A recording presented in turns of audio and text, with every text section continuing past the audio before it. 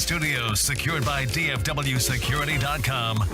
This is Sean and RJ on 105.3 The Fan. フルカウント、大谷か、トラウトか、空振り三振、最後は大谷翔平が締めくくった、侍ジャパン、WBC 王座奪還 And that, I didn't understand what they said. you didn't? No, I didn't get that. Shocking. That Strike three, swung on and missed, down goes Trout, is what they said. and WBC. I did catch that. Good morning, Metroplex. This is the Hump Day edition of Sean and RJ on your home of the Cowboys and Rangers. 105.3 The Fan. Perfect drama playing out last night with the matchup to end the WBC. Shohei Ohtani coming into close against Mike Trout. The two teammates squaring off, and Ohtani ends it with a 3-2 slider. Ball game, championship, Japan. And Trout will lose 90 more games this year because the Angels stink. Trout and Ohtani that was the last meaningful game those two will play this year because the team just can't get out of their own way. But what a way to end it. I mean, I had such Man, when I saw that 1-2-3, do up 1, 2, 3. Yep. and then Shohei coming on out. I call it a sports renob. Just spell renob backwards. Oh, okay. Yep. That's what I call it. So I couldn't stand up. Yeah. Didn't have to. I was comfortable. I was in the privacy of the house, but what a day. What a night. And I loved John Smoltz. I loved John Smoltz until like the final pitch because his excitement level just goes. He talked about Ohtani's excitement. He's like, I'm a little bit worried. He was all over the place in warm-ups, right? You saw emotion from him in this tournament that you have not seen throughout his career so far. As RJ has alluded to, the Angels haven't won jack squat for a decade in the American League West. And I thought he was going to get himself in major trouble. The first fastball, he skipped a home plate. He was throwing 102, 101 on the gun, and he has the leadoff walk to the number 9 hitter. And I'm like, we're going extras, or Trout is walking this thing off. One of the two things is happening because Shohei is not going to be able to contain his emotion, and he gets the humongous tailor-made double play from Mookie Betts, and then the square off against Trout. It was awesome. I was surprised, because Mookie he's got lightning speed. He had a chopper to third earlier in the game that hit off the plate, and he was able to beat it out. But the relatively slow ground ball to second for the double play, he wasn't even close. I don't know how slow it was. It seemed. I thought It it wasn't laced. It wasn't those like just absolute seam to second. Yeah. I mean, it was a 2-3 hopper. I thought he was when as soon as he hit, I was like, oh, but he's gonna beat this out. They weren't even close. Forget about that. Did you see the ball that Ohtani ran out to second? He hit a ball to second, and I think it was Turner made a fantastic play, and Ohtani still beat it out. And I'm like, what a mutant! Oh yeah, what a freak! Yeah. And then like in the first, like Trout's double in the first, that's not a double. That's a single for everybody else. He got wheels, man. They both do. Like Ohtani, then you watch the post game, like he's just a massive human. Yeah. I don't think you realize that he's like 6'5". He's just a unit. Kyle Schwarber made it interesting. He had a phenomenal at bat.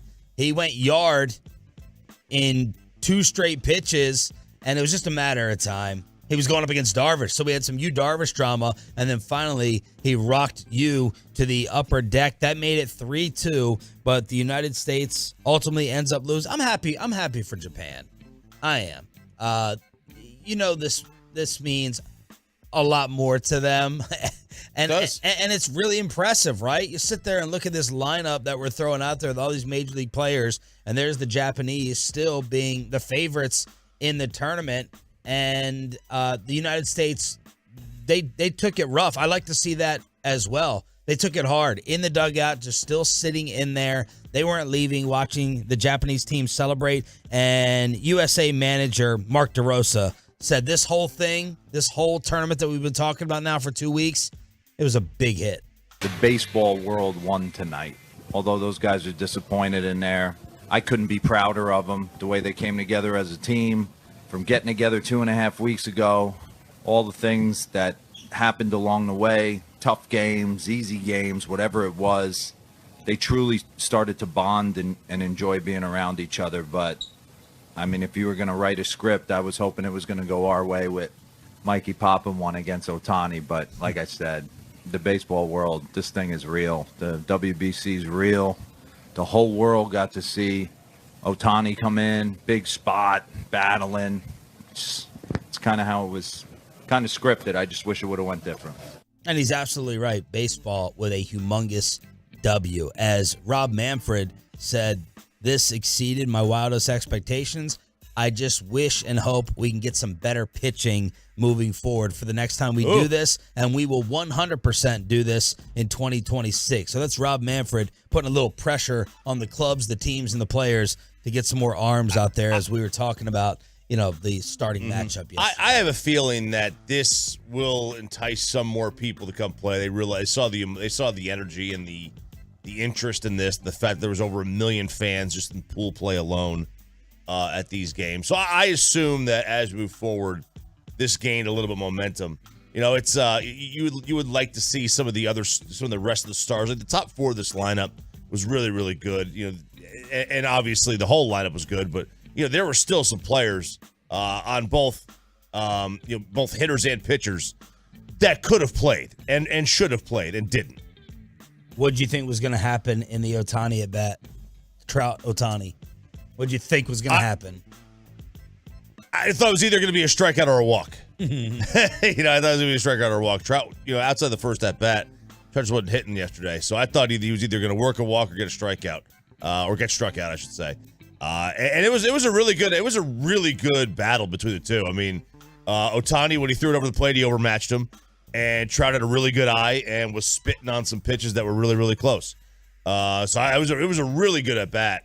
But Ohtani had that. I mean, that pitch, that slider he threw. Holy cow! I mean, that just completely, he just completely whiffed on it. Meanwhile, Jamie Benn lit up the AAC last night with seconds to go. The captain scores the game-tying goal against the Kraken, but it wasn't enough in OT. Stretch pass. Larson, the big cat. Here he comes. Yes! He scores! Hey! What do you say? Adam Larson wins it in overtime. Stars score 3 in the third to help force overtime. Like I said, the AAC was going bonkers, but there's the call on Kraken TV. Adam Larson scores on a breakaway, 152 into overtime. That an emergency call-up goaltender that made 25 saves in his first NHL appearance since November 1st, and the Stars lose 5-4 after Ben tied it with 0.7 seconds left. At least they didn't lose 3-2 in overtime. At least they didn't do another 3-2 overtime loss. You get a point, whatever. But I'll tell you, that Kraken team is not bad, man. For for such a young franchise, and we've seen this a couple times in a row in the NHL, where Vegas first year out of the gate makes the Stanley Cup Finals, and here the Kraken, young franchise as well, already with a really solid team. So the Stars have 90 points, 11 games to play. They're tied for first place in the Central with Minnesota. Ottinger is not happy right now. He went in 6 in the NHL with the goals against average, and he said, look, giving up 10 goals in the last 2 games, something has got to change. So that's where we stand with the standings with your Dallas Stars last night at American Airlines. Truckwreck.com text line is open at 877-881-1053. Hit us up. 877-881-1053. We have another Sonic ticket giveaway. The Cowboys add a running back, and are we going to get a break in the weather? Going to get a break in the weather today? You mean it's going to dry out? I was driving it. Where'd this rain come from? It was a little bit wet, but you could feel it break as people are trying to get me out on a patio today. Ooh. 80, 83 degrees. I'm like, no, do it. No, not doing it. You all have fun on your patio. I guarantee you I'm not. Did you hear the story of the Colorado dentist? Watch your protein shakes this morning. and we'll introduce you to one of the replacements for Zeke Elliott. And why did Brandon Cooks, why does he keep getting traded? We have some answers around the league. The Hump Day edition of Sean and RJ just getting started on The Fan. Coming up in the next G.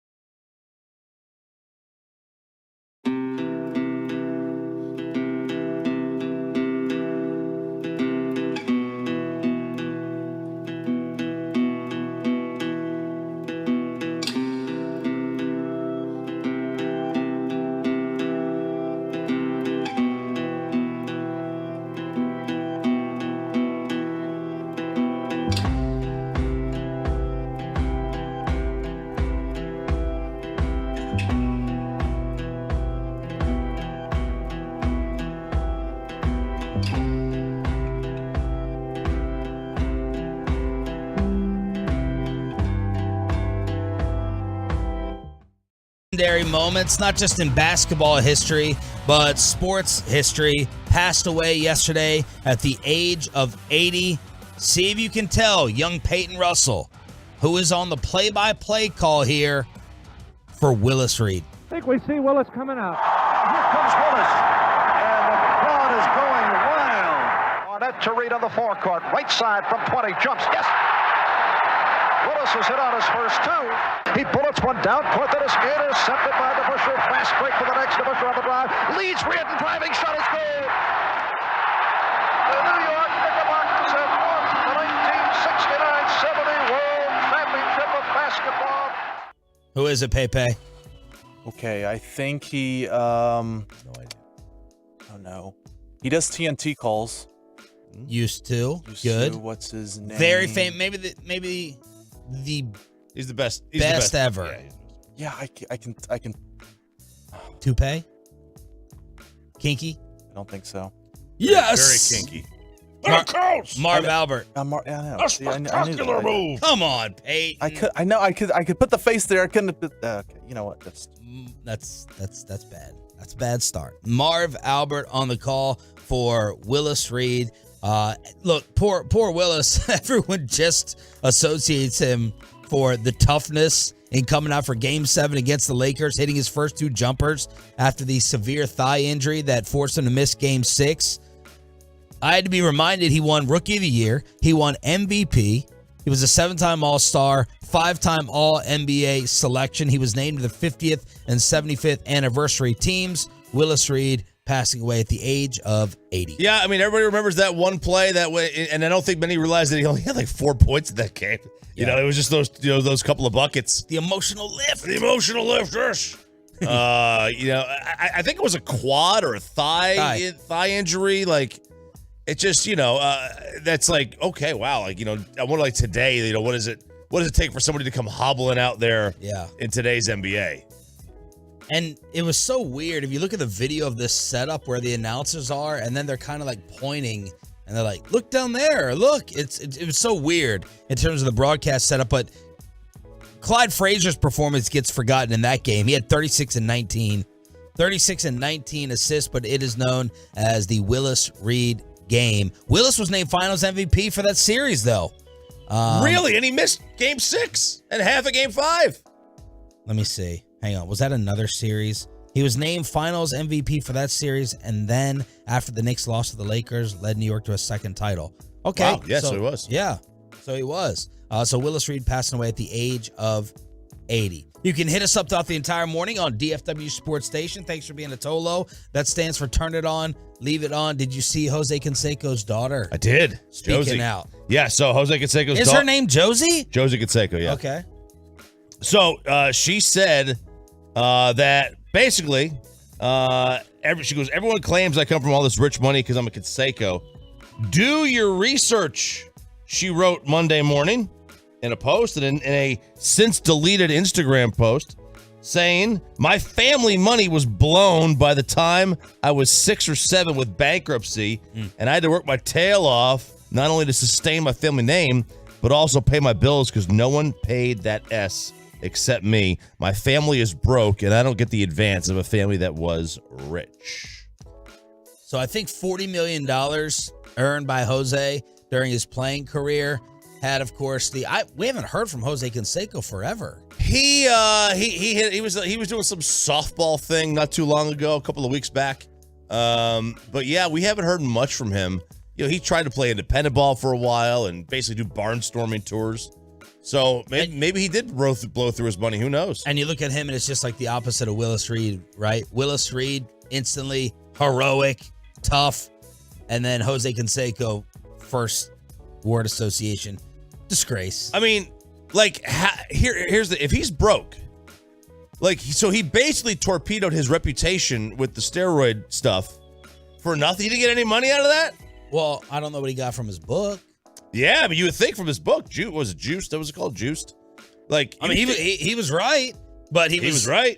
Just labeled even more of a snake. Yeah, he was Traitor. labeled a snitch. He was dead right about A-Rod's dating game. Yep. Don't name names, Peyton. Don't name names. Well, he can't even name Marv Albert. He ain't gonna name no names. Did you see? Do you know who Jose Canseco is? Yeah, the ball hit off of the top of his head and went over. Who was the other Bash brother? Oh, that's nowhere close. You're at sports radio. What year was this? All right, it doesn't matter. What year was this? Do you know what team Canseco, came to fame with? Started off. Bash Brothers. Wasn't the Rangers? No. AO West. Angels. Oh Lord. Oh, there are some things. Lord. There are some things where age is not an excuse. Like, you should know at least 2 of the players on Murderers Row. You should know Mr. Inside, Mr. Outside. There are certain things in sports, regardless of age. Do you know what that is? Poor parenting. I don't know if I know Mr. Inside Outside. Doc Blanchard, Davis, Army, 1945. Oh, but Sean gets free pass, I mean, yeah, the Bash Brothers. give me a list. I'll learn. McGuire and Canseco. All right, watch your protein shakes.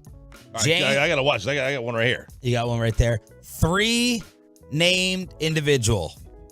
James Tolliver Craig. First sign. A Colorado dentist was arrested Sunday on charges of first-degree murder. He was poisoning his wife's protein shakes. Man. He looked for ways to kill her so he could start a new life with his mistress. And he would sit there and poison them. He'd order this stuff that would show up to his dentist's office. And some of the coworkers in there saw this and they're like, his wife's in the hospital, right? Maybe we should take this to the hospital and figure out if this is the poison. And it ended up being that. They uncovered his computer. His searches in the computer were, how much poison does it take to kill a person? Oh, my God. What type of stuff? He's Googling how to poison and what poison to get. There's also a text message exchange. She's like, I'm feeling off. Like, I'm dizzy. I'm nauseous. And he wrote back, given our history, I could understand why you're skeptical, but I'm really worried about you. He wrote that in the text. Given our history, I can understand why you're skeptical. Wow. And then when the poor woman is passing away in the hospital, he's flying out the other girl. So this is the protein shake Colorado dentist murder that happened and broke yesterday. That is quite remarkable. First of all, if you're going to do this, don't Google search it. Just get encyclopedias. All right, there's no paper trail. There's no search trail on that one. What's an encyclopedia? I know, right? Exactly. Do you know what that is, Peyton? No idea. This is, obviously, this is terrible. But then it's just so scary that, someone's so close, you can just, order poison. Where do you even order? Is there a black market that you can just order poison? It's obviously the dark web. You got to get it on. Be careful if you Google it. Someone close to you passes away. Right. You're Absolutely. done. You can't Google anything like that. She had been hospitalized at least twice before Wednesday, and then they put together a string of emails, the text messages, the delivery to his dental office. So he gone. He gone. See you later. Go away. Goodbye. Crazy. I don't think President Trump got arrested yesterday. Oh, no, he didn't. They said they were going to reconvene or something like that. The grand jury was going to reconvene. Whatever that, I guess that means that they're going to go back and try to look at the evidence again. I don't know, but I thought they made a decision that he says he was going to get arrested. But I saw some people make up these fake photos of him getting dragged out. He was running. He's running from all the police, and then he gets tackled and taken down. So. One of the fastest ever. The fastest president ever. They can never catch me. Never catch me. How good of a golfer is he? Is he really good? Well, the best golfer that ever lived. I've had 6 other ones. He had 6 other ones, 6 times. All true, 6 times. He says he's like a 2 handicap. I don't know. And how good Thanks, is that? Biden. That means he's probably shooting a 74 to 76 every time. I don't. 74? Yeah, I don't know, again, what tees he's playing from. I've never seen him play. I've seen his swing. Who knows? He seems to hit straight, but what do I know? The Cowboys continue to make moves. We're going to introduce you to their brand new running back. They bring someone back on the defensive side as well. And other NFL GMs explain why Brandon Cooks has moved around the NFL so much. Inside the Stars, Bobby Bell joins the show next on The Fan.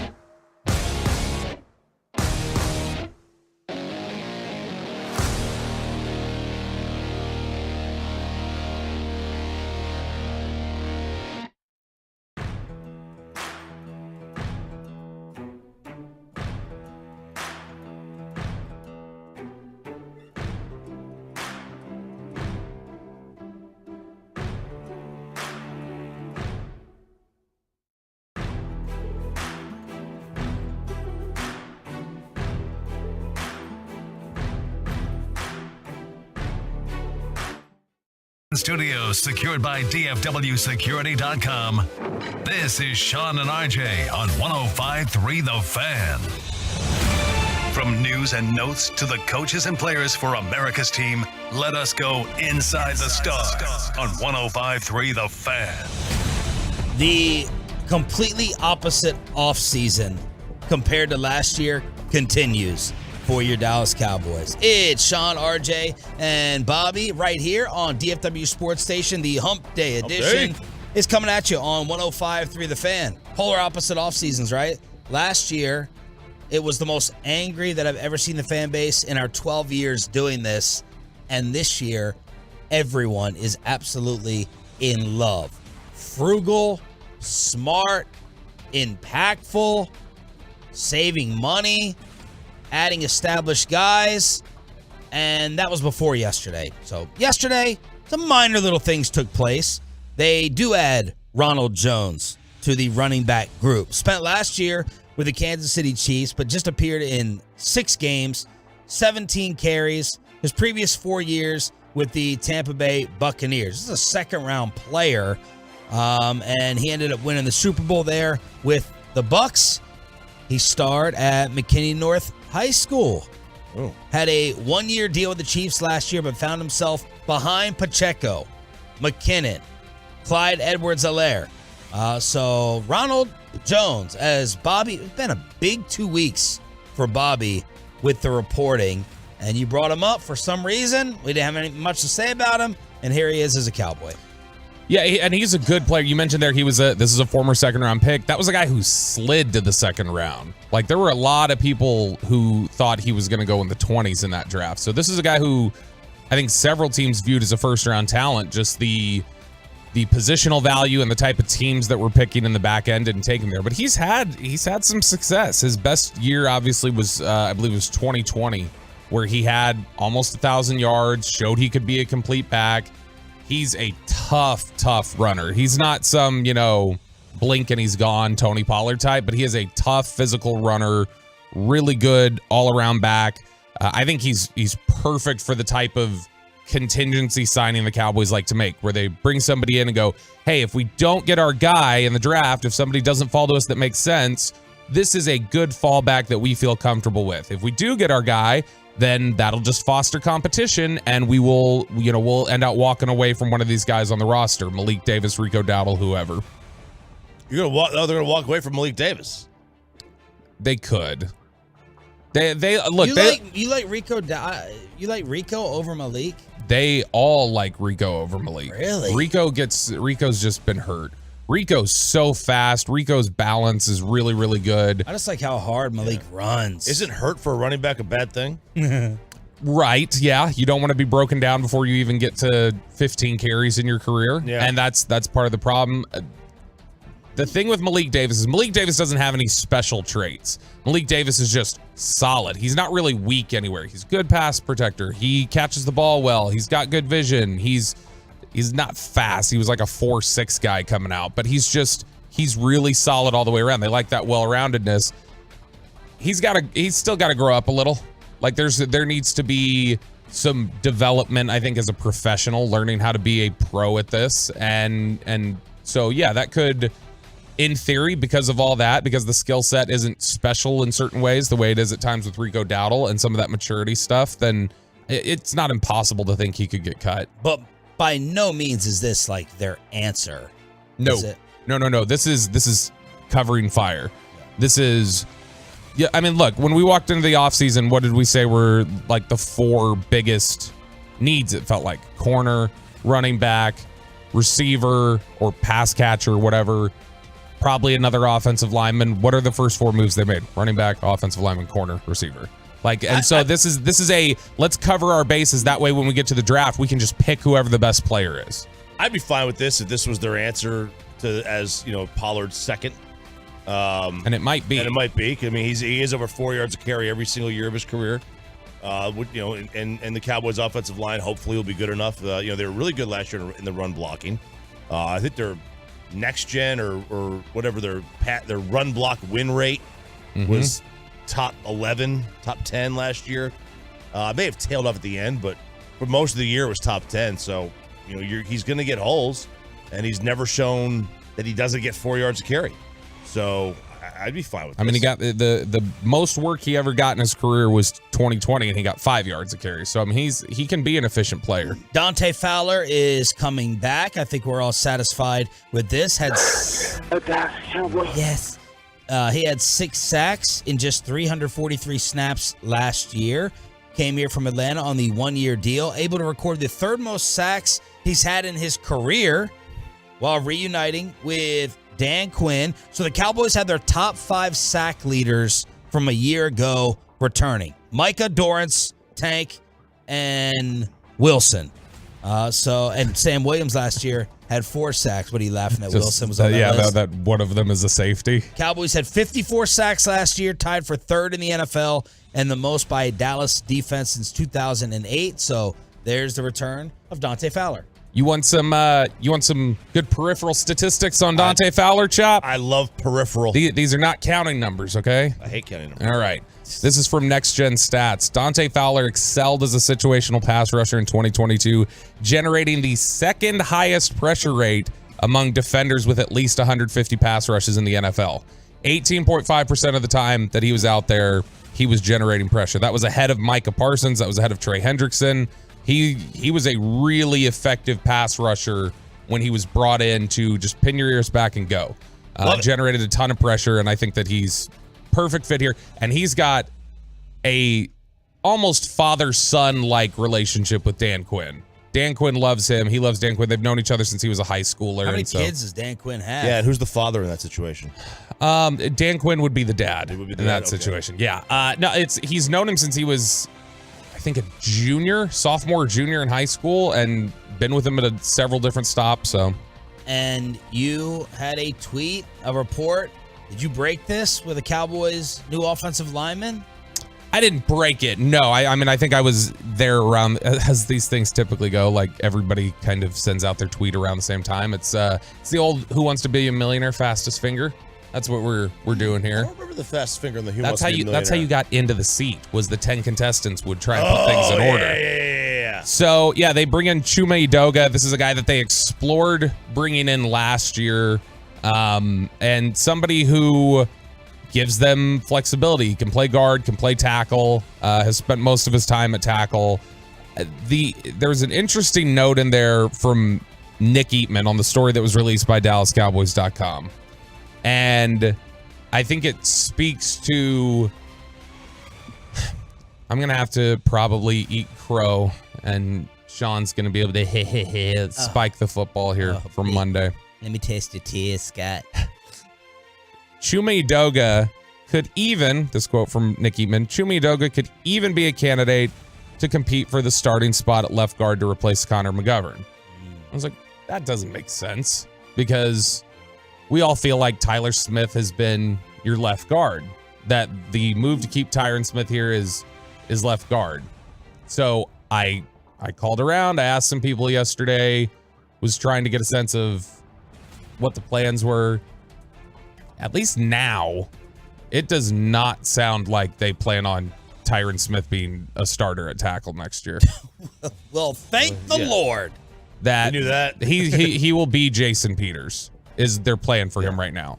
And so the escalators, great offseason continues. The escalators in his contract, play 50%, 55%, whatever, is just basically, here's your reward, Tyron, if you have to come in and play these snaps. So why did you think that he was going to be the starter? Because they're paying him $6 million base, and then they have escalators in there, and bringing back Tyron when they could have freed up more money just letting him go made it. Typically, if they can save money by letting somebody go, they're not going to hold on to that player just as an insurance policy. You have to be starting to do that. And there was chatter from people in Indy. Some people were like, yeah, it looks like this is where it's going. I talked to a couple of people yesterday, and they were like, no. Right now, the plan is, and this is the other thing that needs to start being considered. Edoga is somebody who could be in the mix at left guard. That means that Edoga is another contingency plan and not a solution, which means when we're talking about draft needs, left guard is the biggest starting hole they have if that's the case. If Tyler Smith is not going to play there, then they have a gaping hole on the left side of the line. He got Scheftered. No, I didn't get Scheftered. They use him to throw something out there. Yeah. He got Scheftered. No, I did not get Scheftered. It's okay. There's nothing wrong with being Scheftered. I did not get Scheftered. You got Scheftered. No, did not get Scheftered. What happened? There was filling in the gaps based off of moves. Now I'm telling you, I was told definitively. Right now, no, the plan is that he is not starting. Trying to figure out what the Cowboys are going to do based on, like, figuring things out, figure out the moves, is like trying to decipher Kyrie Irving. Plus with legacy guys.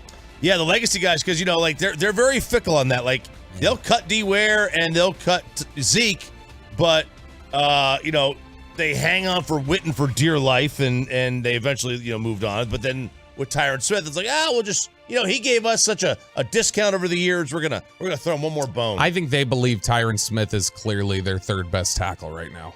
I think they think Tyler and Terrence Steele are both better players. Well, good. Yeah. It's obvious. It's So, clear. Sean Shreve on Monday, who was saying there's no way this happens. I don't care what you guys say. Sean is right, because he watches more football than all of us. So what's your percentage that you believe that Tyler is starting at left tackle? So, like we say, things can obviously change. Like if Chuma Edoga gets in here and he's awful, and they don't have the board fall the right way, and they trust their contingency, and they get into camp and they go, we can't do this. Obviously, at that point, they may have to adjust. But they seem pretty, the conversations I had yesterday seemed pretty definitive that, no, Tyler, they do not want to move Tyler Smith off left tackle. That is but your percentage that Tyler is the left tackle. Based off of who I was talking to and their confidence level, 90. Okay, good. I thought Jory Epstein did a very smart thing yesterday. She called around all of Brandon Cook's former teams. Better have the unlimited cell plan. Mr. Absolutely. Why would you not? Did. Jay Ochoa tweeted us and said, first 30 minutes are legs, so don't say anything too funny. Thank you for being a Tolo in the gym, Jay. What did the league say about why Brandon Cooks has moved around? Bobby, what did Jory report? So Jory had a lot of really good information just from talking to different executives from different sides and talking about how, some of it was a little damning. Like she had one high-ranking NFC executive who, when assessing Brandon Cooks' trajectory, and I think Chop said something similar to this week, where he said, if you're wired the right way and you're that talented, no one's ever letting you out of the building.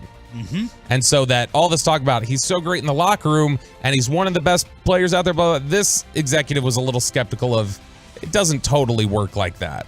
But she went through and did a really good researched run of, hey, here's where he went, here's why he went, talking about the trajectory from the Saints to the Patriots to the Rams over to the Texans, and said that, there were a lot of people weighing in on there talking about, hey, he at one time was probably, you could run him as a number one. Part of what you're seeing here is probably just his devaluation to more of a number two. That there were just different circumstances where he wanted to be a certain place or he wanted a certain contract. As one person told him, the exact quote was, he's probably a number two who's been paid as a number one most of his career. Complimentary piece, one of the best in the NFL, but people who have acquired him likely viewed him as a primary threat, which he isn't. So that was one of the perspectives, is a misevaluation of, man, he can be this, and then he got there, like, oh, sort of like the Michael Gallup conversation. He's probably overpaid, like you said, but now the Cowboys are getting him at 25% of the cost because Houston's picking up some of the tab, and now they're paying him more along the lines of what he actually is. He's a little older. He's also very small. Yeah. And that doesn't help. And, I'm waiting. I'm waiting for these football types to say, oh, he doesn't love football, which means he's going to be my favorite player in the league. Because I root for people who don't love football just to break the mold. No, he loves it. He does. Say he doesn't. He loves Say it. He hates nope, it. loves it. Loves it, bro. This is another quote from an executive. Everyone believes they're a vertical player away from unlocking their offense. The concept of a player like Cooks is always going to be valuable and always going to get you a return in a trade situation, so it's worth taking that chance. But then adds, when you look at all of these situations, they found out that it was a low percentage throw for those quarterbacks and not worth the investment financially. Yeah. So I think it's some of what you hear there is like a misevaluation of exactly what he is, and also an assessment that, or an evolution in how people want to pay deep threats and how much return you can actually get on those. But still, when you're talking about, seems like unanimous, everybody agrees, no, he's a really good number 2. Well, that's what he's coming here to do, is to be a really good number 2. And if you get a really good number 2 for a 5 and a 6, is he here to be the 2? Yes. Okay. Yeah. I think they evaluate him as a better football player right now than Michael Gallup. All right. So there it is. Bobby Belt wearing him out in the first segment inside the Star.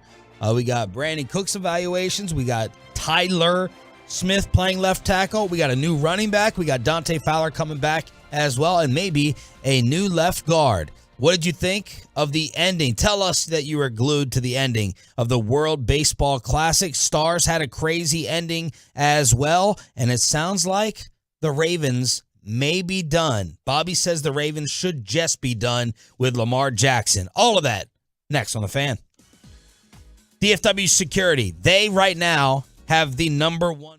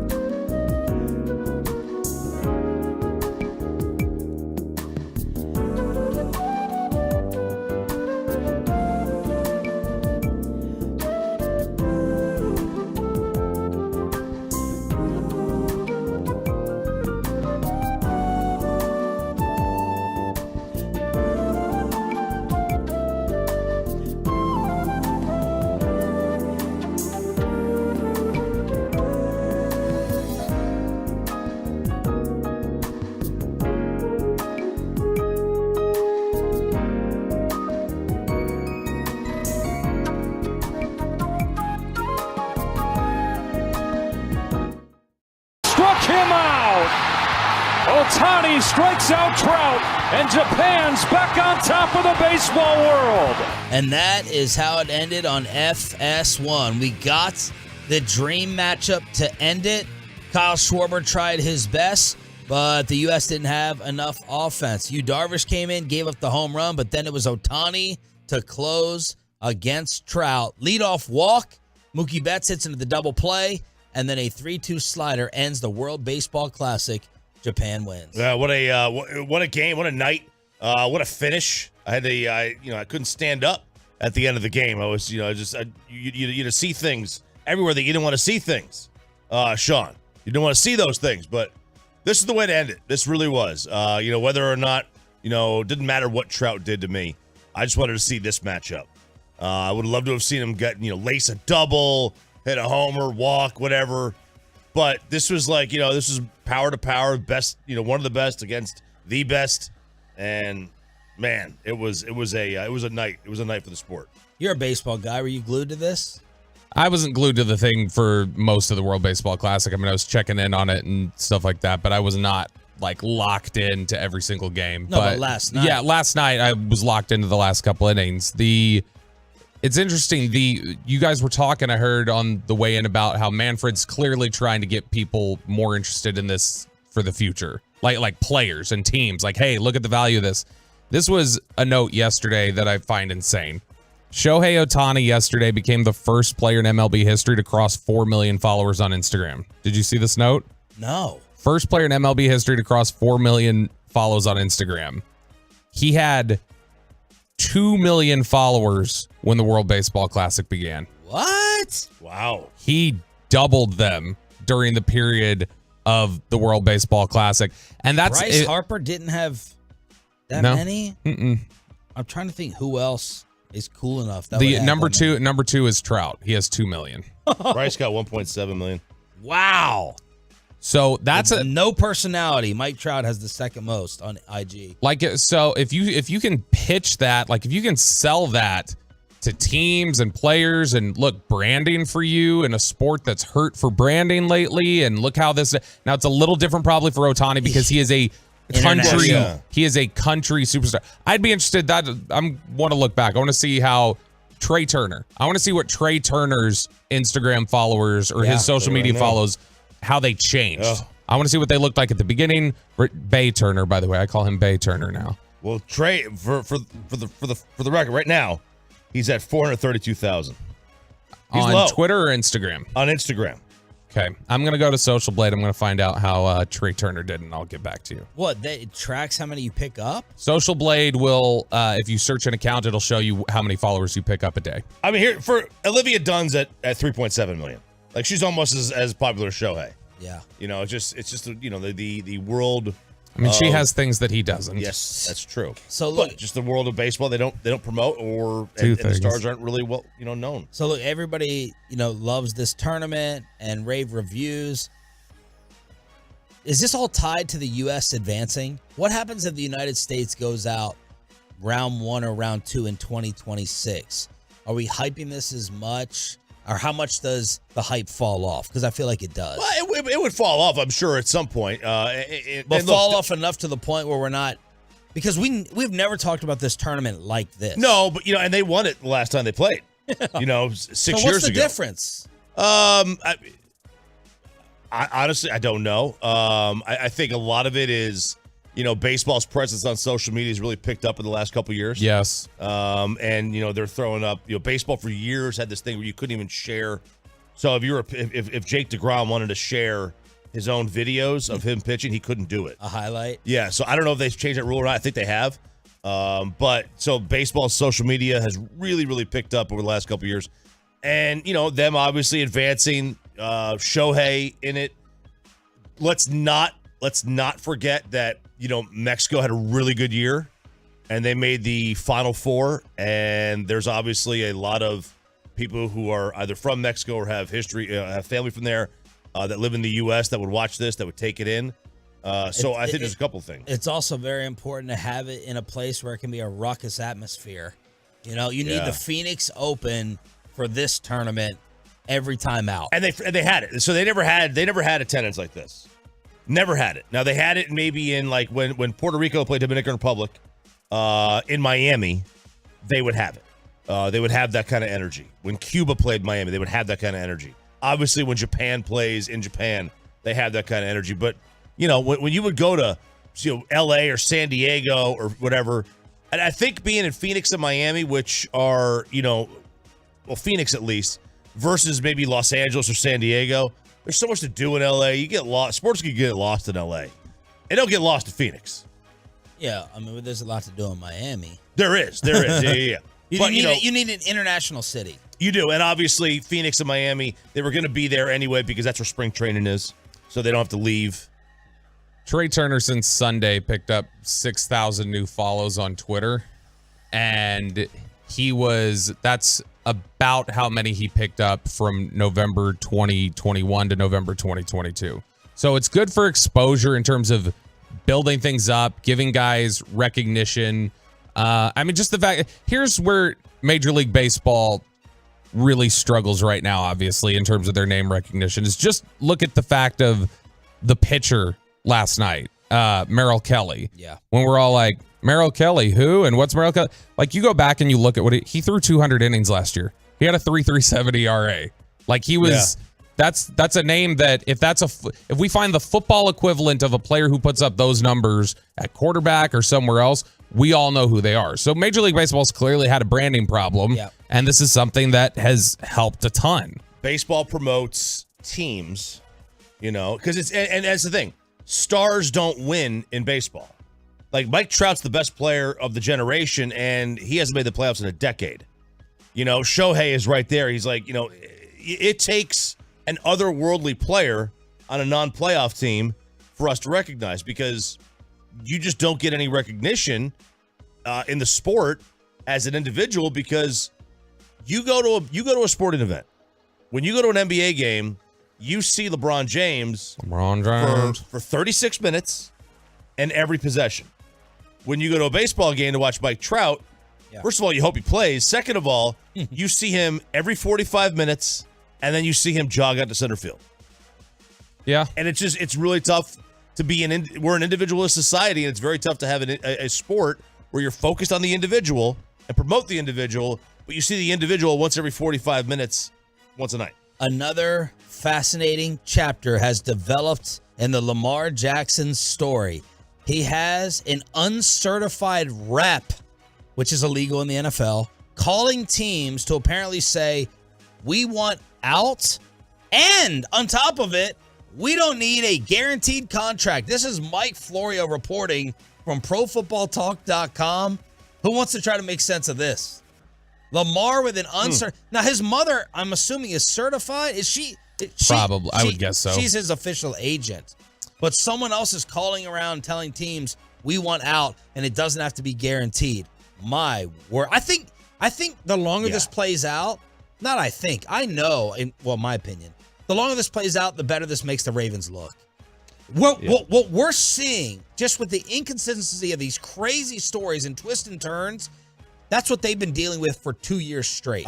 Look, the fact that they're saying now it doesn't have to be guaranteed, I'm like, what are we doing then? Which Florio's like, that could be semantics. It doesn't have to be all guaranteed. Yeah, okay, so $200 million, $180 million guaranteed. I get it. Yeah. But still, like, what have we been arguing about then? Like, what have we been talking about? So, okay, so he doesn't want that, and then he's done with the Ravens? Or they're done with him? I thought those two were a match made in heaven 3 years ago. They had the system that thrived with him. He the city embraced him. I thought that was a match made in heaven. What a pain in the ass. Like, that's I don't care about Baltimore. Like, Baltimore, it doesn't mean anything to me if Baltimore, I could care less if Baltimore couldn't care less. Care less. Whatever. I couldn't care less if Baltimore is good or not, or if they are great, bad, whatever. I'm completely indifferent to them. But regarded as one of the, say whatever you want, one of the model organizations in the league. Sure. Yeah. That they for 20 years. Yeah. Other than how they handle running backs and their domestic violence issues, then they're great. But I think when you look at just how difficult it was to get straight answers, even for them, about his injury situation, at the end of the year when you look at the fact that what I heard when I came back from Indy, where people are like, man, if he has an agent, this is done. Some of the other chatter you've already heard, which is the Ravens have thought they've had something done like 3 different times, and then it turns around and goes, oh, no, never mind, it's not done. And so it's got to be extremely frustrating for them. And for something like this to happen, you've got somebody who's not allowed to reach out. It reminds me, honestly, a little bit. Sweet Mac Engel was duped a couple years back by some random guy who was calling around saying he was David Irving's agent and trying to offer quotes about the guy. Who was the guy? A guy who met David at a party the week before and thought he had convinced David to let him be his marketing manager, but then was identifying himself as David's agent, and it was like, no, that's not the case, and was throwing out all these wild quotes about what they expect here in Dallas and yada yada yada. But if I'm Baltimore, please somebody, like I wouldn't even complain to the NFL or the NFLPA that some non-representatives contact. It's like, please, if you have a better chance of getting somebody to sign him to an offer sheet and getting us 2 first-round picks and getting him out of here, reset. You still gotta save the player. You know, that's the most important thing. There's a lot of people with annoying negotiations. You know this, with a lot of your behind. Look, there's only one person who can solve this. Lamar Jackson? No. His mother. Oh, well. The only person who can solve this is his mom saying, son, I'm stepping away from this. Yes. I think you need to hire, because you're not going to fire your mom. That's just not going to happen, right? This is now a pride thing. Laramie Tunsil getting his deal done only gave Lamar more confidence. His mother has to take the responsibility to say, I'm stepping aside. You need to get your deal done. Let's go ahead and do it. The 3% is not important enough for this chaos and circus to continue. Is that all it is now, 3%? I don't know. Yep, 3%. Huh. You really think a mother who's egomaniacal enough to be her son's agent when, everybody else in the NFL except for like Jacoby Brissett has an agent? You think someone who's that egomaniacal is going to step away? I didn't say she would. I said this is the only way this whole mess can be solved. It is a mess. It has to be the mom. The mom has to be like, son, I'm doing this. This is the smart thing to do, because he's not going to fire his mother. Yeah, she needs to look out for his interests and say, hey, regardless of what you want, I'm stepping away and telling you this is what you need to do. She needs to... Mom first, agent second. Needs to look out for him enough to do that, because it is seriously harming him. I think that's... And the Ravens are saying to everyone else in the league, see how difficult this is? See? Yeah. Y'all think that we're, being cheapskates, and y'all think we're screwing them. Do you see? And why isn't anyone called? Like, the Ravens look so good so far. But none of that matters if they have a complete bum replacing him at quarterback. You can look good PR-wise. Right. What are you going to do to win? Yeah. That's what matters. Absolutely. At the end of the day, if they don't have Lamar, it doesn't matter whether they come out of this looking sweet, right, looking great, looking terrible. At the end of the day, they don't have an MVP candidate every year at quarterback. Sorry, Bobby, he just is. I mean, he is a tremendous running back. There's no doubt about it. But I wonder if this is going to be a cautionary tale in general.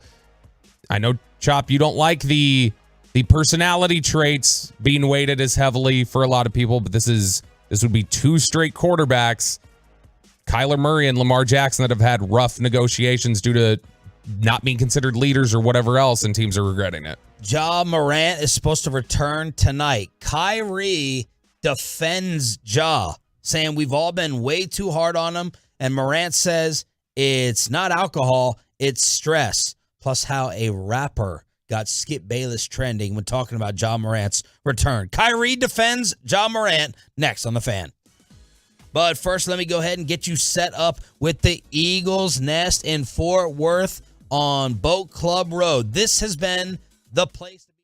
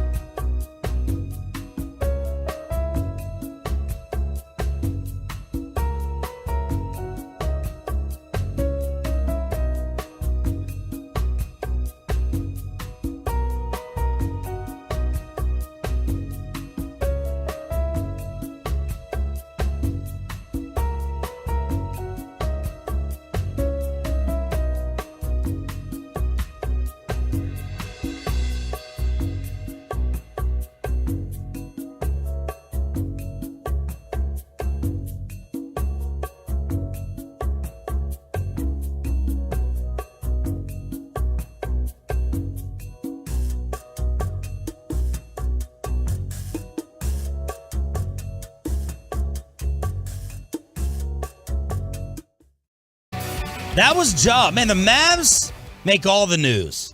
That was the Grizzlies beating the Mavericks. And after the game, play it one more time, Peyton. This is Ja Morant in the post-game interview.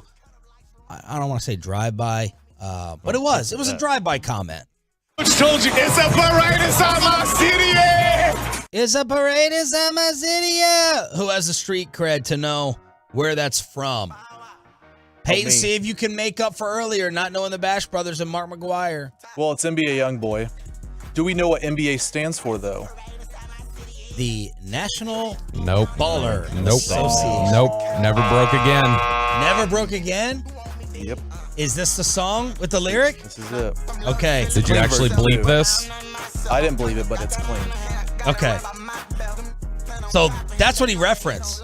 Well, yesterday, and again, we only play this guy if it makes him look stupid and it gets him laughed at. Skip Bayless was trending. Oh, no. Breaking down the rap lyric and why Ja should not have uttered it.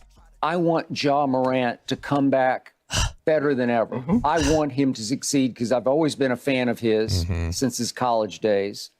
And I hope you're right about everything you said, because if I just take quoting a rap lyric in a vacuum, it's like so not a big deal that it's laughable that we're even discussing it. Correct. But we can't, when it comes to Ja, take it completely out of the context of what he just went through. Right.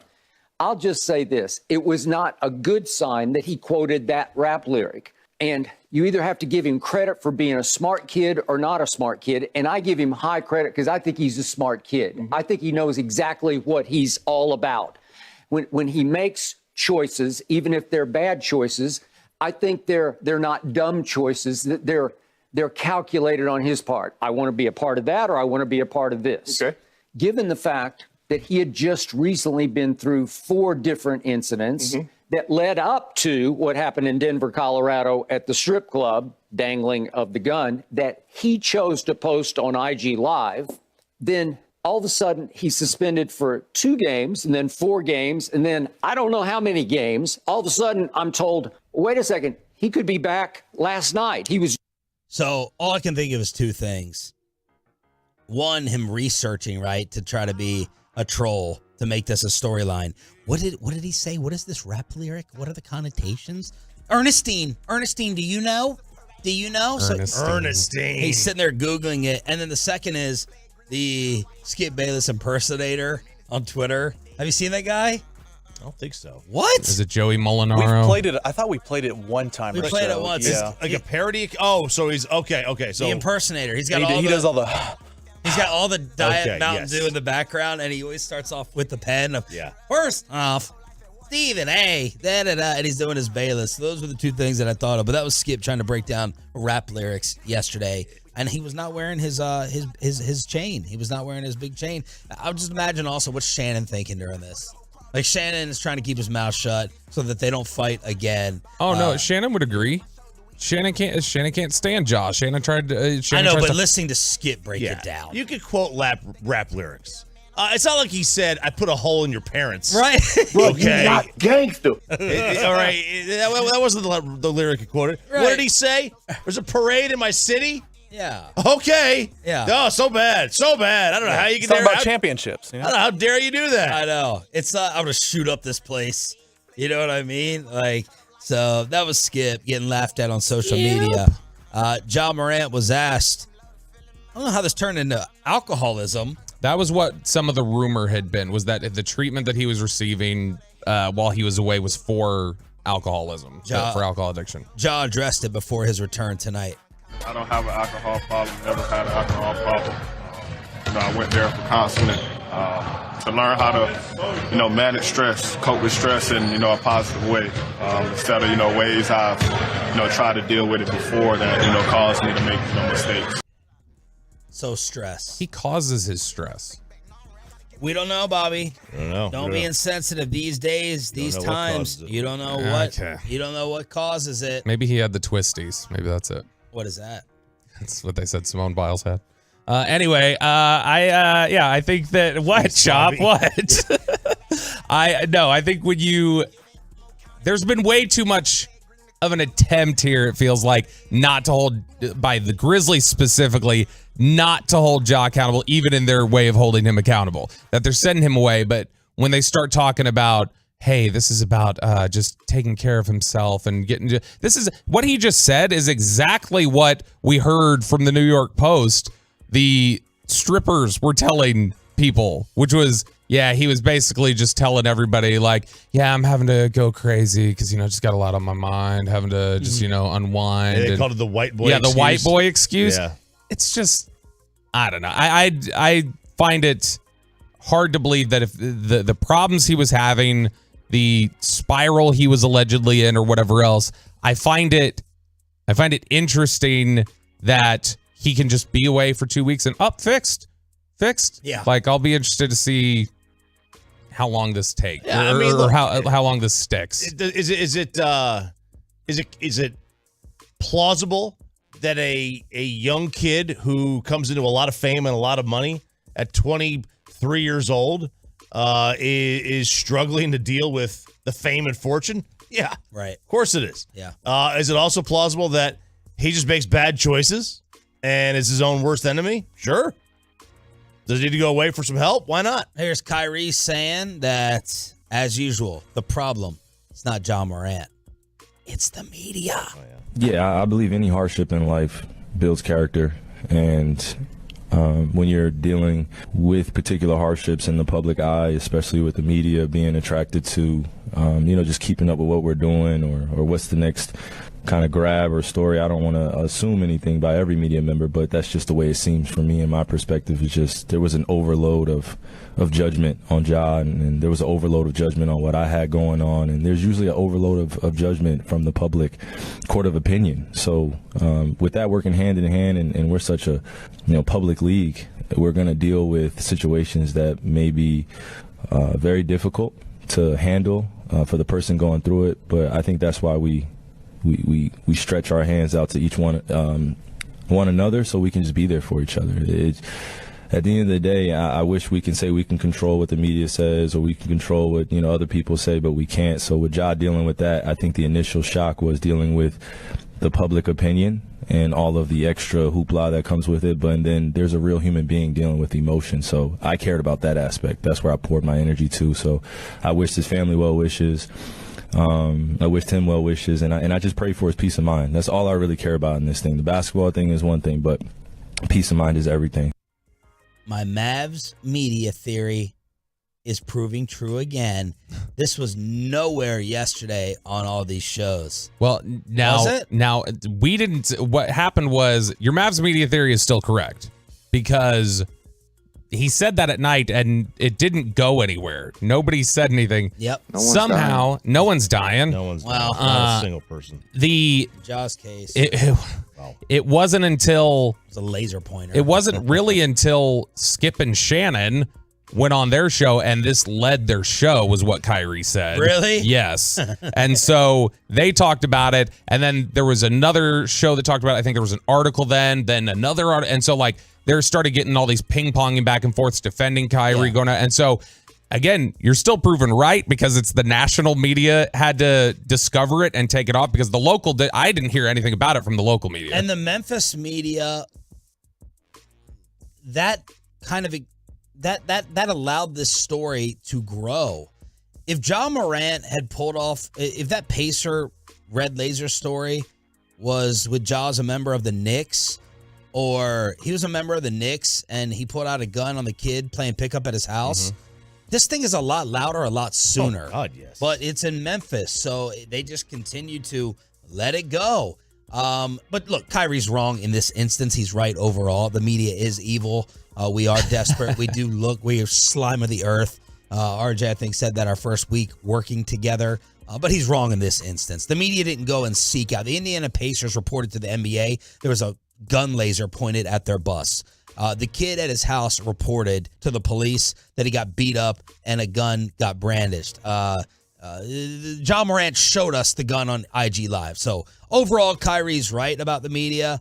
I don't know. I don't disagree with overreacting to his story in Brooklyn, one of his 14 stories in Brooklyn, but he's dead wrong about this one. Yeah, I think you're right on about that it's something where Kyrie's correct that we all, as a collective media, probably tend to overreact. I mean, and when he's talking specifically about some of these national shows, like when Skip and Shannon talk about Ja or somebody on Get Up or whatever else, then yeah, they do tend to go over the top because you need the over-the-top take to have the discussion or whatever else. So he's right in that sense. But yeah, this is all stuff that Ja did on his own that nobody went and sought out.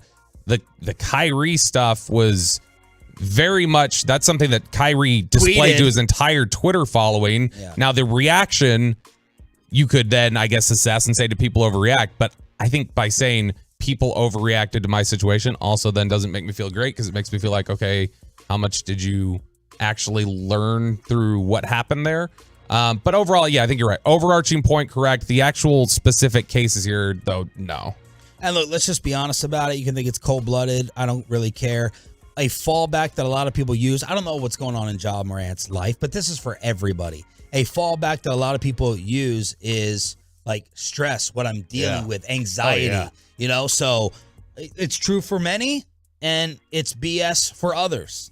That's just the way it is. So I don't know what John Morant has been dealing with. I don't know what, internal issues he has, but this is what people say. Anxiety, when I'm dealing with stress. You're lying to yourself if you think people don't use this as a crutch sometimes, I thought it was Ben Simmons. As an excuse, but to a degree. And you're also kidding yourself if you don't think people actually deal with issues like this. Yeah. They absolutely do. Both could be true. It doesn't make one the norm. Doesn't make one real in the situation or not. Here's my question to wrap this up. Do you all believe we'll have another Ja incident within 6 months or a year? Or will he actually follow through with what he said of, I need to be smarter, I need to clean it up, and I will? Will we have another John Morant incident in a year? Yes. Yeah, it'd be it may not be gun related. Yeah, it depends on what incident means. There will be a story that causes controversy of something he did in his personal life. Something like that, yes. Okay. Yeah, especially considering that his teammates, these teammates are apparently all they want to do is fight anyway. So that's what he's going to get in a fight somewhere. An epic ending to the WBC. Bad ending for your Dallas Stars. It's going to be the Mavs and the Warriors tonight, and the Cowboys. So Mavericks looking for some revenge today. And the Cowboys continue to make moves. Headlines on a hump day. Hump day. With a Sonic $50 gift card to give away during the Expressway next. But let's get you over to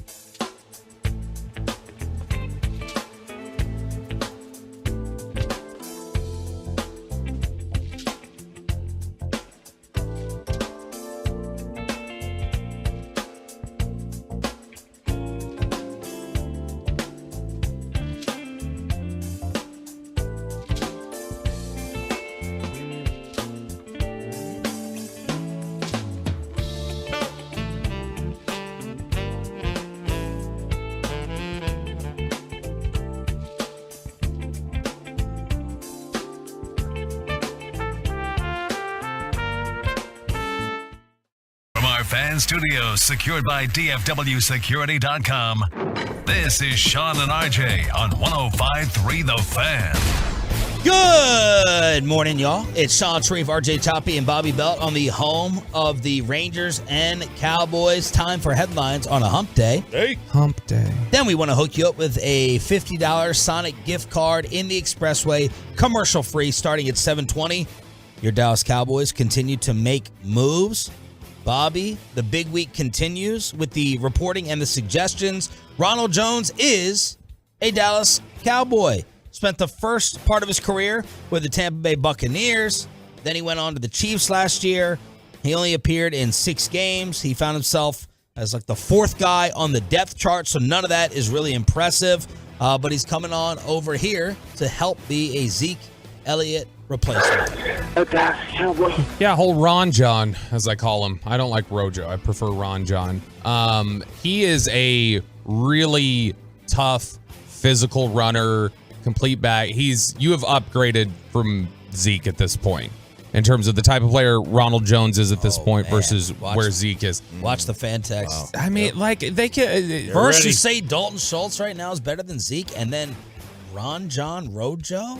Guys, I mean, you guys watched the games last year with me, right? Like, not just you. I mean, like everybody out there, right? You guys saw where Zeke was. I can't tell you one damn thing about Ronald Jones's game. Nothing. Okay. Zero. Okay, but I'm trying to get you in trouble. I can't say in a vacuum because I've been saying that a lot lately, and the fan text has been getting on me. It's a crutch, I'm realizing. Just apart from all the minutia, you have seen Zeke play. Wouldn't you guess a league average running back would probably come in here and be an upgrade because he was not a league average running back last year? Fair? Zeke? He was not a league average running back? Not league average. No, it's 3.8. Yeah, so not a league average running back. Would you say it was 82nd in yards per carry?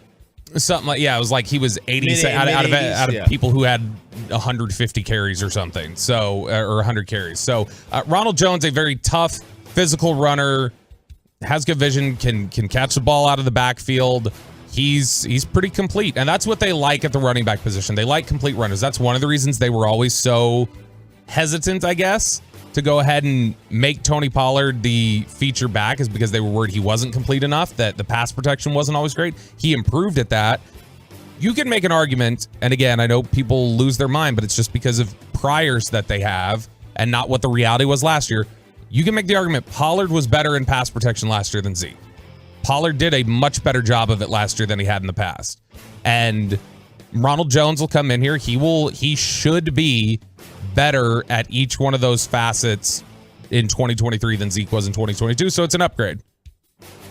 They also bring back Dante Fowler, which I think we're all fans of, and they bring in a new offensive lineman, which means Tyler Smith is probably starting at left tackle.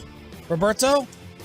So, yeah, I think Tyler Smith is going to start at left tackle, as Sean Sharif claimed on Monday and said we were all idiots for assuming that Tyron Smith would be the left tackle and Tyler Smith would be the left guard. Choppy agreed. You were the lone idiot. The lone dissenter. The lone dissenter. It's okay. Fine. I am an idiot. Your reporting has made up for it. Yeah. But again, those are just other people's words and not my own takes. When it's my own take, I screw it up. Yeah. So, the chatter yesterday talking to some people is, hey, they've signed Chuma Edoga. He's somebody who can play guard, tackle, be flexible like that. But that he is in here potentially competing for a left guard spot. And that's because Tyler Smith is not going to play left guard in all likelihood. Tyler Smith will play left tackle. Terrence Steele will be right tackle. And Tyron Smith is there as a Jason Peters-like swing tackle. And depending on if he needs to step in and play, those are the escalators in his contract. So when you look at the escalators that say $1 million for 50% of the snap, another $1 million for 55%, and they go up in increments like that, that was not a protection against injury. You could have read it two ways. Either it's a protection against Tyron's injury and they don't have to pay if he gets hurt, or it's an incentive for Tyron if he has to step in and play. And apparently it's an incentive if he steps in and play, that he is not at this moment expected to start next year, which means Edoga and probably a top 100 pick are fighting for left guard, I would guess. Smart. This is the brilliant offseason continues. Yes. Is this cooler heads prevail? Is that what the phrase is? Cooler. It may not be cooler heads, but wiser heads prevail in this situation. Do not stop progress. Don't be a progress stopper. I don't want progress stoppers out there. Now, like, if that progress stopper is still really good, and healthy and reliable, then that's a different story. If Brandon Cooks or Michael Gallup are really good, fine. Stop the progress of Jalen Tolbert all you want. But yeah, because by trying, in the name of that progress, you're impeding the progress of your football team. So there's got to, either way, you need to make sure that you're not stopping progress. Either you're not stopping team progress or you're not stopping the player behind you. And Tyron right now is a progress stopper. The incredible tournament ended with the dream matchup on Japanese TV.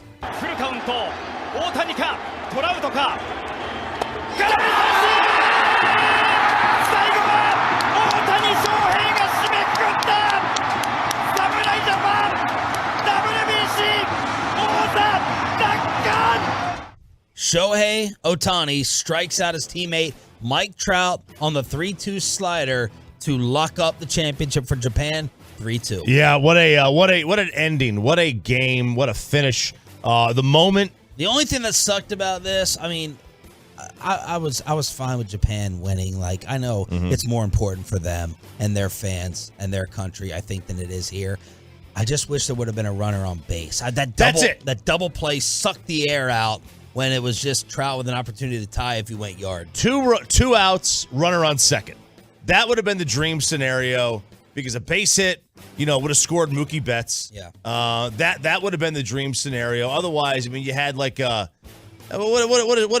realistically, what does Trout have? Like a 5% chance of hitting a home run in that situation? Maybe less because it's considered it's Ohtani. So you were looking at him getting on base, single, walk. Maybe he gets a double out of it. But even still, you're going to need another hit right after that from Goldschmidt. So that was the only thing. But other than that, man, I was aroused. I was sports aroused, man. I really was at that moment. What'd you call it earlier? A renob? A renob. Just spell it backwards. That's what I had. Here's what Shohei did in the tournament. Like zero res. He slashed 435, 606, and 739 as a batter. A home run and 8 runs batted in. Tied the single WBC record with 10 walks. Hit the longest home run in the tournament. Tied for the longest at 448. And finished 2-0 with a save as a pitcher with a 1.86 ERA and 11 strikeouts in 9 2/3. He wins the MVP. Yeah, he is. Man, he can do it all. He can do it all, and he's huge. And that damn speech he gave. Oh yeah. Before. Yes. Oh my gosh. So like it was obviously. I was glued to it. Yeah, it was not in English, but this is what it was translated as. Let's stop admiring them. If you admire them, you can't surpass them. We came here to surpass them, to reach the top. For one day, let's throw away our admiration for them and just think about winning. That's awesome. That's so great. Let's stop admiring them. By the way, when you hear like an interpreter, do you believe that he's interpreting what they're saying, or do you just say that like, this guy's just doing a canned answer here? I think it's he's just making things up. Yeah, I think he's going extra generic. Yeah, I do too. It's like they're just making things up. Like that's. I was wondering about the relationship between the player and the interpreter. I'm like, what happens if they get in a fight? Like, what happens if I'd be like, okay, I'm gonna throw something in here. Yeah, I'm gonna create a headline for you right now. Some guys, in the past, had like they would bring their own interpreter. They had somebody that they trusted that they wanted. But yeah, I wonder what that's like. That'd be an amazing job, by the way. Oh, you're sitting there every game, and all you have to do is interpret for a few media members every start, or when you do something big and you have to talk. And if they get traded, you get traded as well. Like, yes. Is that how that's all that works like that? Has to be. Yeah. I assume if the player's good enough and wants to bring you along, you travel. A lot of pressure, though. Like especially for you got to think just be generic. Last night it was. I'll give you the post game interview. I just tried to make my pitch. Trout is a great player. Obviously, I like him a lot as a teammate. This means a lot for my country. What's Ken Rosenthal going to say? Well, did you see the after Mexico when Rosenthal was talking to Ohtani, his interpreter didn't hear the question clearly. It was so loud, and he leaned in and he was like, "What?" And Ohtani. A lot of the times, just guys are more comfortable; they can understand. And Ohtani like moved back. He's like, "I heard what he said," and so then Ohtani started answering. Well, I wonder. So, like, I was looking at this thing. What do they get paid? What do the interpreters make? So like the Red Sox, that says on this thing that they get like $65,000. to be the interpreter, plus like an extra couple of grand. The Yankees spent about $300,000 on the interpreters for Matsui. Oh. I wonder what Darvish's and Ohtani's make. Like, I am fascinated by this. Meanwhile, last night, so you had the epic ending. Jamie Benn gave us an awesome ending at the AAC to force overtime, but this happened after. Stretch pass. Larson, the big cat. Here he comes. He scores! Hey, hey! What do you say? Adam Larson wins it in overtime. That was the call on Kraken TV. Another high-scoring affair between these two. Jamie Benn ties it with less than a second. The roof blows off the AAC, but Seattle ends up beating the Stars. Yeah, they get the win. Seattle's a good team. They're a really, really good road team, and the Stars are home to Pittsburgh tomorrow night. 5-4 in overtime. It's so many overtime. So many overtime games. And, overtime losses, and like, if you have a really, really good overtime record or a really, really bad one, that really means absolutely nothing when you get to the playoffs. Absolutely nothing. The game is so different. The rules in the overtime in the regular season are completely different than the playoffs. And then obviously you have a shootout. In the postseason, you got a full 20-minute period. So it is completely different. Don't even look at the overtime record come postseason time. So the Stars have 90 points with 11 games to play. They're tied for first place in the Central with the Wild. That's where things stand on the ice in terms of the hardwood. 6:30 AAC tonight. Warriors, Mavericks. Warriors, Mavs, 6:30. What's going on with Luka and Kyrie? I imagine both, as of right now, would technically be questionable. Even though Kyrie was in the walking boot. You're Luka Doncic. After the Grizzlies game. So where do things stand in the West? We had a development last night with the Clippers. Paul George gets hurt. We are awaiting word to see how bad that injury is. The Clippers are the 5 seed in the West. Right now, the Mavs are the 8. Clippers are 2 games up. No, game and a half up on the Mavericks. They're 1 game up on the Warriors. Then you have Oklahoma City jump to 7. The Mavs are the 8. The Timberwolves are the 9. The Jazz are the 10. The Lakers are even out of the play-in right now at 11. So that's where we stand right now. But this Paul George injury, we're waiting to see how bad it is. Because that could eliminate the Clips, or they could be in a lot of trouble having to just rely on Kawhi. Yeah, he's actually going to play 10 games in a row. Might miss playoff P. And that's right. And Ja Morant expected to return tonight for the Grizzlies. He said it's not alcohol. He has been dealing with stress. Peyton, you going to hit us with a quick caw or anything, or whatever y'all say at UNT? That's right, caw, baby. Caw. UNT semifinals. UNT is heading to Las Vegas. We are giving a shout out. The fan text has been asking for a UNT shout out. They beat Oklahoma State last night, so the Mean Green are heading to the semifinal for the NIT. They are 1 win away from the NIT championship game. UNT? University of North Texas beat Oklahoma State. Yeah, they did. Wow.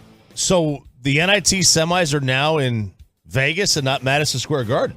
No, it says it's in Orleans Arena in Las Vegas. Or Orleans. Oh, the NCAA tournament is at the Garden this week. There you go. Headlines on a hump day. Hey. With Sean, RJ, and Bobby here on DFW Sports Station. Let's give away a $50 Sonic gift card for you and the family. And let's chop it up. Can you use your kids for content? There's a birthday cake controversy, and RJ's devastated after finding out that an all-time great movie is actually not real. See if you can guess which one it is. Chopping it up and a Sonic gift card giveaway after this.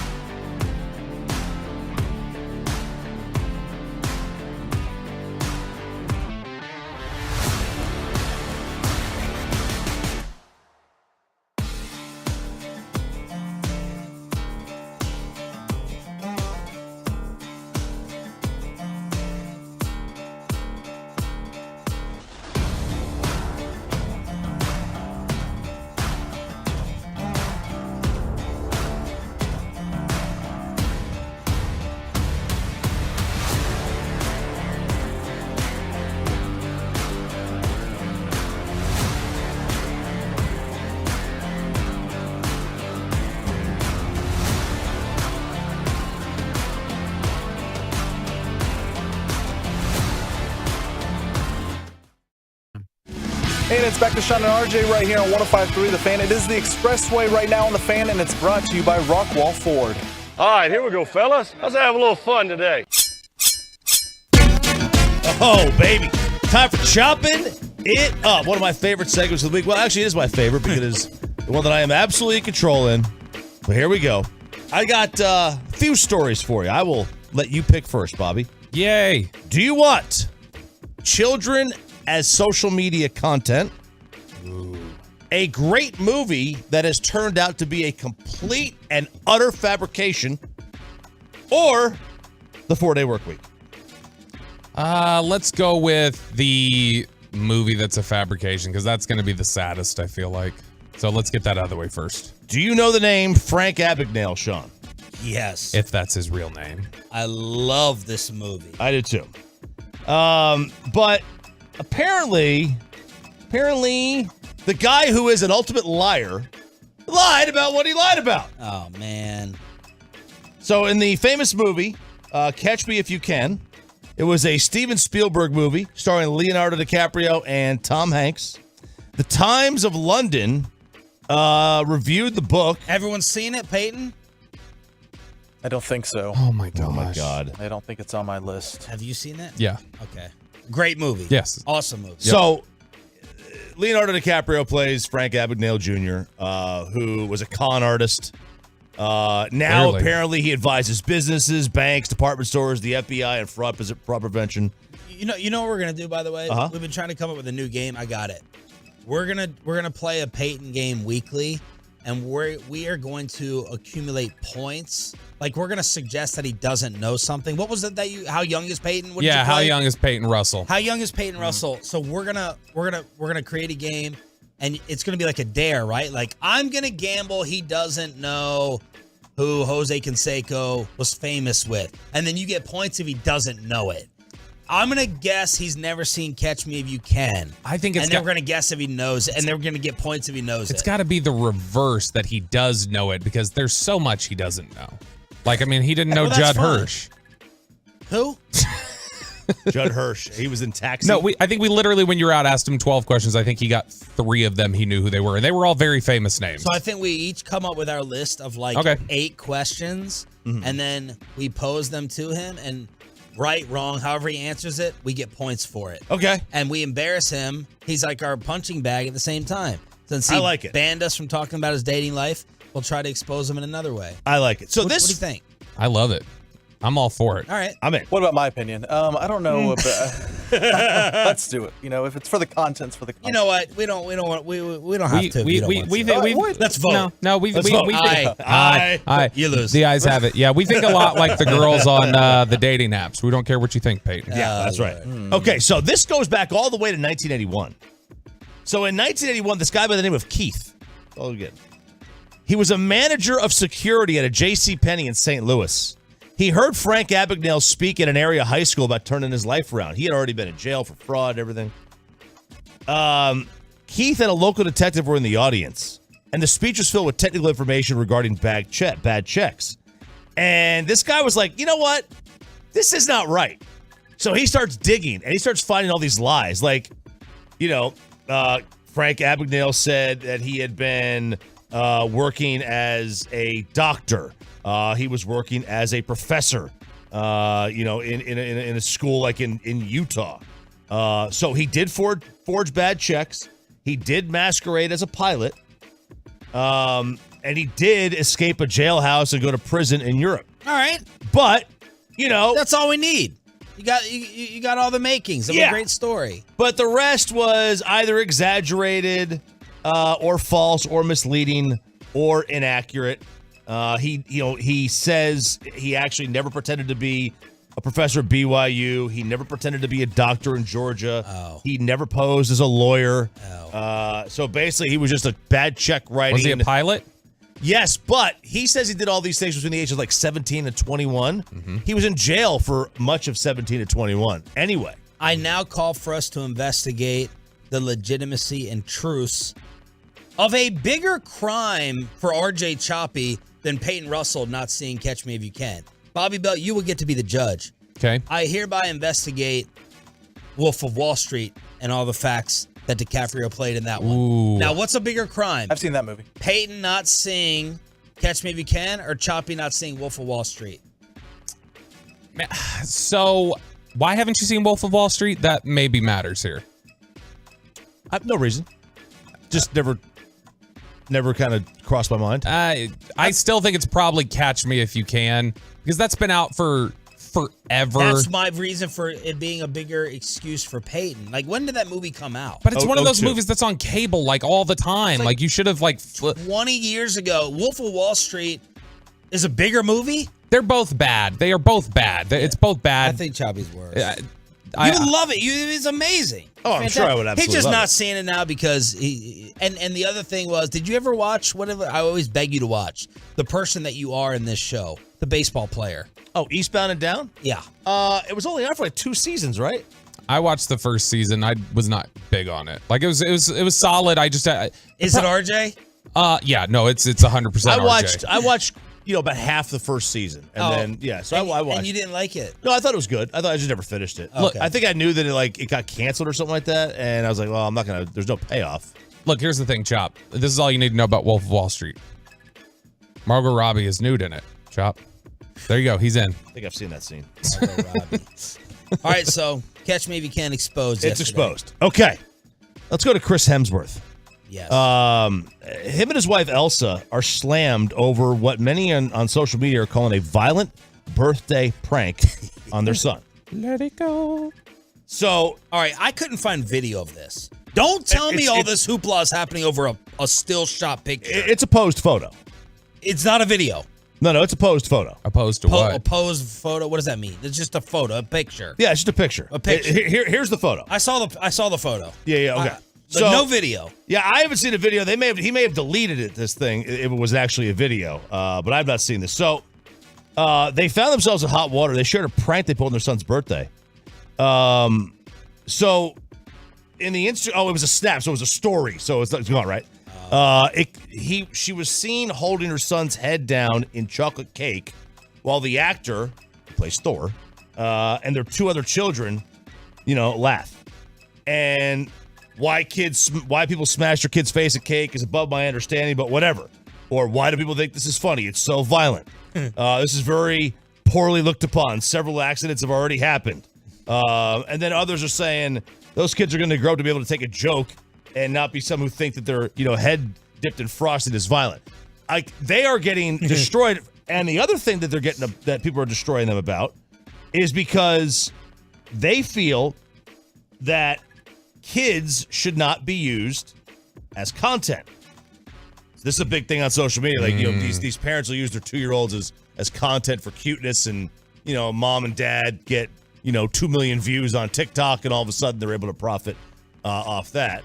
To which I say, I don't need my child's consent to use them on my social media. Right. I do ask because I'm not a psycho. Well, you stopped taping them, unfortunately. They asked. They said we don't be on the radio anymore. Okay. I was like, okay. You don't want to be on the radio anymore? You won't. So this was a struggle recently for us. Was not consent. That's not the thing. You don't need to ask your kids consent. Oh. Like I'm just saying, like if you want to get it, that's fine. But I'm saying, like, it's not like a thing that you have to get as the parent. Like you're their parent.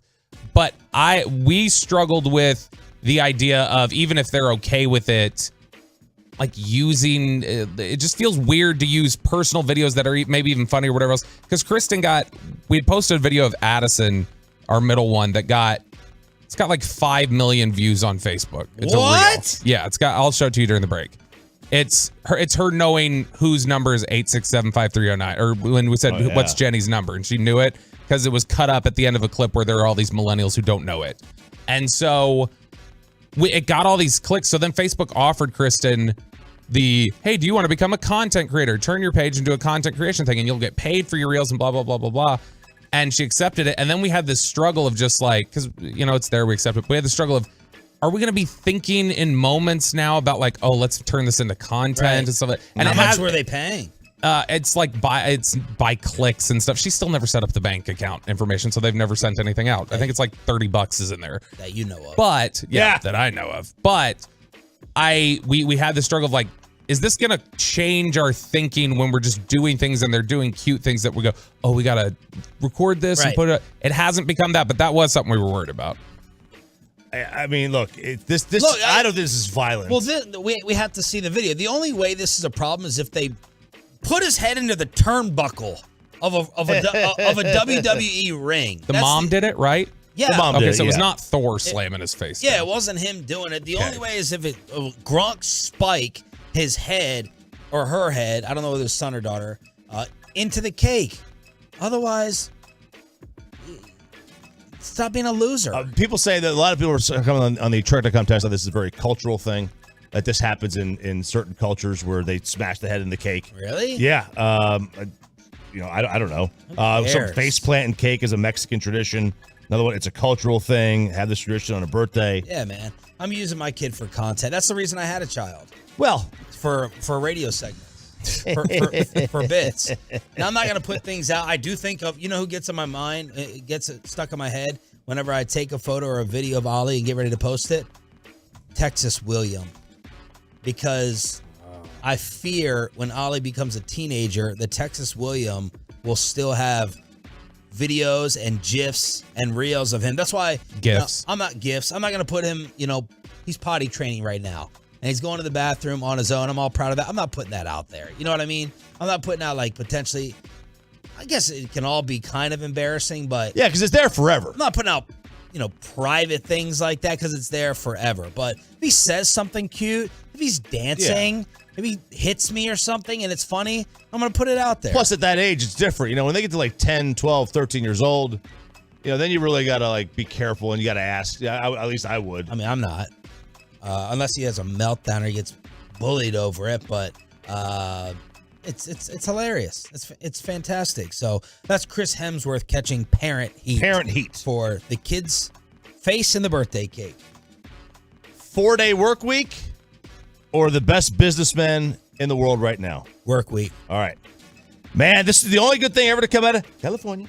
But there is a representative who is pushing the 4-day American work week, introducing a bill, and this will go to the Congress, Senate, all that stuff, to reduce the standard work week to 4 days. The legislation follows a shift in workplace trends after the pandemic influenced conversations about what the future of work may look like. Workers across the nation collectively reimagining their relationship to labor, and our laws need to follow that.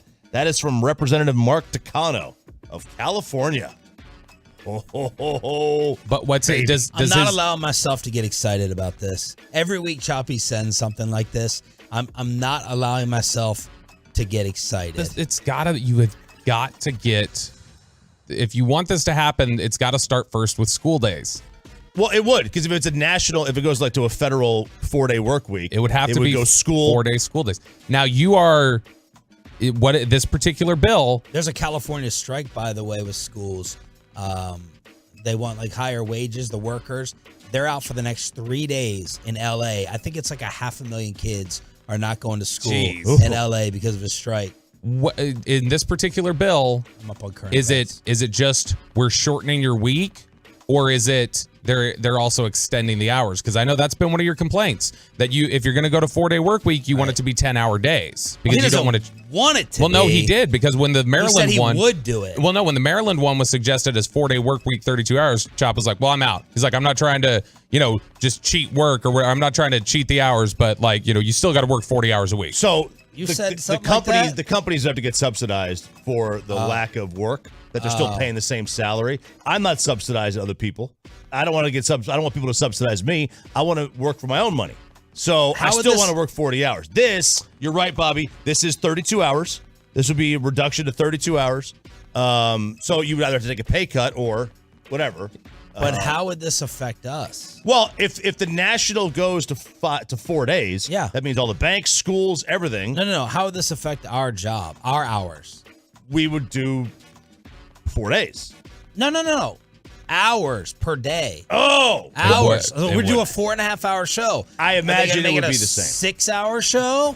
How, like, we're not getting punished. We're not having to work longer. I would suggest that maybe we could fill in those extra hours being Tim and Gavin's assistants, but we already know how against that they are. They don't want to do that, so we're going to end up By the way, the fan text is blowing this up. I'm just ignorant to this, I guess. Yeah.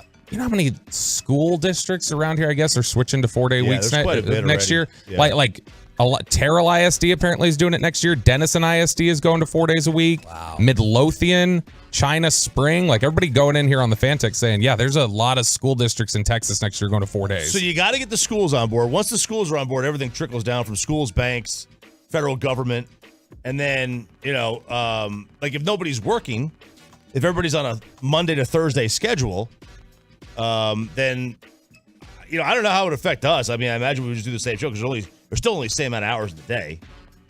I don't know. So which day is it, though? Friday, not Monday? Because Monday, you got to have Cowboys Monday. Yeah, you get rid of the Friday. Yeah, I assume you would get rid of Friday because, Thursday's got a great happy hour. Queso night. That's right. So there it is. We're out on that, though. Oh, why? We got Mexico coming up. We have 40 days today. So we're on that 40-day shredsy. No alcohol.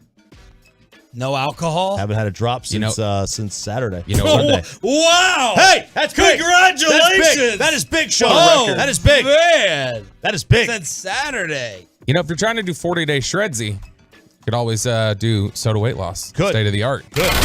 All right, let's talk about Nick Saban. There it is, chopping it up every single hump day at this time. Let's talk about Nick Saban shredding Nate Miller unintentionally. This is the story of Tony Mitchell at Alabama. Yes, yeah. So Tony Mitchell is a freshman at Alabama. 5-star. Yeah, 5-star. And he just murdered Nate Oates. Well, Tony Mitchell got in trouble for driving 141 miles per hour while fleeing police. Just a police report of this is good enough for a segment. So this is the arrest report. Tony Mitchell and a passenger were arrested, charged with possession of marijuana with intent to sell and or deliver. Also charged with carrying a concealed firearm without a permit. Oh. Saban has suspended him from the team and all activities, not kicked off yet, suspended until they gather more information. They've recovered 226 grams of marijuana, just under 8 ounces, and more than $7,000 in cash from the car. Oh, I do believe that's a felony. So they initially pursued him, right? He was driving 78 and a 55, Peyton. Those are rookie numbers. Black Dodge Challenger then accelerated to a high rate of a little of the ganja. Yes, you are, Babe Laufenberg. So we got running from the police, 141 miles per hour, 8 ounces of pot, and a gun. We call that a half unit, Sean, in the industry. Oh, that's what we call it. The gun or the pot industry? The pot. Okay. Is that what you're going to instead of drinking? I have no idea. Call it a half unit. Nick Saban was asked about the incident, and think about Alabama hoops during the answer. Tony Mitchell has been suspended from the team and all team activities until we gather more information about the situation and what his legal circumstance is. And,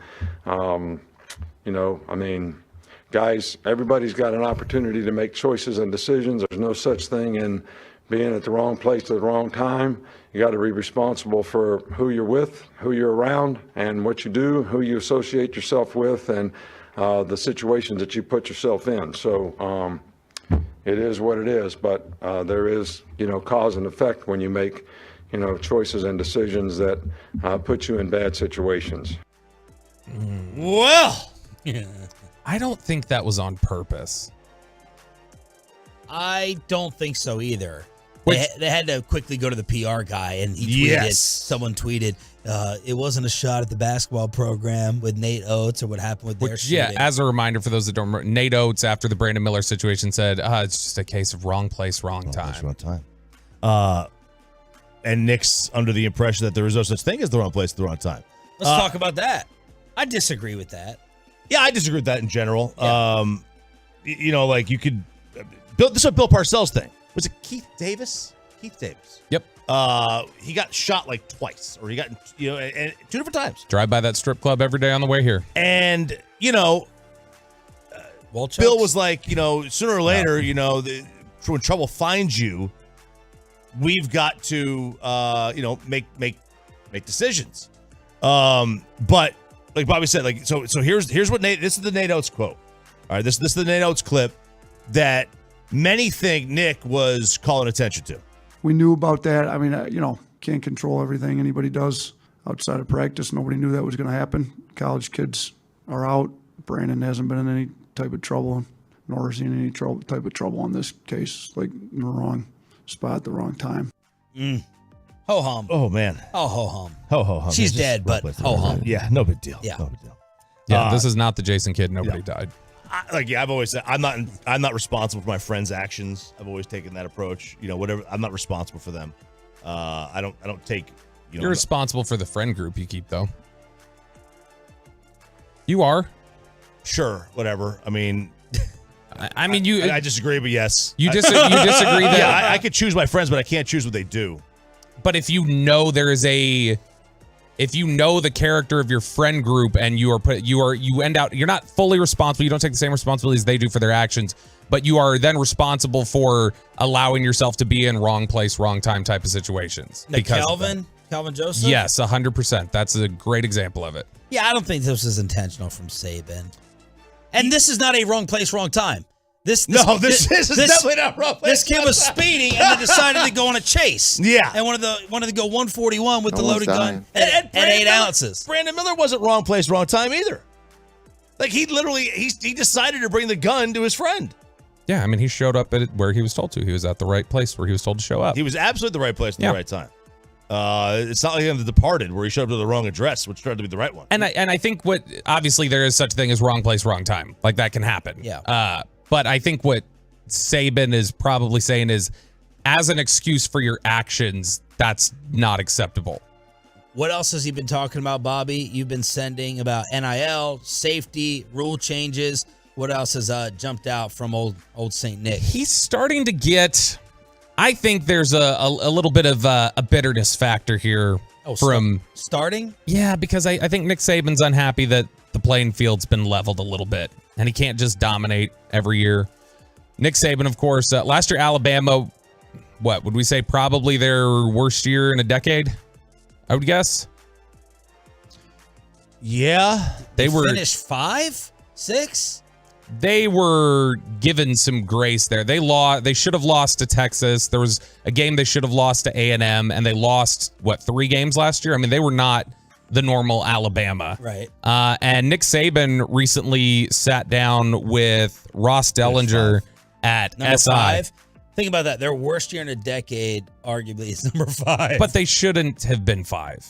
But they were. But they shouldn't have been. We're just talking about who they were as a team. Okay. So, Ross Dellinger at SI had a sit down with Nick Saban recently, and Nick Saban is not happy with how things are playing out with NIL. He says guys aren't going to school where they can create the most value for their future. Guys are going to school where they can make the most money. Players should create their opportunities, and what we've done now in some schools are creating opportunities for them. I don't think that was the intent. I agree with that. I don't think the intent was that the school finds you NIL deals. You find an agent, and the agent gets it for you. It's just on the table now. That's all it is. That's all it is. I do have an issue when a school comes up with a fake charity and just gives you money under the fake charity, and you post one tweet about it. Like, that's not using your name, image, and likeness to promote a product. That's the school giving you money over the table that was once under the table. Whatever. I mean, it's not. You could call it what you want. That's not name, image, and likeness. That's not what it was intended for. If you want them to just get money over the table now, then just pay them to go to school. Make them employees. And like, why the charade? I don't love the way it's played out where it is. Yeah, like every University of Texas offensive lineman gets $50,000 if you come here. Like that's clearly a little bit of, you're basically turning into, but this you want it all or you want nothing? Like, do you want them to have freedom to use their name, image, and likeness to make money, to create opportunities for themselves, to use their branding to do those sorts of things? I think we all believe they should have those opportunities. On the other end of that, should it just be in a perfect world, would it be everybody's just, you're basically paying your offensive line unit for this and you're essentially buying players? You wouldn't want it to be that way, but it is like, that's the trade-off. Schools are going to start doing this. And some of these wealthier schools, these programs with, boosters who are willing to pay for it, it's going to start cutting into some of that Nick Saban collection of talent. And he doesn't like that. Bobby may have to agree with his mortal enemy coming up at 8 o'clock this morning when it comes to the Cowboys. Let's see on the fan cam, Twitch, and YouTube if the words can be uttered out of his mouth. That's at 8 right now. Let's hook you up with Sonic. All right, Tolos, that's right. Caller number 10 right now at 877-881-1053 wins a $50 gift card to Sonic. You can use it to try the new Sonic Steak and Bacon Grilled Cheese. Savory steak and grilled onions topped with bacon and melty cheese, all on Texas toast. For a limited time, only at Sonic. That's caller number 10 at 877-881-1053. All right, around the NFL notes, Roger Goodell is going to sign a multi-year extension, according to Adam Schefter, next week. A 2020 New York Times report revealed that Roger was making what per year, RJ Choppy? Oh, I thought it was like it was a lower base with a high payout. Was the payout like $54 million or something? So I'll say $50 million. Higher. 65. 64. $64 million a year, and he's reportedly made how much since becoming commissioner in 2006? So 17 years. I'll say he has made $340 million. Too low. $450. Too low. $550. $500. Roger Goodell has made reportedly $500 million since becoming commissioner in 2006, more than any NFL player in history. That's Russell estate money. Woo! My word. Wow. So only there's very few players that were in the league when he took over, like Brady. What year? Well, 06. Brady's out now, and then Rodgers. That was his rookie. Was it? I think it was 06 was his rookie year where he was drafted. Yeah. So Rodgers and I don't even know who else off the top of my head. I can't imagine a kicker, Robbie Gould or somebody probably. So very few players, or but Gold. Still, that is an obscene amount of money. Speaking of Rodgers, Cole Beasley is back on social media. Did he drop a new single? No, but he dropped something right in your face. Ooh, let me hear it. He tweeted, "Only quarterback in the league you can put in front of Aaron Rodgers right now is Mahomes, and that is it. The disrespect is crazy." So that's Cole Beasley. Cole trying to get a job. I respect it. You think he's trying to get a job? Oh, get a job in New York? Rodgers, hey, or as an analyst? No, trying to get a job in New York. Rodgers, and like this is the sort of thing, like people don't always know where these relationships exist because they're not very public. Rodgers and Cole Beasley are friendly with each other. They like each other a lot. And they're antis. Anti what? Anti-vaxxers. Yeah. Oh. What do you think? I was going to be scared to say it? They ride that circle, man. Yeah, COVID MVPs. That's what Rodgers keeps saying. No, when Beasley got released from Buffalo. 3-time MVP right now. Huh? He was his third straight MVP. No, but Aaron calls them the COVID MVP. Right, I know. So for Aaron's, it's like, so he got the COVID MVP, then 2 other straight in a row. So he was 3-time MVP. When Beasley got released from Buffalo, and there was last offseason, whenever that was, he didn't win 3 in a row, though, did he? No, with the COVID, it would be 3 in a row. So the COVID and then the other 2. Okay. It was in my own head. Oh. Don't try to make sense of it. Sorry, Bobby.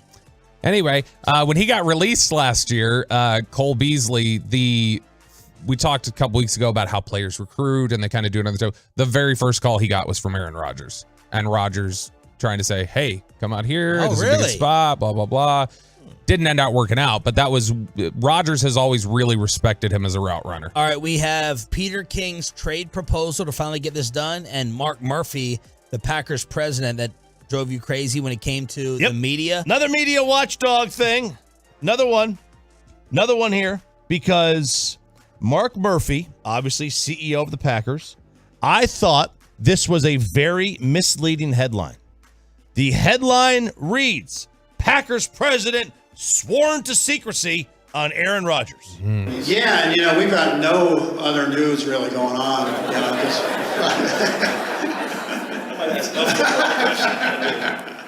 Now we are. I would love to tell you everything you want to know about Aaron Rodgers and the Jets, but I've under sworn secrecy not to say anything. Okay. What's the problem? It's another fake, misleading headline. They made it sound like he has had a gag order placed on him. There's no order. First of all, he's in charge. Yeah. He's the CEO. Nobody gives him a gag order. Yeah, who's going to tell him what to do? Those stupid community members that own the team? The fake owners of that team? No, not those fake owners with their cute little stock certificate. Not them. This made it sound like he's been under a gag order. He's not allowed to say anything. He's going to get in trouble for talking about. I mean, he clearly brought it up on his own merit. He did on his own, and he was being very. He was tongue-in-cheek about it. All right, this is going to be good. Will Bobby Belt reject a Texas Longhorn because his mortal Cowboy enemy thinks it's a great idea? Get on the Fan Cam Twitch and YouTube, and maybe I'll even text him or tweet him. Next on the Fan. Let's get you over to Q.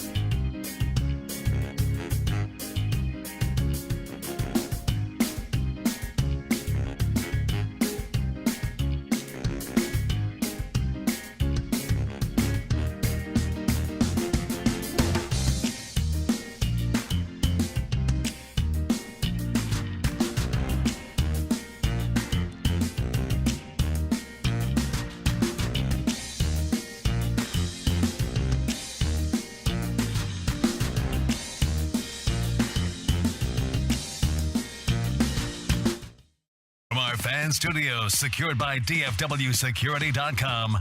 This is Sean and RJ on 105.3 The Fan. 8 o'clock hour. Not fist pump time, Bobby. It is. Sean, RJ, and Roberto, along with Peyton and Rai in the back.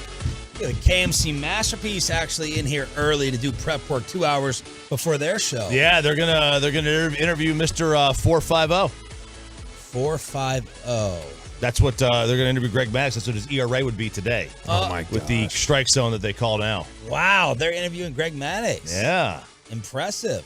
I don't see Hagelin or Bassick in there. Well, they wanted the baseball people to be interviewing. Well, and Bassick's got an interview this morning.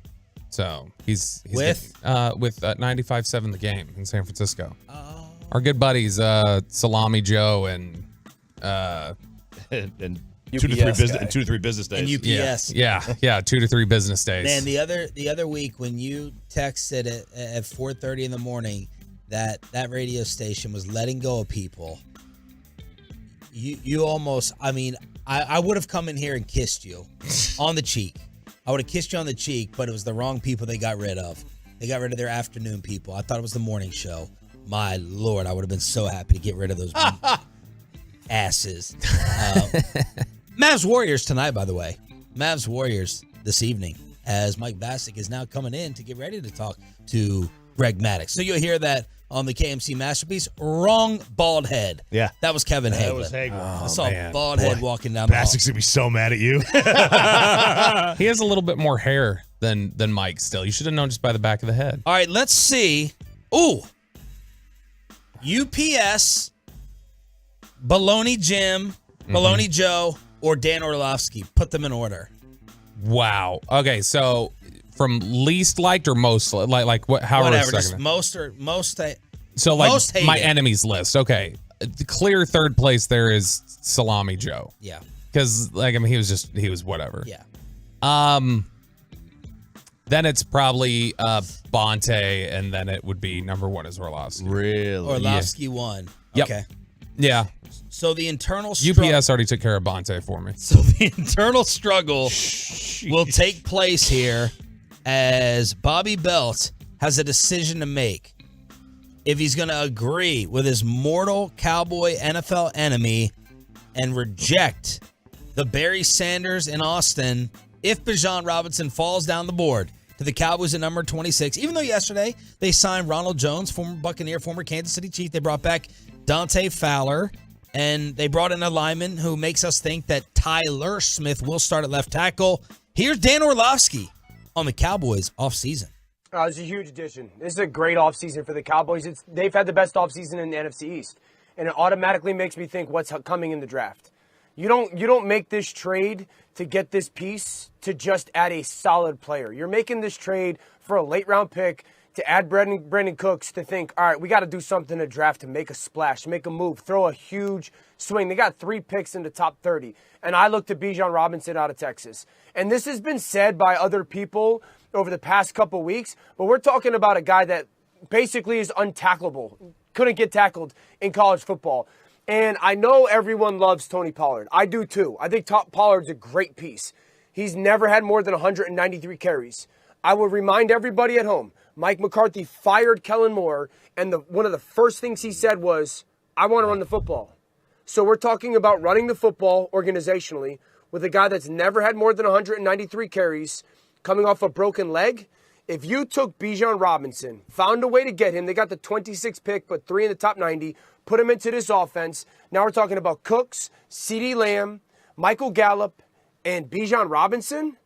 We've completely, if you're Dallas, closed the gap on the Philadelphia Eagles. As much as I love Philly, and that's what, in the addition of Stephon Gilmore, makes me think Dallas is ready to go. We got to jump. We got to go swing to chase down some form of an NFC Championship run. Okay. Was that your head that you banged on the microphone? That was me grabbing a pen and turning around, accidentally hitting the mic with my hand. How about the little slide in there that McCarthy fired Kellen? He should know better. He should absolutely know better because that's not what happened. Yes, No, it's not. Kellen was not fired. If Mike wanted him back, you don't think he stays back? He comes back? I think that this was 100. When they talk about mutual parting of ways, I think this was 100% mutual. Kellen wanted out because of Mike. Is that fair? Yes. Okay. Yes, it is. If Kellen Mike wanted Kellen out because of Kellen. I think Mike wanted his system. I think Mike wanted to run what he wants to run, which is fine. You can have that desire. But it's funny that Orlovsky says that. I think he said on the air before that he's pretty close with Kellen. He is. Oh, the That's boys why I from said 105.3. that's why he should know better, is because he does know Kellen. And so he should know this already. Well, that's Kellen then. Maybe Kellen told him I was fired. Yeah, that's his side of things. That's his viewpoint. Then that means that he got Scheftered. No, it just means that Kellen doesn't want to be honest with a snake, which makes sense. Anyway, I'm out on Bijan. Bijan's going to be a bust. I would have him as my 12th ranked running back now. I mean, give me Zeke all day over Bijan. Whatever, I generally, as a rule, whatever Orlovsky says, I go, okay, this is now a stupid take. I see the error of my ways, and I'm flipping on it. So, man, don't let Bijan come anywhere near the Dallas Cowboys. That's my take. Look, I'll tell you this. It's one thing to draft him in the first round. If they trade up for him, I would die. I would literally die. Okay. Now you're on a hot streak of totally missing on Dallas Cowboys selections as of late. Although I don't know how you felt. No, you didn't kill Tyler Smith. The Micah thing was only because of a linebacker, and I stand by it. I still would not have taken him if he was just going to play linebacker. Right. The fact that he can play edge is a completely different story. The fact that he plays edge also means they probably got the end. They got what could have been the overall first pick in the draft in some years. You can't pick a linebacker number one. I just want to jump back to something really quickly because the fan text is now blowing up thinking Orlovsky's right about this. I want to make something very clear, 100% on the record. I will say this as my phone goes off, which I turned off my, I didn't turn off my ringer, I guess. Who's calling you? It says scam likely, as you can see there. So I thought you saved Orlovsky's number under that. Yeah. Did he respond to you on Twitter when you showed ESPN misspelling his name? No. I know he didn't respond. No. I haven't had he's muted. I have no idea if he replies to me. I haven't had any correspondence with him since the Super Bowl. So a lot of people on the fan text go like, no, Kellen was fired. Kellen's fired. Here's the deal. If Kellen wanted to be back here, he was going to be back here. The plan was for him to be back here until he said, I don't want to. That's what happened. Okay. It's like when you know you're not a welcome member at the party. House. You just kind of leave. It's like no one's talking to you. You're not that welcome. Yeah. That's what it sounds like. Kind of does what it sounds like. Yeah. But no, I mean, like from this whole thing about if they trade up for him, I would die. I don't care how good he is. Well, they're not going to trade up because apparently the Eagles are going to take him as Bijan went for a pre-draft visit with Philadelphia over the past few days. And speaking of filthy, our other Super Bowl guest, what's our nickname for him? Even Money? Even Money. Sal Pal? Sal Pal. Eagles Insider yesterday on ESPN, why the Eagles are still the best team in the NFC East after this amazing Cowboys offseason. The coaching changes are big. Yes. When Shane Steichen was calling the plays with Jalen Hurts as the starting quarterback, they were 16-4. So they really worked on the same page as any coach and quarterback was in the National Football last year. But Brian Johnson's a smart coach, a smart young coach who really knows this offense and knows Jalen Hurts. And I think that they were not going to lose a beat. Sirianni's going to help them a little bit in the design of the offense, in game planning. But listen, the scheme is the scheme. But you know what? When the players show up like Jalen Hurts is the scheme. And you have to account for Jalen Hurts as a runner and as a passer. Here's the number that blows me away. They had 137 explosive plays last year on offense, 41 more than their opponents, 137. Before every game, when I talk to Nick Sirianni, he says, Sal, we're going to win the double positives in the game. I tell my players every time. And when he gets out of the locker room, he always tells me, we're going to win the double positives. We're going to win the explosive plays, and we're going to win the turnovers. And that's what they do offensively and defensively. Look, I don't know how you can look at the losses they had this year and think that they're considerably or still better than the Cowboys. I just don't see how you can see that. Now, offensively, if Jalen Hurts has the same year he had last year, the same level, which is basically to an MVP caliber level, and Dak plays at the same level he played last year, which was somewhere between, he was outside the top 10 in DVOA, QBR, and adjusted yards per attempt. If he has the same year and Jalen Hurts is the same year, the Eagles win the division again.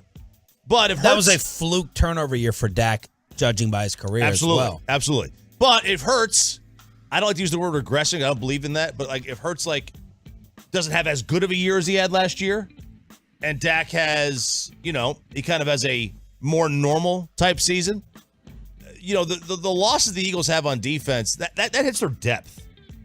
They lost a lot of depth on their defense, and depth on defense is as important as anything else. And Chauncey Gardner-Johnson saying that his new Detroit Lion roster is better than the one in Filthy. And they signed a ton of guys this offseason. They've had some spending for sure. I mean, we'll see. As Braylon Edwards pointed out, with a shot at Micah Parsons. Yes. We'll let you set that up after Bobby responds. To Braylon Edwards specifically? Oh, yeah. No, to the idea of where Detroit's at. They've added guys, but I mean, I don't think they've made like a bunch of really strong moves to flesh out the roster. The thing you're banking on with Detroit is their growth, like their continued projection from where they were at the start of last season to the end of it, and that they can continue that. Who's the favorite in the NFC East according to Vegas? Philly. I'd say Philly. It is Philly. 11-10, so plus 110. Then the Cowboys at plus 175. So give us a gambling translation of how close that is, RJ. 11-10 to 7-4. Plus 110 to plus 175. I mean, 11-10 is exactly what you do on a normal bet. That's a normal, minus, a regular like point spread bet. It's 11-10. And then 7-4, you're basically getting just slightly less than 2-1. So it is quite a bit of difference. Oh, quite a bit of difference. Okay. Yeah, 7-4 is almost 2-1, and 11-10 is basically even money. Well, if you bet on both teams, you're guaranteed to win if one of them wins because they're both plus money, right? Because if you bet $100, I mean, you would only win 10 if the Eagles won. But, right. I mean, you're guaranteed to win if one of those two teams right. wins The Giants division. or Washington win, then you lose both money. Correct. Giants are 5-1 to win the East. Commanders are 9-1. What did Braylon Edwards say to Micah? So he posted this on Twitter, and this was... Where's Braylon Edwards been? Yeah, right. This was totally, I think, out of the blue. Like Some people think it's out of context. Yeah, he wasn't responding. There was no response to Micah, but he goes, remember when at Micah Parsons 11 said, quote, nobody's trying to go to Detroit. Look at these 5 free agent moves, my guy. I would worry less about the Lions and more about your franchise. He said cutting Amari Cooper with no replacement and then letting go of Bingham Baller 9. Who's that? It's Dalton Schultz, but I think he changed his handle by the time he tweeted that. So, and letting go of Bingham Baller 9 with a mid-$55 million quarterback. Wow. Now, count the inaccurate. Let's fact check Braylon Edwards. So, yeah, Dak's... They didn't cut Amari. They replaced Amari with CeeDee Lamb. Dak doesn't make $55 million. His cap hit next year is 59? Yeah, for now. It'll go down. For now. Next year is in 2024, not the right. I don't think Braylon knows that, or that's what he was referring to. No, he wasn't. When did Micah take a shot at Detroit? He said that when he was talking about Ramsey? Somebody was like, "Hey, come to Ramsey," and he replied to one of the Detroit players and said, "Nobody's trying to go to Detroit." Yeah, nobody wants to go from LA to Detroit. Braylon Edwards is from Detroit. Yeah. Okay. And they said Detroit might just be the place to be, and then he posts photos of David Montgomery and C.J. Gardner-Johnson and a couple of the other guys they signed in the offseason. Is Topgolf about to copy the World Baseball Classic? Jimmy G has an all-time brothel offer, and can you guess the first ever class of the Madden Ring of Honor? Let's see who's got the video game knowledge. Next. Well, let's get you over to Boomer Jacks, your official game day headquarters. It's half price bonus.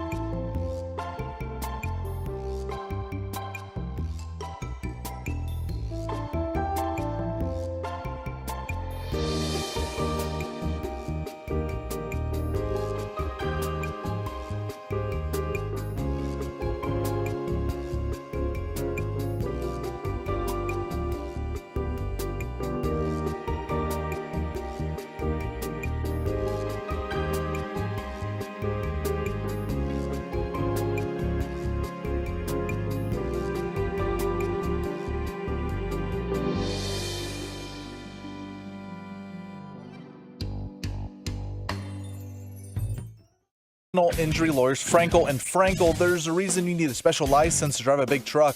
So companies that hire drivers and put them in a big truck should be held accountable for what happens when one hurts you. Frankly, you need Frankel and Frankel. Visit truckwreck.com or call them 214-333-3333. Trout's ready. 3-2. He struck him out!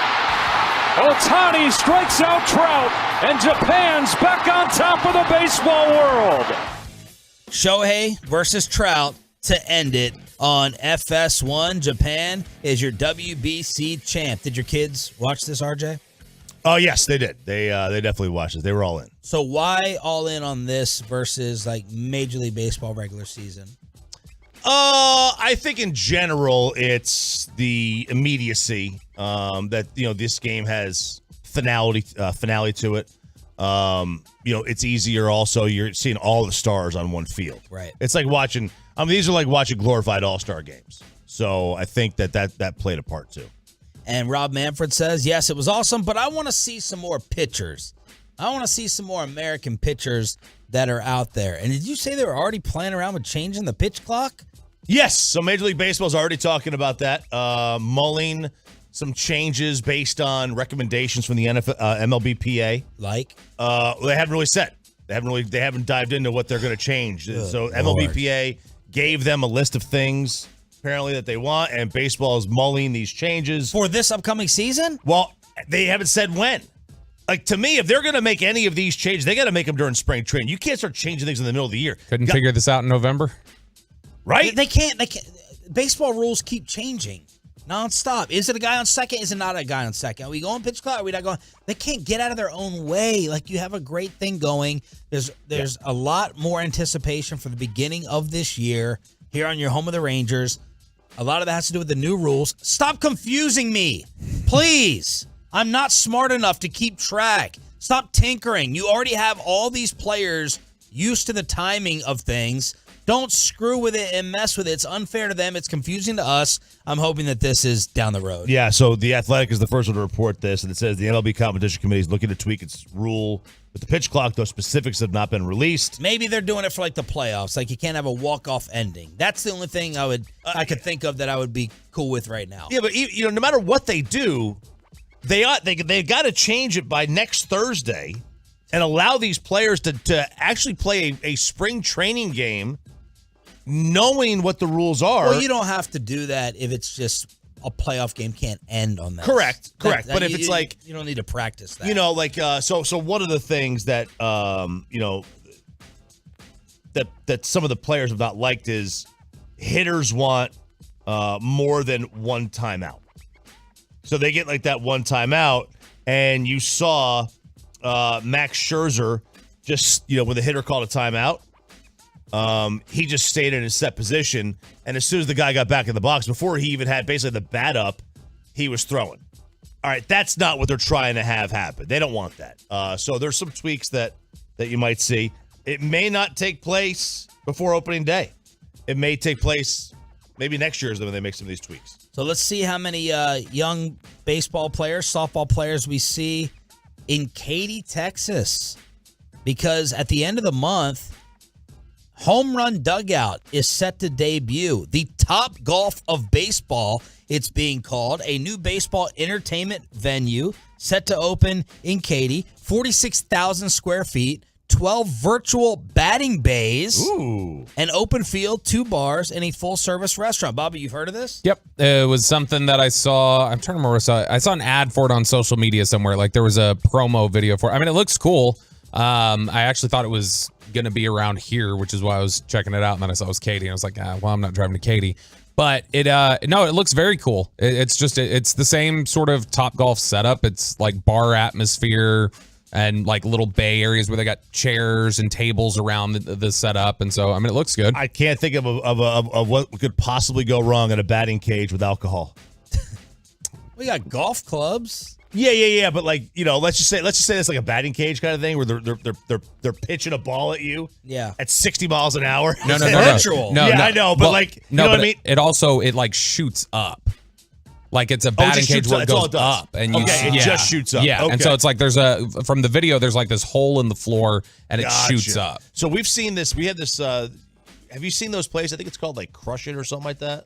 Mm-mm. It's a bar, but it's got virtual gaming in it. So they've got that. But yeah, you've got baseball bats. But the golf club thing, it's scary enough.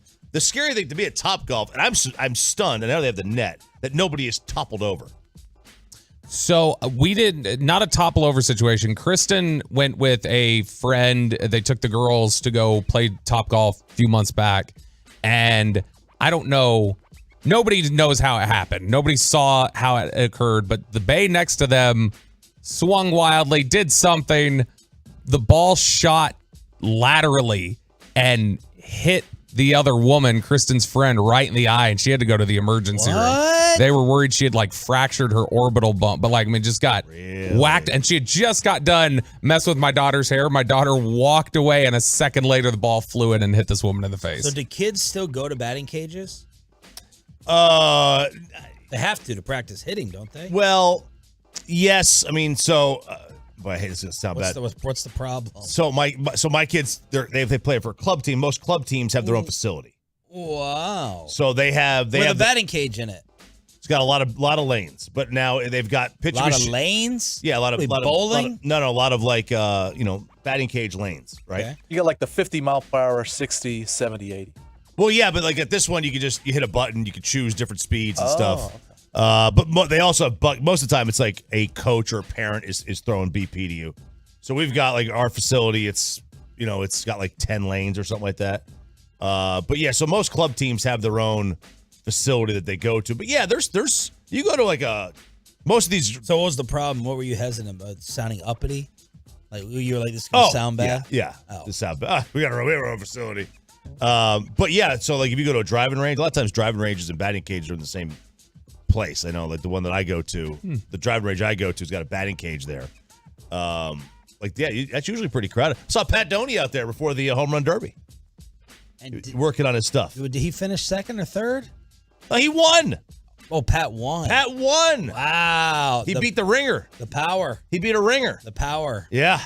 He has that Griffey swing. There was like a 22-year-old kid fresh out of college baseball, and Pat knocked him off. The Josh Hamilton of the media. Yes, it was. Absolutely. Except this one's legit. That's what I'm saying. He's he's got that such a thinner build. Like he must just have a perfect swing, Pat. The Stars, they forced overtime. That was the good news. Amazing goal from Jamie Benn, but they end up losing to the Kraken 5-4 in overtime. Why are fans unhappy with sweaters? They're sweaters. They're sweaters. So Fanatics is going to take over making the NHL jersey. They will replace Adidas as the NHL's outfitter of on-ice uniforms and authentic jerseys. It's a 10-year deal. This marks the first time that Fanatics branding will be directly on an official player uniform for a pro sports property. And you just go down the comments. Brutal decision by the league. Well, this is some poop emoji. Be careful. I left my Fanatics jersey in the car. Someone broke in and left 4 more in there. Ha ha. Like they're so bad. I am thrown by this outrage. Thrown by it. How many people know what brand your jersey is? Exactly. Like I have no idea. I've got a Stars sweater. Thanks, Marty Turco. I was about to say that's what I've gotten ripped for when I refer to it as a jersey. Yeah. Hockey people go, it's a sweater? No stick tap for you. Like, okay, sorry. Oh, So not the first time. I have no idea who makes it. Not a clue. Yeah. Not a clue. All I care about with a jersey, is it the thin, cheap one? Is it a real, legit, thicker one? All I know is that Mitchell and Ness makes the throwbacks. That's all I know. Who? Mitchell and Ness makes a lot of the throwbacks. That's all I know. I have no idea who makes the jersey. I don't know who makes. I think baseball I know is Nike because they made a big deal about it a couple years ago, having the logo in the front. Who cares? I mean, I care about the Nike logo in the front because that's whenever I'm playing MLB The Show and you can cycle through the uniforms, I always cycle through the throwback so I don't have to have the Nike logo in the game. My issue with the Nike logo is if it's backwards. So sometimes like they put the swoosh the same way, which means one way it's the reverse. On one sleeve, it's going in the reverse because the tail's always going back. So, you know what I mean? So one way, it's always backwards. That's my only issue with the logo. All right, I need some clarification on this. I'm a little bit confused. Madden released their first ever Ring of Honor. Mm-hmm. Now, my first thought is this is for the best Madden players, not on the sticks. The one, pro athletes, the ones who actually played, the most unstoppable athletes in the history of the game. But I don't know if that's the case. Oh, no. The initial class is Barry Sanders. Yep. Unstoppable. A.K.A. Bijan Robinson. Michael Vick's got to be on there. Dion. Randy Moss. Lawrence Taylor. Huh. Yeah, well. Was Lawrence... I know exactly what you're thinking. Was Madden out? When was Madden's first year? It was like 96, 97? No. It was earlier than that. It was like 92. And So, then- I mean, he was technically playing, but... And then... What? Let's see. So EA founder Trip Hawkins conceived the series and approached Madden in 1984 for his endorsement. The first version of John Madden football did not 88. appear until 1988. So Taylor was He was right between his two Super Bowls. So it's Barry Sanders, Dion, Randy Moss, Lawrence Taylor, and Tony Gonzalez. As the best. That's their first ever Ring of Honor. So did you say quarterback in there? You didn't say quarterback. Peyton has to be in there. Peyton, when they did that stupid... Peyton Manning? Yes, when they did that stupid quarterback vision cone on... my gosh. I don't remember which game that was. That may have been 09 or something like that. When they did that stupid quarterback vision cone where you had to cycle the cone to throw it there in order for it to be accurate, it was cheating to play with Peyton Manning because his was literally the entire field, so you didn't have to cycle it at all. And so just on that alone, he should probably be in the Hall Mike of Fame. Vick may be the first quarterback ever taken in Madden. Maybe. I didn't really ever play the game much. Vic was pretty great. How Barry. How could you not play Madden? Why? I didn't have I had the original Nintendo. Oh, you played. And then I was an athlete, so I didn't really play much. No, all you did was play college football. Well, in college, I had the original PlayStation, but all we did, we didn't have Madden. We just bought the college football game and like NBA 2K or something. And I got news for you: our sports we're not athletes. Golf and tennis. We're country club. We are country. We're country club. Yeah, you guys are. Dante Culpepper also should be considered here. He was a cover athlete. He was pretty unstoppable in 02. The Madden 02 game, he was pretty great. But yeah, that's Lawrence Taylor. That's a weird one. Lawrence Taylor was also like one of right up there with Brett Favre as John Madden's favorite football players of all time. He loved him. Yes. All right, 877-881-1053 is the truckwreck.com text line to hit us up here on DFW Sports Station. Let's do a little NFL true or false. Let's get a little NFL true or false with Bobby Belt. Sean Payton is going to end up pushing out Russell Wilson. I know RJ's got a very strong opinion on that. And what's another good one to tease? Will star quarterbacks in the AFC begin entering free agency in search of better opportunities in the NFC? Oh, we're gonna get a little AFC to NFC action, which of course the Cowboys won't take advantage of. NFL true or false below the belt after this. But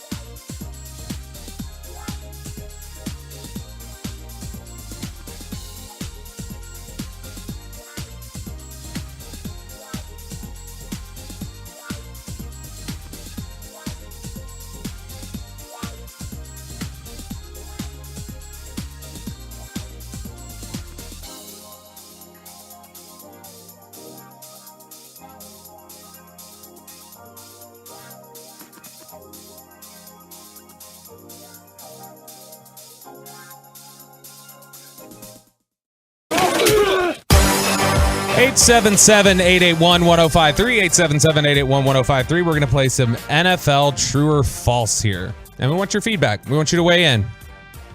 And we'll see who truly watches more football between RJ Choppy and Sean Sharif. I'll be the judge of that based on their answers. So I got 5 questions here for you guys in the wake of free agency and some of the storylines that we've seen recently and how it impacts the NFL landscape. So first one here. There's been a lot of discussion about who Carolina's going to take at the top of the draft now that they've gone up. Whether it's Bryce Young, CJ Stroud, Anthony Richardson, whatever, the Panthers are going to get themselves a high upside player. Some more developed than the others. Anthony Richardson still a little raw. But here's the question. True or false, or the statement? All right. True or false, whoever the Panthers draft at quarterback will instantly be the best quarterback in the NFC South. Baker? No, I mean Carr will be instantly. Are we certain? If Bryce Young walks in there, are we certain that Derek Carr is better than Bryce Young right now? Yes. I don't love Bryce Young like RJ does. So false. Derek Carr, and I don't love Derek Carr like RJ does either. He'll be the best quarterback in the division. Bryce Young would have to be the anywhere from 10th to 12th best quarterback in the league immediately if he's going to be better than Derek Carr. Have you watched the quarterbacks? Yes. And what do you think? I would agree that this is false, but only half false, because I think if it's Richardson, he's not instantly the best. I think there's a good chance that I would bet on Stroud or Young being better than Carr next year. Wow. Why? Because I think Carr has declined sharply. He had one bad year with a new OC that he obviously did not. Bobby doesn't allow bad years. That's not true. Can't That's bounce not true. back. That's not true. I'm allowing for one right here in Dallas. So but you ignore that he had a bad year. No, it was bad. It was inconsistent. It was bad. It was inconsistent. There were some days where it looked great, some days where it looked awful. So which one of the 2 quarterbacks do you like and why? I like Stroud more. I just think that he is the most natural thrower to me. He just now Richardson has the highest upside probably. But Richardson, he'd be my number 1 pick. Richardson's also terrifying in terms of people aren't sure if he's going to put it together with the work habits and everything else. So there we go. I think we all agree false. Peyton, you think that's false? You're the big college football expert. Yeah, I'll go false with that one. He doesn't even know what day it is. He gave you a fake answer. What were we at? What were we talking about? Quarterbacks. Anthony Richardson. Okay. By the way, just a quick sidebar. Am I the only one who thinks that after he texted us yesterday, the quote from Dylan Brooks that we talked about at 6:30? Yeah, that we had talked about at 6:30. Do we believe him when he says, sorry, wrong group message? He meant to send that to a different group message. Do we buy that? Or was that cover for him? Wait, is that what you meant when you said, sorry, wrong GM? Yeah, group message. First of all, you boomer, come on. It's dude, a group no way. chat. Nobody calls it a group message. Yeah, AOL. It's too. a Do we group use AOL? chat. It's a group emails chat. out there too. ASL, chop, ASL. It's not a text chain. It's not a text chain. I don't say It's that. not a group message. It's a group chat. I don't know. GM. I don't know if I can believe that Peyton lies. I think he would be honest about it. I think. I don't think he lied. I think he was trying to cover himself. What other group chat were you having a conversation with? The homies, of course. Oh, the homies. Yes. All right, The Korean barbecue homies. My Korean barbecue. Oh, gosh. That's a good one. That is good. All right, next one here. 36 players have scored 90 career touchdowns in the history of the NFL. All but 3 of those players who are Hall of Fame eligible. So you get some guys who their careers have 2 years left or whatever else. All but 3 of those players who are Hall of Fame eligible are in the Pro Football Hall of Fame. If Ezekiel Elliott scores 10 more touchdowns, he reaches that 90 touchdown number. So true or false, if Ezekiel Elliott scores 10 more career touchdowns, he will be a Hall of Famer. False. False. You think so? False. If he gets to 10,000 rushing yards, which is conceivable if he plays 3 more years, 2-3 more years, he gets to 10,000 rushing yards and reaches a plateau that has been like 90% clearance rate in the Hall of Fame. Who has Frank Gore getting in? I think he is. You think so? Yep. Yeah, but Frank Gore has played so much longer than Yeah, Zeke, but he's also hasn't got he? he's like number 2. Is he number 2 or number 3 in rushing? Zeke's played 7 years. Yeah, I mean, who have been the running backs recently that got in? Like Frank Gore is much more of a Hall of Famer than Zeke Elliott because of consistency and longevity. But sure. Okay, what do you want? Do you want Curtis Martin or do you want Earl Campbell? Like, do you want the supernova, like dominant for a short stretch, or the guy who's just consistent and played forever? I don't know. To each their own. It's one of those like Art Monk type of discussions. Terrell Davis and others who played 7 years or less. Like who can you line up Zeke's numbers next to that got into the Hall of Fame? Campbell and Davis. Earl Campbell played 7. Lenny, let's see. Lenny Moore, Baltimore? Terrell Davis played 5 as a starter. 5? 5 starter years. Those 2 rings. Number of years as a primary. Yards in his career. Zeke is at 8,200. Zeke's not even making the Ring of Honor, so I don't know how he's going to get in the Hall of Fame. Yes, he is. But if I'm saying that if he gets to 10,000 rushing yards, he needs 1,700 yards. Plays 2 to 3 more years, gets to 10,000 rushing yards, puts up 90-plus touchdowns. I think he gets in. He's still got to hit that. He can't just completely disappear right now. Do you think who's more of a Hall? Who has more of a chance of getting in? Choppy, Zeke or Matt Stafford? Oh, Matt Stafford. Okay. And I don't think Matt Stafford belongs in. Right. But I think he easily has a greater chance. Okay. Now, if Zeke goes to Buffalo and they win a Super Bowl and he has 1,200 yards rushing, and is the leading rusher in every playoff game, then we he might. But the way it is right now, he is very far off on the Hall of Fame monitor, which is pretty accurate on Pro Football Reference. The 3 players that have reached the 90 total touchdowns mark who are not in right now: Priest Holmes, Ricky Waters, and Sean Alexander, our buddy from the Super Bowl. Okay. But if he That's hits a good one, though. If he hits 10,000 yards, then he'd be right up there. Only Ricky of those 3 got to 10,000 rushing yards. How many of the all the recent Zeke lovers after they cut him are saying yes, he is and will get into the Hall of Fame? I'm curious. All the romanticizers now that 21 is gone. I mean, look, I haven't romanticized him at all, and I still think he's getting in. So, I mean, I'm sure the ones who have romanticized him absolutely You would think that. he's a Hall of Fame player? I think that I need to see how the last couple years play out, but I think he's got a potential to have a case for it. I mean, yeah. Look, I mean My Lord. What a low bar. It is a low bar. Deion Sanders. That was maybe. I mean, the position. He's never. He is not a. He's not a Hall of Fame running back. The position has also changed in terms of what is greatness in this era at running back as compared to 30 years ago. If anything, Zeke to me had a little bit of a disappointing Cowboy tenure. Like I was hoping for even more out of it. Listen, he does not have a better case than Priest Holmes. Priest Holmes, I don't know if he was as effective for Zeke was 5-year starter. Okay, 3 first-team All-Pros, which means he was the best running back in the NFL for 3 years. Kansas City numbers. All right, what else you got? NFL, true or false and below the belt? Next one here. Among the players the Broncos have signed this offseason include tackle Mike McGlinchey, guard Ben Powers, running back Samaje Perine, tight end Chris Manhertz. This is from Sheil Kapadia at the Ringer. Yep. This is from Sheil Kapadia at the Ringer. McGlinchey's strength is his run blocking, not pass protection. Powers comes from the run-heavy Ravens, and Manhertz is a blocking tight end. True or false? Sean Payton is telling us with his personnel moves that his solution for fixing Russell Wilson is to limit him. See, true. RJ doesn't believe that Sean Payton will bench Russell Wilson. There's no chance he does. Not necessarily bench it, but take it out of his hands. You're not in control. No, but this is a separate topic. Yeah, I think he will. I think he will bench him. How can there be no chance because of his contract? Yeah, it's not his decision. He's gonna be gone out of here. Sean. First off, that organization's Sean Payton's. It's the Walton dude. Period. It's the Walmart guy. If the Walmart guy tells Sean Payton to jump, Sean Payton's gonna ask him how high. No, it is. Sean Payton wouldn't have taken that job. This is Russell Wilson's final year in Denver. They'll figure out a way. It depends on the numbers. Like if he's got $80 million of dead cap, yeah, they're just stuck.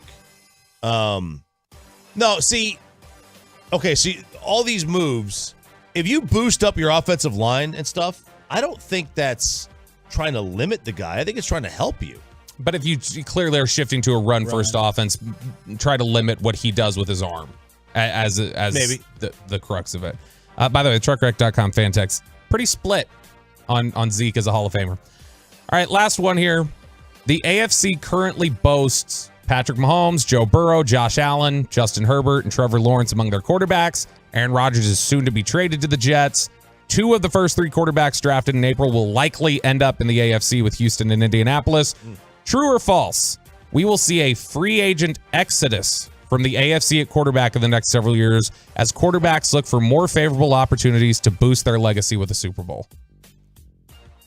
I mean, it's all just, it depends on quarterbacks historically do not enter free agency, so that would be a shift to go, I got to get out of this conference. I'll say false. I mean, it's going to come from the best offer. I think it would be smart if they migrated on over to the NFC, but because of the lack of movement, I'll say false. I agree. I don't think they're going to move. I mean, I don't think they're going to move to the NFC just for an easier route if the team that they're with wants them. Like, look at Rodgers, right? Like, he said multiple teams called. Why would he not stay in the NFC? Like, why would you go on over to the AFC and the AFC East? Because, I think that this whole legacy thing is a lot of times media driven. Like, there are certainly players that care about it, but I don't think it's as prevalent as we think it is. That jacket matters to guys, and that is media driven, and that's your legacy, and that's your reputation. Well, he's getting a jacket. He's getting a jacket. He doesn't care. Right, but I'm saying that in general, like if you're talking about guys who say, in order to stand out in my career in this era, I've got to go to the NFC and at least have some appearances or some conference titles. Like if somebody goes into, if he doesn't win another one, he will not be in any top 3 ever discussion. He may not care, but that's the way his legacy is going to be. He may not have to win another one. If he gets to it, like the problem is you're getting to only one. Yeah, like Manning was going to be in a top 3 discussion whether he won that last one or not because he had already been to 3. Like I don't think people care how many you go to. No one throws Jim Kelly's totally forgotten. He's been to 4. No one cares. Elway was made fun of, right? Because he kept getting there and losing. Well, and he also was Ryan Fitzpatrick, or sorry, Ryan Tannehill with a better arm. Freaking idiot. 877-881-1053, truckwreck.com text line to hit us up here on DFW Sports Station. All right. The hope for your bracket to be saved. The madness picks up again tomorrow, and we have another college basketball fight that is breaking out right now on the internet. Final hour, Hump Day edition. Next. Let's get you over to Platinum Ford.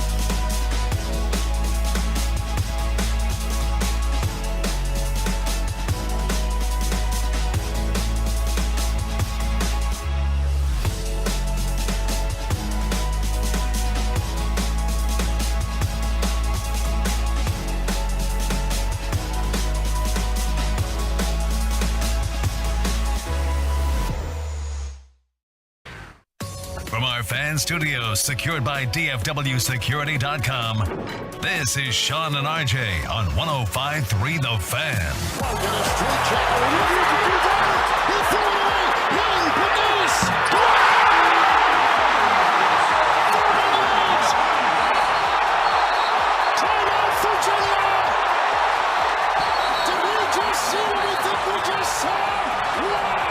Final hour, fist pump time on the fan cam of the Hump Day edition with Sean, RJ, and Bobby. It's DFW Sports Station 105.3 The Fan, as RJ Choppy has once again put the absolute hate on an all-time great and a station favorite because of that call, Kevin Harlan on CBS. I don't know if that was CBS or TNT. Let's see, Kevin Harlan, I don't know which one it was. Virginia Furman. Yeah, I don't know which one that was. Because they all run together. You know, it could be on one game he does, could be on TNT, the next one could be on CBS. And I hate to do this because he's a very good announcer, and I do think a great guy, and a friend of the station. And even though he does go overboard on his regular season calls often, making them seem more important than they actually are. It was True TV, by the way. That was True TV. And here's the thing: this is funny because the only reason why I said that is because the video finally came out of the reaction. Because I loved the call. The call is great. Yeah. But then I saw the reaction, and I was like, oh, no, I can't. I was so disappointed because I love this man. But that was such an egomaniacal reaction. The jump back, totally cool with it. But then, as they're sitting there, and he goes timeout, Arizona calls timeout, and he's holding his hands in front of the other guys, in front of Stan Van, and and then the third down, holding his hands out like, do not step on my call right now. It's like, bro, no. Bad look. It was off-putting. Oh my That's a don't step on my call. That's a terrible, terrible look. That's something that he doesn't want to do. I guarantee you he didn't want that to get out. I guarantee you he did not want that video to get out of him doing that, making him looking like he's sunning the other two guys. How else is he supposed to stop them? You did some play-by-play before Jared Sandler replaced you. How does Brad Sham stop Laufenberg? How do they? Because I am amazed during all these broadcasts. We'll call her Vita from now on. Because we step on each other all the time, right, in talk shows. But how do they not do it in play-by-play? Stop the analysts from stepping on one another. You don't. the analyst should know. The analyst should know. And besides, in TV, and Kevin should know this, in radio, the play-by-play guy is a star. In TV, the color analyst is the star. That's what you should know. He should know that. What a hater. Did you see this? I did, but for the call itself, It was off. But I was put off. But in that moment, the color analyst is never the star for a final call. Right. Correct. So he's supposed to make sure, hey, nobody chime in with something that you're not supposed to. This is the call right here that matters. Let's listen to it. Because he had already done the call. I'll make a noise when he puts his hand out. Okay. What kind of noise? Let's listen to I'll it. say, Kaka! Okay. That's NIT, UNT. UNT. Shout out. Let's see if there's a point here when we definitely think like the analyst could have jumped in or whether this should have been all Harlan. Clark in a straight checker. He needs to do that. He threw it away. Young, produce.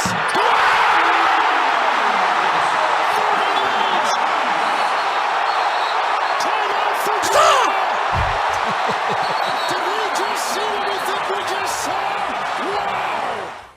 If they have that if he knows these guys well enough, though, and he's got that sense, like, hey, I know this is typically where they might interject, so let me hold here because I'm gonna do. Like, what if Al Michaels is doing like, do you believe in miracles? Yes, and he's like, do you believe it? And then the analyst would have been like, gosh, what a great pass there right before the end of regulation. I will say this: if Kevin did that, and said nothing, because you want to let the moment, like Summerall was the best at this.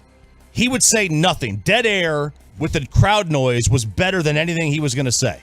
And I believe the best announcers let the moment breathe.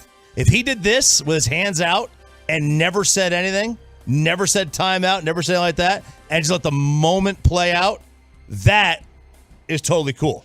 This, hands out and then talking, I'm getting on YouTube. Yeah. Don't step in my moment. And I love Kevin Hart. I was very disappointed. Very disappointed in him. My biggest critique there is the sound mixing. That if you're gonna have the announcer talk there, you need to bring the crowd noise down. Absolutely. So now let's list the announcers that we're never going to get on the show again. I'm responsible for Jim Nantz. Yep. Choppy has insulted Kevin Harlan. I still like him. I just think big mistake. All right. Anyone else? Well, Al Michaels, because he'll be asleep. Well, now Al Michaels, after Choppy said that. Romo probably not. Doesn't. I mean, he's too good for local radio anyway, probably. Absolutely. Man. I think that's it. Yeah, did we Collinsworth, because Bobby hates PFF. Collinsworth is out. Yeah. But me hating somebody has never stopped us from booking them, especially right next to me at Radio Row. So That was a buffer. Bet online with the very latest. Who is the favorite to win the national championship that resumes tomorrow with Michigan State against K-State? That'll be at 5:30. 6:15, Arkansas, UConn. 8 o'clock tomorrow night, FAU against RJ's Vols. Go Vols, baby! And then 8:45, Gonzaga against UCLA. Favorite to win it all. Roll Tide. Roll Tide, yep. It is Roll Tide. 15-4. Then Houston. It is Houston. 4-1. Then Texas. Is it UConn? Bobby is correct. Boom. The Longhorns at 13-2. UConn is not after Texas. UCLA. Oh, yeah, UCLA. Good job, Bobby. Knocking us out. UCLA, then UConn, then Creighton. Really? Creighton is 11-1. Gonzaga is 11-1. Then RJ's Vols at 12-1. Then me and John Smoltz's Michigan State Spartans. Then Arkansas, K-State. I'm going to cut it off right there. Who has the worst chances to win the whole thing? I would say who's left? I would say the two left are Princeton would be the worst. And Princeton. I guess Florida Atlantic. Princeton is dead last, 100-1 to win it all. Miami is 50-1. Wow.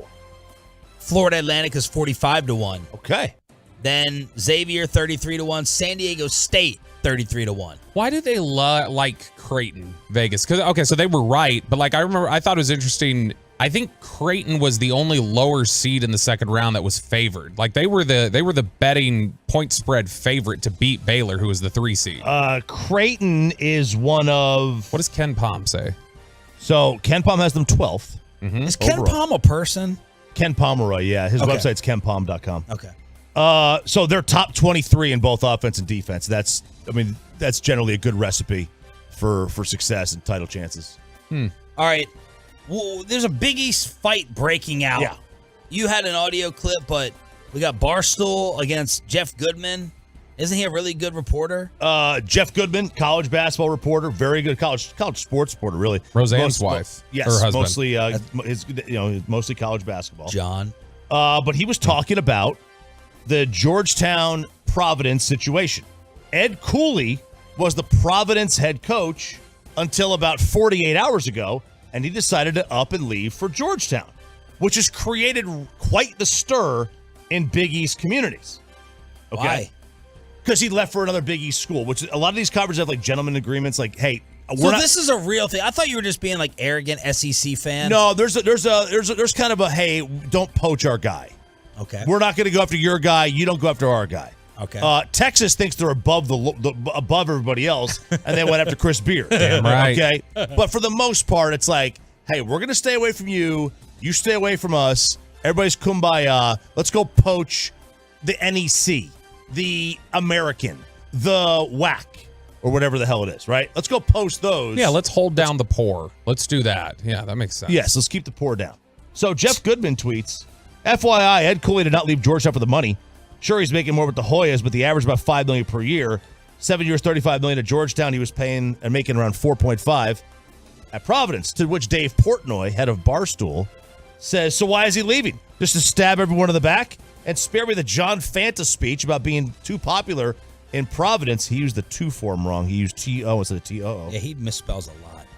Which is arguably the dumbest thing I've ever heard. To which Goodman says, stab everyone in the back? What are you talking about? The guy was there for 12 years, left for a better job. Just because they've been awful lately doesn't mean Georgetown can't go to Final Fours. Again, Ewing was the wrong hire. Portnoy now gets personal. Let me clarify it for you, moron. One, he said PC, Providence College, was his dream job last weekend, signed 2 lifetime contracts for more money. 2, put his house on the market middle of the season, knew he was leaving. Yeah, there's reports he put his house on the market 50 days ago. 3, recruited for Georgetown while being paid by Providence College. And 4, first Big East coach to jump to conference rival ever. So what's like the summary of the fight? The summary is they're just going back and forth. They're making people decide and pick here between one guy standing for Georgetown and then the other guy is Dave Portnoy, which, I mean, he's very polarized anyway.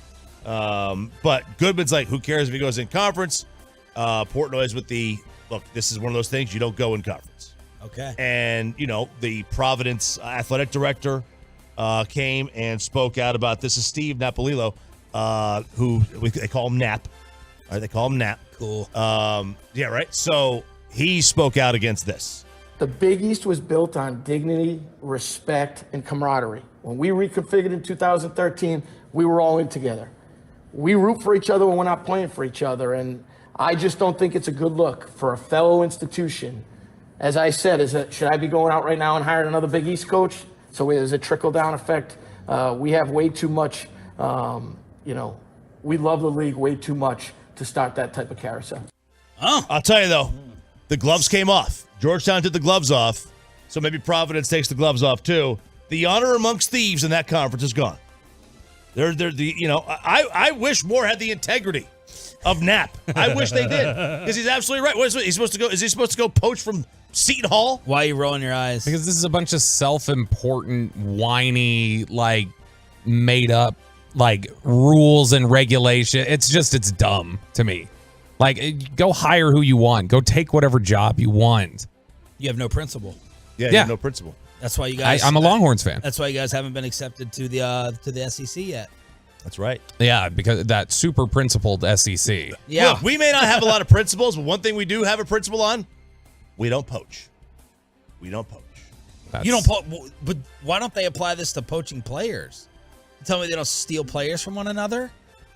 I don't know. What do you mean you don't know? Of course they steal. I'm trying to think of like players Auburn, that have transferred. Bama, I mean, just like recruiting the same. Kamara. Oh, they recruit the same. Someone's made a commitment. I know they recruit the same, but I don't believe. So yeah, once the commit, I don't believe that like if you go in the transfer portal, that like Alabama is taking Auburn players away. You know, Okay. I don't think they're. Maybe they are. I don't know. I don't believe. I don't think they're poaching players in conference. But they definitely recruit against each other. It goes on. There's definitely, hey, why don't you get in the transfer portal? That definitely I would have to go goes on. see which players transferred from one SEC school to another. Alvin Kamara. No, he didn't. He went to junior college in the middle. But he still was at Bama Well, first, then he yeah, ended but up I mean, at Tennessee. I mean, going like the next year. All right. Bobby says it is time for the Ravens to get rid of Lamar Jackson, and wait till you hear why one team in the NFC East is apparently not going after any free agents. The Hump Day edition Hump Day. of Sean, RJ, and Bobby continues right here on The Fan.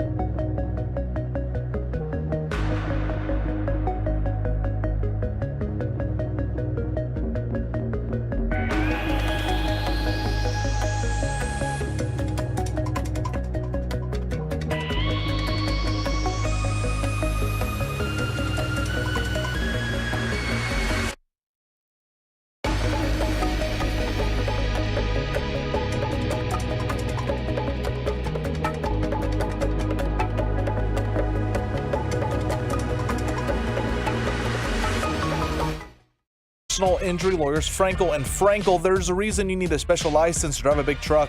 So companies that hire drivers and put them in a big truck should be held accountable for what happens when one hurts you. Frankly, you need Frankel and Frankel. Visit truckwreck.com or call them 214-333-3333. We will crosstalk with Derek Holland and the KMC Masterpiece today. They're going to have on Greg Maddux, Kevin Hagelin's man crush when it comes to the history of pitchers. And we'll talk WBC with all the fellas at 9:40. Tolo Skip sent me something I don't know if I can believe. I don't know. Skip knows that I love ratings here on this show. And I'm going to be interested to see the ratings for the country and DFW when it comes to last night's finale. Barstool Baseball tweeted approximately 97.5% of TVs in Japan were tuned in to watch Ohtani strike out Trout. 97.5% of televisions in Japan? Jeez. How many people is that? Are you kidding me? So, according to That's why I'm happy for them that they won it. Yeah, according to this Thomas Carrieri, who's a Boston media member, sports, he's a verified. You can trust him. Yeah. 93.6% of TVs in Japan were watching the semifinal. Of Japan. It's a lot. A lot. Do they all have TVs? Is Japan a community that has an abnormally lower number of TVs? Like, is it not a population that watches a lot of TV? So 97% isn't right. I don't know. Because there's I just looked it up. The population's like 125 million. It's quite large. It's quite large.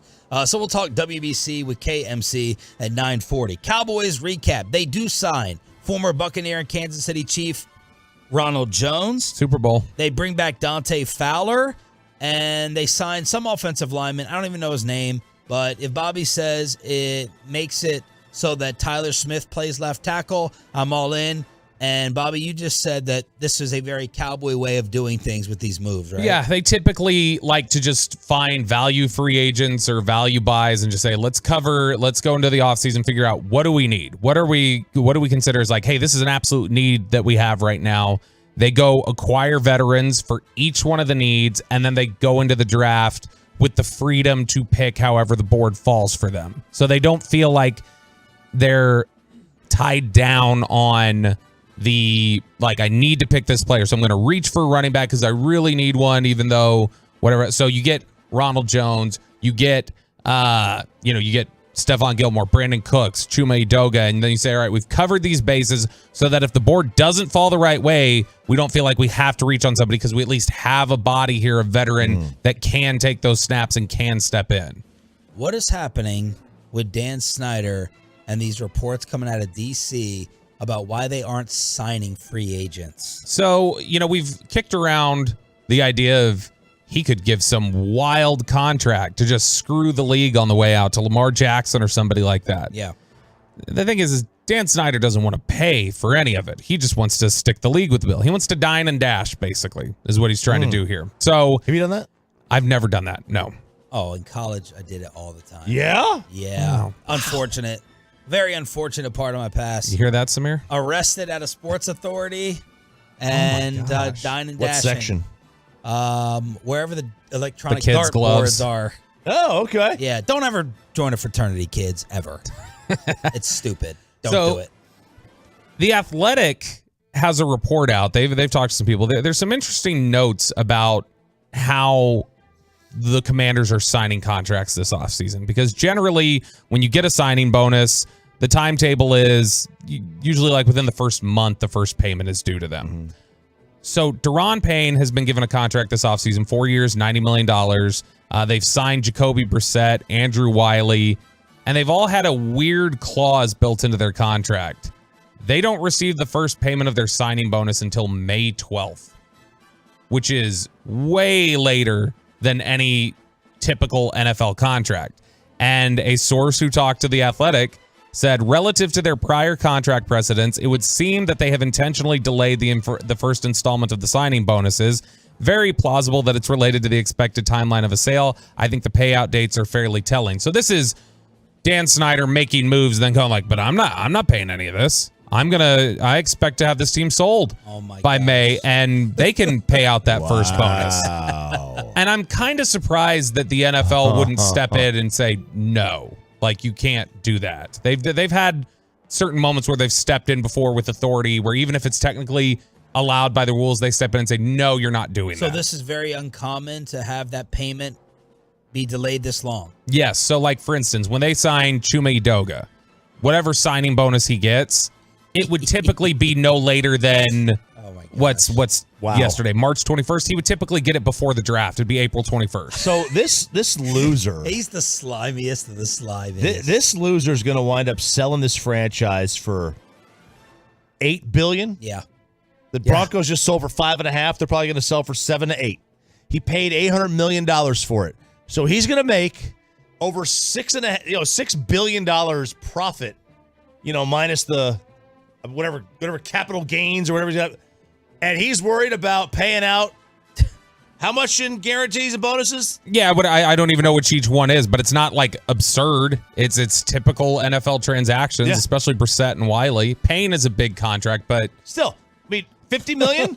You signed, you approved the transaction. You were on the hook for it. But this is right on with the stadium that has the Oshman's display for Sean Taylor, the little mannequin.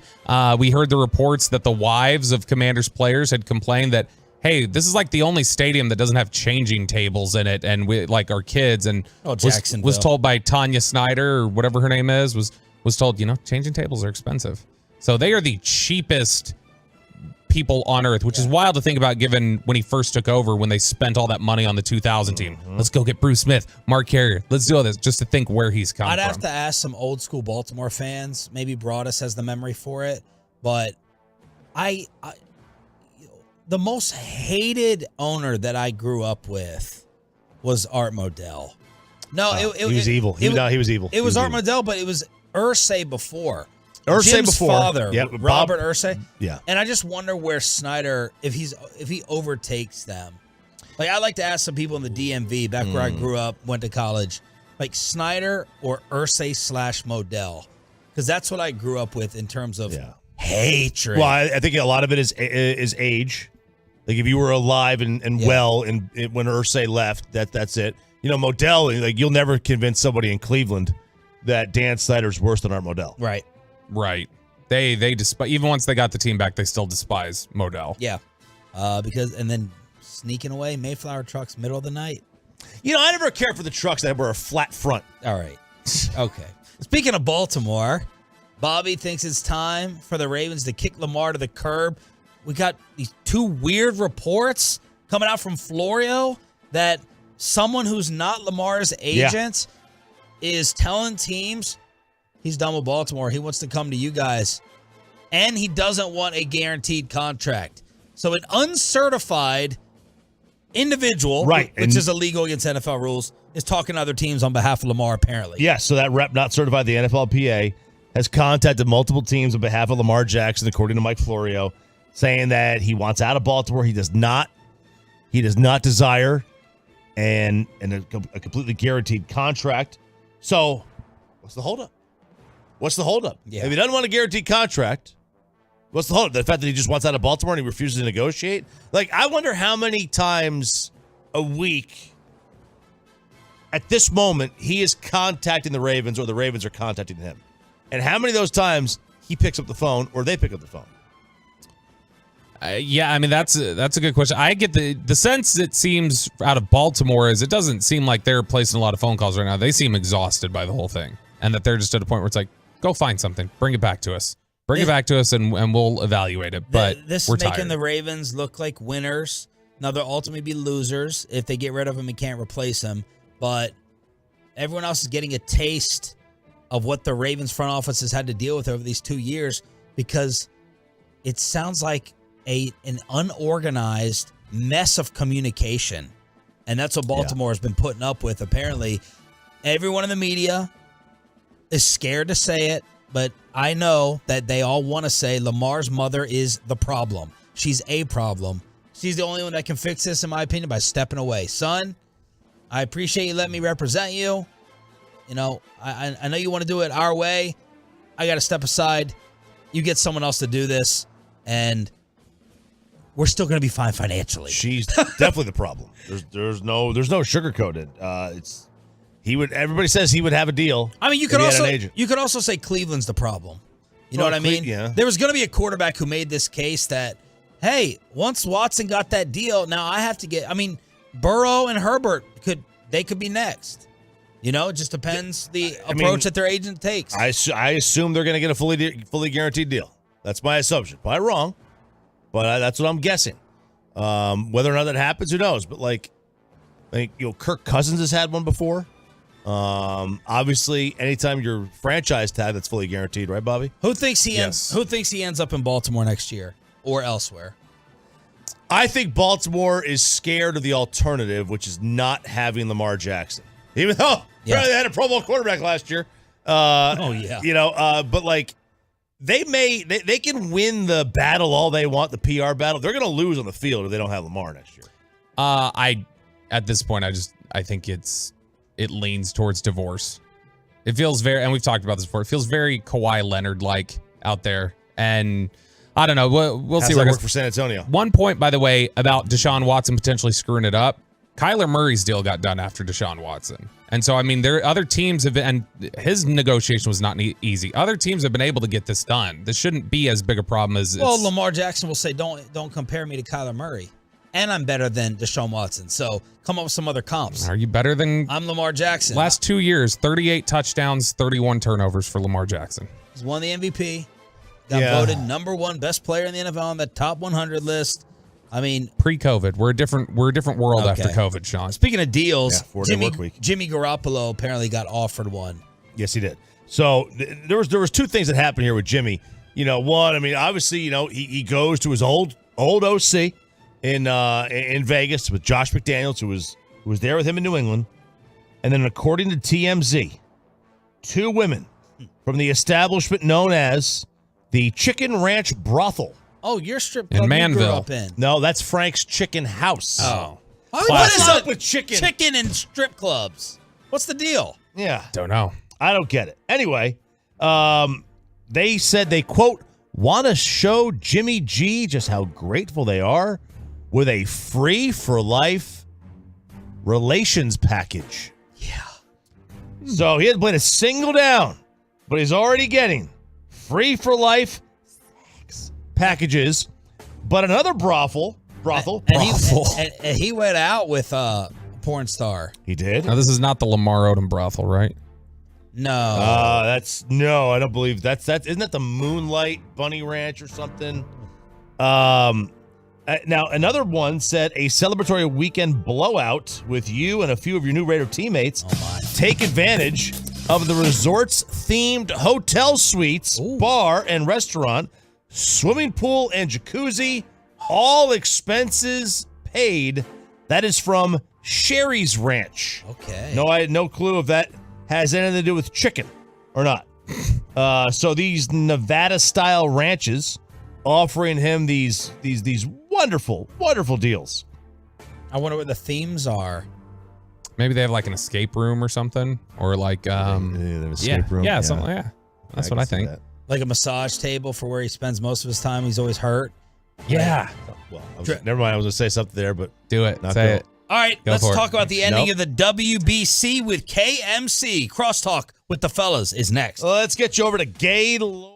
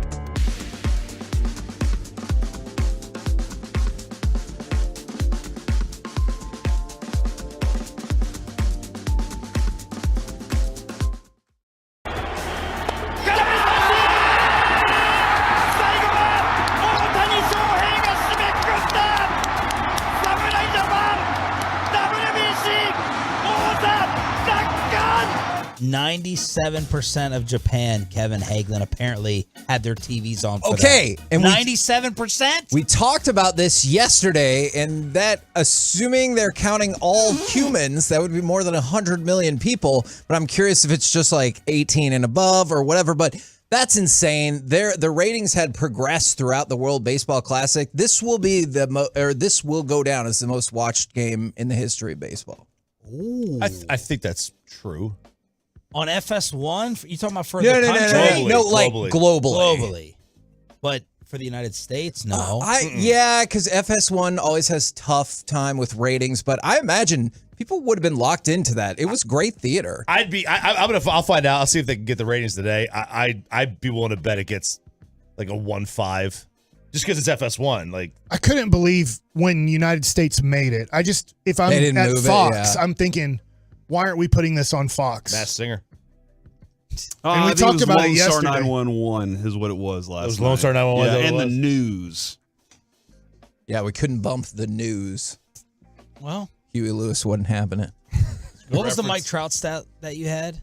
So this was from Codify Baseball. It says Mike Trout had Mike Trout had 3 swinging strikes in only 24 of his 6,174 career MLB plate appearances, and then he had 3 swinging strikes in that at bat last night. Wow, that's crazy. That was awesome theater. The perfect ending. It all lined up. The perfect ending. We lost. Well, the perfect matchup. I don't care that we lost. Good for Japan. 97% of the whole country was watching. Didn't Choppy say we're about to lose to China in different ways anyway? So. What? Oh, my gosh. Literally 2 different places, though. I know. I never said that. I never talked about China. Corey, what's coming up? Today at noon, Greg Maddux joins the show. We finally got Greg Maddux. And, Is that because of Holland? No, he's going to be in town for the golf tournament that you guys, I think y'all talked with Smoltz recently. And so we talked to him a little bit about that. And then there's going to be so much more pitching conversation. He's excited about what the Rangers have.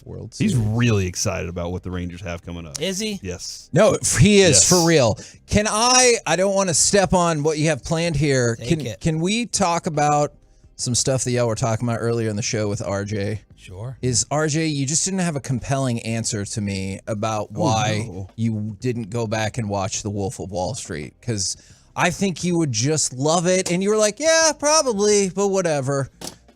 I mean, I don't have a compelling reason as to why I haven't watched it. I'm not against it. Bobby gave it just like a mediocre review. No. It's good. But it's like good. for him, I think he would love it. Oh, yeah. Like if he existed in that, like. Chop's not a raging cokehead. No, but there's there's that I know. As far as you know, He likes butt stuff, and it starts off with butt. Oh my gosh, dude! It just happened. I believe those are called tush toots, Mike. That's what you do. Oh, but there's a lot more to it. It's just the attitude that I think he would love. Not necessarily the drug fueled part of it, but like just the attitude. It's how I think you would like the world to exist on a more consistent basis. When he's Neanderthal. When they're at that diner and Jordan's trying to recruit his little merry band of thieves, and he's trying to, like, I could totally picture Chop being recruited to sit at that table, though. Yes, for sure. And he'd be one of the ones trying to, talk about how to sell the pen. That would be him. I'm not against it. It's not something I've just ever like thought, oh man, I've got to see this. Let me get the initiative to see it. Not against it. No issue with it. And then if it helps you at all, What's a bigger crime, that he hasn't seen that, or Peyton has never seen Catch Me If You Can? He'd never even heard of it, too, right? That's worse. I've heard of it. I just said it's not on the list. I think your idea for the game show about what Peyton knows and doesn't is really spot on. Don't you think? I'm super in on that. Also, if it makes a difference, RJ, they did get closure for Eastbound and Down. Like, they brought it back for another season. So I know you said that was one of the reasons you didn't watch it. That's RJ. Yeah. That's RJ. Absolutely. Yeah. I can knock those out, and they're 30-minute episodes. Exactly. Well, you weren't that hooked. You said you watched the first half of the first season. And that's the thing. If you weren't hooked by that, I don't know if you will love it. You know what happened? I think I got preoccupied with something else, and about a week later, I was like, I forgot about it. Yeah, he was watching Better Call Saul after not watching Breaking Bad. Well, it's a prequel. You got to watch the prequel first. Like, theoretically, you should Fascinating. Was that your thought process the whole time you weren't watching Breaking Bad? I know a prequel's coming, so I can't watch this. No, it was like 6 seasons in, and I never heard of Breaking Bad. And I was like, well, and then everybody starts talking about it. I was like, what is this? That is awesome. That's a great idea. I've never thought about watching the prequel before you watch the tension, the one that caught everybody. The tension on Better Call Saul in numerous moments probably heightens a lot because otherwise you're like, well, I know that person is going to be around, And but now you're like, I don't know. Margot Robbie on your top 3? Yeah. Kate Adams, Yeah. Margot Robbie. Hey. Let me go find the list real quick. Sorry. What about the 5 women that look like Margot Robbie, like Jamie Presley and the girl from Knives Out or whatever that is? Jamie Presley does Knives. Which one? There's Kendall like a Games in meme. Kinston, North Carolina. That's where she's from. There's this Really? meme. Jamie Presley? Yeah. There's like this viral photo of 8 women who all look kind of the same, and they're like, these are 8 different actresses. Sweeney? And it's not her. I'm gonna pull up the picture now. Keep talking. Yeah, no, I know exactly what Bobby's talking about. I've seen that for sure. And Jennifer Aniston's at the top of the list just because she's just an all-timer. And then Lily James, I don't know if y'all know, she's the girl that played From Pam Mamma Anderson. No, she was Pam Anderson in the Tommy Lee. Whatever. Oh. Yeah, but there was a lot of You got a lot of- prosthetics. Well, okay. But she's still. Prosthetics. Is that the right word? Yes, those are think not so. her Yeah, real fake boobs. limbs. Yeah, those are not her real boobs. It wasn't a real chest pieces. Oh. During that, yeah. Okay. So that was the thing. But yeah, no, I was really glad, Sean, to hear that you liked Catch Me If You Can. That was that's one of my favorite movies. Fantastic Great movie. I love the I should have concurred scene. I've always liked that. You But concur? it makes a lot of sense that Peyton hasn't seen it. Yeah. But I guarantee if he watches it, he'll be like, man, that was worth my time. Peyton, what do you think is the biggest movie you've never seen? I mean, I'm guessing this one. You know what? I No, will- there's no it's not a way. big movie, No. yeah. Have you What about Blades of Glory? That's Is that on there? No, I'm that's talking gonna be- like. What about? Have you seen Titanic? Yes. I never watched Game of Thrones. Have you seen Braveheart? No. Okay, you I mean, that's seen bigger than. Forrest Gump. Forrest Gump. Go down, Yes, go down, yeah, go down yeah. the IMDb top 250. And I Shawshank? bet Peyton's seen 10 movies. Have you seen Shawshank? Shawshank. No. Okay. Do you know who's You in just Shawshank? saw Shawshank like a few years That ago. was TNT's fault because they ruined the ending because it shows like nonstop, and I was like, oh, now I know how this ends. This is gonna be a great game. Who? Yeah, I like it. Peyton, do you know who's in Shawshank? Not at all. He didn't know the Bash Brothers. He didn't know the Bash Brothers. That He didn't doesn't know. He surprise didn't know me. who Freddie Mercury was. Tom Glavine and What? Greg Maddux, He the didn't Bash know who Brothers. Kurt Cobain was. Like, Sure, you knew who Kurt Cobain No, was. he I knew did not. Nirvana. I didn't know who the lead singer was. and he couldn't. And then when we played "Smells Like Teen Spirit" for him, he's like, "I've never heard this." That's not true either. But Yes, it is. Well, I'll he's pull the a audio. sports guy. He's not much He's of a a music sports guy. guy. I think Didn't another know segment. who Mark McGuire was. Would another segment be lie detector Crap. test between Bobby and Peyton? Because they just keep you going. think That's Bobby not could be a true. liar? No, but Peyton just keeps going. That's not true, and he's like, yes, it Because is. Yeah, Bobby's he's that being very main media Orlovsky. guy. He Never said changes that. up the headlines so many times. He changes up. We got the a media headlines. watchdog, Bobby. We got to watchdog him. I would love to know why Derek Collins not going to Mavs Warriors this evening. Why are you not doing that? Am I allowed to speak? Yeah. Okay. I just wanted to make sure. He's so tense this morning. I banned Derek from the beginning. Thank you, of benevolent Crosstalk Sharif. After the rubber band exercises, that wasn't. Sorry, good just for- trying to make your guys better. That's all. With what? Their shoulders. Oh, okay. Thought we were doing- But no, I gave my tickets away to my pool guy. He's taking his son. So sorry. Trying to Mavs be- Warriors? Yeah, I don't The care. pool guy It's on okay. his grounds. You don't care? Is it above ground? Well, I already pool? know if I say anything, Mike's gonna be like, "You want to go watch that crap?" So I'm gonna hold off on it. You want to go watch Jaden Hardy get taken out of the game? They're gonna try tonight, I think. I think so. You think who's Will gonna it make play? a difference? It sounds like Luka's gonna play. I don't think Kyrie's playing. So He'll never play again in a Mavs uniform, right? I think it's, I You do, thought that yesterday. I do think it's 50. I do think he'll play again this year. I think it's 50-50. He's a Maverick next year. Ooh, I like that. Oh wait, I no, heard can't you. talk. I heard you tell the guys you would prefer them to miss the play-in for the Yeah. message to be sent that we need help. Do you want them to re-sign Kyrie? I'm 50-50 on that. He's being the perfect person right now. Yeah. But from age 19 to 30, he's had so many issues with 3 different teams. And so if you go ask like Landon Thomas, who I follow on Twitter, I think he's a great follow if you're following the Mavs. Yeah. He's like, dude, this guy's just misunderstood. I'm like, go interview Jason Tatum and Jaylen Brown and put them under a lie detector test and the whole Boston Celtics and see if they enjoyed the Kyrie Irving that they got to experience. Yeah. Like, I mean, I get there are things that are misunderstood about Kyrie. Totally understand that. But to dismiss his 11-year career and what he's done to self-destruct teams, to self-destruct his situation, I think you're doing a disservice to what he is. But if you let him go for nothing, you might as well trade Luka. If the Mavs, if he goes and signs with another team, cap space. You won't have a lot of cap space. You'll only have $20 million. Yeah. And then you can't spend any more money after that, pretty much. So if you would like to let him go and Dwight Powell go and those guys, then you'll have $20 million to spend on this team. What just happened over there? Pretty sure he just turned that volume knob all the way up. Yeah. They think that I have abnormally.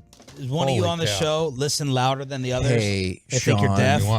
Look, I think I've been meaning to talk Oh. to you about this for a while. Come here, Derek. I think You Choppy turns the have- volume yeah. down for me before he leaves, and that's how I leave it. See how Your volume is so loud, Sean. Hello, Derek Holland. Does it sound? Look at that look at his face.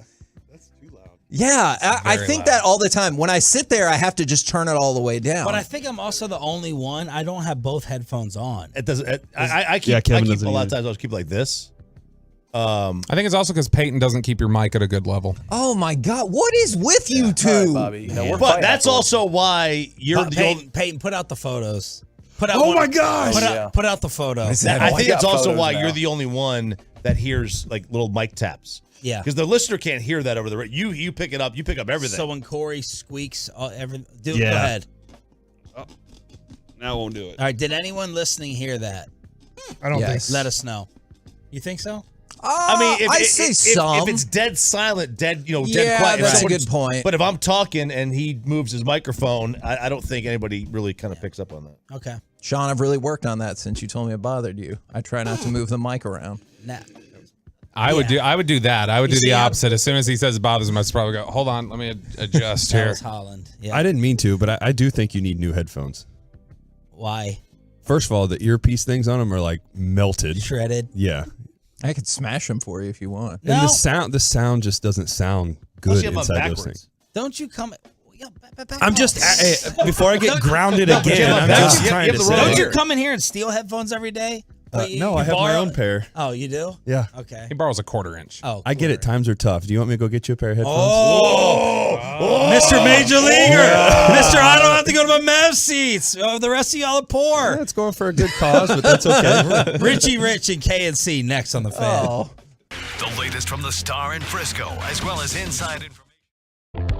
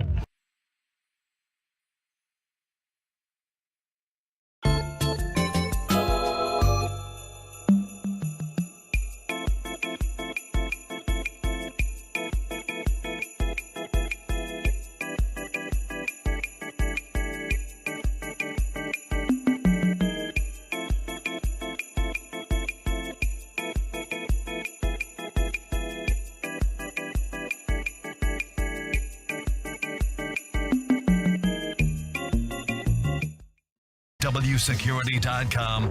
It's the KNC Masterpiece on 105.3 The Fan. KNC Masterpiece back here on 105.3 The Fan. You got me, Kevin Hagelin, Corey Majors, Mike Bassick is here. Go Mean Green.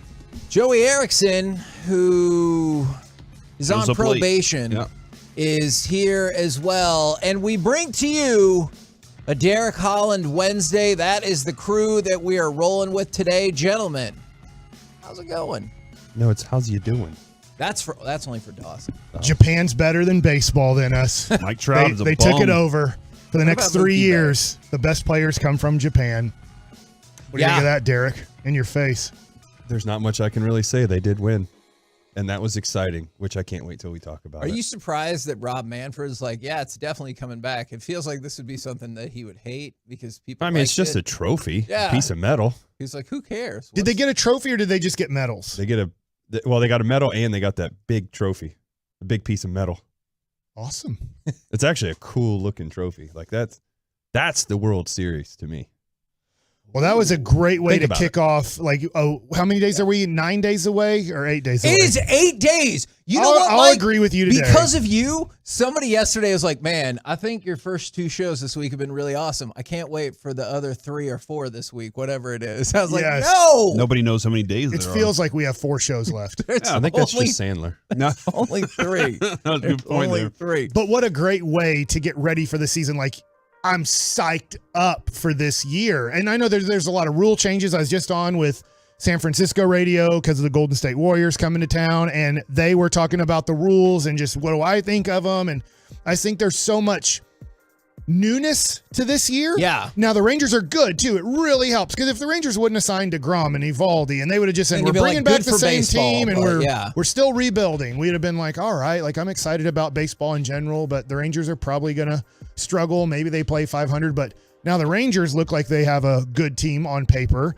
And then you have all these new rules coming in, and then you get World Baseball Classic, great game after great game. Obviously, the one Cuba-United States game was the one game where it was kind of a throwaway blowout. Did you feel like, I guess especially like maybe Mexico and Japan and then Japan and the United States, did those feel World Series-esque to you? I felt like, Derek, you played in 2 World Series. I felt like watching on television, there was a better environment for those games than World Series games. Yeah, it was very passionate. Both, I mean, not just to stick to the Japan and USA game. Like every game had extreme playoff atmosphere that was unreal. Like it was unmatched. Like the raw emotions, everything. There was nothing like it. It was definitely, to me, that's why I say that was the World Series right there. It's like we're gonna get 2 World Series this year. We got this one, and then now we got the regular one. Even for that, Mike, that's 2 all-star teams playing and really caring, like really wanting to win. Like you had legitimate talent across the board. Mike Trout looked devastated after he Trout and Ohtani won't play in a game that meaningful the rest of their careers, but not this year. And that's Trout where probably won't. I'm very interested. Yeah, maybe Ohtani will. I'm very interested in Is that a letdown going into the season now? Or do they hit it think in about it mid-season stride? Today, Ohtani and Trout are flying back together to spring training. So talking crap to each other. Yeah, and it's fun. Ohtani's got the upper hand. For sure. I remember Al Leiter talking crap to like Oral Hershiser at one point because Florida versus Cleveland in '97 because. So it's just something you hold over, and yeah, it kind of hurts. I'm sure your buddies that played for St. Louis or San Francisco will tease you about those moments. They show me their rings, yeah. But it is a very subtle example, very small. But when Kevin and I would fill in for other shows when we were a weekend show, we'd work for like 2 weeks, all right? And we'd be an afternoon drive. And it's like the adrenaline's pumping and everything. And then whenever we'd go back to the weekend, it was like, oh man, this is kind of a letdown. And I wonder for some of these guys, they just played in really high-level games. Opening day is going to be great. I do wonder if like kind of refining that or being able to get to that point again in the season. Because Derek, you told us whenever we were at a spring training, you were like, the adrenaline of the playoffs, there's nothing like it. And so trying to relive that, you're always chasing it, but you can't really quite get that mid-season, I guess. Well, that's the only thing it's going to stink for these guys too, is you did just go from this unreal playoff atmosphere to spring training games. They're still they're gonna get a few more at bats, and it's like you just went from loud to like you're really gonna hear the birds chirping and stuff. Like it's still gonna be loud somewhat because it's spring training, and then you go into the regular season, you got to get amped back up for that because now you're representing your team rather than the country. But I think too, looking at this was great for baseball. It opened a lot of eyes, got more people involved into the game, seeing how the game's played.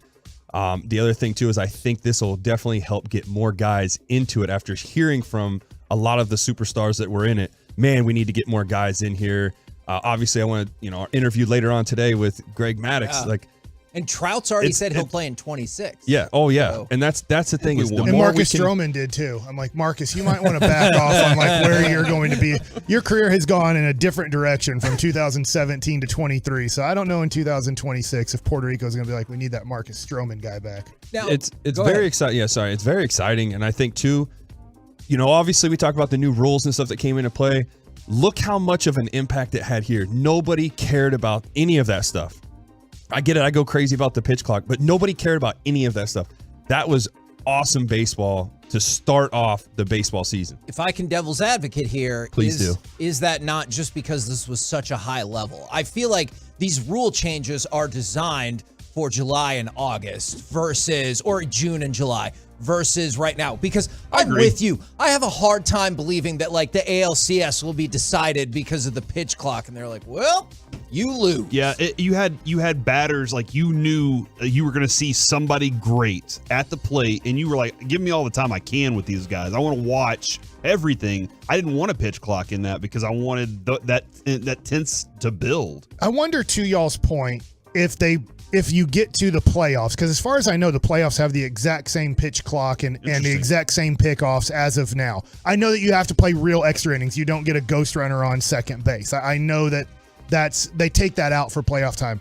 I wonder, to your point, Derek, if they go, hey, you know what? This is great for regular season baseball. The pace of play is great and all of these new rules. But when we get to the playoffs, you can pick freely. Maybe you add 5 seconds to each pitch type of deal. So they're actually working on that right now, like in this moment. So, Derek, I know some of the rules you do not care for. There are 4 rules in particular that I've heard that they're zeroing in on, maybe tweaking before even opening day. Because spring training to spring training, the big thing is pace of play. Average spring training game last year, 3 hours and 1 minute. Current average for spring training game, 2 hours and 36 minutes. So, like, that is a shocking amount of time to take off the baseball game. Yeah. So here are the 4 that they're taking a look at if they want to change or tweak. I would love y'all's thoughts. The 15-second pitch timer is too constricting with no one on base. Derek? I just don't. I don't like it. I get the whole pitch clock. It's more for the guys that go super slow that do so many different things. Back in the day. Guys that are doing, that's what it's really directed to, because everybody else I feel like has good pace when it comes to that. And I'm okay with, obviously you're going to be quick, but at the same time, sometimes if you're throwing too many balls, we've talked about this before, you throw back to back, or a walk or whatever, 4 straight pitches, you need a second to gather your thoughts. So you want to step off. Well, you might as well just go, all right, just go ahead and charge me ball 1. I want to clear my head and then get going for the next guy. Remember when Banny had the deal? Was it in the commercial? Maybe it was during an interview we had with him. Nobody's going to call a 20-second timeout. Oh yeah. What if they give the pitcher, Derek? I'm just throwing this out. This will be tweaks throughout the years. I don't think the pitch clock is going to go away. Like, I do think this is in the game for a long time. I hate that. I'm wondering if they will give a pitcher 1 per inning, 1 20-second timeout per inning, where they add 20 seconds. Like if you get 3-0, or if you walk a guy on 4 straight pitches, like you're like, hey, I want extra 20 seconds on the clock here. No, because they'll find, the thing is, it's just like now with the shift, they're going to find a loophole. Somebody's going to try to use it and really cause more of a problem than really using it the right way. So the thing I'm intrigued about what you just said and what Mike said to go along with it, that's one of the other things they're looking at is hitters should be allowed more than 1 timeout per plate appearance. And we saw it happen in that Dodgers game where the pitcher's like, oh, great, I'm going to come set with 10 seconds, and you can't step out of the box. Max Scherzer did that too, by the way. Yeah. Specifically. It seems a bit illogical if you're going to change that for the hitters, but not give any sort of leeway for the pitchers from that front. So those are 2 of the things they're looking at. The 2 others, The player who is involved, the players who are involved in a defensive play to end one half inning should get extra time if they lead off the next half inning. I've always thought that's going to be really tough for a catcher. Yes. Oh my god. That's the one person where, let's just say, and I get you warm up with your backup catcher, bullpen catcher, and then they just take the ball and say coming down, and that's it. But I always wonder with the catcher, how quickly can he get into the dugout? Now, I know that we don't have outdoor anymore, but can you imagine if you're like having to sprint in late July, early August to hurry up and get behind the plate because the pitch clock is running out and it's 105 degrees and it feels like 140 degrees on the field? Yeah. No, it's a good thing we got a roof, so we're okay. Thank goodness for that. But I get it. And then the last one they're talking about is the hitters should get more time and shouldn't need to be in the box alert to the pitcher with 8 seconds left on the timer. And this is another thing where, like, I wonder what's going to give, because they're arguing, hey, maybe we need more than 15 seconds with no one on base. And the offensive side is arguing, hey, I don't want to have to be in the box and be set with 8 seconds. Kind of because of what you alluded to with the timeout and with the Scherzer thing. Yeah, and it gets way too confusing for an umpire. They have a tough enough job calling balls and strikes, making sure all the other rules, nobody's balking, there's all these different things going. But I don't think it's fair to the hitter that a hitter has to get into the box and the pitcher's not even on the rubber yet. And we've seen that where the pitcher's like, well, the catcher's not ready, so I don't really have to be ready yet. And then I'm going to step on the rubber. And the hitter's like, well, I'm not getting in the box until it looks like he's going to then get ready to pitch. And it's a penalty on the hitter for not being ready when the pitcher literally can't make a pitch till he gets on the rubber, comes set with his hands, and then makes a pitch. Yeah, but to that, though, think about how many times the hitters are pacing around, walking around, taking forever, messing with their batting gloves. So there's got to be some kind of thing. I get it. It never bothered me to begin with. I don't care. You want to take your time, that's fine, because I'm going to do the same thing when it's my turn. The only thing it's going to come down to is the pitcher's going to be like, come set right away, because they could already have their call, whatever they want. Just wait 10 seconds. And then wait for them to either get into the box or whatever the case may be. And as soon as they get in, go. My best guess would be they might tweak it by like 2 seconds. So, like, let's say no one on base, maybe you up it to 17 seconds. And for the hitter, maybe they drop it down to, you don't have to be ready and set until 6 seconds. I totally get, Derek, where you're coming from, because you're still playing. You played last year. But I'm not saying right or wrong. I'm just saying, as a guy doing pre and post game, and you're sitting there and you're losing 7-0 after 4 innings, and you're like, guess what? We're going to lose. Get in the batter's box, get your strikeouts or ground outs, and let's get this game over with. So because if I was still playing or just came out of playing, I'd be like, hey, it's baseball, deal with it. But when you're sitting there and you're like, my God, am I going to be here till 1:30 a.m. because of this West Coast game until we actually get to a post-game show? So that's the one thing, like, for me, I guess, being selfish, that I'm like, thank God on these West Coast games that I should get home by 1 a.m. Yeah, but that's the same. You're going to have that same argument, though, as a pitcher or a hitter comes up to the plate and they're down 10-0 and they're upset because the guy's throwing them curveballs and stuff. That's the same. To me, that's the same comparison. It's like, oh, well, we're already losing. Let's just get in the box. Or you're losing, get in the box. To me, that's the same thing as pitching. They're going to complain about them. Oh, well, they're not challenging me. They're not throwing fastballs.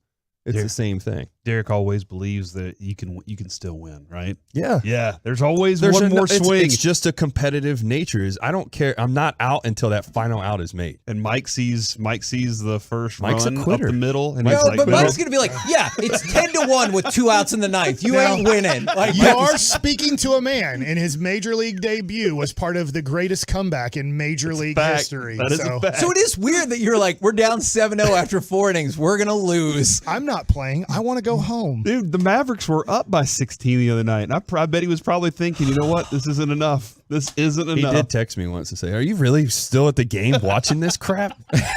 I don't know why you were either. Guess what? The Mavs didn't come back. No, it was my buddy's first time going to a game. So we're the Kansas City Masterpiece right here on 105.3 The Fan. Coming up next, it's ridiculously early, but the betting odds are out. So give us your NFL division winners for 2023. All of them. Who are in those divisions? Or none of them. Who are the teams? 877-881-1053. We'll do it next right here on The Fan.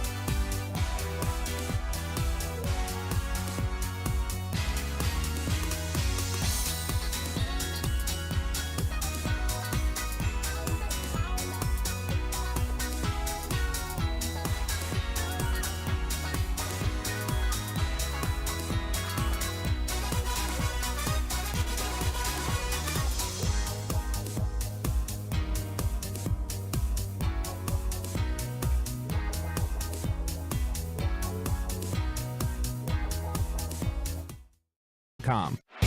This segment on the KNC Masterpiece is brought to you by State of the Art Weight Loss and Frankel & Frankel. There's a reason you need a special license to drive a big truck. So companies that hire drivers and put them in a big truck should be held accountable for what happens when one hurts you. Frankly, you need Frankel & Frankel. The consultation is always free. Visit truckwreck.com. Well, thank you for having me. And Corey, I know you got a big game tonight with North Texas, Oklahoma State, don't we? That's right. That is right. We got to Man, travel you're up to fired Oklahoma. up for that, huh? Yeah, man. So I think go Mean Green. Thank you, sir. There you go. Caslin in the house. And Scott Drew was right. The Mean Green victorious 65-59 in the quarterfinals of the NIT over Oklahoma State. They, along with Wisconsin, move on to the semifinals, which start Tuesday in Vegas. Yeah, Next Tuesday. He called out McCaslin there prior to McCaslin arriving in Leslie, who does the Grant McCaslin, the coach at UNT. Now Leslie McCaskill. UNT had never won an NCAA postseason tournament game. Prior to when McCaslin got there, they got their 10th. So that's nice. Wow. That's nice that they did that. And Tyler Perry was fantastic last night. Yeah. And dude, so many different roles. No. Well, yeah, actually. Tyler Perry, the basketball player, can play a lot of different roles too. Here's the difference, Mike. UNT 30% from 3. OSU 18% from 3. So that's it right there. That's why Oklahoma State's terrible. Make your free throws too.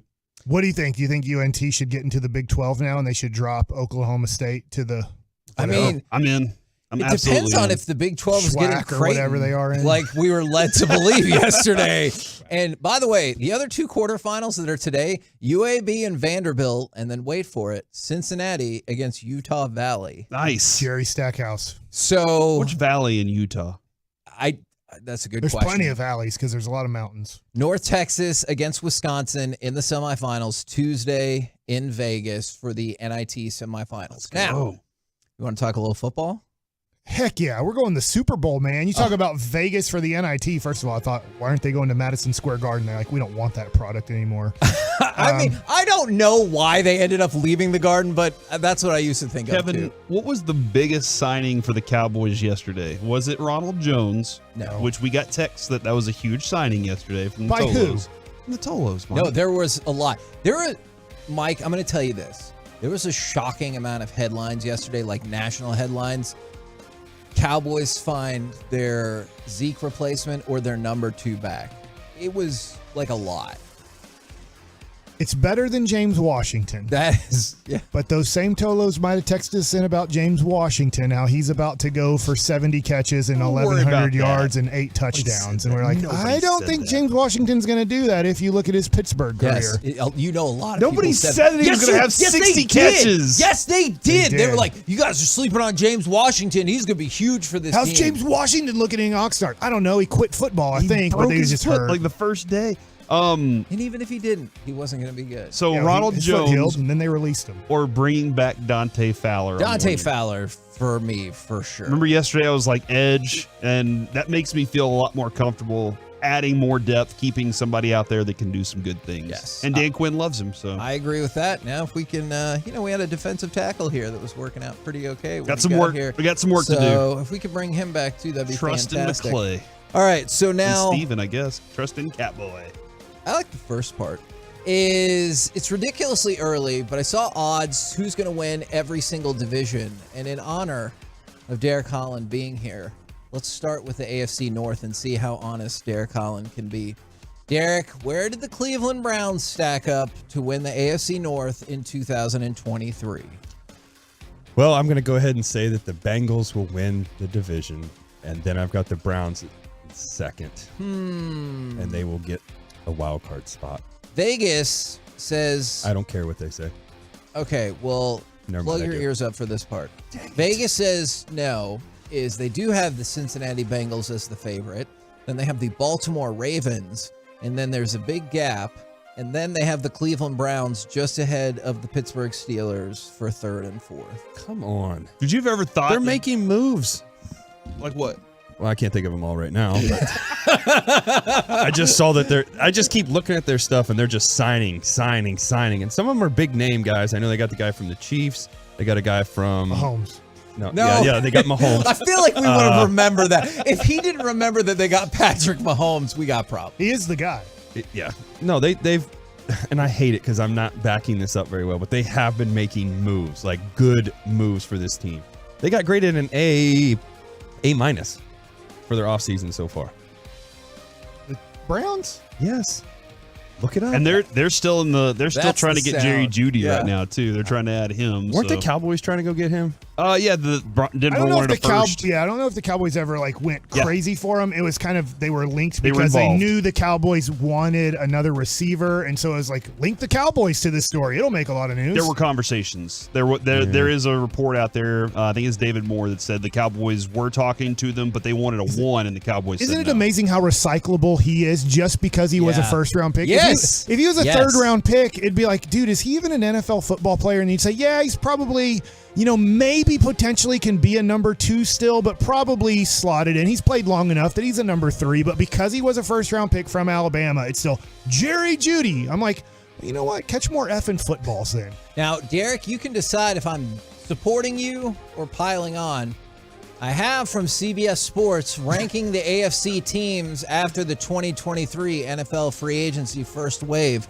Chiefs, Bengals, Jets, Bills, Dolphins, Jags, Chargers, Ravens, Broncos, and then at number 10, it is the Cleveland Yes! Browns. Better than 6 teams. In your face, 6 teams. They're just ahead of the Pittsburgh Steelers at 11. I feel like they should be higher. Cowboys. I think they should be higher, but yeah. I don't think you're real. I'm okay with it. You like We're going being to the Super Bowl. underdog. That is the resignation of a Browns fan. Did you say you're going to the Super Bowl? Yeah. I accept that the wager. Keebler I don't elf. know what the wager is, but I will accept. I think they'll have. I'm gonna go out here on a limb, and this is just like every year. I'm gonna do this. They're gonna have more wins than the Cowboys next year. Well, this year, however you want to put it. I accept. Yeah, I accept. Let's go. All right, great. Have you not seen the Cowboys offseason? Who cares? Corey just told you about They continue to fumble the bag. Let's go. They win 12 games every year now. It's automatic. And then what? And then what? Loser of the bet has to run a 5K dressed as a hot dog. You ever heard the saying, Derek, No, third I'm not time's running. the charm? I did enough of that. What? You ever heard the saying, third time's the charm? Never. Well, you should, because you got like a Lucky Charm guy as your mascot. Well, what now. about you guys? We have a star. Every year's your It's a year. star. I'm not It's a talking about star. the mascot. I'm The talking about greatest shape in the world. I didn't say this was our year. I said we'd win more games than the Browns. Like, that's All not right, a high let's bar go. to set. This is our year, and I'm going to motivate It's every year. all those Dallas Cowboys by wearing all my Kansas City Chiefs gear to training camp this year and showing them what a champ looks like to motivate them more. I can't wait to go with you guys to that. All right, so the rest of the AFC, like it. before we get to the Cowboys, not surprising, the Bills are favored. The Chiefs are Again, favored. They shouldn't favor on them the as internet. much anymore. It's pretty close in the AFC East. Okay. But in the AFC South, your Jacksonville Jaguars are Now that favored. to is win the division. bandwagon. Jump on a Jag. In the NFC, Isn't it a cougar? Never mind. the 49ers are favored. In the division that somebody has to win, the New Orleans Saints are favored. The NFC North, last place, the Packers. Third, the Bears. Second place, the Vikings. Oh! And coming in at first place, Corey Majors, it is your Detroit Lions. They are not my Lions, but I am very excited Dude. about this team. This is the year of the cats. Is it really? Bengals, Jaguars, Lions, You're on to something. and there are no cats in our division. I heard there were no cats in America. What? You guys don't know that song? Nobody knows that song? Is that like your Barbie song you like so No, much? that is a very popular Actually, song. Mike, it's the year of the rabbit. It's from An American Tale. Nobody? 8-7 it with is. Fievel? Fievel Goes Five West. goes west. That was the second one. The first one is just called An American Tale. 877-881-1053. Please tell me that you've heard of this There's song. a girl named Fievel in a show that I've been watching. Okay, fantastic. She Let's hot. go to the NFC East. Cowboys! Woohoo! Last place at 9-1, the Washington Commanders. Second place, Giants. Hold on. You said 9-1, 9 right? to 1. I thought you were like they're going 9-1. I was like, how is this happening this year? Okay, gotcha. Giants. Third place, the Giants at 5-1. So it comes down to this. Are you Second picking place, Eagles. The Eagles or the all right? You pick the Cowboys to win the division. You know why? The Eagles. Okay. Because in our whole lifetime, nobody's won the division It's like back-to-back 17 years. or 18 years now. I think the Eagles, I don't think they're going to be the same team they were this year. And I don't think their road is going to be as easy early in the season either. So I got the Cowboys winning this one for sure. And I got the Giants coming Cowboys in are second because those guys went to the Super Bowl, but they're wrong. Yeah. It is really close. They're a plus 175, and the Eagles are a plus 110. There is no division in these betting odds that is closer than the NFC. That team just lost a bunch of players. And seeing what they try to do to replace it all, if it's not via draft, is going to be very interesting to me. I don't think their defense is going to be as great. They lost their coordinators, both of them. Yeah. And I don't think their defense is going to be as close to as good. I think the Cowboys trying to stay with their continuity, very smart. I think the Giants are going to finish higher than the Eagles in the division this year. Oh, you look so excited, Mike. I'm telling you. I haven't predicted the Cowboys make a Super Bowl since 2017. And was I right about that? No. Absolutely no. Didn't even make the playoffs. But this is the time. Third time's a charm. Mike, that's not as far back as I wish. I wish you would have been like since 1995. And guess what happened that year? 2017 is not that long ago, right? Halfway through the season, I picked the Cowboys to go to the Super Bowl in 2007, and Brandon Webb gave me Super Bowl tickets. And did they go to the Super Bowl in 2007 after going 13-3? No, they lost to... They didn't even win a playoff game, unless you ask Wade Phillips. Then they won a fake playoff game that they never had to play in. Yes, they did. Now, see, I've been third time's a charm. Okay, and I am justified from the fan text. They know not only the character and their full name from the 214, it's Fievel Mauskowitz, and from the 903, and the streets are paved with cheese, from the 917, and the streets are paved with cheese, and from the 214, and the streets are made of cheese. So a little discrepancy about what specifically the next lyric is. But yes, from the 817, they got it too. From the 469, I remember the movie, but not the song. From another 469, who doesn't know An American Tale? I remember watching that as a kid. Educate yourself. It bored me. I went to the movie near the Redbird Mall. Uh-huh. I remember watching that with my grandma. I remember watching Oliver and Cats. Isn't it Oliver and Company? Yeah. Wasn't that connected in some way? Wasn't Fievel in that movie too? Was he? I don't know. I don't remember that. I'll look it up. Natty Daddy 972. I'm with Mike. This is our year. And Derek, I see you rolling your eyes. I know that's why people get mad at Cowboys fans, because every year Derek, we think it's our year. You can't just run out there and be like, "This is our year." Come on, man. You say it all the time. You can't do that. The What do you Browns mean? can't do that. The Cowboys, they can. Definitely. Cowboys fans for sure. Browns fans, come on. What are we doing here? We're just happy to be here. Yeah, what? All right. What We're happy to national be here. televised game are you guys going to be on Thursday night football in week 3? Yeah, come watch. Hey, it's the Steelers versus the Browns, week 3. Hey, what happened last time Cowboys played the Browns? Nobody remembers. I honestly don't. I really wanted to have that answer. I honestly don't. I do remember. It was when Dak Prescott was going to throw for 10,000 yards in the season, and we were going to go 3-13, and then he had an ankle sprain. Oh, yeah. It was a cramp. It's just a cramp. Cramp. Never forget that when Dak got hurt and was out for the rest of the season, Tony Romo, while you could see his leg is backwards, he goes, or his ankle's backwards, he goes, let's just hope it's just a cramp.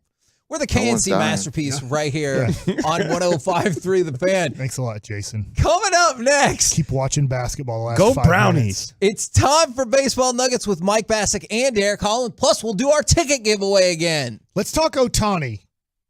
Next. Okay. Coming up in the next G-Bag.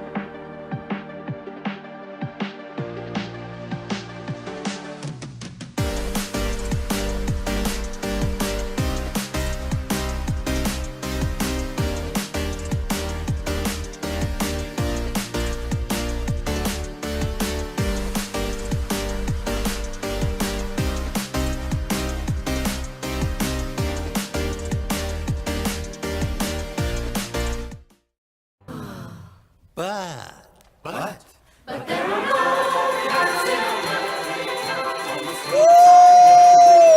American Tail. Should have killed those rats. There, oh my gosh. Very small. Brought like the group of Black people you're Plague appealing or to something right now. or something Man. like that. Exterminated. How many people are stoked that we just played from American Tail? Maybe we'll play somewhere out there later in the show. But right now, it's time for Baseball Nuggets with Mike Bassick and Derek Holland. And remember, at some point in this segment, we will give tickets away for opening weekend. Well, this is what it sounded like last night. You want to go with cut one right here? In the dream matchup of who would have ever guessed Ohtani versus Trout to end the World Baseball Classic. 3-2. He struck him out. Ohtani strikes out Trout, and Japan's back on top of the baseball world. So, Mike, that is definitely an appropriate level of enthusiasm, and you can hear the fans and everything, but would you like to hear one more version of that call? Yes. This is the Japanese version of that call. So awesome. フルカウント、大谷か、トラウトか。最後は大谷翔平が締めくくった。侍ジャパン、WBC 王座奪還。Okay, so what a great night for baseball. And for sure. It was a great game because it was competitive the whole way. Yes, it was 3-1. Schwarber hit the home run off of that was a monster Darvish. shot, too. It was, and then it got it to 1, and then I can't remember, I'm sorry, the reliever, I think it was Adam or Adams, who walked 3 guys. I'm like, oh, crap, is he going to ruin this one-run game by walking everybody? And you do have to remember still it is spring training. The guys are not in the, like, hey, we see it in the playoffs too, but sometimes you got to go and you got to say, well, I get it, right? And what I mean by I get it is March 21st, right. And sometimes you can end up, not throwing the best pitches. The only thing, I don't know if this crossed your mind at all, the only thing I would have liked more is if somehow there were still 2 outs, but there was a runner on, because obviously Mookie Betts hit into the double play. Yeah. Where and Mookie had a good game. He did. But if you would have gotten a home run, that would have won the game, not just tied the game. But that ending was incredible. Mookie kept getting on base for Mike Trout, and Mike Trout just couldn't really come through. And I think that's why Mike Trout at the end was just disappointed, because he had, yes, the last at-bat's a tough one. Yeah. You're probably not going to hit a home run off Ohtani there. You're trying to get on base to extend the game and see if somehow you can get on base and then somebody can knock you in. But he had multiple chances where he I can't remember what inning it was, but McNeil walked. Mookie Betts got a hit with 2 strikes, and Mike Trout's coming up first and second, nobody out, and he strikes out. Yeah. Or he popped up to right field that inning. Yeah. But it's just like, dang it, like you kept getting Mike Trout up because guys were on base, and he just never came through. Now, obviously, I don't have the audio for this. It doesn't matter because it's Shohei Ohtani speaking in Japanese. It's not like we can understand. I mean, I guess there's a few people who could, but I don't think anybody here can understand what he's saying. But I thought this was really interesting before the game. This is what he said, obviously in English, before the game. He said, let's stop admiring them. If you admire them, you can't surpass them. We came here to surpass them, to reach the top. For one day, let's throw away our admiration for them and just think about winning. Now, there was a little bit more into that, but what a great speech from right now the best player in the world is that he knows, all these guys know that the best players are in the United States, but they're Major League Baseball players. And they're like, man, we are playing in the lineup-wise, you're playing a Major League All-Star lineup. And I just thought that was a great speech to give his guys that aren't major leaguers who have come over and played in the major leagues. Obviously, Darvish, has faced all these guys. But, Derek, I just thought that was an unbelievable speech. I wish we do have audio of it, but it doesn't matter, right? He's just speaking normally. He's not screaming and yelling. But what a great speech to give your guys that aren't really Major League Baseball players. Yeah, it's also, I mean, these are guys that look up to these guys. You watch after a lot of the games have played in the WBC, they go up and say hi to Trout and Mookie and all those guys and get pictures and autographs.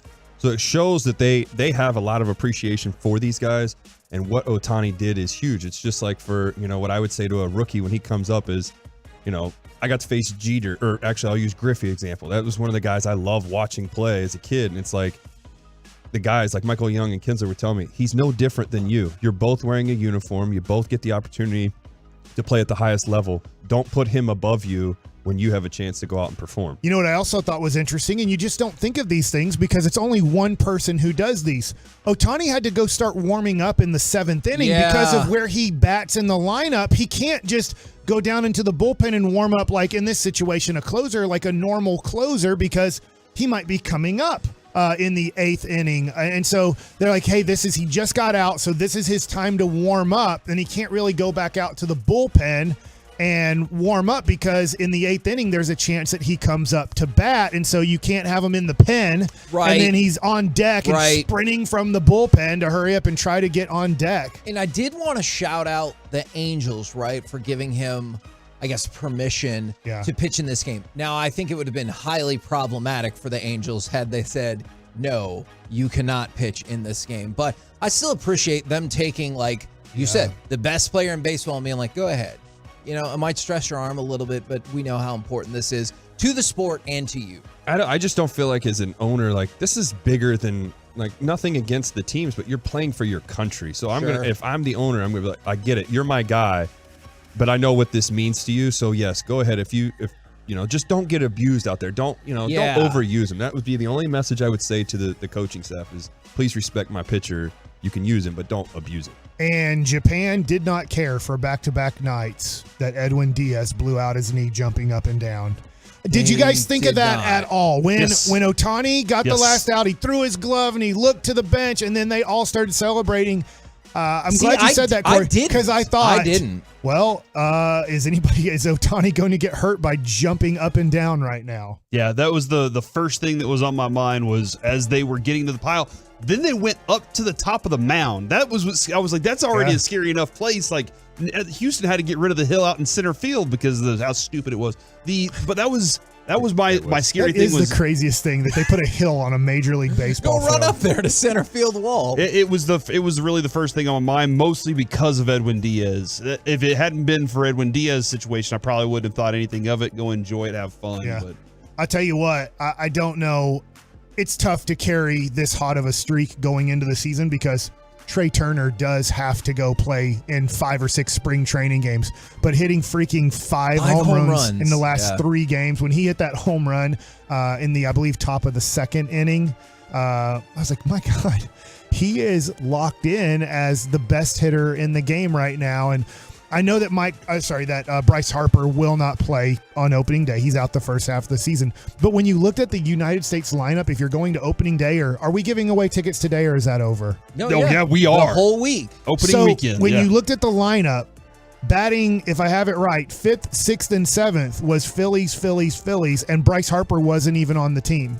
Golly. Because you had, 4, 5, and 6, because you had Schwarber batting 4th, and then you had Trey Turner batting 5th, and then you had JT Realmuto batting 6th. So you literally had in the heart of that lineup there 3 Phillies, and that's without Bryce Harper. So if Bryce Harper comes back this year and can quickly get into a rhythm, that is a devastating lineup. It really is. And did you see Manfred? Like, I know we were clowning on him earlier, but I thought this was fair, and I know it's tough to convince people sometime, but he said the only thing is he would love to have pitching staffs that are of the same quality as the position players, at least for the United States, because clearly the lineup of death was amazing. The pitchers left something to be desired in terms of name value. See, I wish more guys would join it because think about it. This is spring training, right? It's just like preparing for spring training. Anyway, they're going to have your innings and your pitch count just like normal. Yes, it's a little more intense, but like you should be out there. You should be able to do this. You should be able to compete with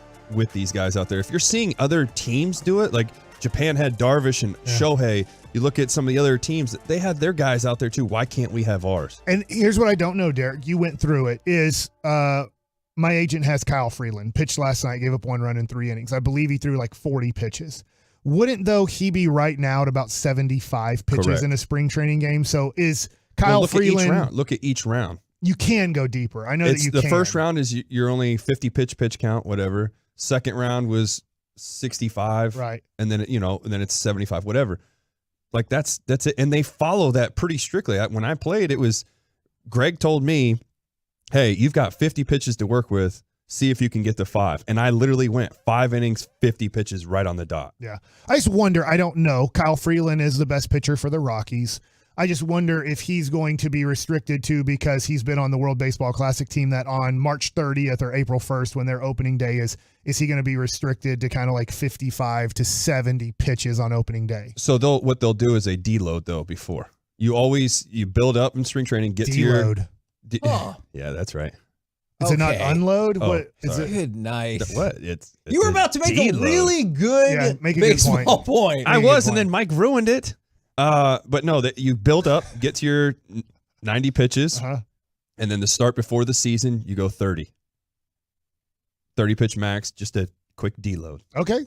Was this the biggest unload? That, Is it unload? No, that deload. Was this the biggest the World Baseball Classic has ever felt?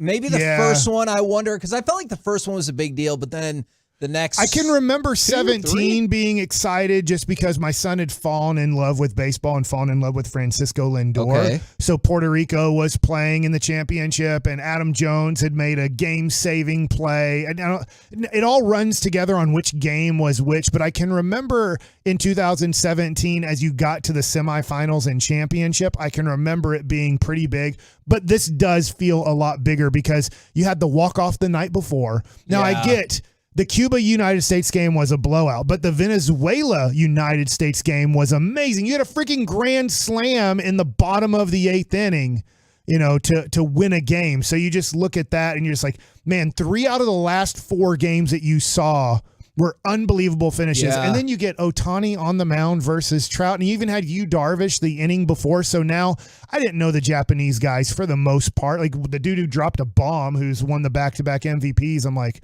dude, I don't know. Like maybe somebody should try to get him over to the United States. Maybe he doesn't want to. Maybe he makes $8 million a year over in Japan and over here he's worth $7 million. I don't know. But anyways, let's give something away, Corey. Let's give something away! 877-881-1053. Caller number 10. Right now. Right now. Presently. Will win a 4-pack of tickets to go see the Rangers 1, 2, opening 3, weekend, 4, specifically 5, 6, Saturday, 7, 8, April 1st. 10. You get the 4-pack of tickets and the Rangers replica cap giveaway presented by Comerica Bank. We'll be doing this giveaway all week long. Caller number 10, 877-881-1053. Coming up next with Golden State tonight and the Kraken in the rear view. Why have the Mavs and Stars been so inconsistent? We'll talk about it next right here on The Fan.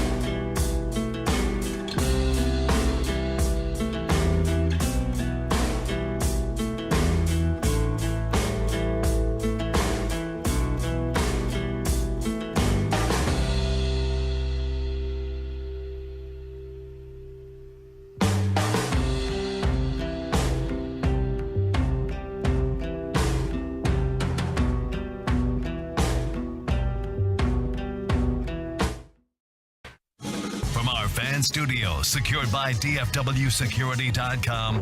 It's the KNC Masterpiece on 105.3 The Fan. KNC Masterpiece back here on 105.3 The Fan, asking the questions that matter, like A, where's Mike? And B, will Joey not be on the show tomorrow because of college hockey? These are the questions. Did you say can he not or will? Will he not? I think he'll be not on the show tomorrow because of the trouble that he's in.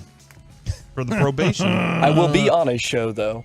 Yes. Oh, are you joking right now? Yeah, big promotion. It's a good thing that the interview went well. What show is he going to be on? You would be on no show tomorrow. I'm on the bag tomorrow. Nice. He said big promotion. That's hurtful, dude. That is hurtful. You know what? I hope St. Cloud State loses tomorrow. How about that? I hope they do too. What? I don't want to get heartbroken in the finals, anyways. What? It's like one of those things. I'd rather just get it over with than have to go through the agony. You'd rather not be in the final and lose. No, it's not true. Or you'd rather not lose in the final than be in it at all? Maybe. I mean, the last time we went to a final, we got pumped 5-0, so that wasn't very fun. Pumped? Yeah. Interesting. I've never heard of it that way. Yeah. You guys got the Mavs got pumped the other night by the Grizzlies. Yeah. Like P-U-N-K.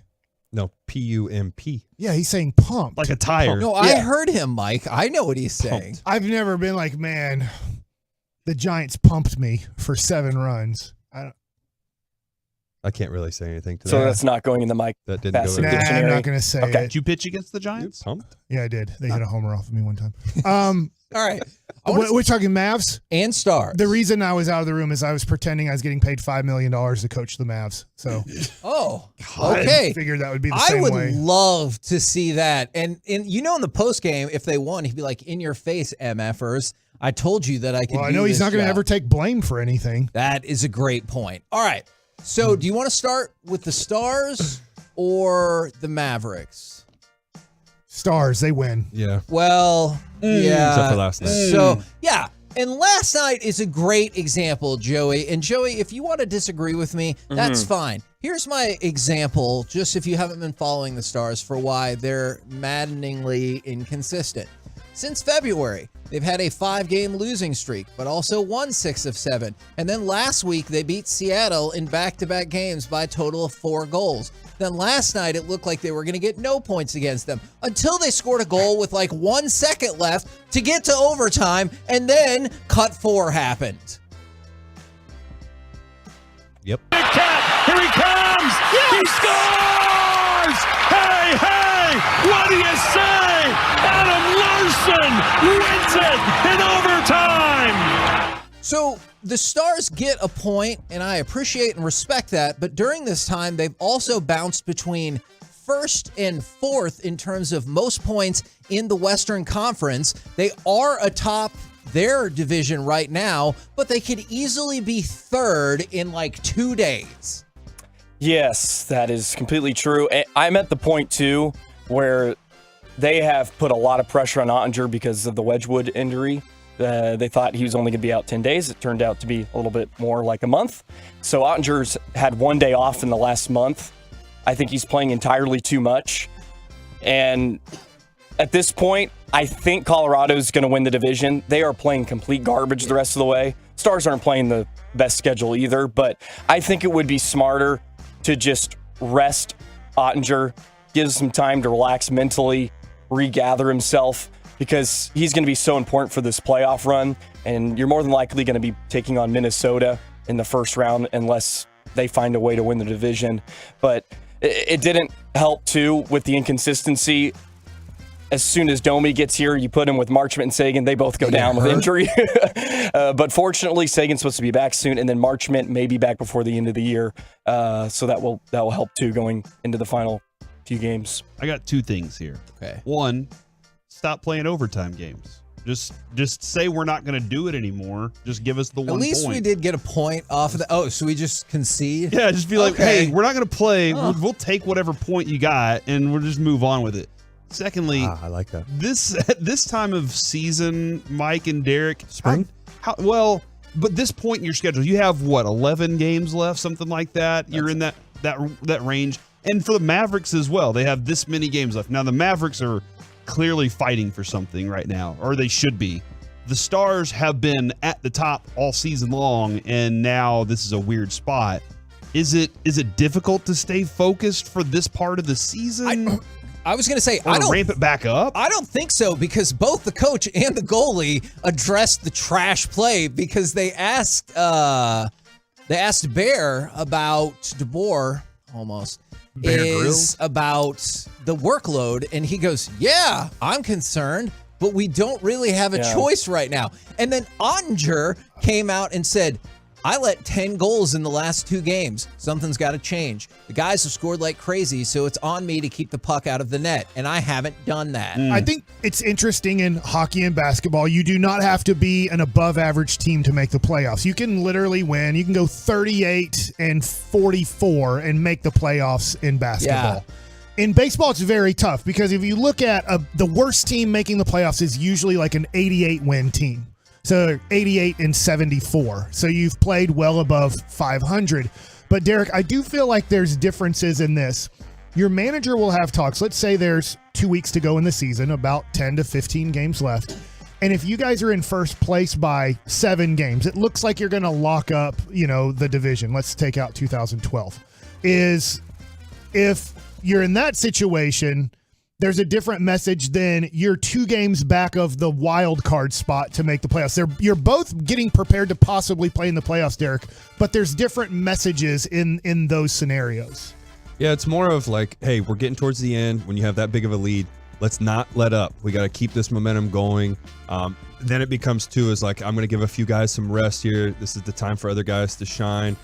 It's not really put out there like, hey, if you go out there and perform, you're going to get on the playoff roster. Like for those guys that are on the bubble, this is more of like, hey, you get that opportunity. He's kind of sending that message like you need to do something so you can show that you belong a part of this playoff roster.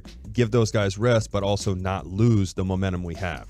The thing about when you look at the hockey standings too, it can be tricky on its face, because what's the Stars' record this year? I'm going to leave out part of it.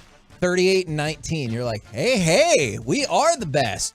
But if you include the actual losses, they're 38-33, because they have a shocking 14 overtime and shootout losses. To put that in perspective, 3 teams in all of the NHL have more than 10.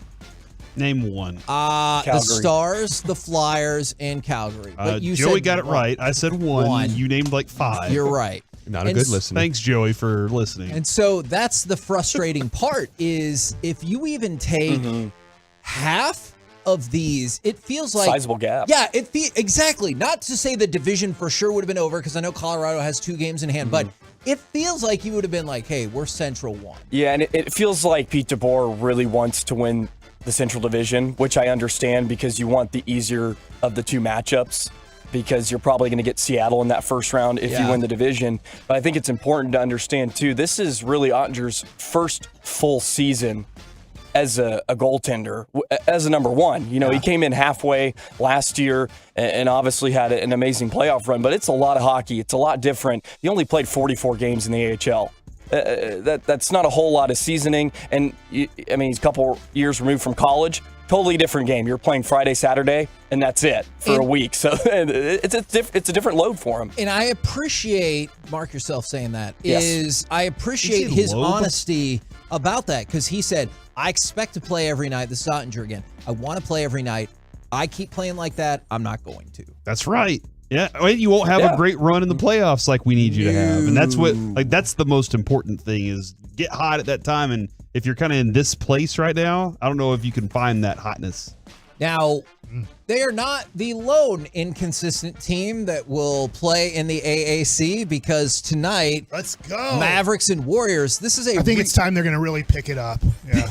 I mean, this is a really big game. It is. I was hoping for that. I thought they were going to win the last game against Memphis and really start to roll, but you're looking at a game that could decide if you're in the play-in or not in the play-in, or quite frankly, with how packed everything is, if you're in the play-in at all, or your season is just over.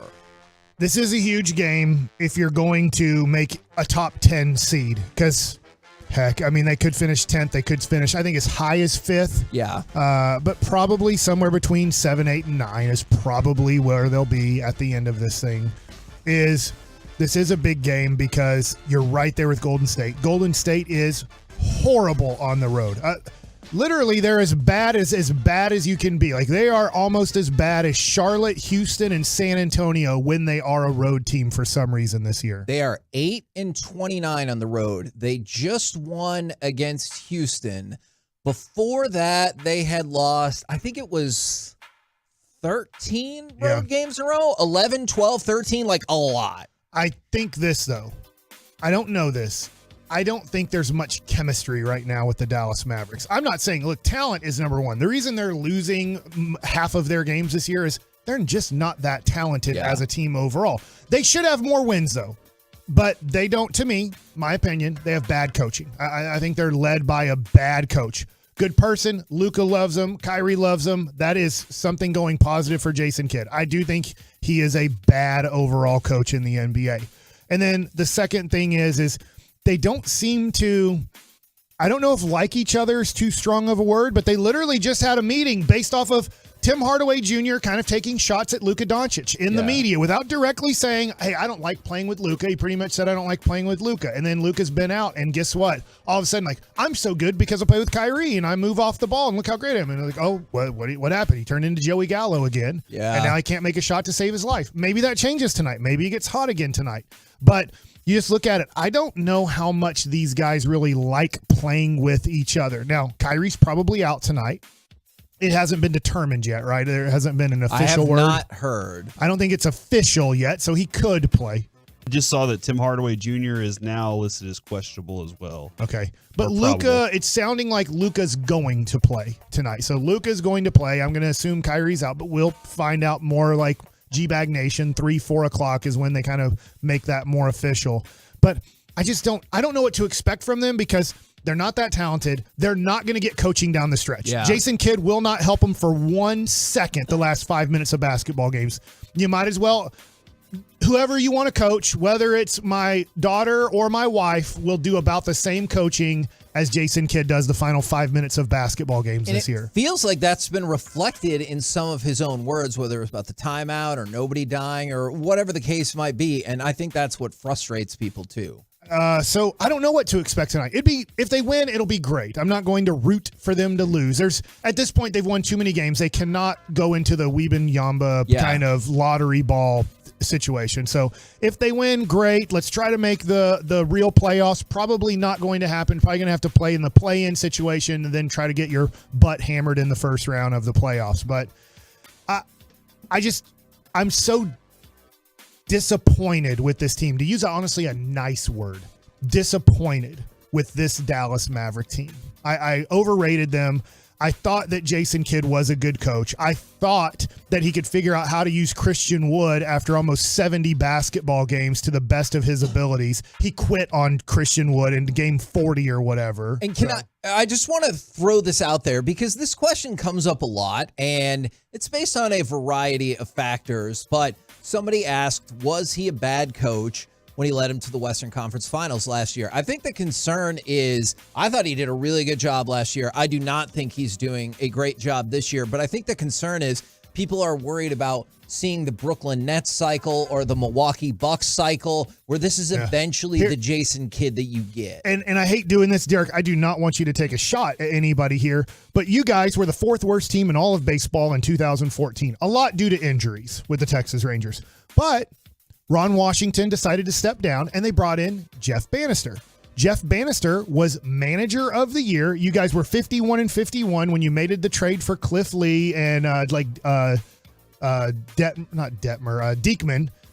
Like you guys made a couple trades and it was like, yeah, this is more for future. But then you guys went on an unbelievable August-September run and made the playoffs. And it's like, oh my God, Jeff Bannister, he's the greatest. He's all this, he's all that. And then a couple years later, it was kind of like, I don't know if Jeff Bannister is the best Has the room, person because he's maybe lost the team. But that first year, I just kind of want you to speak on the first year when a new guy comes in, sometimes those guys can have pretty big impacts because it's a new voice. And just like Ron Washington, who'd been there forever, Rick Carlisle had been there forever. I think Jason Kidd benefited from being the new voice, and the players, especially Luka, was so disgusted with Rick Carlisle that I don't know if you could have hired a bad coach for the first year after Rick Carlisle. I don't know either. I mean, the manager is a big factor. Like, for instance, we're all hyped up about Bochy. You know, we're all excited. And playing for him, he brings a lot to the table. He's very outspoken, and he's gonna give you the peace of mind, and he's gonna play old school baseball. That's what happens is when you get a new guy, you get amped up for him, you buy into his program, and then once you kind of see if it's gonna go your way or if it's not gonna go your way, you kind of just trail off. You know, you kind of lose that manager for a little bit. With this going forward, I just want to stick to the Bochy side of it because I want people to understand how this team can be something special. You know, I've continued to say over and over, they're going to be in the playoffs. That's my prediction, is they will get to the playoffs. Bochy is such a strong leader, and what makes him good too is, and I see this in basketball, is whenever there's a timeout, the coach literally doesn't even go in there and talk. It's the same thing that Bochy's going to do too. He's going to, you know, whatever, instead of having team meetings over and over, he might do it here and there. He doesn't do too many.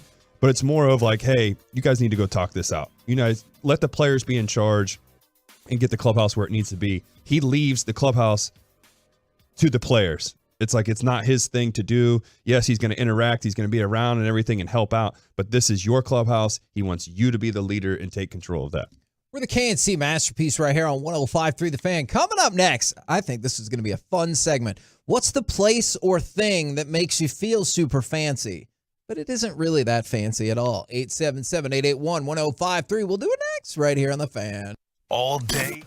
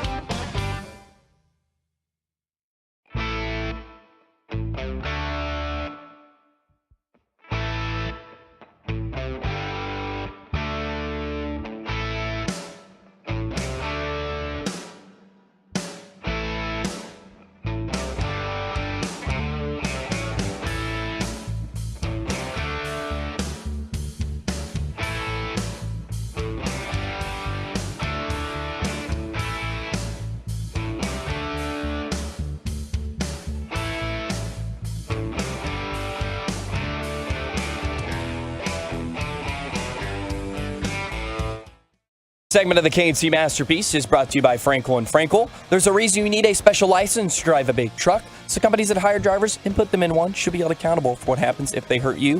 Frankly, you need Frankel & Frankel. That consultation, it is always free. Visit truckwreck.com. KNC Masterpiece back here on 105.3 The Fan. Coming up in Gridiron, I'm going to tell you all about Dak Prescott's new tattoos. But right now... Did you see the fish he caught, dude?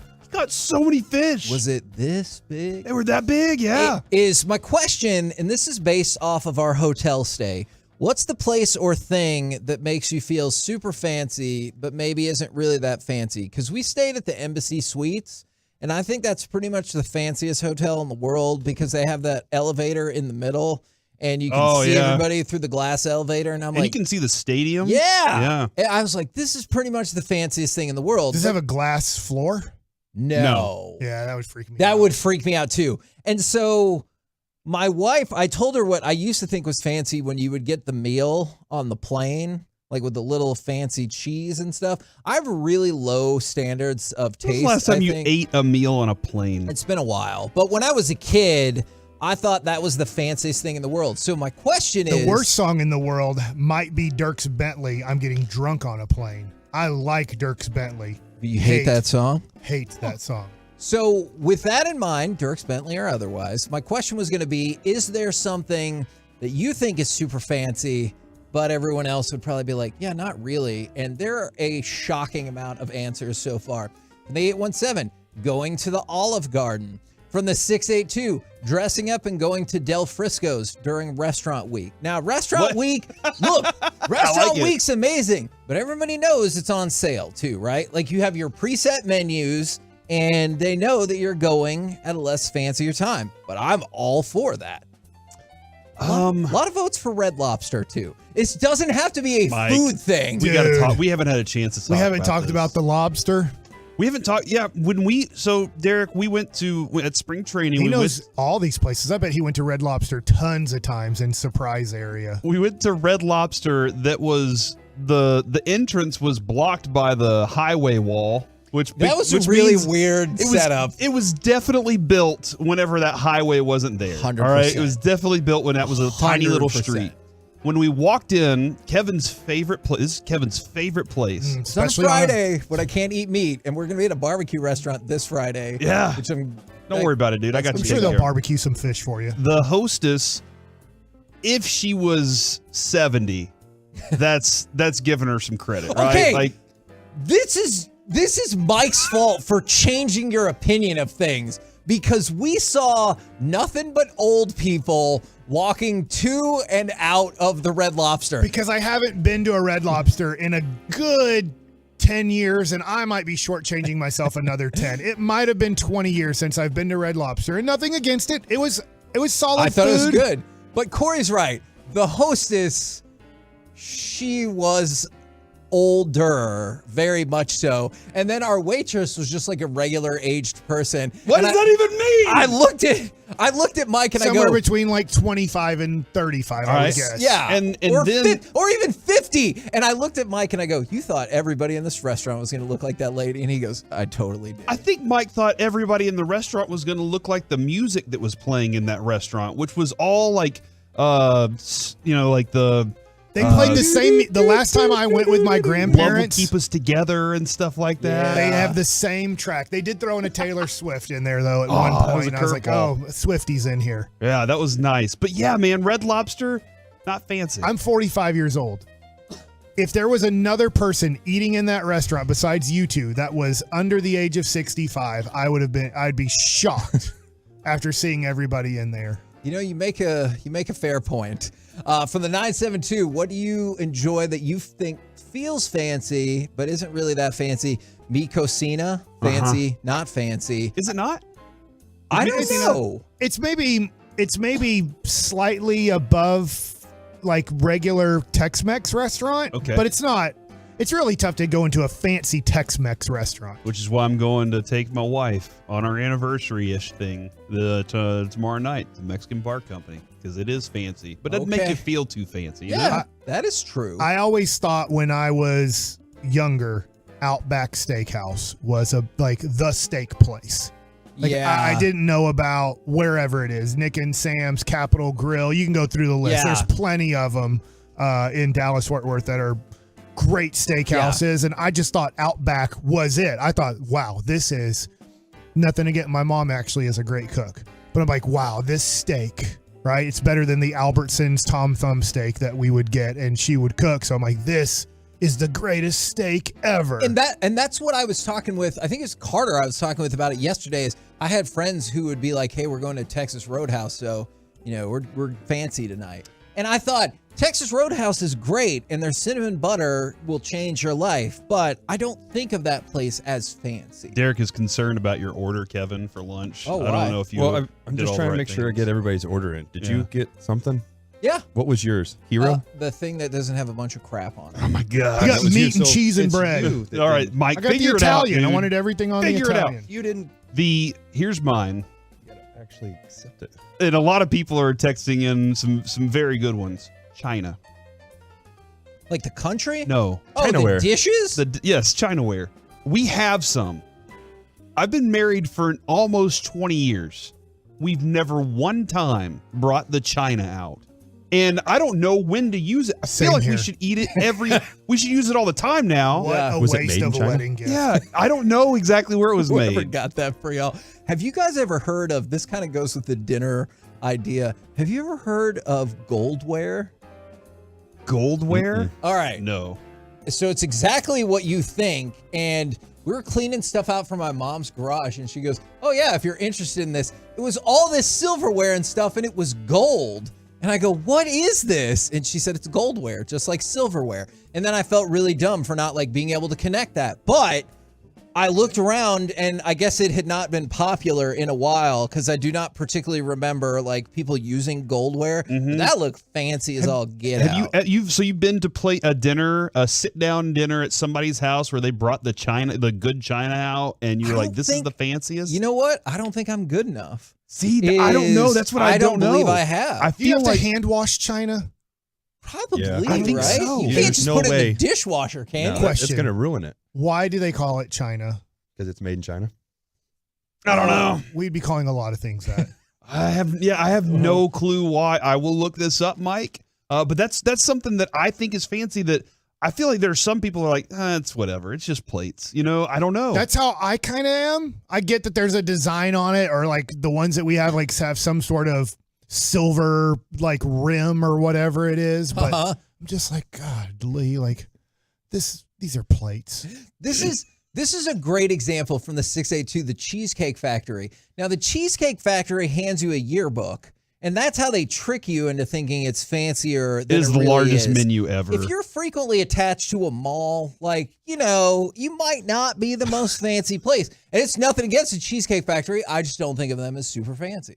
But that's a great example. I don't either, but they are great for a family. I could see that because you have everything. My kids had never gone to a Cheesecake Factory till we went to Oxnard for a Cowboys training camp last year. And my wife has a deal where she really doesn't want to eat at chain restaurants when we go travel. And, Oxnard might not have the best non-chain restaurants. Yeah. Ventura, different story. But I was like, hey, the Cheesecake Factory is going to be easy. They're hungry. It's right here. And the kids have never been to Cheesecake Factory. So it's not like we're going to a place they've been to 10 times. Now, my daughter had, but my kids thought the Cheesecake Factory was the greatest. Well, I mean, because the server is dressed up. They have the tie and the white shirt and everything, so they look fancy. That does help. Yeah. In the place, I remember I've been once, and that was the day after the Mavs won the championship, and Rolando Blackman was sitting next to me, and I was like, "What Are you is up?" kidding It me? was awesome, dude. And I ate, man. and then he was still looking at the menu. He's like, "I don't know, it's gonna take forever." Well, they have a phone book for a menu. Yes, exactly. And which so is awesome. I felt the same way. This feels like the classiest place. It feels that way. And they have 73 different cheesecakes. I don't even know how they did that. But We used to go there with my great aunt, and then I found out we were all just props in her game. What? Because I'm not a big cheesecake person. You're a prop. And, yeah, we were a prop in her game. I'm going to guess. She makes everybody order a slice of Yes! cheesecake, and they all have to be different flavors. Because she wanted to try them all. She goes, "You want some cheesecake, right?" And I was like, "Oh, sorry, Aunt Shirley, I don't really like cheesecake." And she goes, "Sure you do. why don't you go ahead and try? And she like pointed the one that I needed to order. And she goes, do you remember? I don't, because and then she was like, let me just take a bite or two of that. And then she had her own cheesecake that was something completely different. And so we were just props, but she's the best. Carter thinks, my middle son Carter, not our Carter here, my middle son Carter thinks that the revolving sushi bar is the fanciest place he's ever eaten. It's a place, we have one in Plano. Like, does it have like some You sort of... sit down in a booth, Mike, so me and you would look at each other in a booth, and I'm already excited. sushi just kind of comes by, and you just pick it up as you want it. Like, as it comes by, you just go, What? I want that one. So you just pay like $30 a person? No, when you put the plate in or something, it lets it like that. It charges based on that, and they keep an eye on that part of it for you. But yeah, you sit down and the sushi just you don't know how much it costs until like your bill's there, and we were like, genius. Yeah, because then you get one that tastes great. You're like, I want another one of those, and you don't know it's like $8 a Yes. piece. Yeah. I think that's a great point, because I think that way about like fondue or other places where you do the work at your table, or they do the cooking at your table, like Benihana. I'm like, man, this is the fanciest thing anyone has ever done for dinner. This one was really interesting. The 817, eating at your parents' dining room table, because growing up, we only did that like 3 times a year at Christmas, Easter, and Thanksgiving. Oh, wow. I could see that. We were definitely a grab what you get, take home kind of family, and everyone would just disperse. And so we did not eat at the table a lot. So it felt like either an important family meeting was going down, or like this was a big occasion. Somebody texted in Scooters and Garland. Corey knows. I know that place is not fancy. It was a lot of fun. That's for sure. It was over near my neighborhood, by the way. Oh, when I lived in Garland before I turned my back on it. And you went to Plano. Yeah. Somebody brought up sweet tickets at the Stars game, because I feel like $1 million. I think anytime you're in a suite, that is fancy. You don't have to be with people, you know? Yeah. Well, you don't have to wrinkle your stuff sitting in those tiny seats, the regular seats. From the 817, Olive Garden, because of those Andes mints you get at the end. Man, you know what I'm talking about? The little tiny chocolate and green chocolate. I know it's just regular mint chocolate. I have no clue what you're talking about. Yes, I you do. do. I got you. Yes, you do. I'm with you. I think he just wants me to describe it more, because I'm doing such a terrible job. Is at the Olive Garden, you're like, yeah, it was fine. You know, but then they bring you the Are you little talking the peppermints? No, that no, are no. green and they're brown? little green and white ones. No. It's Andes mints. It's very popular. Those are chips. Andes chips, I believe. It's just regular chocolate and green mint chocolate. It's magical, and they put those in your little bill, and you're like, man, this is worth it. It's like a tiny bill also. Yeah, you don't know. The bill is regular size. The mints are small. You're an ass. You know what Andes mints are. When you say Andes, you're not talking about like A-N-D-Y. It's it's like the mountains, right? A-N-D-E-S. Okay. Papa Do's feels fancy to me too, because the waiters dress up nice and they seat you at a table. But it's great. I love Papa Do's, but I think you could look at that and go, oh, that's fancy. Like my kids always ask if we're going to Papa Do's, like, how nice do we have to dress up? that they'll change their level. Joey? I have an activity, and because my girlfriend is a Tolo, shout out Parker, she said... Is that because she met us and she thought we were nice? Pedicures. Have I met her? You weren't here. Yeah, that's true. She was delightful. Pedicures. Oh, I love getting pedicures, and it feels really fancy, even though it's like a daily routine for a lot of people. Maybe not daily, but like a weekly thing. Yeah, pedicures. That is a good answer. So I guess massages feel fancy, but Joey, the first time I ever went to get a pedicure was the last time. And I had a lady who she was talking to everybody else in the room and never looking at my feet. And I felt like she was going to cut my foot off. And that's what the cheese grater. Yeah, I was going to town. terrified that she was just going to clip my toe off. So that's why I will never go back. This is a great example of something that feels fancy but isn't necessarily from the 214. Going anywhere that has a valet. I used to think valet was the height of exceptional fanciness until I saw North Park Mall had a valet, and I was like, okay, well, you're still just at the mall. And Derek, this was brought up, I know we're out of time, is that Kevin was talking about hotel. And I'm like, it's difficult. Once you play in the major leagues, you can only stay at 5-star hotels. They don't allow you to stay at any other place. Look how fancy you guys are. And so when you do stay at suite for every time we went somewhere. Oh my God. And then when you do get to the Oxnard Hotel or the Surprise Hotel, you're like, oh my God. I'll buy my own And it's a room. perfectly reasonable hotel. And Mike's like, this hotel is trash. It's- yeah, Look it's at all just the fine. trash I people. call staying I rank here." hotels by minor league status, and I'm like, we stay at A-ball hotels. Because even AAA hotels usually are pretty nice. They're not 5-star, but they're usually pretty My nice. house is an A-ball house. Then is what you're saying For And that- sure. I haven't seen my your new feelings. house yet. It's very nice. You used to live on a corner in Plano. You turned 40. No, there. we live in the middle of the street now. So Oh, so you're a AA house now. Though. okay. We're the KNC Liverpool, masterpiece right here on 105 through the fan, always aspiring to AAA status. Coming up next. We had 2 plastic pools in the backyard, so I guess Oh, it that's wasn't definitely single A. It was single A. Yeah, That might be rookie ball. you might be rookie ball. Yeah, that's what I think too. Coming up next, it's time for Gridiron Gravy. The offseason of savvy Cowboys moves and tattoos continues. Coming up tonight on the Get Right, we're ready.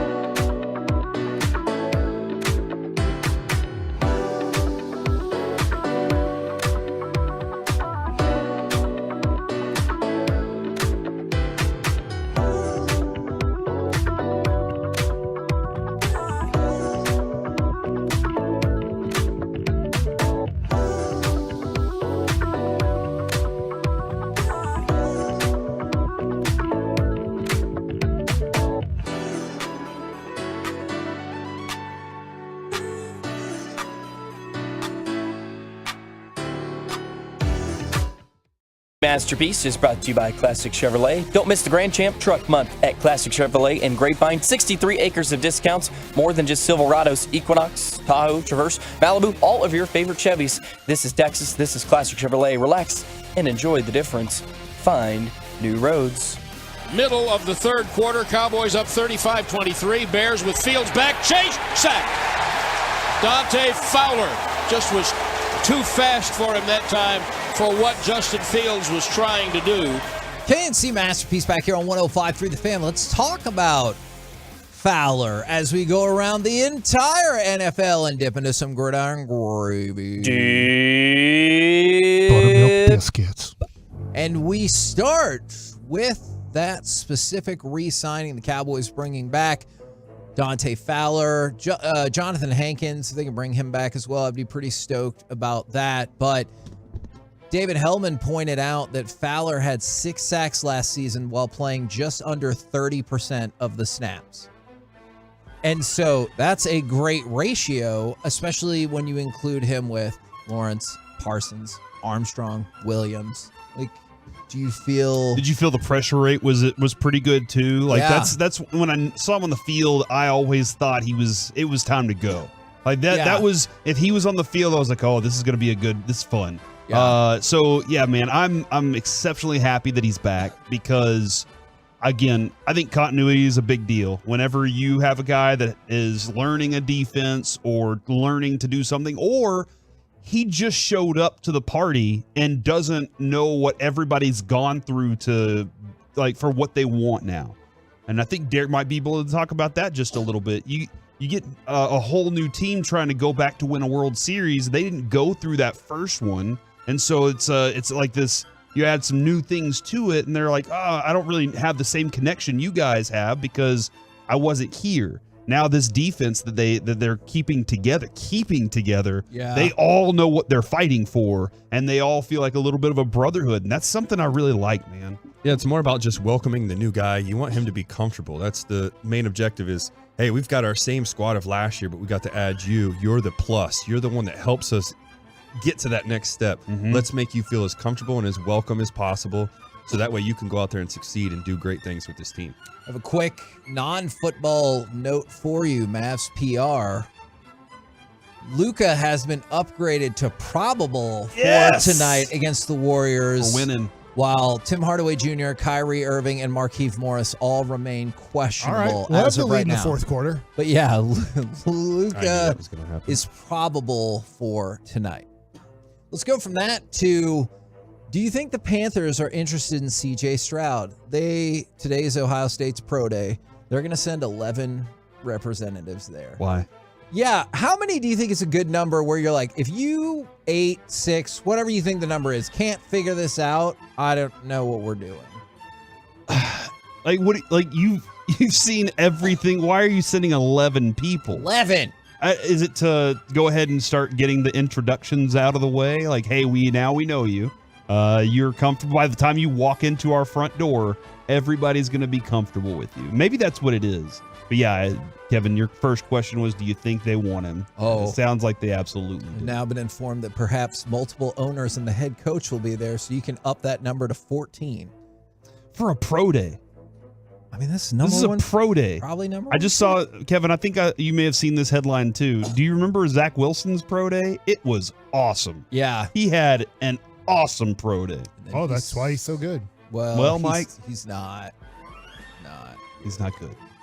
Do you gonna think get he'll replaced ever by be a Aaron starting quarterback ever again? Yes, because of the first round pedigree that you talked about from before. Like he'll Sam Darnold it Yeah. somewhere? Yes. Do you think exactly. it'll be very Sam Darnold-ish? Yes. Yes, I do. Yes, I do. Russell Wilson said he had arthroscopic knee surgery after 2022. So, Corey, it's very simple. Are you ready for the resurgence of Russell Wilson now that you know that? No, I'm not. Oh. And it's unfortunate. I'm very interested to see how Sean Payton works with him. I think Sean Payton's a good coach. I don't know what he's going to be able to get out of that team immediately. And Russell Wilson, have y'all seen the story on his approach to life and his...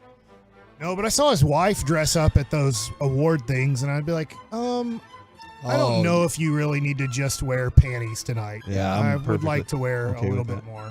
You to wear a little there bit is I got to go find this again, but there's a story on him where he got early in his career, met up with somebody who it's a mental approach of not letting any negativity into your life. Like no negativity can come in at all.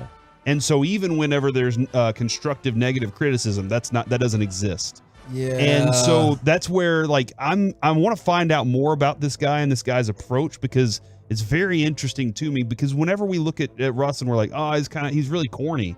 And you're like, does the team buy into what he's doing also? There's more I want to know about that. Okay. They did that on South Park too, by the way. Yeah? Yeah.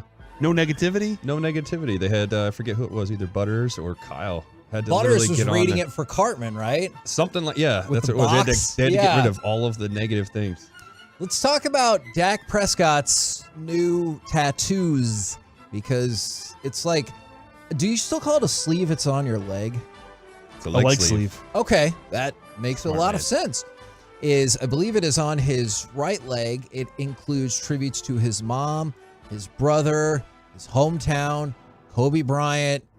Got it via Andres Ortega at Ondor Inc. in Arizona. And so it looks pretty incredible, like, especially if you're a tattoo person. If you're not a tattoo person, I don't know if you It's awesome. take appreciation Him and in CeeDee it. Lamb crushed it this offseason. Yeah. Dude.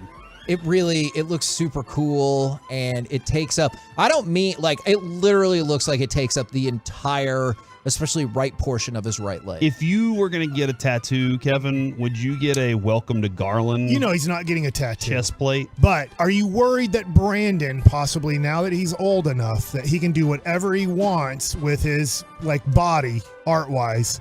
Are you like, man, if you get it, I'm speaking for myself here, for my daughter. I'm like, if you get a tattoo, please just think about it quite a bit before you get it, because at 18 to, let's just say, 22 years old, you could be like, this looks cool. Yeah. And then at 25 or 30 years old, you're going, that was stupid. And now it's on me forever. See, I don't think I'm worried about that. I'm also not inherently anti-tattoo. It's just not for me. Right. Same here. Yeah, it's just not for me, but I don't think like if you get a tattoo, you're bad or anything like that. Like, more power to you. Express yourself however you like. It's just not for me. I guess I'm not worried about it, but we could revisit this in years and be like, well, Mike, I probably should have been worried. You don't want to get a chest tat with the Welcome Like to he's Garland? a big Luka. No, I guess he's not a Luka fan. He's a big, let's say whoever the Bulls draft this year, and he's like, I'm going to get his face on my bicep. And you're like, I don't think you should get a man's face on your bicep, especially of a Chicago Bull player who might not be there for a while. I think that is very fair. By the way, lots of tattoo folks listening, they're saying sock. It's called a sock. How bad?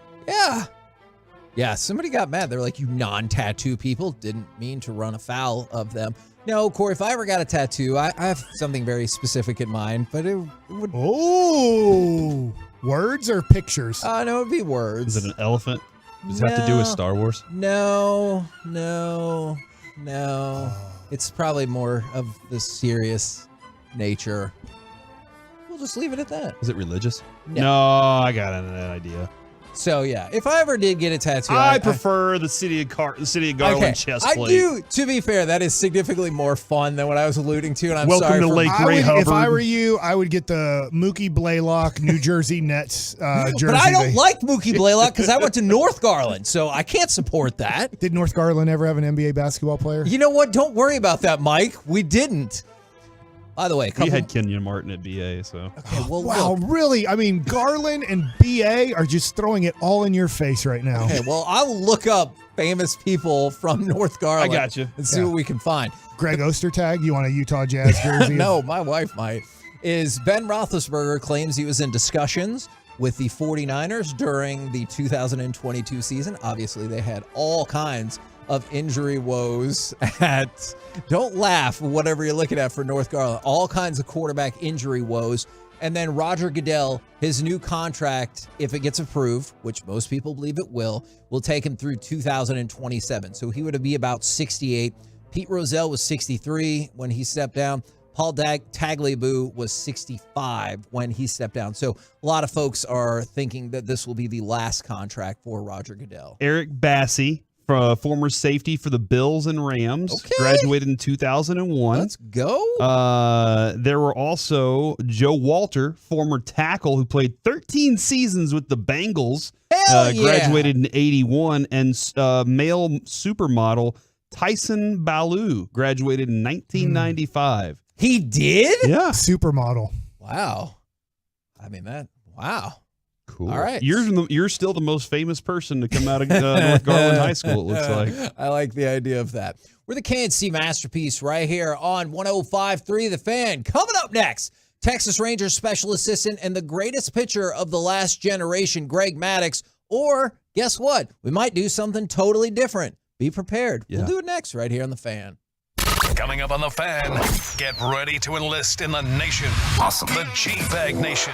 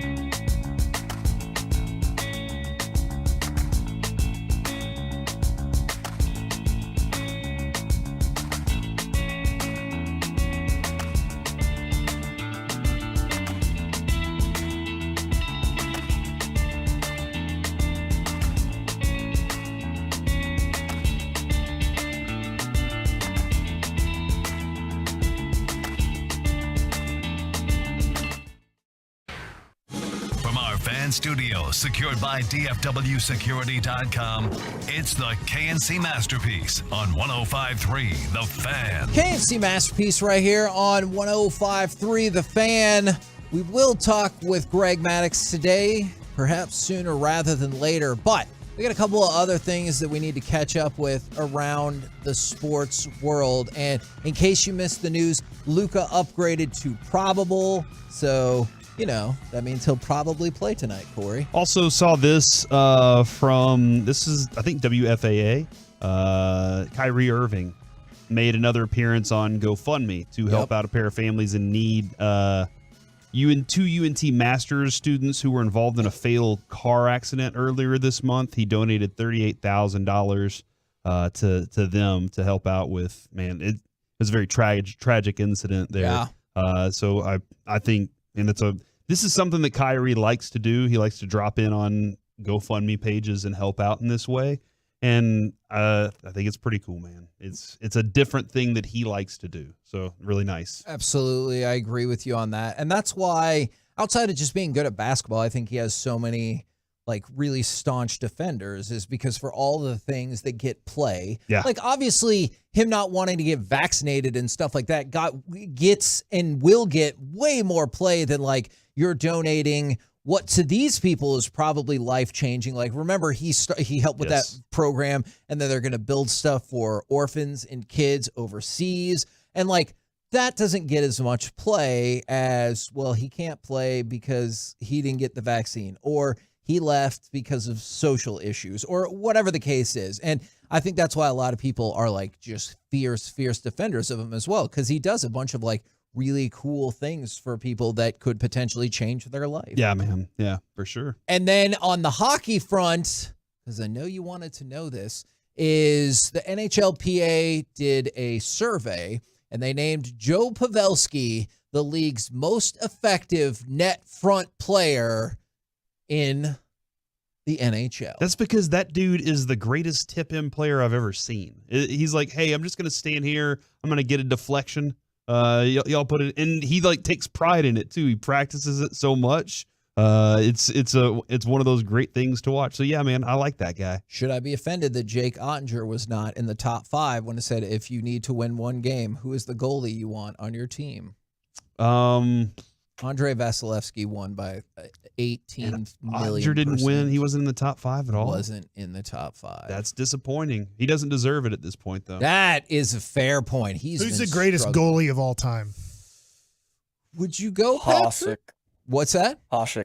Oh, whoa. Yeah. I was going to ask if you go Patrick spine. Waugh, but fascinating. Or some guy from the 60s that I don't remember offhand that diehard hockey fans are. He wasn't wearing a mask. You're an idiot. He was a guy out there, and he was just like, I'm catching this puck with my teeth. Actually, just my gums. Yeah, I don't know. Eventually it becomes your gums. Yeah. I don't know why. I don't want to say Hasek just because we beat him in the Stanley Cup final, which I know is unfair. That is not a fair way to just judge this, but. What about Brodeur? Yeah, he can. Marty B. He just played for a long time. Martin Brodeur can shut up. Hasek was just kind of brought in the new era of it was actually possible to have a save percentage above 900. He was in the 930s. It was pretty incredible what he did. So, yeah, I mean, there's a lot of goalies you could put up there. Wall's not bad. TheHockeyWriters.com, top 5 hockey goalies of all time. Number 5, Kevin, Jacques Plante. That might have been who I was thinking of. Number 4, Terry Sawchuk. All right. Oh, yeah. Number 3, Marty B., otherwise known as Brodeur. And I know you still hate him because of that cup. Number 2, the man who has a slinky for a spine, Dominik Hasek. And number 1, Patrick Roy. Boom. It's definitely Waugh. Despite, who was it, John Elway, who said, why isn't it Roy instead of Waugh? Okay. All right. I got some potentially, and not potentially, it is sad news. Yes. To throw out there on the Rangers front. And some people might have been asking about this. And so I'm going to read you a statement from Eric Nadel. Okay? So this is not Kevin Hagelin's words. These are Eric Nadel's words. Quote, as many of you know, for years, I've been an advocate for those with mental health issues. I now find myself dealing with anxiety, insomnia, and depression, which are currently preventing me from doing the job I love. So I regret to say I will not be in the broadcast booth when the season starts. I am receiving treatment as I go through the healing process and encourage others with similar issues to reach out for help. I'm tremendously grateful to Matt and Jared for the superb job they are doing in my absence. Rangers management has been wonderful to me. I thank them for their concern, kindness, and understanding. Rangers fans have always given me tremendous support, and I ask for their continued support at this time and in the future. So, end quote. So, really sad news, and I know people have been asking on spring training and everything like that, and we're gearing up for the season. It starts a week from tomorrow, so Eric Nadel will not be on the call at the beginning of the season. I know one of the next logical questions that will come up is, when is he coming back? I have no idea. I'm guessing at this moment he has no idea, because when you go through stuff like this, there's not an easy end date, right? Like, you can't go, hey, I just started new medicine. It's definitely going to work, and so my depression will be over at this point, or whatever the case may be. And for a lot of people, that carries over like their entire life. And so I don't know when he's going to be back. I love Matt and Jared, and I'm glad that we have them there on the call. But I think the bigger concern for everyone is that Eric Nadel is okay. This is a guy who Kevin has treated us with like the greatest respect ever, right? Yeah. He walks in, treats us just like a friend, where he says, "Don't F up," or "Don't say F." Don't say F. And that's like the greatest line ever Yeah. from Eric Nadel is "Don't say F." And it just sticks out. But at the same time, anytime we've ever had him on the show, anytime we went on a hike with him, that was probably my favorite. Like, I had a great hike with you. We got to go on a hike with Eric in Arizona in Surprise, and he's so casual, and he's lived such an amazing life, right? Like, just the things that he's been able to accomplish, and the things that he's done, and how he spends his time has always been really unique to me. I mean, I can't remember if Jared said this was for air or not, but I'm going to tell it anyway. We went to dinner, Mike, the first restaurant we went to in Arizona the other night, or while we were there. The Mexican restaurant? Yeah. And Jared was like, yeah, I heard of this place because Eric invited some people here that he'd met on Twitter. Yeah. And he frequently did that during spring training, where he would just invite people up and to say hi. And that's we kind of fashioned our show that way too, in the building. But how awesome is it to be able to go upstairs and see the baseball game from that view, but also you're talking to Hall of Famer radio broadcaster who's treating you like he's nothing better than you. He's just your peer. And so this is why, it's very tough. I know how difficult these kinds of times can be for somebody to try and figure out where they are. And I'm just sending my best to Eric, because every interaction I've ever had with that guy has been fantastic. He helps us all the time with My Possibilities stuff and with Peace-a-thon and everything, because he cares so much about this space. Like, for example, he always does his birthday benefit to raise money for the Grant Halliburton Foundation. And last year alone, I know they raised like $100,000. So he speaks very openly about this. I do want to just, if I can real quick, read this one text. The 817, part of me loves hearing about this because mental health awareness is so important. But at the same time, if someone like Eric Nadel struggles to overcome it, what hope do I ever have? I want to tell you that there is hope, because I don't think mental health issues, I don't think they discriminate like that. Yeah, they don't deal with oh, you're a successful person in your industry. You will not have mental health issues. Yeah, and exactly. Money, success, like you said, it doesn't matter. And one of the things that I always ran into is I felt bad that I felt bad. You know what I'm saying? We grew up everything should be fine. I'm doing so well. Yes. I had friends in high school, middle school, all of that. We grew up middle class. We were not having the struggle that people might ideally think of. And I just remember talking to my mom that one day when I finally went to go to the talking doctor, and I just had to tell her, I was like, I feel bad all of the time, and I don't know why. Because in theory, I wasn't being bullied at school.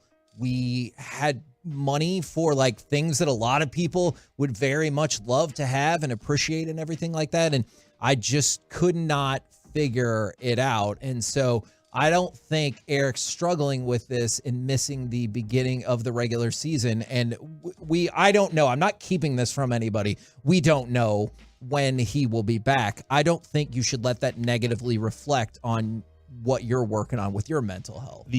Go ahead, Derek. Well, I was going to say, Eric is one of those guys, too, that paints such a good picture of the game. I mean, he does an outstanding job. As a player, I got to hear it, too, and just seeing what he does, and that's, it sucks when you see stuff like this is happening. You never know what somebody's really going through. It's not that hard to just reach out to people and try to help them through these battles and what they're dealing with.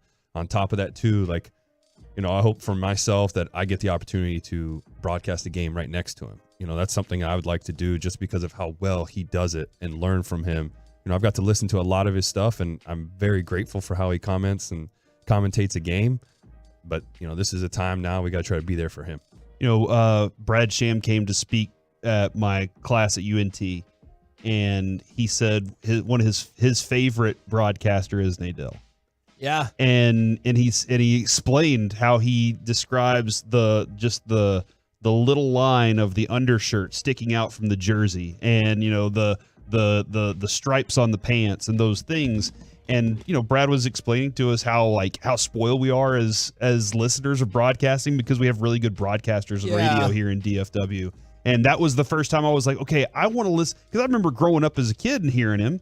But I want to listen to more of what he's explaining and those things. And then Kevin, when we were coming in every night, we were hearing it every single night, and we had jokes with him and everything. So I'm hoping that he can get back to that place. Because do you know who Jason Segel is? The actor? Yeah. Yeah. He was, I think it was Conan he was talking to. And I brought this up to you recently because one morning in Arizona, I just was not in a great place. Yeah. And Jason Segel said, he said, every morning I wake up, I have to do a little more to get to zero than everybody else. Yeah. He said that's a great way to describe it. So a lot of people can start their morning at zero and go from there, but I have to do things in the morning. I have to talk to myself in the mirror. I have to do things that get me to a place where I feel good to go out. And I don't have that as frequently, but every once in a while I do. And it is, I can't imagine being in the place for some people where every day you're trying to go through that struggle. And I credit Kevin, you for what you do with NAMI. Yeah. Because that's some great work, and knowing that you get up and do those kind of similar things every day too. I was just at Talking Doctor yesterday. I usually go on Tuesdays, and somebody brought this up, and we'll recap if you missed everything that Eric Nadell's statement said, is there's medicine for all the different organs, but we still struggle with this part. The thing that I always think of is if somebody walks in with a cast on their arm, their arm is broken, and you just take that at face value, right? Right. But I still see people I saw somebody text in, is oh no, you have bad mental health, bang your head against a wall. There are still some people who are this is fake, and I don't believe you, or I can't see it on you. I've told my wife this before. It's a benefit, but also a negative to me that I can hide how I'm really feeling from most anybody. And so there has definitely been times where I've been struggling, but I can still put on a happy face and act like everything's normal and everything like that. So that is a really tough thing because people don't see that cast. If it's internally, it is really hard to tell unless you say something about it. So I go ahead. 817, I'd like to hear how much the Talking Doctor actually helps you. Is it better than just talking it out with your significant other? I'm thinking about it, and I'd never done anything like that. Yeah. But Kevin, there was a time a couple of years ago where I didn't know what was going on. I was just sad. Yeah. I was like, man, everything's great, but I wake up and I'm sad. And I said, I'll take advantage of some opportunities to talk to a therapist. We cracked into some things that were going on surface right there, and got me into a great place. There are a lot of people that have more beyond surface, and it's really deep down that they got to crack into, and maybe they never get to. but that's what it was. Somebody who was an expert in the field that knew the right questions to ask me. Yeah. Gave me some ways that I could combat what I was going through, and then said, hey, you're on the right path. Like, there was a moment where I was like, man, I don't feel like I'm a good dad sometimes. And he was like, well, I mean, the fact that you care, that matters. Yeah. And that really was a different perspective for me. So that's how that person helped me. And I couldn't just talk to Adrian about it because she didn't know. Yeah, and like she comes in with a totally different level of bias. Bias doesn't have to be bad. Yeah, but and that's the they're thing. They're trying to protect you and all these other things. My talking doctor knows who I am now, but when I met him, we never had a conversation in our life. He didn't know anything about me, and we had to break it down and everything like that. So much so that I always show him pictures of Noah, and I had a picture of Noah and Brandon together, and he goes, I honestly don't know if I've seen a picture of Brandon before.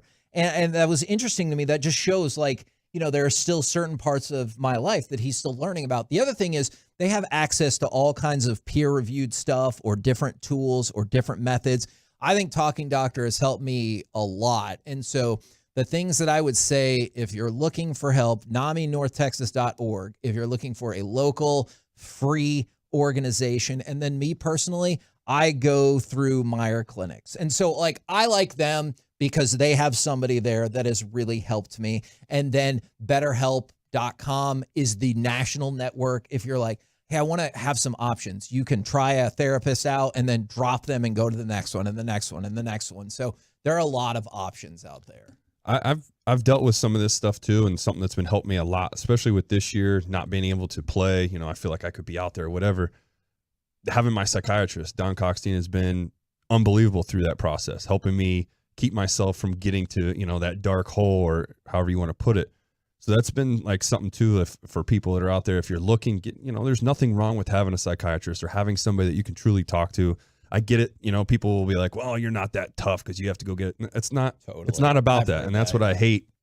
And there's a lot of athletes out there that use them. You're not too big for something like that. You know, this is a bigger deal.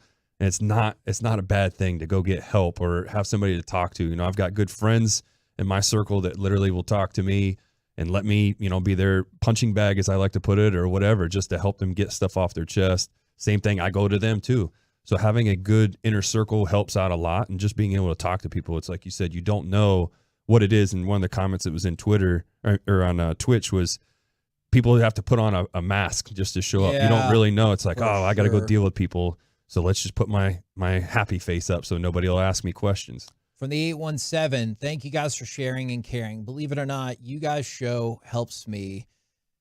I do want to say this. Like, I want you to listen because I like our ratings to be good and stuff. Yeah, that's cool. And I like to still have a job. I really appreciate that. But whenever people compliment, because you get this all the time, Corey, we get this all the time. Mike, you've heard this as well. It's like, you guys might not know what a big deal you are to me, or you might not care, but y'all show helped me through a lot of stuff. Corey, one of the first things I remember, we were still on weekends, is you coming on air, like in the midst of all the things happening with Lucy and just pouring your heart out. And like when my dad died, when we had the miscarriages, my outlet was this show and y'all and the support we get and everything like that. So if we can be a help at all, I hope you listen, because I want the show to do well. But I also love to hear that we've like become part of your day, your life, whatever the case is. And the talking doctor isn't going to be like this. No one's dying. That is true.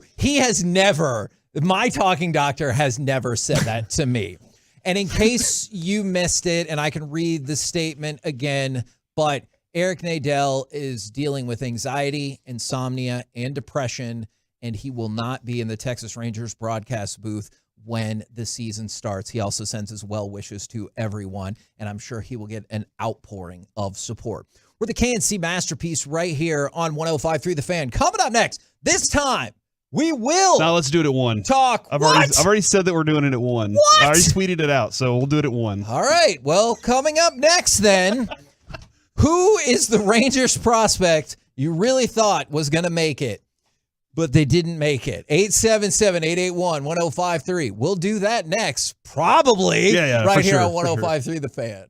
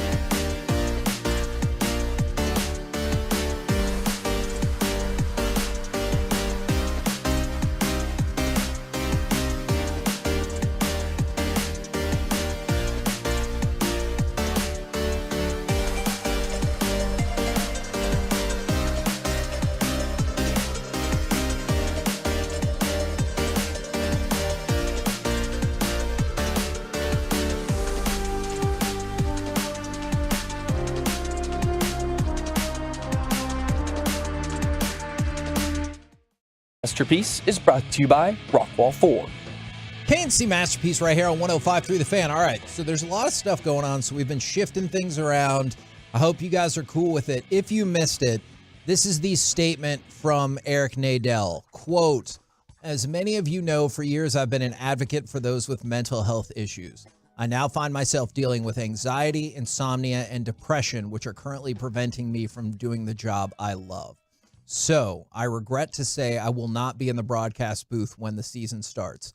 I'm receiving treatment as I go through the healing process and encourage others with similar issues to reach out for help. I'm tremendously grateful to Matt and Jared for the superb job they are doing in my absence. Rangers management has been wonderful to me. I thank them for their concern, kindness, and understanding. Rangers fans have always given me tremendous support, and I ask for their continued support at this time and in the future." So Eric Nadel will not be on the broadcast calls to start off the season. We don't know when he will be back. And we got a whole bunch of feedback from our mental health discussion. I just wanted to read a couple of these real quick, and then we will link up with Greg Maddox from the 817. "Hey guys, real talk. Your show literally kept me alive during some dark, very dark days and darker nights. I depend on y'all for staying connected to the life outside of my bedroom. And to those listeners who are struggling, even when it feels like you are hopeless and alone, you aren't. There are people who genuinely care." And then just one more real quick. "Love y'all. I just found out that I have to start treatment for cancer. Your show is inspiring and funny. Tolo, because it helps me. It makes me laugh even when I'm not in the mood." So just some fantastic feedback from a really interesting conversation. So we wanted to lighten things up just a little bit, and let's turn it over to having a discussion with Greg Maddox. KNC Masterpiece right here on 105.3 The Fan. Right now, we bring to you Texas Rangers Special Assistant, and I'm going to go ahead and say it. I don't think anyone's going to disagree with me. The greatest pitcher of the last generation. It is Greg Maddox. How's it going, sir? I'm doing well, thank you. Well, we appreciate you jumping on, especially since you have to deal with Derek Holland. Does that make you not want to do the interview at all? Well, I actually enjoyed working with him back in the day. It was nice to see him improve as a pitcher, and, hopefully he'll get back in the game and win some more games. If that does not happen, can you give us some tips after the interview about what he should work on about being a radio star? That I don't think I'll be able to help him with. That's not my area right there to try to coach somebody up in that. Well, Greg, it's Derek. I just wanted to say I was very happy that you knew who I was. I was joking with these guys, hoping that you were going to say, "I don't know who is this." So that was awesome. Yeah. You were that guy that was working on catching it behind the back because you were all standing sideways after you threw the ball. We all can't have great mechanics like you, so I appreciate that. I got a question though for you. I was curious. Obviously, I'm sure you watched the WBC.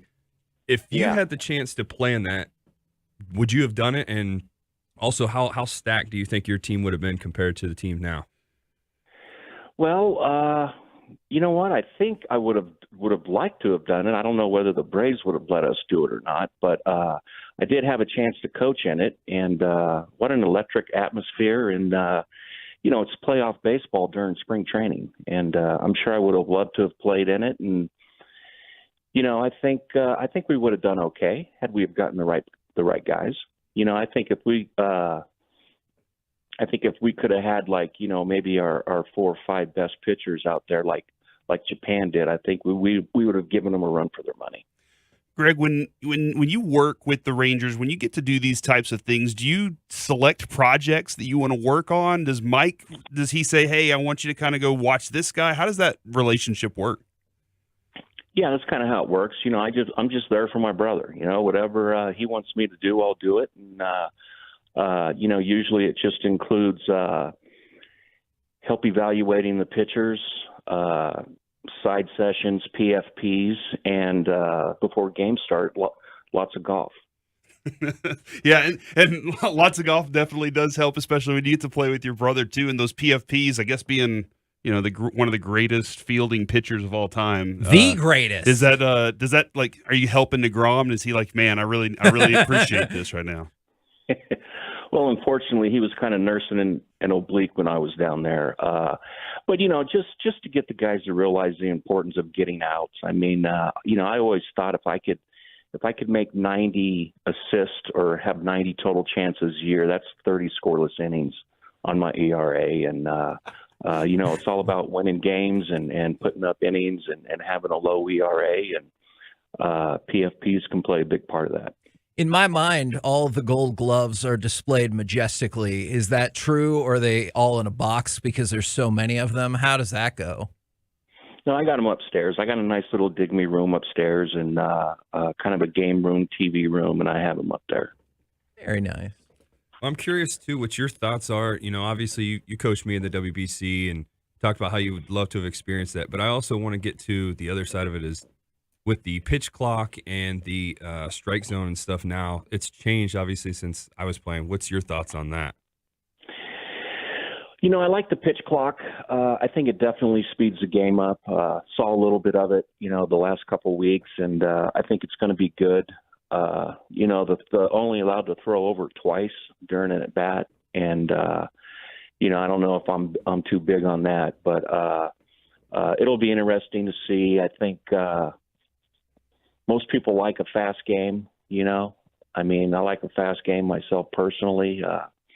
I don't like it when pitchers are taking forever to circle the mound, rub the ball up, and all that stuff. And I think it'll help speed the game up a little bit. With the control of the pickoffs and everything, too, like I know how important it is with the running game. That obviously is a big factor. Like, what's your thoughts, like, really into that, too? Yeah, I just think it's it's going a little overboard trying to produce runs in the game. I know there's nothing wrong with a 3-2 game. I mean, we watched one last night. It was a great baseball game. Mm-hmm. The games don't have to be 10-8 to be good. And, I just think it's way too much of an advantage for the base stealer. And we'll see how offenses deal with it, like in first and third and stuff like that, when they're trying to force that pitcher to disengage from the rubber and all that stuff. We're going to have to see how it plays out. Now, I'm hoping you can help us out real quick because one of our other jerk hosts up here is holding up signs that say John Smoltz was better and then so was Pettit. Oh, my gosh. So would you like to respond to that, especially the Pettit one, maybe? Better at what? Better at pitching. Oh, well, everybody's entitled to their own opinions. I think all three of us did pretty well for ourselves. I know I have more hair than Smoltzy. I know I got him beat there. But Andy Pettit, I don't know him well enough to make fun of him, but always respected him as a pitcher. That's the key, Corey. You got to know somebody to really make fun of I them. appreciate the sense of humor, too, that goes along with Greg. The projects you were working on in this spring, can you kind of tell us like who you were kind of keeping an eye on with the Rangers? Well, I was just, mostly I was there just to support my brother. There were their minor league pitchers down there have phenomenal arms. The guys that are going to be in AA and AAA, I think they'll be able to help the club, probably sometime during the year this year, if not next year. And, they got about 3 or 4 guys down there that just throw the crap out of the ball. And, if they could hone it in a little bit and throw more strikes, throw more low strikes, actually, I think they'll have a lot of success in the big leagues. That specifically, like, I'm glad that you brought that up because we got a chance to talk with Jack Leiter when he got drafted. We got a chance to talk with him whenever we were down there for spring training as well. And I always kind of curious, do you walk up to a Jack Leiter and say, all right, everything your dad's taught you got to just forget about and just start listening to me? I think I told him he's way better than his dad to begin with. I mean, his dad was a pretty good pitcher, but, Jack's he's got a lot of skills. And, if he can learn to and he's a good example, if he can learn to get the ball down, especially early in the count and pitch ahead, and then go up, I think he'll have a lot of success. What's going with the minor league guys? Did you ever do any of the analytics, like just like take away from that? Because obviously, when I was around you, it was important just throwing strikes, getting across the plate, making movement and everything. We didn't care about analytics. Do you ever mention any of that kind of stuff to the younger guys in the farm system? Well, I think they're heavy on the analytics, and I think there's a place for it. I think, to throw your pitches properly and all that, learn, your vertical and horizontal and all that stuff. I think it's important. But once you step on that mound and the hitter steps in, it's about executing pitches, and it's about pitch selection and execution. And I think that's where they have to kind of step their game up a little bit. I think when they start thinking more like a pitcher instead of like a thrower, I think they'll start to have more success. Well, I was hoping you could talk just a little bit more about that in terms of fan base, organization, and the pitcher, about how important the development process is. Because when Jack Leiter got drafted, and even Kumar Rocker, we're all excited, like, get him here now, get him here now. And I know that's not reasonable. How important is it to be patient in the developmental process? Well, you have to learn how to pitch to go to the big leagues, Throwing gets you drafted. And, Rocker and, Jack, those two guys, they throw the absolute crap out of the ball. And they can spin it. And it's impressive, but you have to be able to execute pitches. And, that's going to take some innings. That's going to take some time for those guys to start to be able to do that more consistently. And once they improve a little bit of command, they'll shoot right up to the big leagues. When you talk about pitching as opposed to just throwing, do you remind them all that you threw a 73-pitch complete game in less than 2 hours just to kind of hammer that home? Oh, no. It's not about me. It's about them. So, when you're down there, you're trying to help them. I had my day in the sun and just trying to pass some stuff down to the younger guys right now. So is that when the umpires had those big pillows back there? Is that when that was happening, or was Angel Hernandez back there? Yeah, that was the American League. Luckily, I didn't have to face those guys. I was in the National League, and our umps were a little bit tougher than the American League umps. They just put on the same stuff the catchers wore. Greg Maddox joined us here on the KNC. You hear that disdain for the American League? I like it. Hear it. Greg, when Mike was here the first round, it was, we all grew up Texas Rangers fans, so that was the best Rangers baseball we got to see, and probably the best pitching we got to see at the same time. I mean, probably aside from Nolan back when we were kids, but. Thanks, guys. We were really sad whenever he left, but seeing him come back, it was just this level of excitement. Like he's a great guy. You got a great brother. And did he talk to you about that decision to come back to Texas? Well, he loves Texas. He lives there. And, even when he was coaching in San Diego and Washington, he was still living in Texas. So, I mean, that's his home, and he loves being there. And, with the three pitchers they got now, it can possibly happen again. I mean, with DeGrom, Eovaldi, and Haney, and Dunning, those guys, I think if they make their starts, they're going to compete because those guys are pretty good. Man, you know what I just heard, Corey? World Series. Yeah. That's what Chris Young wants, and Chris Young has been very aggressive. Did you like that passion when you got a chance to hang around Chris Young, like what he wants to build here? Oh, 100%. A winning attitude is established in spring training. We had that all our years in Atlanta, and I kind of missed that when I left Atlanta, and it's important. And with those three guys, I mean, the sky's the limit for that team. Now, I want to talk about the Celebrity Golf Classic in just 1 second, but Derek was also telling us, I know it's not about you, but that perhaps you were somewhat of a prankster. Given that this is a family show, are there any things that you would like to share with us from your times in baseball? Oh, no. I mean, I do miss the locker room humor. I miss the clubhouse, the no rules, you're allowed to do pretty much anything you want. But I don't want to get into specifics. I think I kind of believe what happens at the clubhouse should stay there. No hot foot stories or anything like that. Well, I mean, those happened.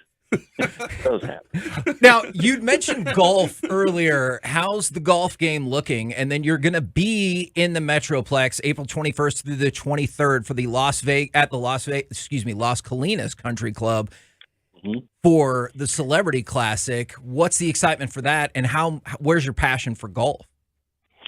Well, I mean, golf's kind of what I do now. I mean, I'm not getting any better at it, but I still enjoy playing it. And, I get a chance to play with the guys I grew up watching. I finally get to play in my own age bracket. So it's going to be fun. I remember, Lee Jansen winning the U.S. Open, and then you get a chance to play with him, 40 or 30 years later. So it's pretty cool. I've been a golf fan my whole life, and, been in golf fantasy leagues and all that stuff. So I've been following golf for a long time, and it's a pleasure to go out there and play with those guys and watch them compete. I will stand up for you here and say that your golf game is pretty electric, but I'm curious what the age group that you're playing with. Is this the all seniors group, or are we trying to get to Golden Corral early? What are we just trying to check and see? Well, I mean, it's a seniors tournament. You got to be at least 50 to play. I mean, I'm going to turn 57 here in a couple of weeks. So, it's nice to go out there and not have to play the back tees and play it up a little bit and spend time with the guys I enjoyed watching when they were back on the PGA Tour back in the 80s and 90s. Now, in addition to that, like you're looking across the list, Emmitt Smith, Tony Romo, DeMarcus Ware, Brian Urlacher, the list, even Marty Fish is going to be there, Brian McCann, Roger Clemens. The list goes. Sounds like he's still the best defensive player on this list, though. Woo! Yeah. The list goes on and on. Do you ever get starstruck when you meet, whether it's athletes or whoever? Yeah, I enjoy playing with the other athletes. I know all the football guys are great. Marty Fish is a great guy. You get a chance to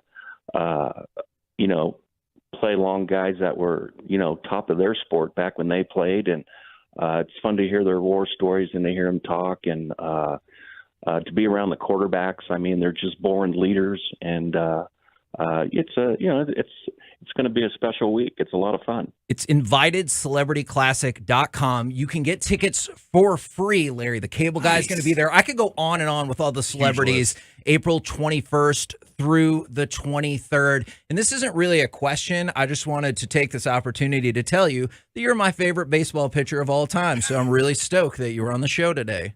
Well, thank you. I appreciate that. Boom. There you go. Greg Maddux, thank you very much, good sir. Bye, Greg. All right, guys. Thank you, and you guys have a good day. Corey, you said to list more celebrities. Annika Sorenstam, Tim Brown will be there. So the Invited Celebrity Classic presented by Choctaw Casinos and Resorts, April 21st through the 23rd at Las Colinas Country Club, invitedcelebrityclassic.com if you want to go check it out and get maybe those free tickets. Guys, whenever Kevin said, hey, and you're my favorite pitcher of all time, do you think Kevin was hoping that he would say, and you're my favorite radio host Oh, of my all time? gosh, that would have been amazing. You should have said, do you remember when I shook your hand in spring training? Because I boxed you out from leaving when I knew you wanted to exit the clubhouse. I probably should have. We're the KNC Masterpiece right here on 105.3 The Fan. And now, how about some Mike Likes It? Do you know Greg Maddux was born in San Angelo, Texas? Really? Did. But he loves Las Vegas, right? He went to high school in Las Vegas. His brother Mike was born in, I believe, Ohio. Oh. So I wonder how much they moved around as a child, or when did they settle down in Las Vegas? Yeah, good question. They've covered some ground. All right, so Mike Likes It. Earlier today, I was on the Morning Roast. That's in San Francisco. Well, for Golden State Warriors, Dallas Mavericks basketball. And they did quote me on Twitter. And I want to know y'all's reaction to this, because sometimes in a quote, you're like, ooh, it makes it sound like, I'm bashing Luka. And like multiple times, I'm like, dude, I love Luka, greatest offensive player, at least top 5. Like, I wanted to make sure, like, I get you guys have Steph Curry, all those things. Love Luka, unbelievable. But here's my quote that they put on Twitter, which I did say this. It drives us insane in Dallas on how great Luka is and how much he can get distracted by the referees. He gives up an average of 10 points a night because he refuses to play defense because he's so mad at the referees. What are your thoughts on my quote on that? You're being honest. Yeah, I think that's fair. So, I don't know yeah. what the exact points would be. I'm not disputing that, Yeah. but I think that's fair. I just believe that there's about 5 possessions a game where he's like, I quit basketball. They need to squabble with the refs or whatever. Well, when you've been with me at the game, we've talked about it and we've counted the points. So it's just an honest thing that's happening. It's just part of something that he needs to change. It's not. I don't think it's a bad thing. And he has, Corey, he sat out the last few games because of his injury. I can't remember if it's been 3 or 5, but something like that. Mm-hmm. And he's coming back tonight. He's back on the court tonight. It's better. Yes. He's probable. So, yeah. Which is better. So I'm assuming he's going to play tonight in a. It's not do or die game, but this is a very big game. And Obviously, Kyrie's not. He's still questionable. Kyrie, Morris, and THJ were all questionable. Gotcha. Okay. And the next 2 games after this, you better beat Charlotte. They are literally trying to lose, so they get the ping pong balls needed to get. Most likely, they want Wembanyama, but the backup plan would, I guess, you get Scoot Henderson, and then you have 2 point guards. Brandon Miller. Yeah, or the other 2 guys that refuse to play in the college basketball, which makes the college basketball tournament suck.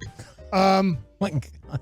So tonight, is there any chance that Luka kind of sitting out and watching the ball movement? I know this is a tough question because I kind of know my answer. I'm trying not to give it. The ball movement that occurred at times with the Dallas Mavericks, which at times helped out the offense, at times it still didn't matter, still crappy team. Do you think the ball will move a little bit more, or it will go back to 100% isolation basketball? Do you think that him watching Kyrie play and not complain to the refs when maybe he got knocked down on a contested layup, do you think that Luka will show some difference in his game tonight after missing a week or so? I think he's definitely going to show that he's not going to be as focused on the refs. I saw it the last time, like right before he got hurt. One of the games there, he was not as bad. He had definitely made the improvements. And then Kyrie was actually more outspoken against the referees that game. So I think being around Kyrie, I think that's helping him stop complaining so much to the refs. I think Kyrie's probably gotten on him about like, hey, man, we need you back here to help out with the rest of the team. You're leaving guys open. We need that back there. So I think we're going to see, I'm going out on a limb and saying we're going to see the better side of it. He's not going to complain. I think you're going to see the same guy. Yeah, and I do too. Because that's who he is, and I don't know that there's anybody in that building that'll tell him otherwise. Kyrie's probably the only voice he might listen to, but at this point, does Kyrie have enough? Do they have a good enough relationship to get that started? But I mean, Jason Kidd, he's not even coaching on the court. You think he's going to go say something to him off the court and say, "Hey, we need this part of it"? Look, or you think this might be Kevin?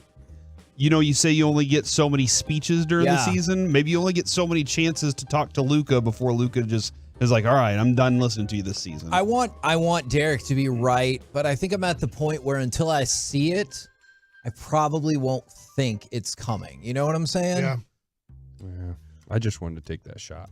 No, I hope you're right. I appreciate that. I hope so. At some point, he has to take that step. Now, look, Joel Embiid might win the MVP this year. Joel Embiid was as immature as you could possibly get in all kinds of ways for his first 5 years in the NBA. It was pathetic how immature Joel Embiid was. Now, it wasn't so much with the refs. At times it was, but he was just immature and caring about winning, pretty much. It was just like, I'm here to make millions of dollars and goof off, dude. Look how good I am by goofing off. I love that. And then there's something that clicked with him. I don't know what it was. I don't know, at like 24, 25 years old, Embiid decided, you know what? I'm not going to goof off. I'm going to enjoy playing basketball. I'm not saying Joel Embiid doesn't enjoy playing basketball, but he matured. Like, all right, 25 years old, Joel Embiid decided, I'm going to take my game to MVP status level, like real MVP status level. So I'm hoping that maybe Luka is in a different way than Joel Embiid, different personality. But at some point here, he's about to hit 25 years old. Next year, he'll be 25 during the season. That something clicks with him he's already arguably the best player in the league. I know he's not yet, but very close. And he's that close. All he has to do now, his last step to me is maturing. Mental, yeah. Okay. Let's stay in the NBA real quick because we haven't talked about Damian Lillard. Damian Lillard is finally so fed up. I don't know if that's too strong of a word probably, but he's now saying, I just love to play. I'm just not ready to just not play. I think that's what it comes down to. It's after Sunday's loss. in regards to sitting out games. You look at what other teams are doing with creating separation, and we are just on a losing streak. We've pretty much fallen out of the race for the 10th spot unless we go out there and win every game. He kind of keeps going on. I can't read all his quotes, but he kind of goes on for the first time, I think. I don't know. It's sounding like he might say, look, this Portland, I'm just sticking with you till my career's over. It seems like as this season's ending and they're going to be in the lottery, they're not even going to be a play-in team, that he might be saying, guys, I don't know what else you guys can do, and there's nothing else I can do. He's at a career best. He's averaging 32 points a game. He's 46% from the floor. He has 15 games this year of at least 40 points, which is the most in the NBA this season. It says here that he has a great chance to be first team, and we'll talk about this tomorrow. Yeah. He has a great chance for the first time in his career to be first team All-NBA for his career. Just think about that for a second. Luka's already hit that 3 times in 4 years. Damian Lillard, 100% Hall of Famer. Was he not first team once before? It says is likely on his way to being named All NBA first team. Oh, for just the second time in his career. I was going to say, I thought he'd once before. So one other time in his decade of a career, and Luka is 3 times and has a good chance to be 4. So I'm just wondering here what the future of Damian Lillard is, that now this season's coming to a close and he's starting to hint at this just isn't working out. Because I thought about this from the perspective of Damian Lillard being one of the, if not the most loyal player in basketball in terms of staying 11 years with Portland, and some definitely some ups, but a lot of downs as well. So I would be pretty stunned to see him in a different uniform. Man, I'd like that. I think he's one of my favorite players to watch. He deserves a shot. Yeah, right? The Mavericks, yeah. I mean, and there's nothing that, unless they win the lottery, there's nothing that they can do. Yeah. They're out of money. They don't have, when I say that, they're not going to be $40 million under the cap. I don't know if they would trade like the 4th overall pick, and who's a really good team that wants to get rid of a superstar player. Yeah. Right now, I don't know what Portland can do except say, Damian, you've given us everything. Yeah. And we're going to almost let you choose the team you want to go to. Now, we obviously have to get good compensation back because we got to try to rebuild this thing over a 3 to 5 year period. But, I mean, I just wonder if Damian's been so loyal that if he does ask out, if they would be loyal enough to him. And I know teams don't have to do this. If they would be loyal enough to him to go, all right, man, like, where do you want to go? Because he is from that area. Yeah. He loves, obviously, the Northwest. So I don't know where he'd want to go, but I'm just wondering if we could hear in this offseason, and the Mavericks have nothing to give. If you're a Mavericks fan, too bad. He ain't coming here, and they're not trading for Kyrie Irving. They're not going to be like, hey, let's take a 30-year-old guy who has had issues in the past. Like, they're definitely not doing that. We're the KNC Masterpiece right here on 105 through the Fan. Coming up next, it's time for the C Block starring Corey Majors. What's your favorite game? The game of life. Next. The Fan is proud to support the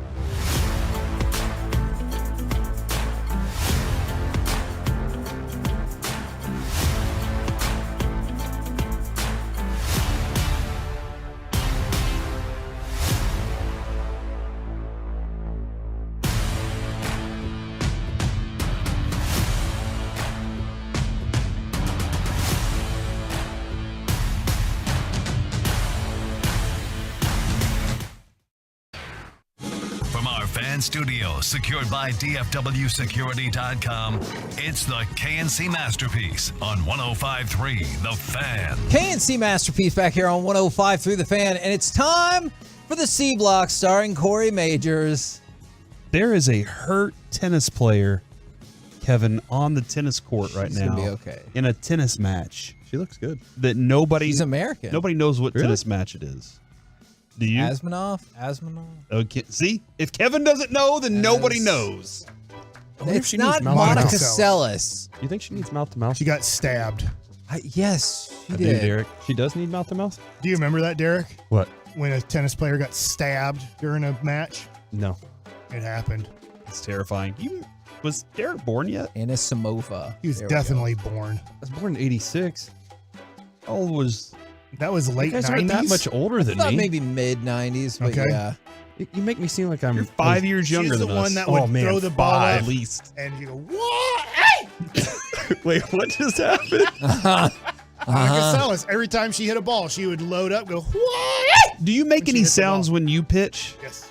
Which sound did you're you're throwing one of a those pitch? guys? You're throwing a fastball. Oh my gosh. You're going to throw a fastball to a hitter. No, he was more of a... That's what they thought. Derek, do you make any sounds when you No. pitch? Why?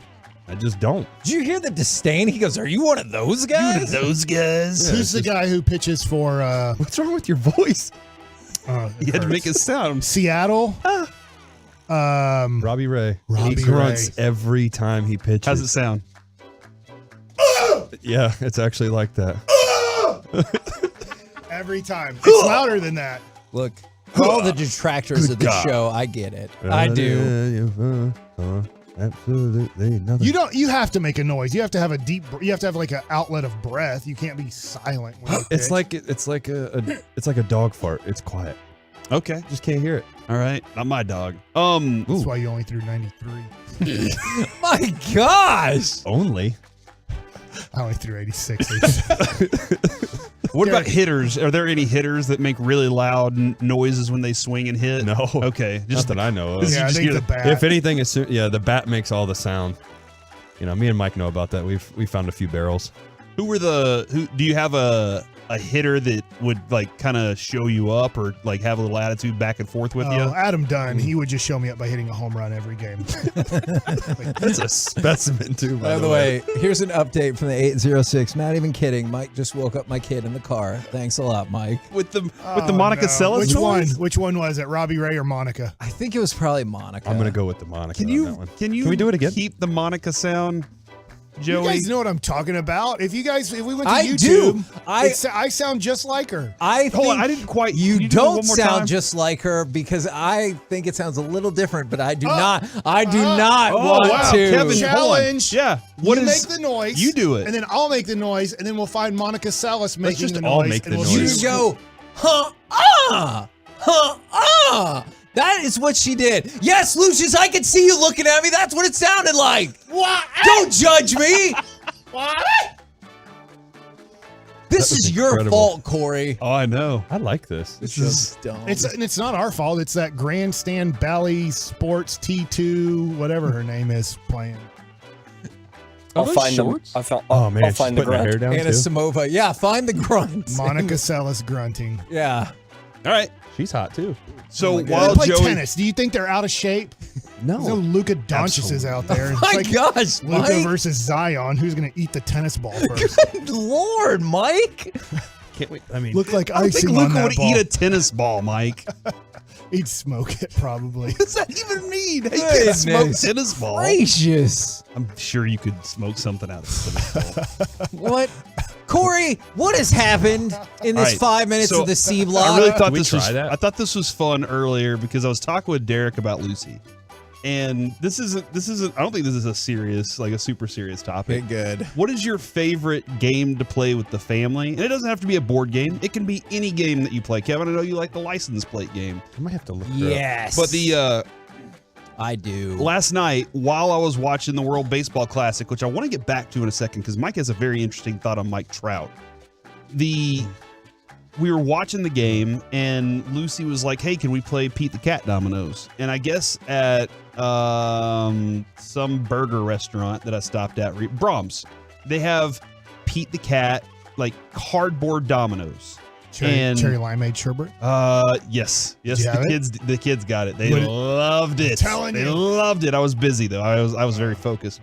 But Kevin, we sat down to play. Now she doesn't know the increments of 5 and all that. So what I did to start her out with the game was I said, let's just match 6 with 6 or green with green. So what we do is she stirs it all up. She stirs the pot up. Then we pull our 7 dominoes. Now she knows that she's got to pull 7. Okay. And that's like, I'm like, how many do we get? And she says 7. Okay. And Adrian was like shocked that she remembered that part too. This is great. This is really good. So now, then she flips them all over. She puts them in a straight line, organizes them, and then she's matching and sequencing and everything. But while I was telling Derek about this morning, Derek goes, hold on. So isn't that just playing dominoes? Aren't you just supposed to match the numbers next to each other? And I was like, well, yeah, you're trying to get the increments of 5 though. Yeah.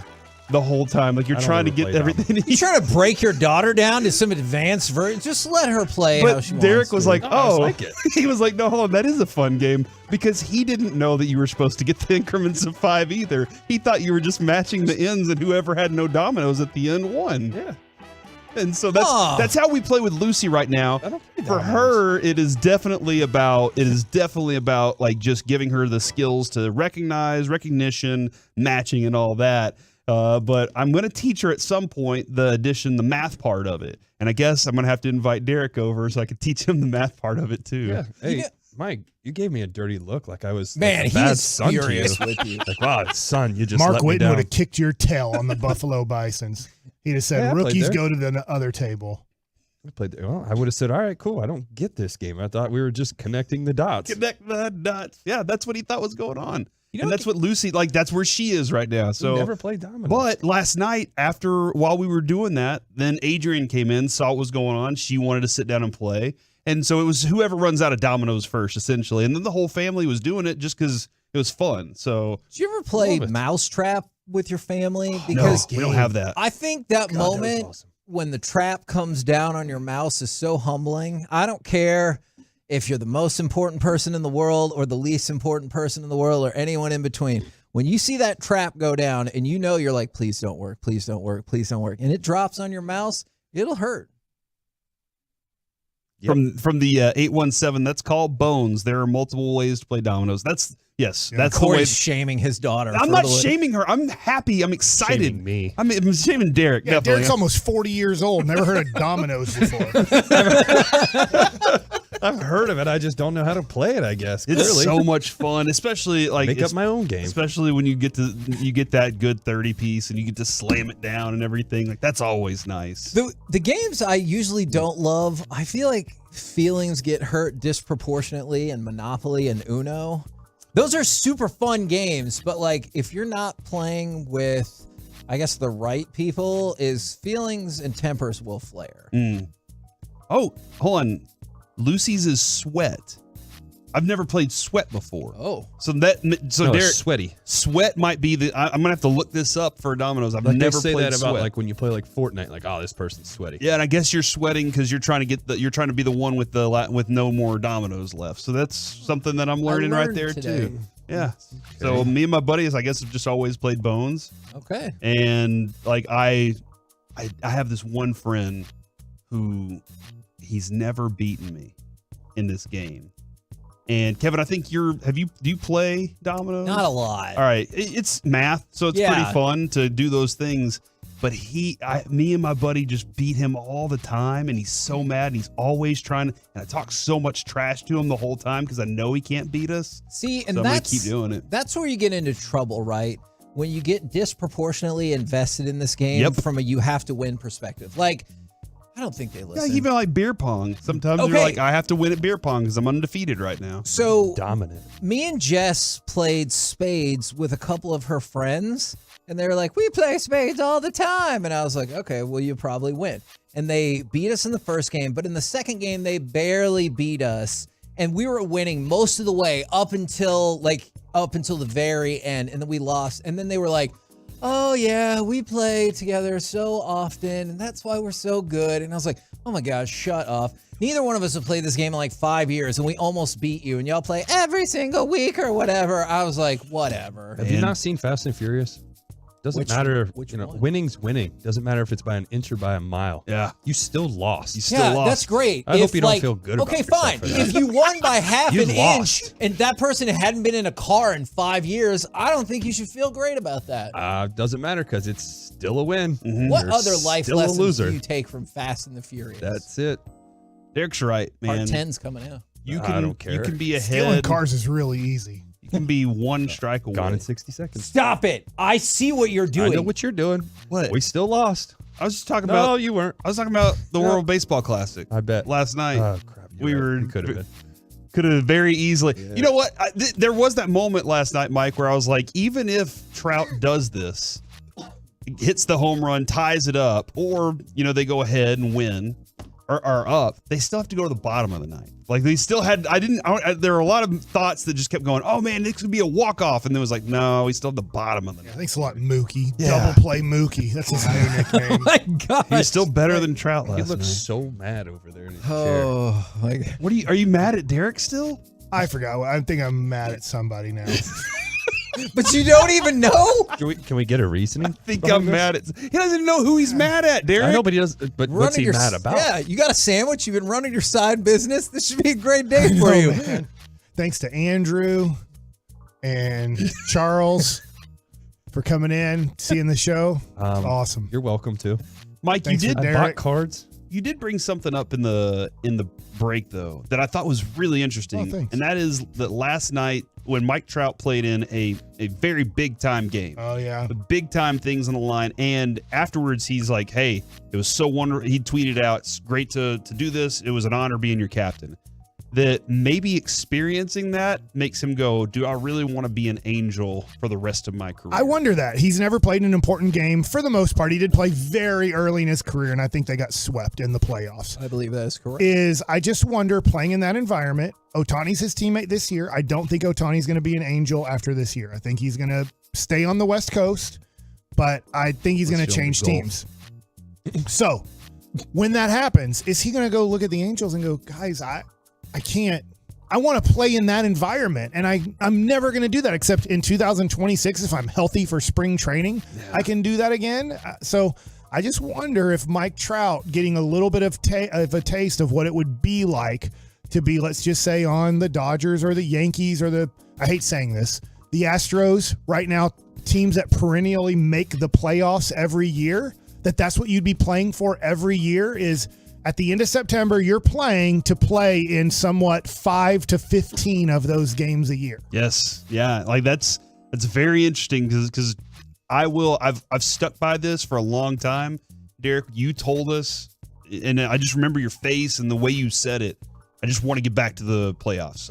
We want to get back to the World Series. And it is an adrenaline rush like no other. And it's an experience that if you're a Mike Trout, you probably feel like you should be playing in those type of games every single year. So that's like seeing him and what Mike just brought up. I think that's a pretty interesting approach there. Going with the Ohtani too, real quick, is I think he has a competition with Darvish too. If you think about this, is Darvish has been here for 10 years, hasn't got a ring. Ohtani wants to be that guy. Ichiro never got one either. There you go. Wow, yeah. Did Daisuke? I believe so in 2009. No, not Daisuke. I'm sorry. If you're talking about pitchers, because I was thinking about who's the hitter, lefty hitter for the Yankees. Matsui. Yeah. So obviously he got one with the Yankees, if not two. So he wants to be a pitcher, though. So the first pitcher to ever kind of get one. Yeah, because I don't. Obviously, Nomo never did with the Dodgers. I know he started moving around, but I think that if you are in your prime, if you're considered a really good pitcher in a rotation, I don't think a Japanese pitcher has ever done it. Obviously, the closer did it. I'm drawing a blank here. Saki? No. Yeah. Well, he was with you. He traded for him. Koji. Yeah, because he won it with Boston. Yeah. So, yeah, a very interesting approach. Where would Ohtani want to do it? We're the KNC Masterpiece right here on 105.3 The Fan. Coming up next, How much do folks stay invested in the NCAA tournament after the first weekend is over? Because I know Corey's still invested for infuriated reasons. We'll do it next right here on The Fan. The latest from the Star in Frisco, as well as inside.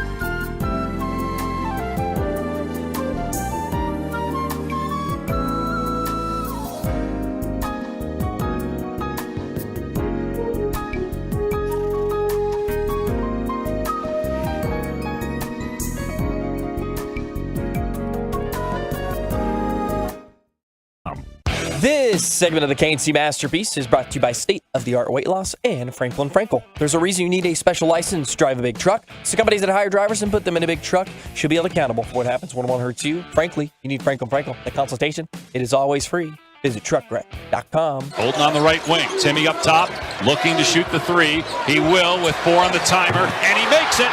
Drew Timmy with 20 points. Gonzaga has its largest lead.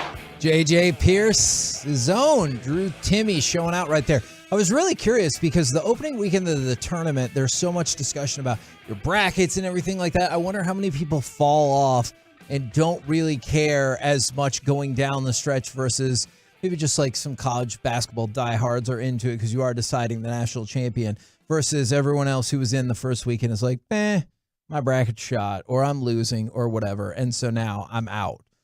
I want to talk about that, but what I know that Mike wants closure on, I don't know if that's the right phrasing, is the Monica Seles grunt off. I feel like we are going to need votes from my Tuolos. Remember Tuolos. Who engages with you? Me or that Kevy guy over there? And then when it comes to the fan, well, then Tolos, the fan text people. Text. Kevin's going to look at that, and you tell us who sounds more like Monica Seles. I don't know if I'm as invested in winning this as you think I am.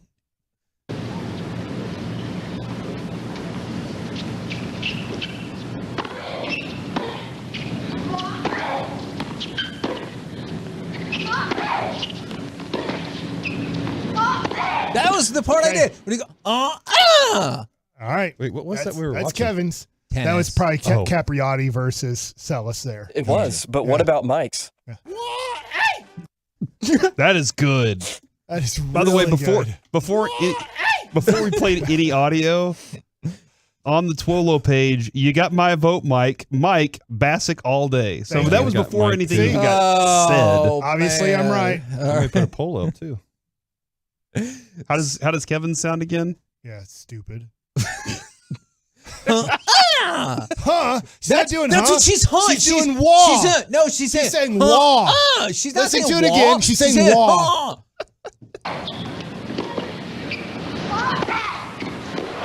Gabrielli playing the mouse. Checkmate. That sounded like I thought it was like a cat throwing up.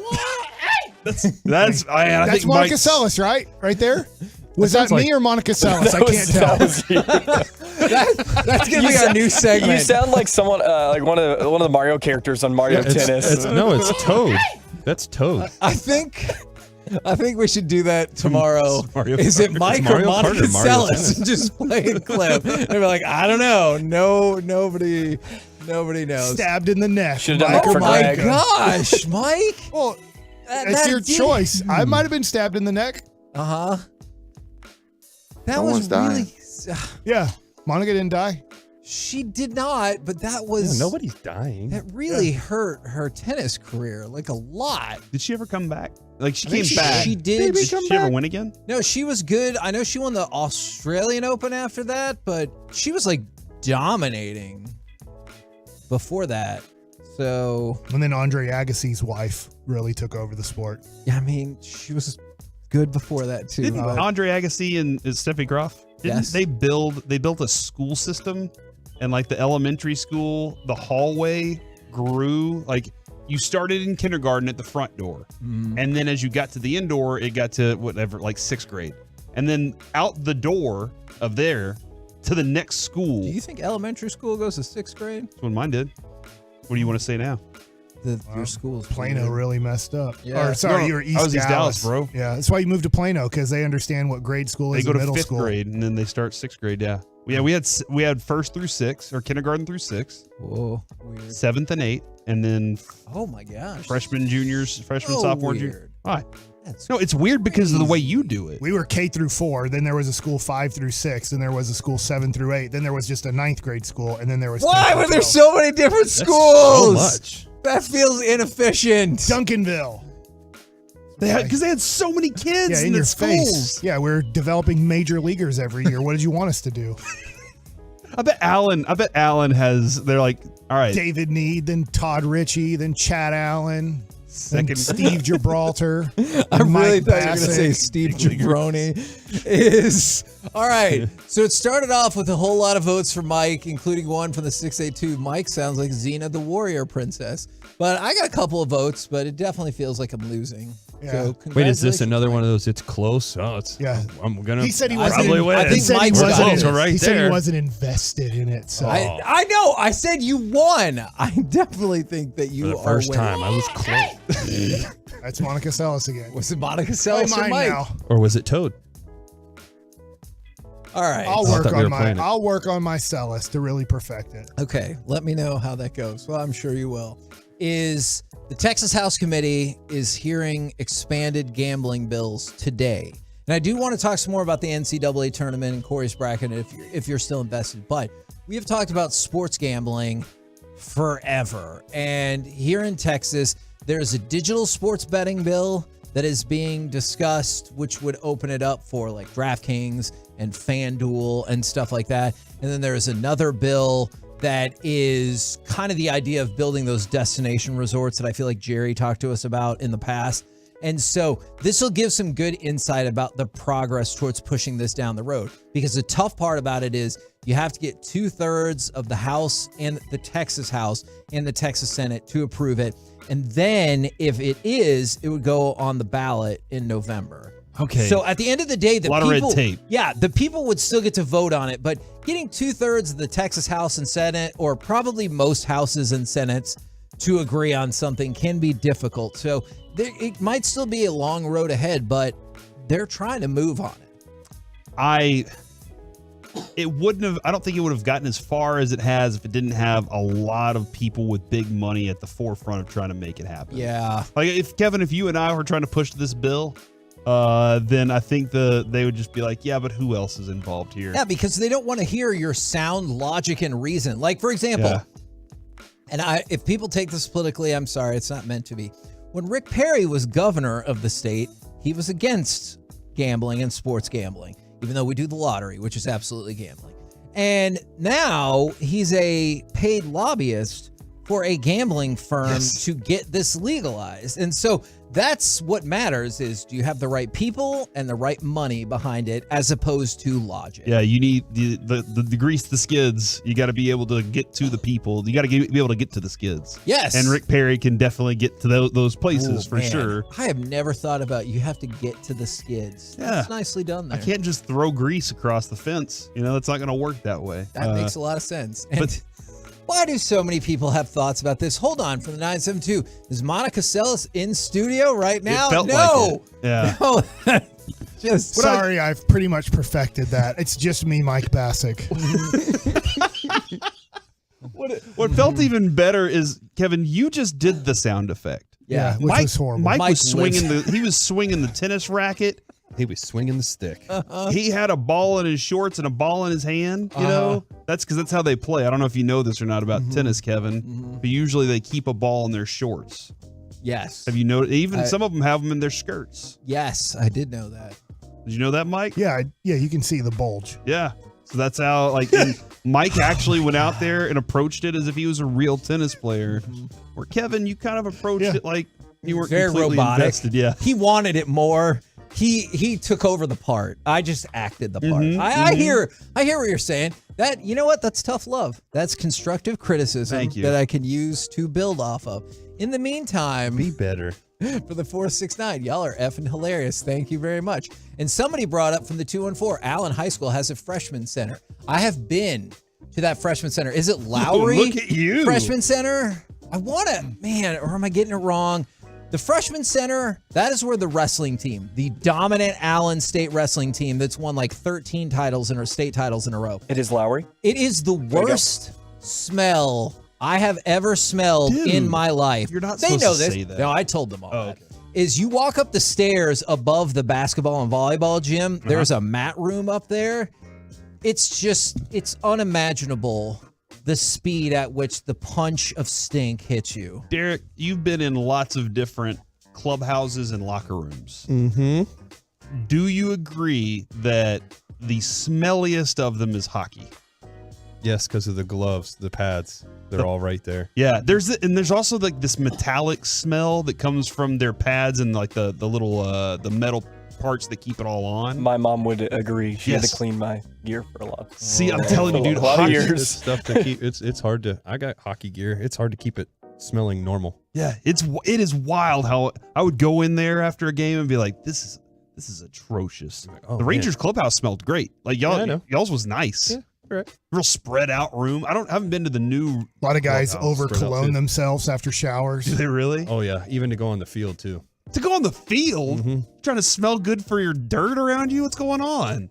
I don't know. I'm not a guy that wore cologne when I went out onto the field. Who? Name him. Beltray. Elvis. Elvis. Oh, That makes sense. That makes a lot of sense. Well, what do you know the It was a brand? polo sport. CK1. Yeah. I don't know what it was. Aquavelva. He was Spice. always like Rock he always had the Noir. best cologne. I will give him that. What is the best cologne? Yeah, what Something is? that smells good. Oh my God, you just started this whole other thing. 877-881-1053. Type in Google top 10 colognes. All right, Cologniers. Corey, are you still in on the NCAA tournament with your supposed? I'm undefeated. It's a great question. You should have started the segment. off I with that. tried to. Man, Jeez. I haven't yelled Usually you save that for the phone Yeah, I call. haven't yelled at you. God. So it's a segment not going your way. Nobody's dying. I am listening to myself. All right, so I do. Corey, I know you have the perfect. I can't believe you No, picked you all these. don't. Yeah. Fairleigh Dickinson. You knew that they were better than Purdue, Thank but you. not better than Florida Atlantic. I thought that was amazing. I thought you were crazy Yeah, I know. when I saw that before I left for You had vacation. Princeton and Creighton in this round. Mike thought I was crazy He's for a- putting it in print, like Well, typing it in instead of when, we, handwriting. when we left, I did see, and I forgot all about this. It was a great question by you. And I walked away. I didn't hear the answer, but you asked Chris Young about Princeton's basketball team this year. Do you not remember that? And Chris Young gave him just kind of a couple. He said, "I wouldn't be surprised if they're a lower ranked team and they can make it to the Sweet 16." And so you ran with it, Yeah. and you were right. I trust It's- my sources. Yeah, and so I think I'll be kind of invested Thursday, but Friday I think I'm going to go watch high school baseball. Ooh, that's nice. Yeah. Corey, do you want to tell us any of your picks for the? No, don't, Corey. Have you seen- It's I not tweeted fair. it. Remember, gambling's becoming legal. It's not fair to the bookies Go and Mean stuff. Green. Yeah. Go Mean Yeah. Green. He for knew sure. that yesterday. Yeah. You heard the bandwagon Scotty Drew jumped on. He was like, Go I want in Mean on that Green. one. That's the one right there. Do I get to watch a baseball game with you? You'd like to. My gosh. Blue Atlas Atlantis is, according to the Dallas Morning News, the #1 cologne. Oh, What is it called? Blue Atlas Atlantis. what's that going to send me back? It does not have a price on it. Okay. I think you can get them in Grand Prairie for like $30 a bottle at that one colognes. Number But two. is that a reputable shop? I see those same things. Number 2, Dior Sauvage et de Toilette.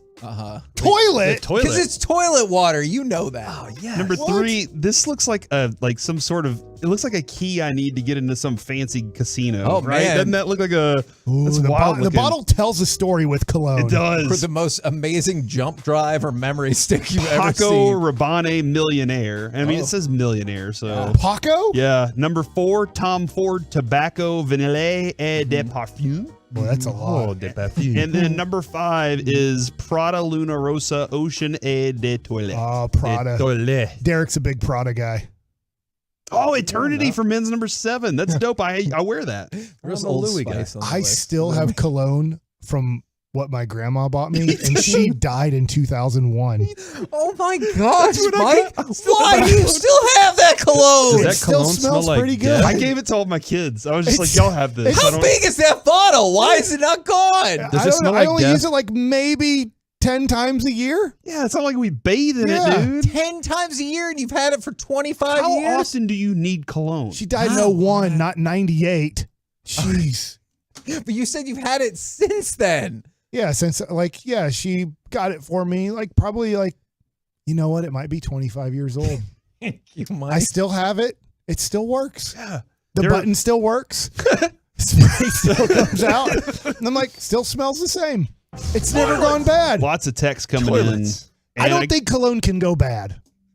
There's nothing in it. They're not putting strawberries in it. Well, isn't it like strawberry oils? Strawberries can go bad. Strawberries can definitely go bad, but like the oils. Do you guys know we're still on air? This is all being broadcast right now. I like this. We're the KNC Masterpiece. I guess right I don't here. think I've done any live today. Do I have a live coming up? The Fan. Coming up next, a spectacular live from Mike, where he's going to tell you to put toilet water on before you buy a car. Toilet water. That's why it smells good. Coming up next, we'll chit-chat with the fellas from the G-Bag Nation here on 105.3 The Fan.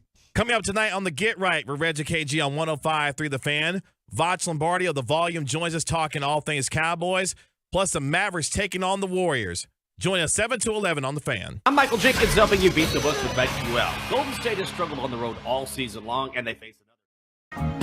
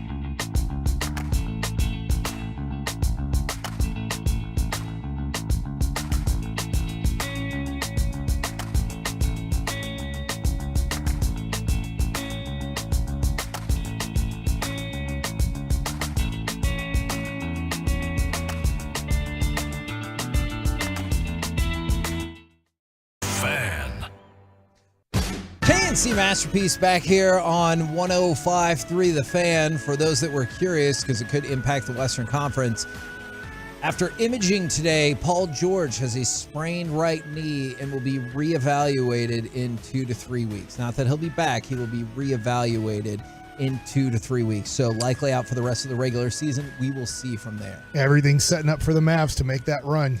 I don't think that you think that, but it does start tonight. Well, the huge game tonight. They just have to shorten the game to 43 minutes.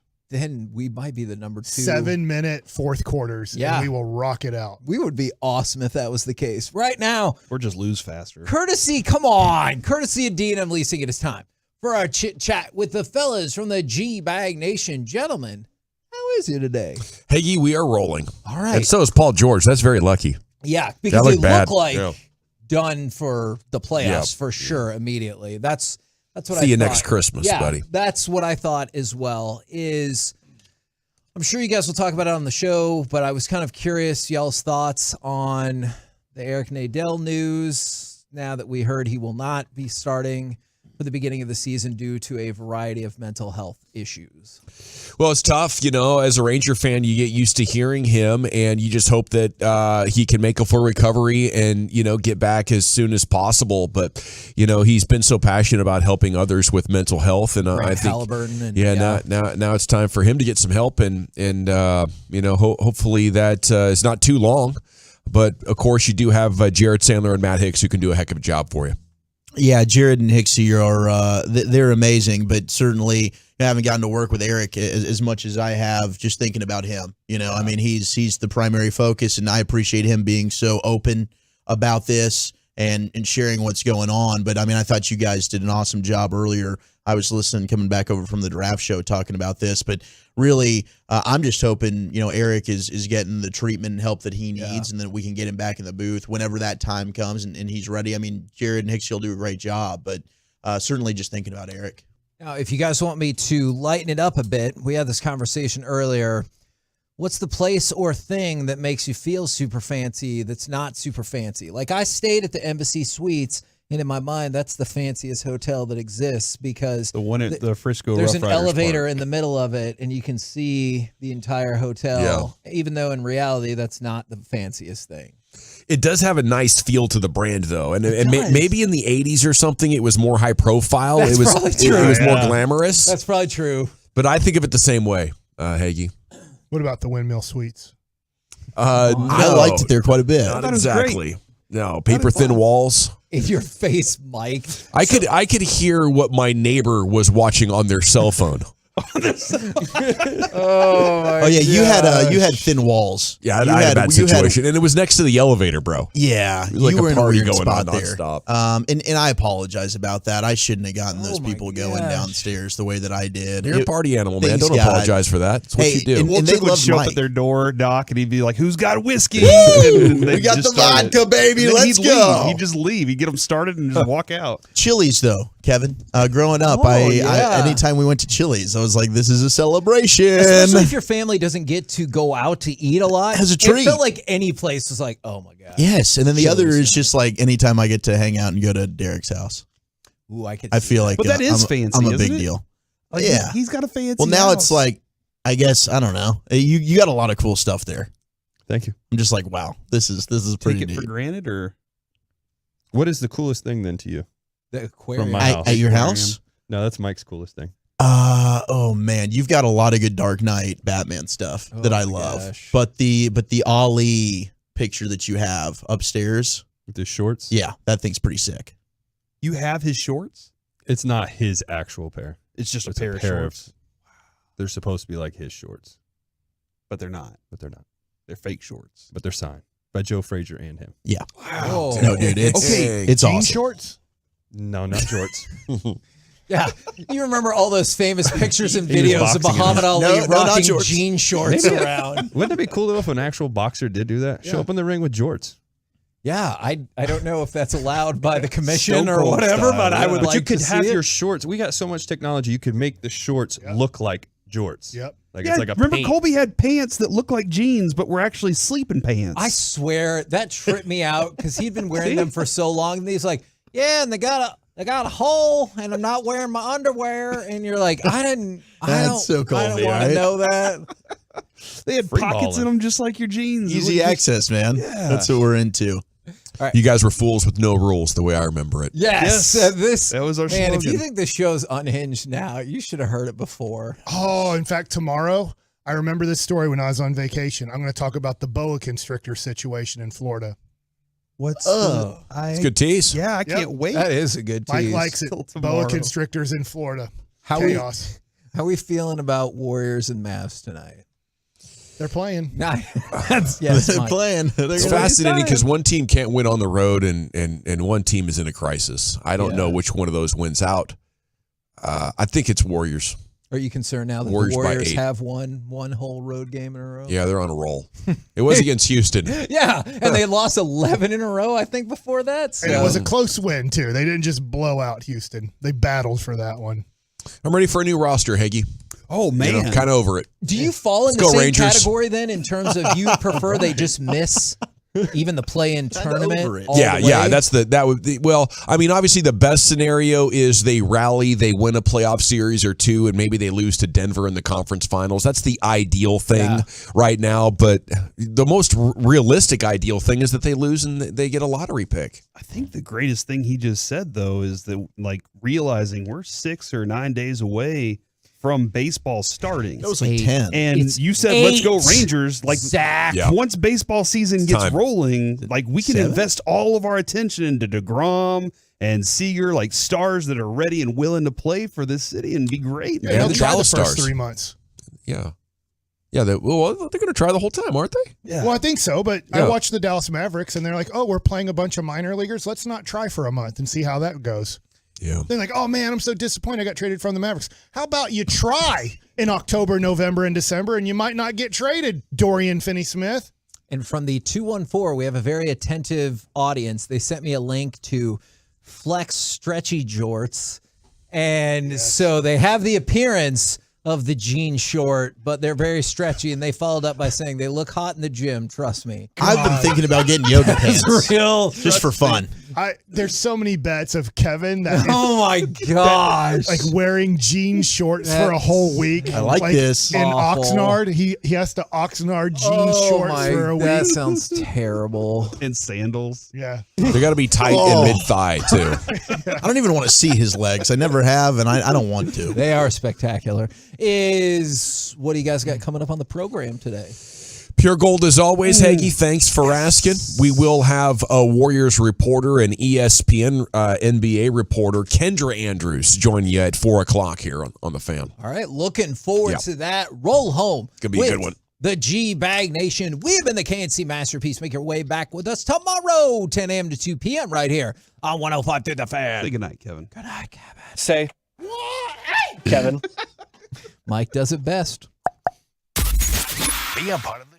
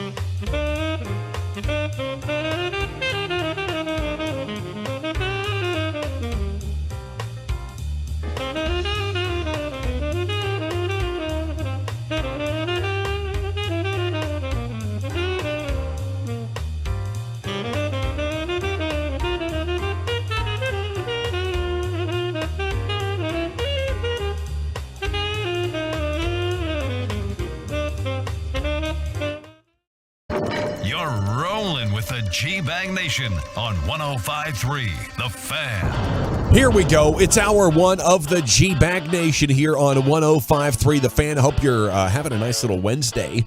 We're going to be here broadcasting about sports over the next 5 hours. General at your service. There's Brian Broaddus, former Cowboy scout, NFL executive.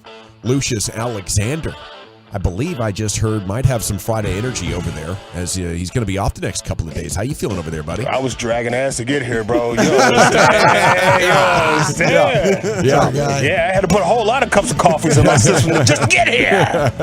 Well, I hope you enjoy those days off, sir. Well deserved. Thank you. And we are also having video coordinated by Carter Freeman back there, 105thefan.com, Twitch, and YouTube. Well, Zach Wolchuk, that about does it as Eric Chiafalo remains on family time. Man, today was the day. Today was snip day, boys. Oh. So I checked in with Eric this morning. I'm like, man, good luck. He goes, I'm in the waiting room right now. I know he was nervous. And then he texted me about 30 minutes later, said, actually, pretty easy. So he's got fixed? He's fixed. All right. He's fixed. Now we'll have to wait and see. He's foaming at the mouth, though. We're going to have to wait and see. I think he said he has to have several tries and attempts to get this thing 100%. They test it. Yeah, all get the that. pipes cleaned out. Yeah, make sure that it actually worked. But our guy's successful as of right now. What does that mean? Well, you got to get 30 acts of completion after the snipping to make sure there's no swimmers left over there in the piping. That could, nobody hides out. Self-practice or something like that? Yeah. Okay, because he'll give you a magazine, go to the bathroom. Yeah. He'll have it knocked out in 4 or 5 days. This type of pressure, I don't know about that. I don't know. But yeah, he had 3 kids faster than anybody I've ever seen. No question. I've seen 2 back-to-back, but he stacked them 3 in very short order. It was bad. I mean, it was great. Yeah. I mean, I remember starting to try to have one baby, right? Yeah. And by the time our baby had arrived, he already had 2, and one of them was like 3 or 4 months old. Yeah. And shortly thereafter, number 3 comes along, and he's called it quits after that. So, an iconic girl dad. 3 in a row, right there. Absolutely. From and they're Eric awesome. Chiafalo. Salute to Love him. all 3 of the girls, and he's got a saint for a wife. Oh, yeah. So shout out to Marion. She's fantastic. So hopefully he's got the peas over there on the junk, and we're not getting That's too what swollen. you do. Yeah, it's a tradition around March Madness for guys to do that and watch the basketball Frozen games. peas. Whatever it might be. Yeah, congrats to Japan for winning the World Baseball Classic in a final last night. Took long enough. 3-2 the score.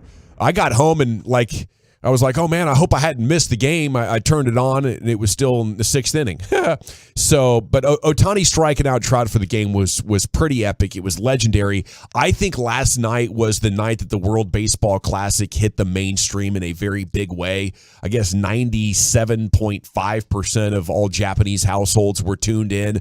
And, we got a little bit of disappointment from the USA side. We saw Japan celebrate. They earned it. They deserve it. But I think now the challenge is over the next 3 years for baseball, USA baseball, to get on the same page with MLB and get our pitchers in there. Yeah. This feels like 1988 basketball at the Olympics. We've lost. Now it's time to go full dream team on their asses, Brian. Yeah, Rob Manfred, the commissioner of baseball, basically said that afterwards. He's like, all right, let's not, we're not going to lose these games anymore. And you're absolutely right. Give Japan a lot of credit the way they played throughout the tournament and all that, and the way that and they put their best player out there to likely get your best player out as well. So it worked out perfectly for Japan, being able to have Ohtani come up there in the 9th, and we finally got the matchup: Ohtani versus Trout, World Baseball Classic on the line, and striking out, swinging there for Mike Trout. It was, the tension,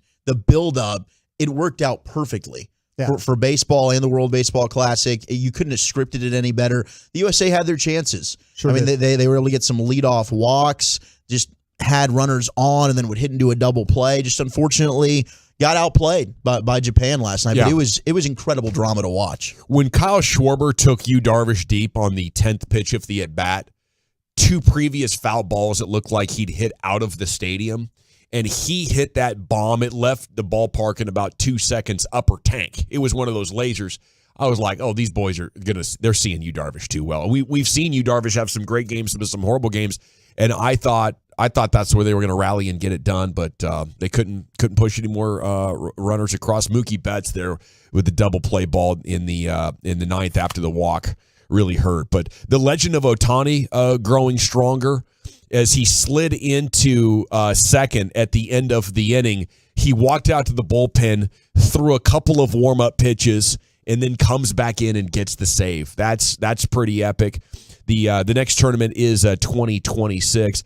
I hope it's not sour grapes, but it to me it feels like we would have got them if our best pitchers had been there. You came up against a team that had 3 really good pitchers they could throw at you, and we're like, well, we got some guys that are, kind of big leaguers, and there's some nice names in there that had some nice performances. But if you're depending on Adam Wainwright in a pivotal moment in a giant, semifinal or final game, I just think that's not good enough. And now this game has hit a point that it should be a priority.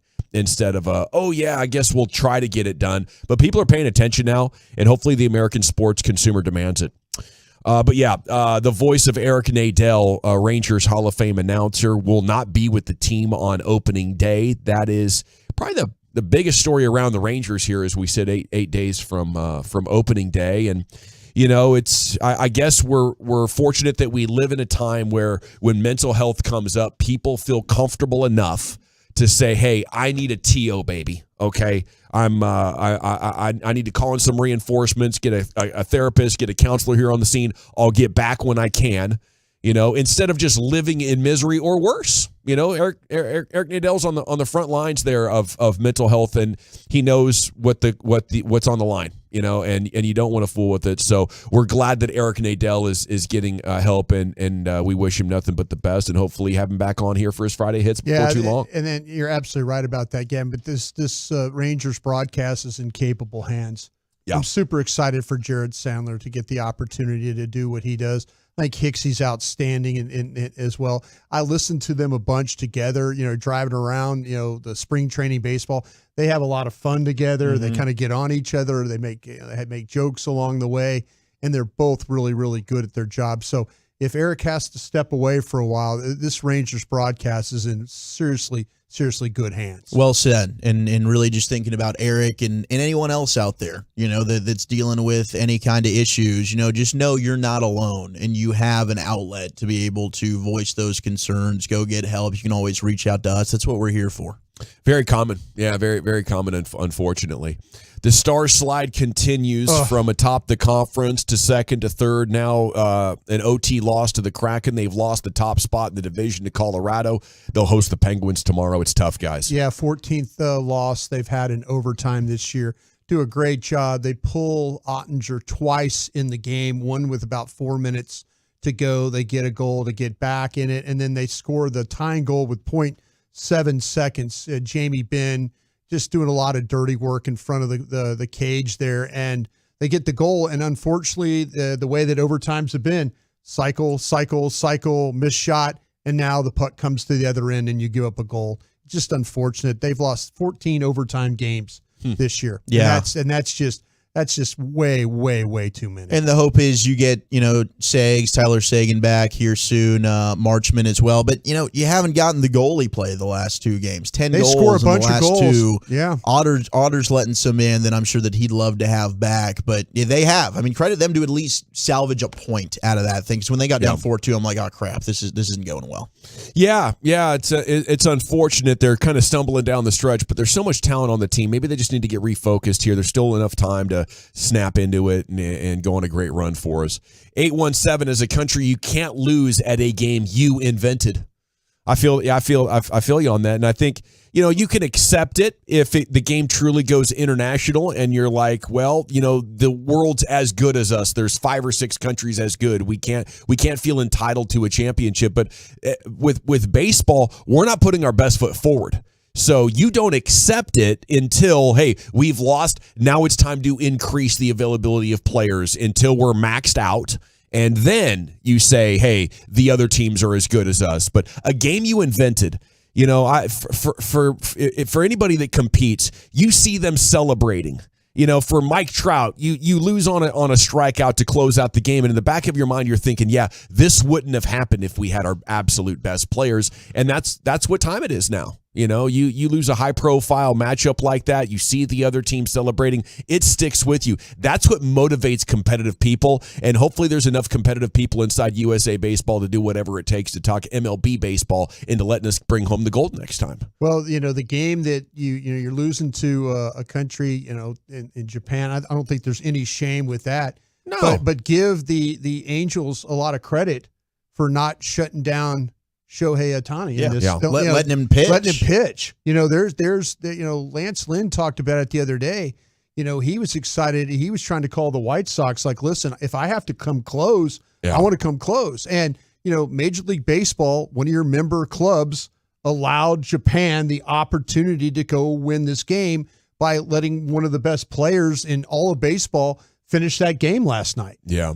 And I get it. You're paying so much for these pitchers, but you can limit the risk. You could put a lot of pitchers over there, so they're only getting a couple of innings of work. There's smart ways to do this, I feel, and I think we're going to make steps in that direction here over the next 3 years. Mavs and Warriors at the AAC 6:30 tip-off. Warriors very bad on the road. They have lost 11 of 12, just ended that streak with an ugly win at Houston. Paul George, there's good news on him. It's just a sprain, and he's only going to miss a couple of weeks. Obviously, he had the big injury a few years back playing for Team USA, and he lost an entire year of his NBA season. So, it's not something that you can take lightly, and maybe there's a business component to this that you got to take care of, so it makes sense for everybody. But in the present right now, Paul George, massive bullet dodge, not only for him. To get injured late in a season like this is a double whammy, but also the Clippers, who are still holding out hopes they could win the West. Yeah, without Kyrie and George playing, they're 14-21. Wow. So yeah, that's kind of one of those things. They're trying to play for positioning and seeding and stuff as well, and they're 10 to the good when they play together and opposite when they don't. Okay, the Jets have reached a 1-year deal with wide receiver Mecole Hardman. So that's a loss for the champs. Not an irreplaceable loss. And as we were talking about yesterday, they are amongst the teams that are in on DeAndre Hopkins. So maybe this is a guy leaving the roster and freeing up a position in that wide receiver room for DeAndre. They got to fill some receiver spots. You lose Juju, you lose Mecole Hardman. And Hardman's a guy that I don't know ever quite developed into the type of player they were hoping that he would. He had some good moments there. Kind of thought coming out of the draft that he was going to be one of those guys that could be special, and I don't think he ever obtained that type of level. Especially in that offense. Okay, he joins Lazard, Garrett Wilson, Elijah Moore. How close is that to becoming a good wide receiver room? Like Garrett Wilson, I think, is one of the best young up-and-coming talents in the league. So, I mean, he's a great one. And to have Lazard as a 2, I think, is solid. Elijah Moore might be the one that kind of elevates that group. Exactly. Okay, Zion has been cleared for activity.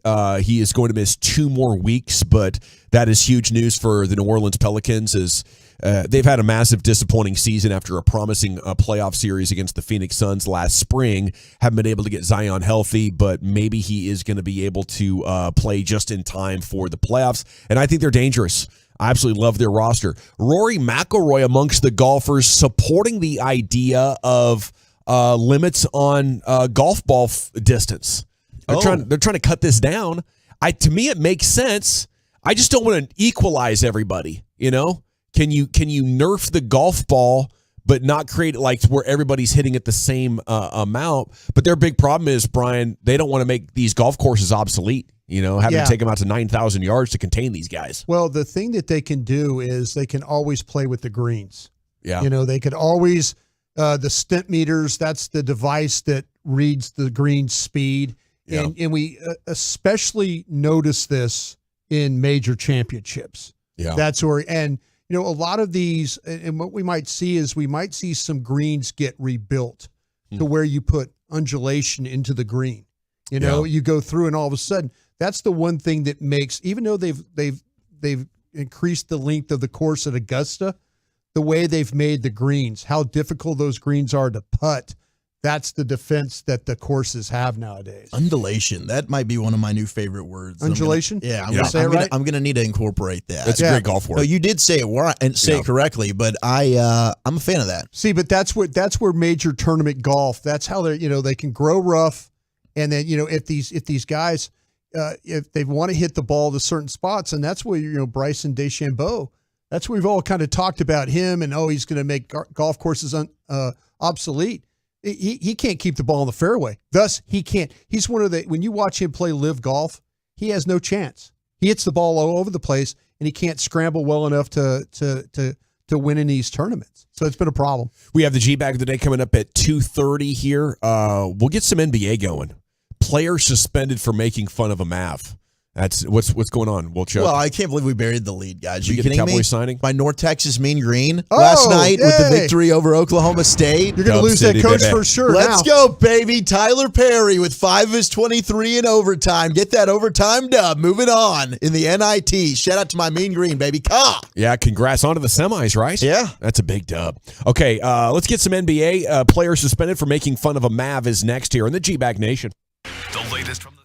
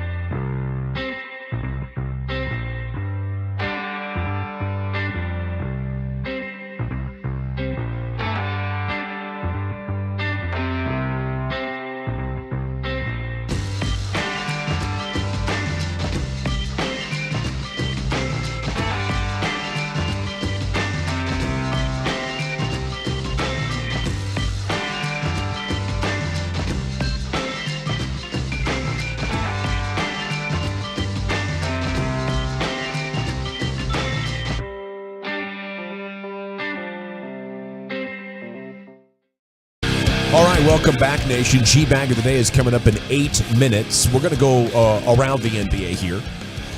Segment's brought to you by the Frankels. There is a reason you need a special license to drive a big truck, so companies that hire drivers and put them in a big truck should be held accountable for what happens when one hurts you. Frankly, you need Frankel and Frankel. Consultations always free. Truckwreck.com. Yeah, Dylan Brooks suspended for taunting the Mavs bench. It's pretty funny. He was doing a cheerleading routine at Theo Pinson, telling him, you are just a cheerleader because you never get in the game. I guess there has been a couple of Theo Pinson appearances this year. Theo said, well, I guess I have some headspace in his head, but I thought that was a pretty good burn. The tech was upheld, though, his 18th of the year. They appealed it. The NBA said, no, you can't do that. Apparently, you can't be making fun of guys on the bench. That's taunting, even if it is funny. So the tech was upheld, and he is going to be suspended 1 game. He's not wrong, right? Theo is kind of a cheerleader, right? Yeah, it would annoy everybody. Well, when he got into the 1 game, we saw him and he balled out. Maybe they should play Theo a little more. He did. But I mean, by NBA levels, he's kind of like that Judd Bushler bench guy who's waving the towels, and he takes it next level. From my era was Bill Whittington. Oh, is that right? Bill Whittington was Bill Whittington is like me. He owns championship rings for not doing very much. Yeah, but he's a great towel waver. Everybody needs one, and Theo might set the standard because he'll troll the hell out of the other team. Oh yeah, what he was able to do last year in the playoffs. He will do it without a uniform on. Yeah, he will go with a $1,000 T-shirt, jeans, and sneaks. Well, he wants to match his T-shirt to the other team's jersey color, so they might confuse him for them. Out of bounds pass. Hey, pass it to me. Yeah, I think they were getting $50,000 fines last year in the playoffs. They were. I'm open, Coach. You got me. But the Dylan Brooks stuff is great. Him and Draymond Green, of course, feuding, and you saw after the game with Memphis, like Kyrie kind of snubbed Dylan Brooks when it came to taking his jersey. So Draymond's doing his show. And I think he was doing it might have been on Twitch or somebody comments and wants to know about Dylan Brooks and the Kyrie Irving jersey deal. Here's Draymond's response. And I'm asking this question. Does this go into our all-time laugh bracket? Listen to Draymond here. By the way, Jackson wanted me to talk about Kyrie not taking Dylan Brooks' jersey.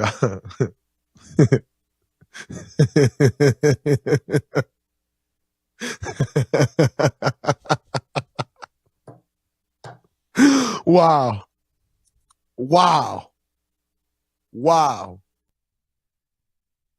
Get him. Pretty good laugh. It was good. I think he could have taken it to the next level and went full like evil. Because that's the thing is, Dylan Brooks tries to flip back immediately after the game to being cool guy. And it's like, you troll that hard, nobody liking you is a real thing. Right? Yeah. You don't just get to change now if the game is over and say, hey, it was all in good fun, right? It was the weird, like he's trolling Luka, he's trolling the Mavs. Kyrie has to come over and ended up getting in a shouting match with them in one of the games earlier as well. And then afterwards, he's like, no, bro, let's exchange jerseys. I loved Kyrie. And by the way, Kyrie also... another act of charity, which goes underreported when it comes to Kyrie Irving. But he just made a huge donation to a pair of families following a car accident. He donated $38,000 to the families of 2 UNT master students who were involved in a fatal accident earlier this month. So shout out to Kyrie. Yeah, he's the best, man. He really is. There's so much cool stuff about him that's, I think, underreported, maybe underappreciated. Did he say he was going to catch Brooks the next time around? No. Yeah, but he's not. They're not playing each other, like, right? I'm They're done playing. I'll get you back, buddy. I'll get you back next time. No. I don't think he's ever going to get a jersey from that guy. Why would I want Dylan Brooks' jersey if you're Kyrie Irving? Yeah. You're not on my level, man. The NBA has recently demoted Ben Taylor in his assignments per Tom Haberstroh, the ref that Van Vliet went after for saying he was just out there trying to be a Richard. Van Vliet, the former G-Bag of the Day champion, I believe 3 or 4 days, maybe 5. Maybe Van Vliet went 5. I'm not quite sure, but he tore him and other officials up pretty good. And the NBA agreed. So this D-bag ref, Ben Taylor, he's getting less assignments these days. Good. Well, let me ask you this. He's like a backup ref now. Okay, if you're like the league, do you feel like if you're an official that works with Ben Taylor, are you kind of like agreeing with them, or are you like, man, league's being a little too harsh on our brother Ben? No, I think they probably know how bad Ben is, because if a player goes after a ref And calls the him NBA out by name. Yeah, the NBA's not supporting this guy. They're like, actually, they're right. Yeah. That takes a lot because that ref union is strong, and that's what I'm saying. I That's wonder, like a Sean Hockley thing. I think they should refund Van Vliet's fine as well, $30,000. He's doing their job for him. You know. I just wonder if other officials are looking at the league and that union you're talking about and going, man, we can't let them get away with this. They called out one of our guys. Well, they need to hush because they got a bad one in their ranks. I hope it has the reverse reaction. Like, hey, we don't want that to be us. We need to make sure we're holding ourselves accountable, and we need to do a better damn job. I think they should do this in all sports. I wonder if you ask the officials around basketball, hey, Ben Taylor any good? I wonder how many answers you would get. Off the record, they tear his ass up. You think so? Yeah. Send him back to the NAIA is what you'd hear. Yeah, they know. They know these guys aren't any good. They know whose ego gets out of the way because a lot of times in sports, you can see the refs get annoyed with the other refs' calls, and they're like getting to an ego tit-for-tat battle on who's going to control the game, especially in basketball when you got 2 or 3 running around. Okay, reward offered for details in the death of a former Mavs dad. Yeah, Richard Jefferson's dad. I didn't hear this story originally back in 2018, but the LA County Sheriff's Office is announcing a $20,000 reward for info leading to the arrest and the conviction. The killing was back in 2018. Richard Jefferson Sr. was 65 years old, chatting with a group of people, 1400 block of Paulson Avenue in L.A., and one gunman opened fire from a vehicle, according to sheriff's officials, and Jefferson was an innocent bystander. Investigators said they believe the shooter or shooters were gang members who thought Jefferson belonged to a rival gang. So $20,000 reward. Neither Jefferson nor the people he was speaking with had ever been involved in any activity. So tough story there for Richard Jefferson, who had a great career, 18 years, played with the Mavs, and now he's doing a hell of a job broadcasting. You know, speaking of dads and Kyrie Irving, saw this thing on social over the weekend. I didn't know his dad was really great at Baylor, almost had an NBA career, ends up playing international. And that's why Kyrie kind of grew up outside of the U.S. at times, Australia and stuff. But then they moved to New Jersey. He's getting recruited, and he shows up in Coach K's office at Duke. And I don't know whether this was 2009 or 2010 or something like that. And Coach K's like, hey, come on over. I got something for you to watch on TV. And it is Kyrie's dad. No, it's not Baylor. It was Boston University. Wrong BU. Giving Duke buckets back in the day in some, I don't know if it was an ACC game, or if Boston was in there, or if it was a tournament game or a preseason game or something like that. That is how Kyrie Irving ended up going to Duke, because he's like, man, this guy has such respect and admiration for my dad and an incredible basketball memory to be able to go back and be like, boom, this is the last time I remember competing against the Irving family, and this is exactly what we want to bring to Duke. Little quick side story there that's jogged my memory. It's time now for the G-Bag of the day. Here's Lucius Alexander. Yeah! From one story to Kyrie to another Kyrie. It's me. Let's see here what we got. G-Bag of the day, our champion is God doing his blessings. Just doing his blessings. God will make a way out of no way. If you have groceries on deck and they're not going to make it to the end of the week, God can be a meat stretcher. Yes, he can. Look at your neighbor and say he's a meat stretcher. He'll stretch your meat. Hallelujah. Yeah, okay, that's the name of the shirts. I figured it out. Meat stretcher shirts. Meat stretcher. Meat stretcher. Meat stretcher. Okay. All right, maybe not. Meat stretcher. I thought it would be a better. And this one right here, Take Him to Church. I Don't Want to Go to Hell. Hell No is the song. I don't want to go to hell. Hell no. Hell no. I don't want to go to hell. Hell no. Hell no. Hell is deep. Hell is wide. Hey. Hell ain't gonna have me inside. Hey. I don't want to go to hell. Hell no. Hell no. Hell no. Hell no. Hell no. I don't want to go to hell. Hell no. Oh, that's why I want to see my king. Hell yeah. Hell yeah. Hell yeah. I want to see the king. Shoot yeah, ball. Shoot yeah, ball. It's a 2-time champ, right? Looking for 3 right here. Yeah. Let me get some road music for you boys real quick. Maybe a promo, too. If you do ever miss the G-Bag of the day, Lucius replays the champ for you every night about 5:40. All right, I got some clips that I need to just drop off on you boys before I get out of here. I've been sitting on this one. Who's filling in for you?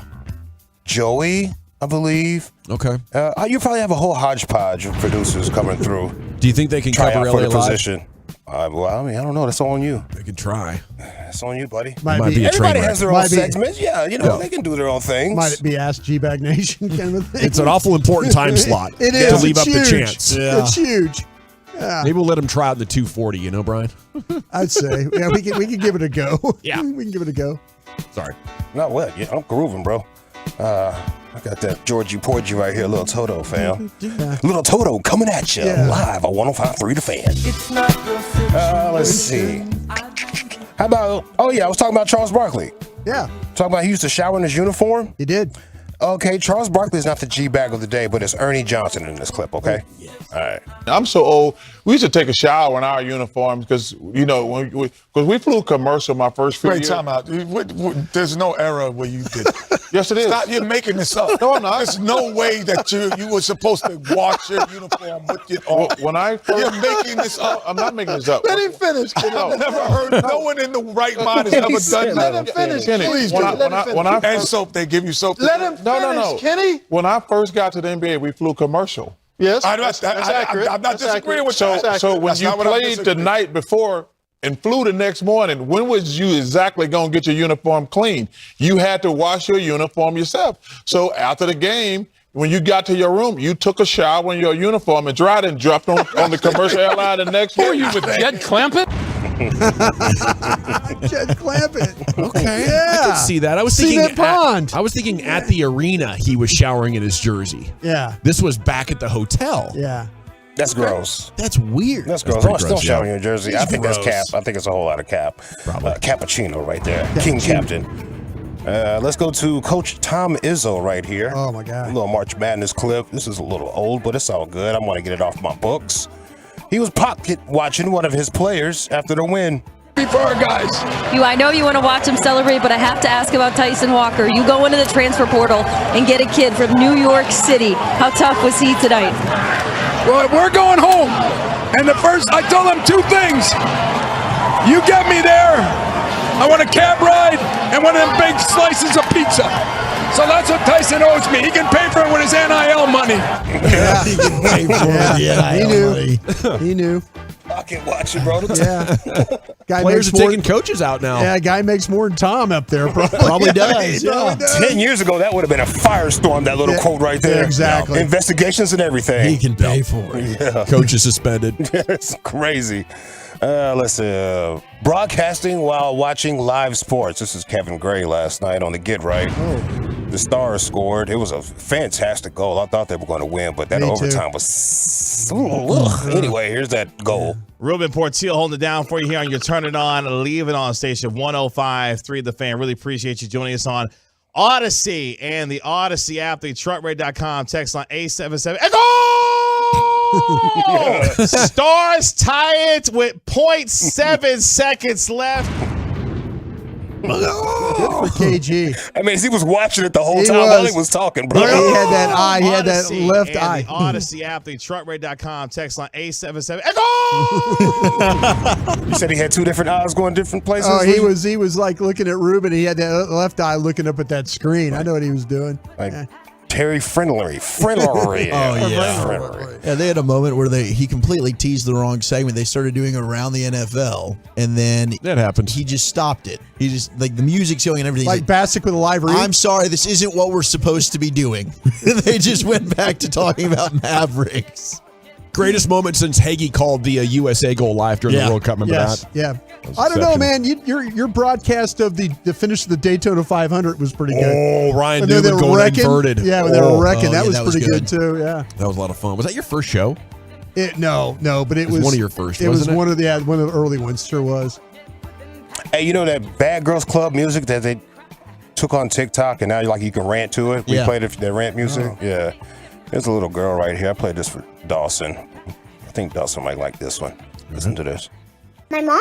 Matter of fact, the CEO of TikTok doesn't let his kids on TikTok. You know that, right? Oh, really? No. Yeah. No, they don't. And I think this is why right here.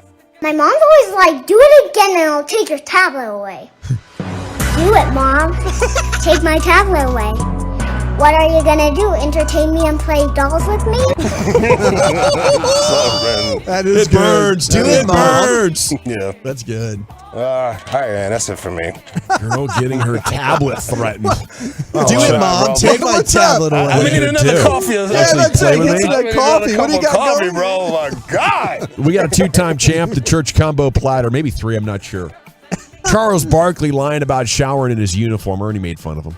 Coach Tom Izzo pocket watching Tyson Walker. We did, I swear. Right after the basketball game. KG was broadcasted and watching live sports, and a girl got her tablet threatened. I'm gonna vote for that, Lucius. You know me well.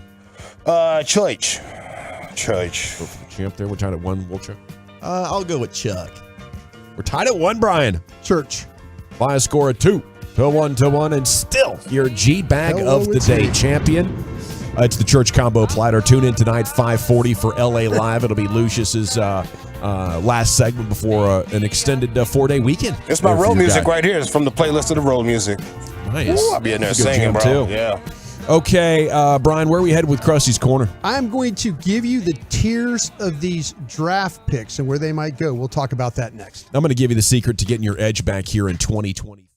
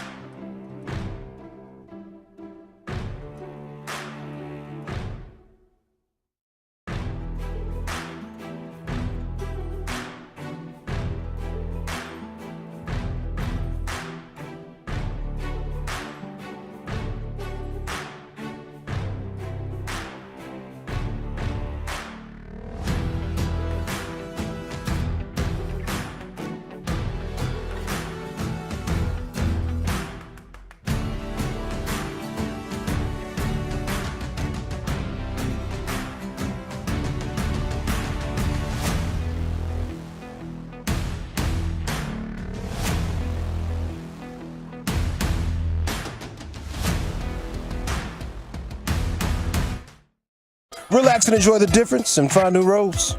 Thank you very much, Lucius. It is the G-Bank Nation here on The Fan. Coming up at 3 o'clock, Wolchuk has your NFL news of the day. Right now, it's time for Krusty's Corner. Here's Brian. Thank you very much, General. Appreciate that. What was I going to say? Oh, really enjoyed doing the draft show with you this morning, Zachary. Well, thank you, Brian. Good job. We had Bobby, Zach, Aisha Morrison, Kyle Yeoman's on. Go back and give that thing a listen after you listen to our show today. If you're out there working out or something like that, hour-long little podcast for you to kind of kicked it around a little bit. We had a discussion about guys that you would or would not draft. And so there's several names for the Cowboys. You know, we always try and kind of talk about these guys and who that, you know. And I thought it was a really good discussion because I tried to put these guys in some tough spots of who they would and who they would not take. Sounds like a good podcast over there. We're trying. We're Yeah. trying. And then Bobby and I think Bobby and I are taping Love of the Star tonight. So if you want to get Right on. questions to me as well. So anyway, okay, I mentioned that, and I always try and tie the draft coverage and stuff into what the Cowboys are doing. And this comes from Charles McDonald at Yahoo Sports.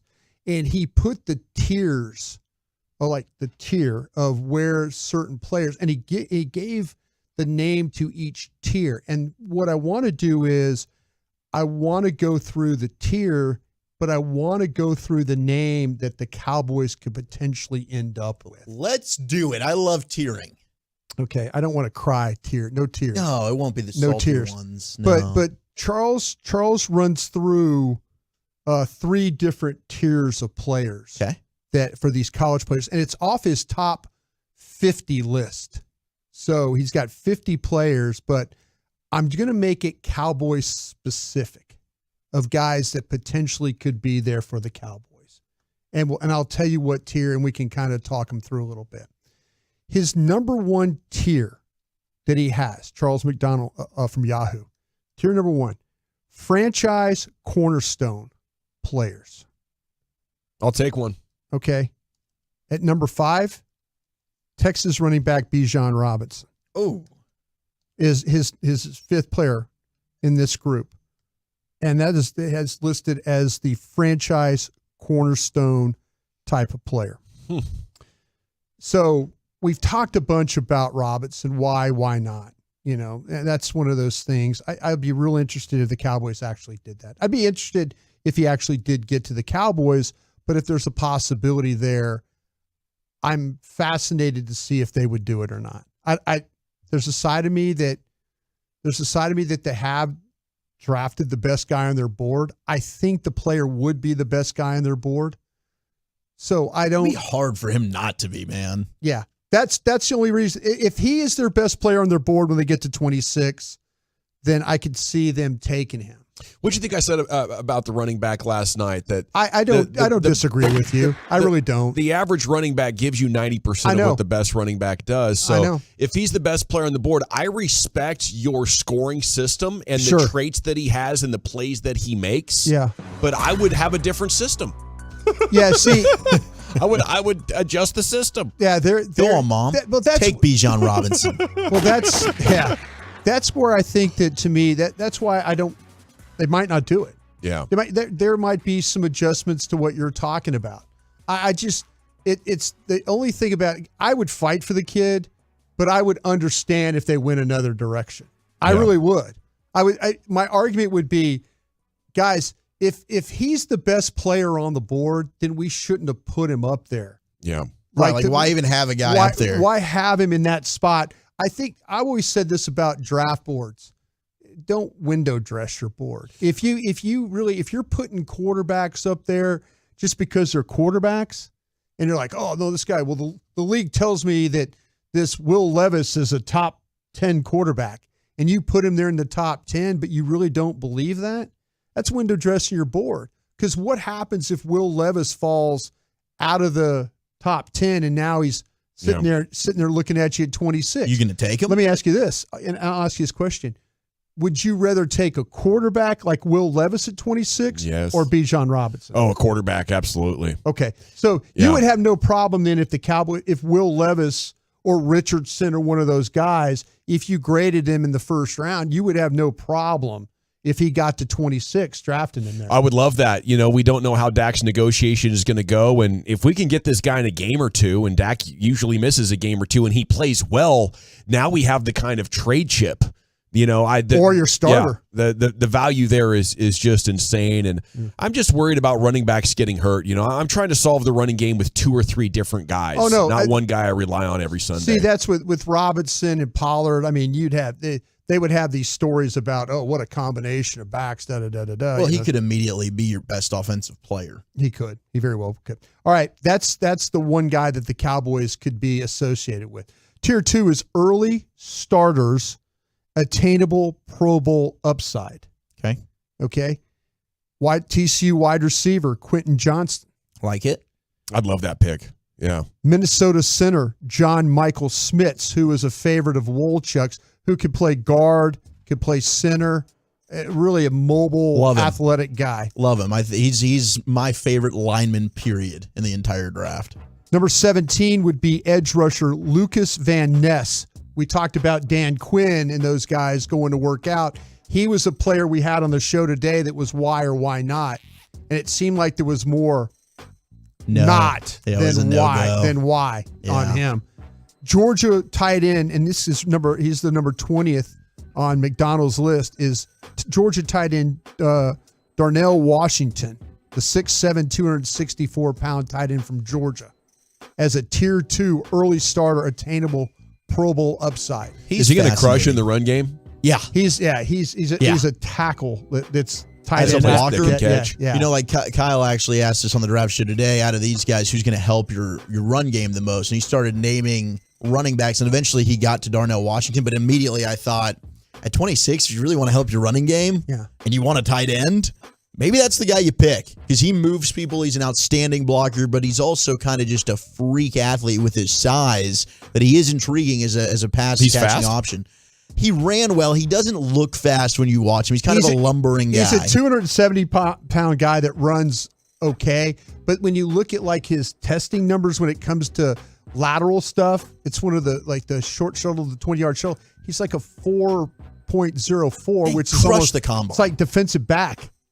Shuttle is for a man that's 264 pounds. Okay, another guy that's kind of always tagged to the Cowboys is Osiris Torrance, the guard from Florida. He's number 21. Number 29, here's a guy that I think the Cowboys really, really do like, and this could be the pick. And this could be a guard-center combination. Steve Avila from TCU, 6'4", 332 pounds. If you're going to play Tyler Smith at left tackle and don't even think about it, this is probably the guy you want to take at 26. It's a great year to need a left guard who could also transition to center in 1 year. Yeah. It sounds like there's 2 of them that are going to be around. Absolutely. Yeah, that's awesome. Okay, now we're to tier 3 as we finish this thing up.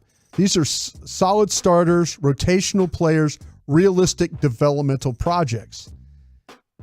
Mazzie Smith from Michigan D tackle. Defensive tackle. We talked about him a bunch. Arkansas linebacker Drew Sanders, probably the best linebacker in the draft. Pittsburgh's Kalijah Cansey, the defensive tackle.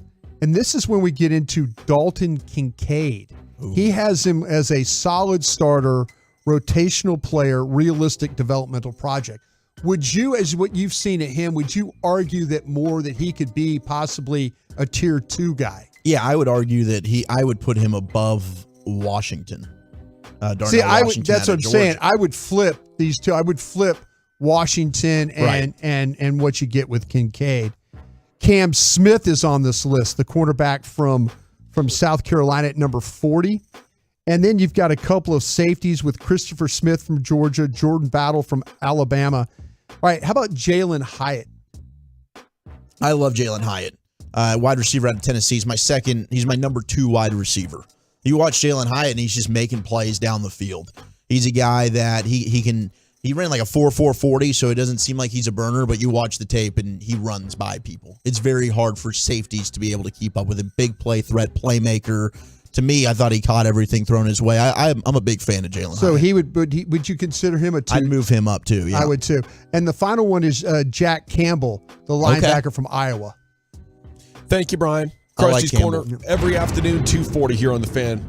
Okay, NFL news of the daytime is coming up next. Chuck, where are we headed with that? Well, we've got a couple Cowboys signings, one re-signing and a new signing to tell you about, and a trade was just made. Next on The Fan.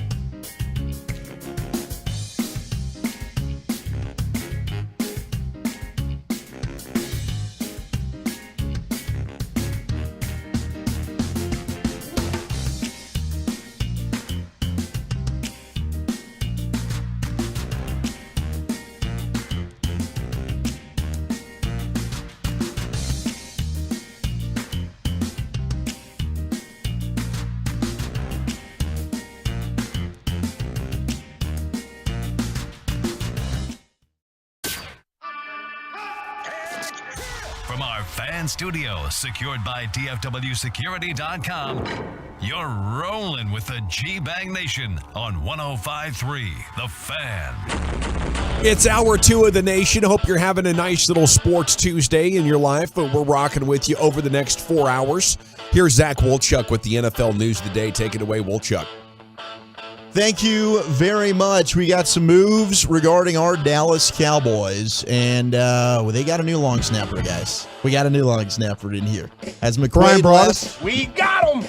we signed him. This is the big news. We got him, boy. Long snapper, Trent Sieg. And I hope I'm saying that right. It's S-I-E-G. All right, so we love you. You're now a Dallas Cowboy. 1-year deal worth $1.08 million. And our guy Was he got in himself Jacksonville? a $152,000 signing bonus. All right, so this is a good game to play. How well does Brian know his long snappers? I don't. That's what I'm saying. No, you know him. Is You he know in- him. Channel. No, here. no, Come on. I don't know the long snapper. So it's not Jacksonville. It's not Jacksonville. The picture I'm seeing is of an AFC team, though. Not with the Titans? Not the Titans. It's a team you actually did work for, though, I believe. At least interviewed. Oh, the Raiders? The Raiders. I think he interned with them. 12 years into his career, he got an internship. Is that how that went? It was funny. It was like 2 weeks.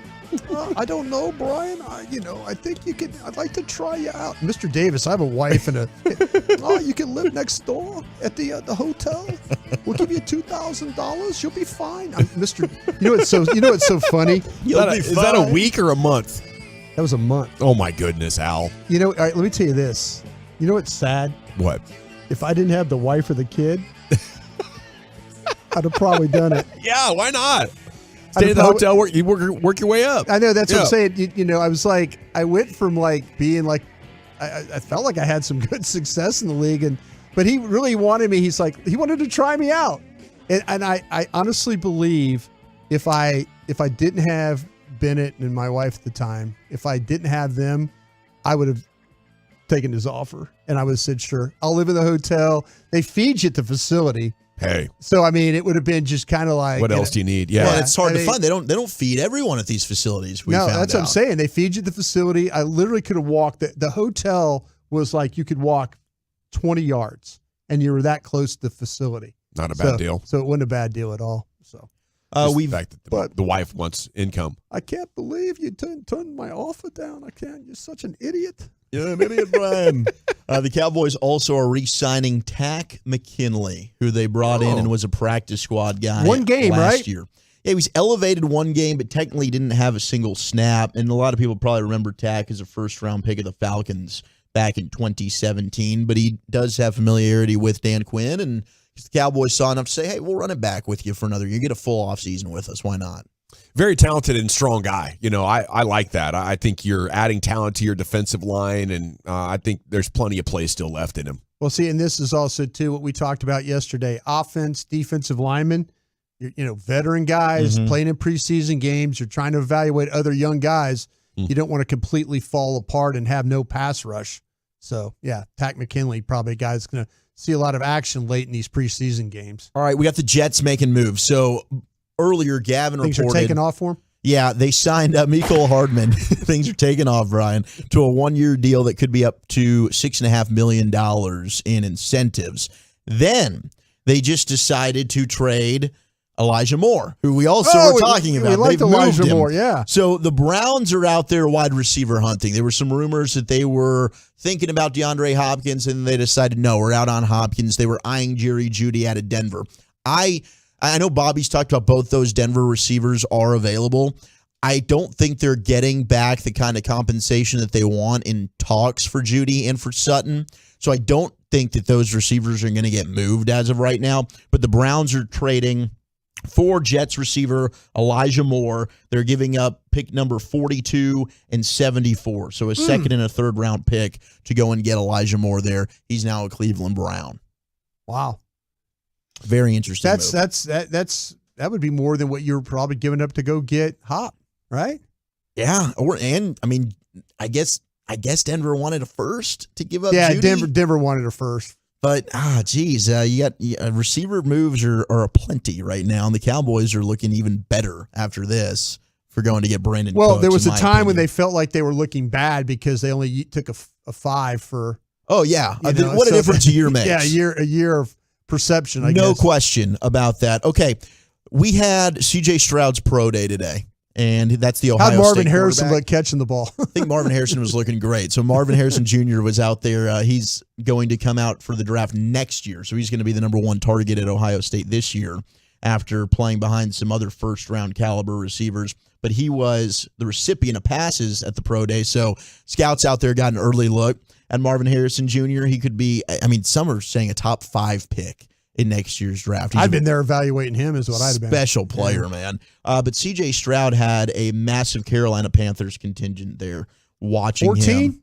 According to Albert Breer, yeah, they had 14, including their owner David, their owners David and Nicole Tepper. The GM Scott Fitterer was there. Frank Reich was there. The assistant GM was there. The VP was there. Yeah, the offensive coordinator there. And they had Josh McCown, Jim Caldwell. I mean, it was literally their entire offensive staff came out to watch C.J. Stroud. Okay, who else do we look at? We got Smith and Jigba that we had to look at, the wide, and then those offensive linemen, right? And then the offensive lineman, Paris Johnson, Jones, the right tackle. Right, They've and the also got a center. center as Right, well. right. That has the capability to be a day 2 pick. So there's a lot of good talent there. Yeah, if you take all your offensive coaches to Stover, the tight end as well. Oh, no, he's coming back. He went back? He went back. Come yeah. on. Yeah, he went Why? back. Yeah, he went Wasted time watching him. Are you kidding me? We both did. Come Yeah, he went on, back, yeah. Stover. What the bleep? You're 1 foot in, you're 1 foot out. What are we supposed to do? With this many quarterbacks on the board with the number 1 pick, this will drive you crazy over the next 6 weeks. All right. So I'm glad that you said this. People don't know what the bleep's really going on with the quarterbacks. Yeah. There's one former Carolina Panther linebacker, Thomas Davis. He was making the rounds now. I think he was jumping on with the NFL Network, talking with our guy, Daniel Jeremiah.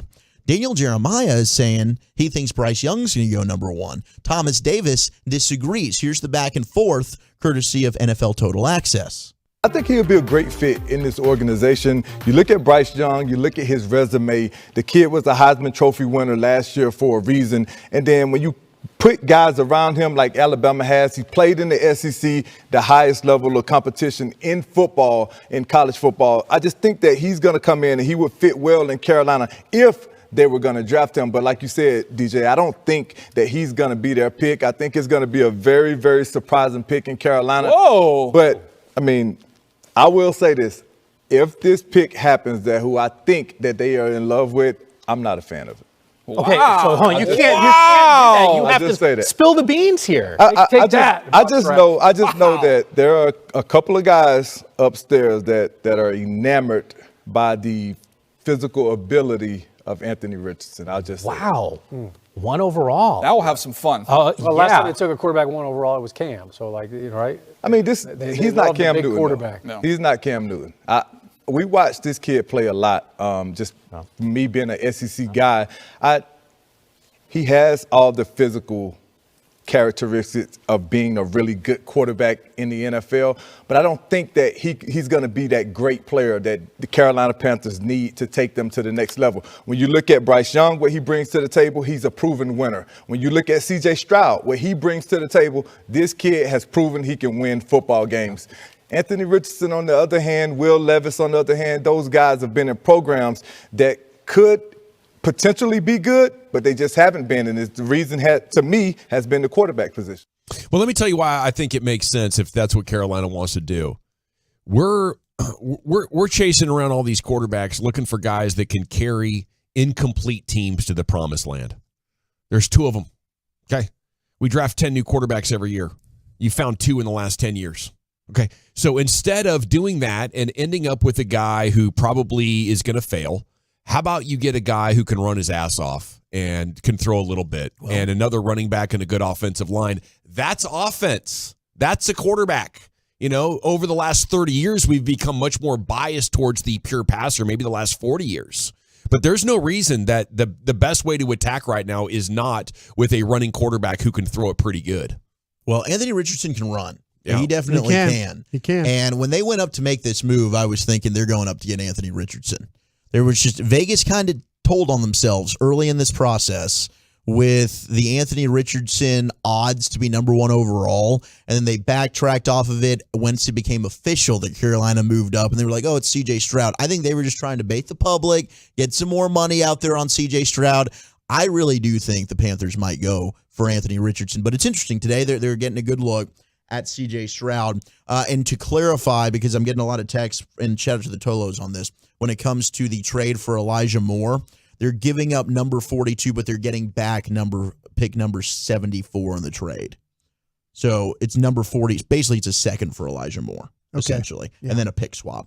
So not crazy compensation. There must be years left on that rookie deal. Yeah, I mean, he's still on a rookie salary, so it's not like he's worth a ton of money right now. But interesting, somebody that would be in the know, though, when it comes to the Carolina Panthers, one of their all-time greats, Thomas Davis. And, hey, he thinks they're going for Anthony Richardson. Brian, would you absolutely hate that? You know what? I don't have him. I have him as my 4th quarterback. And I feel like, though, to me, what Gavin's talking about, if you can find a quarterback that does have toughness, that does have size, that has the ability to run, that can be mobile in the pocket, can move around, man, I mean, there's some games where he is absolutely brilliant. And then there's other games where he can't even throw for 100 yards. And I don't know if I would if I was Scott Federer, and I'm knowing that this is probably my last year if we don't win. You know, there's going to be a new general manager in here. I don't know if I wanted to stake my reputation or my job on somebody that lacks traits. Right. Lacks those many traits. I would be more the safest pick in this thing would be to take Bryce Young. I agree. That'd be the safest thing to do. But the problem is Bryce Young is 5'10". Right. He is the proven winner. He's the guy that is the calmest. And when you watch him play, his demeanor, how smart he is, all those things. He checks all the boxes. He's just not 6'3".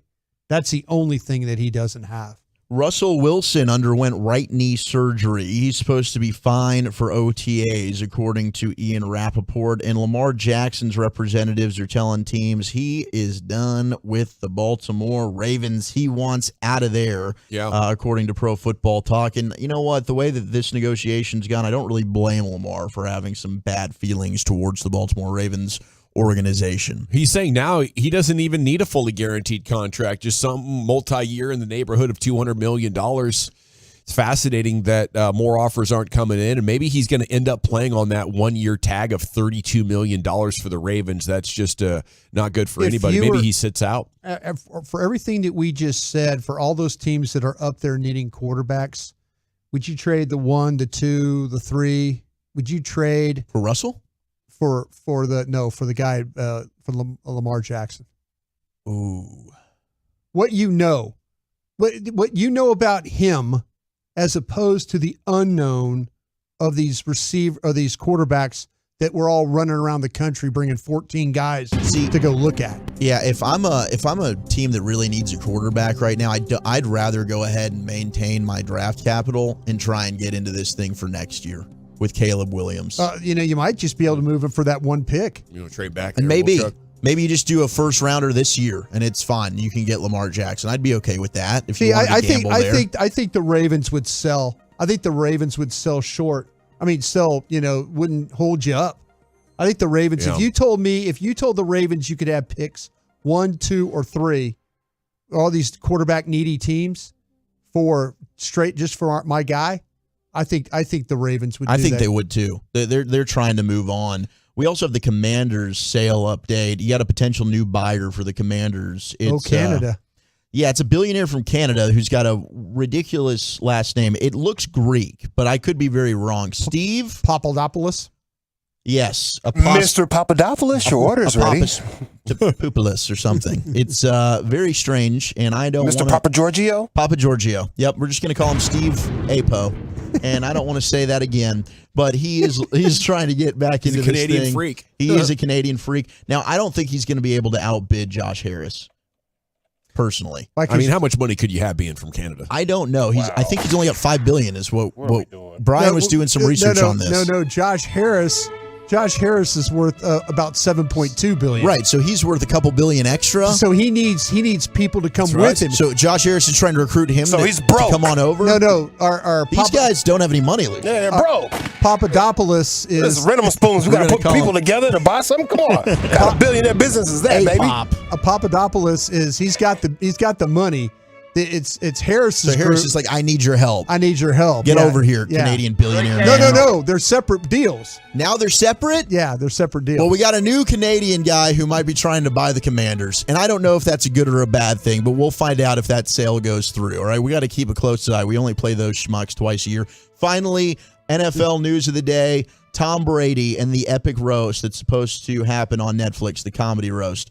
It's not going to be Brady doing comedy, okay? This is going to be a bunch of comedians that essentially make fun of Tom Brady. However, he's put out one rule. This is something you cannot. Nothing about his family. Nothing on the family. Nothing on He said Thomas. They said Tom's fine being the butt of the jokes. Say whatever you want about him, but not about his family. It's the one rule that's non-negotiable when it comes to Brady and the comedy roast. Okay, which comedian Coward. on this roast is Right. gonna which one is gonna not do that? So many jujitsu and Giselle Bundchen jokes you can crack. You have to do Giselle jokes. Come on, Tom. She's no longer in the family. Yeah. Yeah, I'd say that's fair game. Oh, you're right. Yeah. That's a loophole. Hello. We just won't talk about the kids, but we can talk about ex-wife. Hopefully it'll be shocking and he'll get mad and I don't know, maybe he'll get hammered and stumble all over the place like the Super Bowl celebration. We can only hope. Thank you, Wolchuk. Hey, wasn't she the one talking first anyway? Yes. She was the one putting all of the business out there. He's playing a nice guy. She's talking today as well. She's still talking. Have some Giselle news coming up a little bit later on. She did a tell-all in Vanity Fair. What about that jujitsu guy? Right? Yeah. Don't be talking about your ex-boyfriend when you with me. I think she's with some billionaire guy like my age now. Who?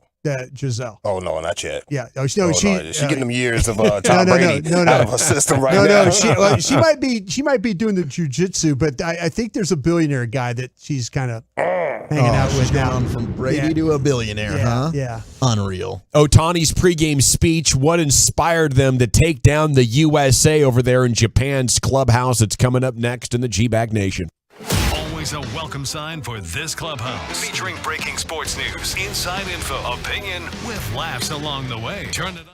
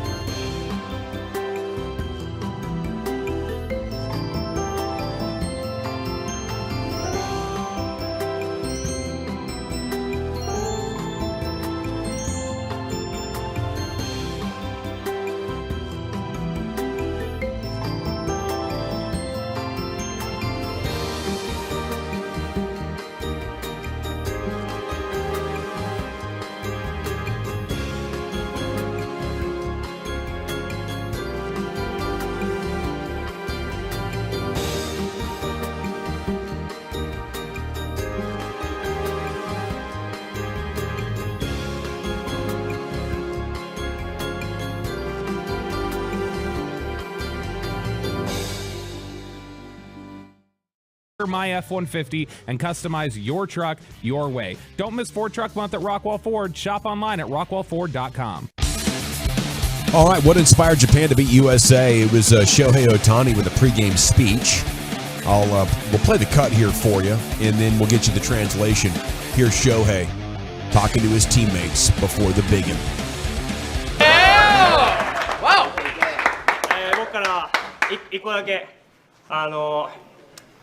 憧れるのをやめましょう。ファーストにゴールドシュミットがいたりとか、センター見たらマイク・トラウトがいるし、外野にムーキー・ベッツがいたりとか、野球やってれば誰しもが聞いたことあるような選手たちがやっぱりいると思うんですけど、今日一日だけはやっぱ憧れてしまったらね、やっぱ超えられないんで、僕らは今日超えるために、やっぱトップになるために来たんで、今日一日だけは、彼らへの憧れを捨てて、勝つことだけ考えていきましょう。最後! Yeah. Didn't sound like much to the end, but that last part right there, that supercharged him. He said, let's stop admiring them. If you admire them, you can't surpass them. We came here to surpass them, to reach the top. For one day, let's throw away our admiration for them and just think about winning. I didn't know that would be a big of a problem, but apparently Shohei, understands that better than anybody, and they were able to do exactly that. I don't know what separates the two, baseball nations, to be honest. Seems like they got a lot of great players over there, and most of them that come over are finding a tremendous amount of success, and now Shohei might be the absolute best player in the world. So I think USA Baseball needs to check this out and take stock on what it means to the rest of the world to beat us, and now not make it as easy to accomplish that. That'd be my takeaway from that. Yeah, you had the best pitchers for Japan all in the tournament, right? And in the U.S., that was probably where the U.S. team was lacking. You didn't have their best arms pitching. Yeah. I mean, the lineup was outstanding with Mookie Betts and Mike Trout, and McNeil was a guy who was the batting champion last year. Yeah, Schwarber with the Schwarber bomb last night. I mean, the lineup top to bottom was incredible. Yeah. But I think where they lost in the championship was the pitching. And it's not like, hey, everybody was getting shelled out there, but you could see the depth that Japan had when you're able to put in Yu Darvish in the 8th and then Shohei Ohtani in the 9th. It was pretty remarkable watching them. And it's a weird deal for people to buy into because we haven't had enough history yet. But hopefully last night was like the final brick in a wall of history being made that now we can say, hey, let's have some pride in trying to win this. I mean, if that happens to USA basketball, it's a catastrophe, and everybody's talking about it. That's a great point. I want a little bit more competitiveness out of everybody involved. And maybe MLB is the one that needs to come along most for it. And I don't know how you make it right for them. Do you do insurance policies if your Cy Young candidate gets hurt? Yeah. Well, how do you what insurance policy did the Astros have? They lost Altuve. See, yeah, they need a little compensation. So what do you get to carry like 2 extra guys during the year? Do you let the rosters expand if you provide? I would think so. If you provide a pitcher or whatever, you get to have 2 extra roster spots for the first 2 months of the season. That money doesn't count against luxury tax threshold.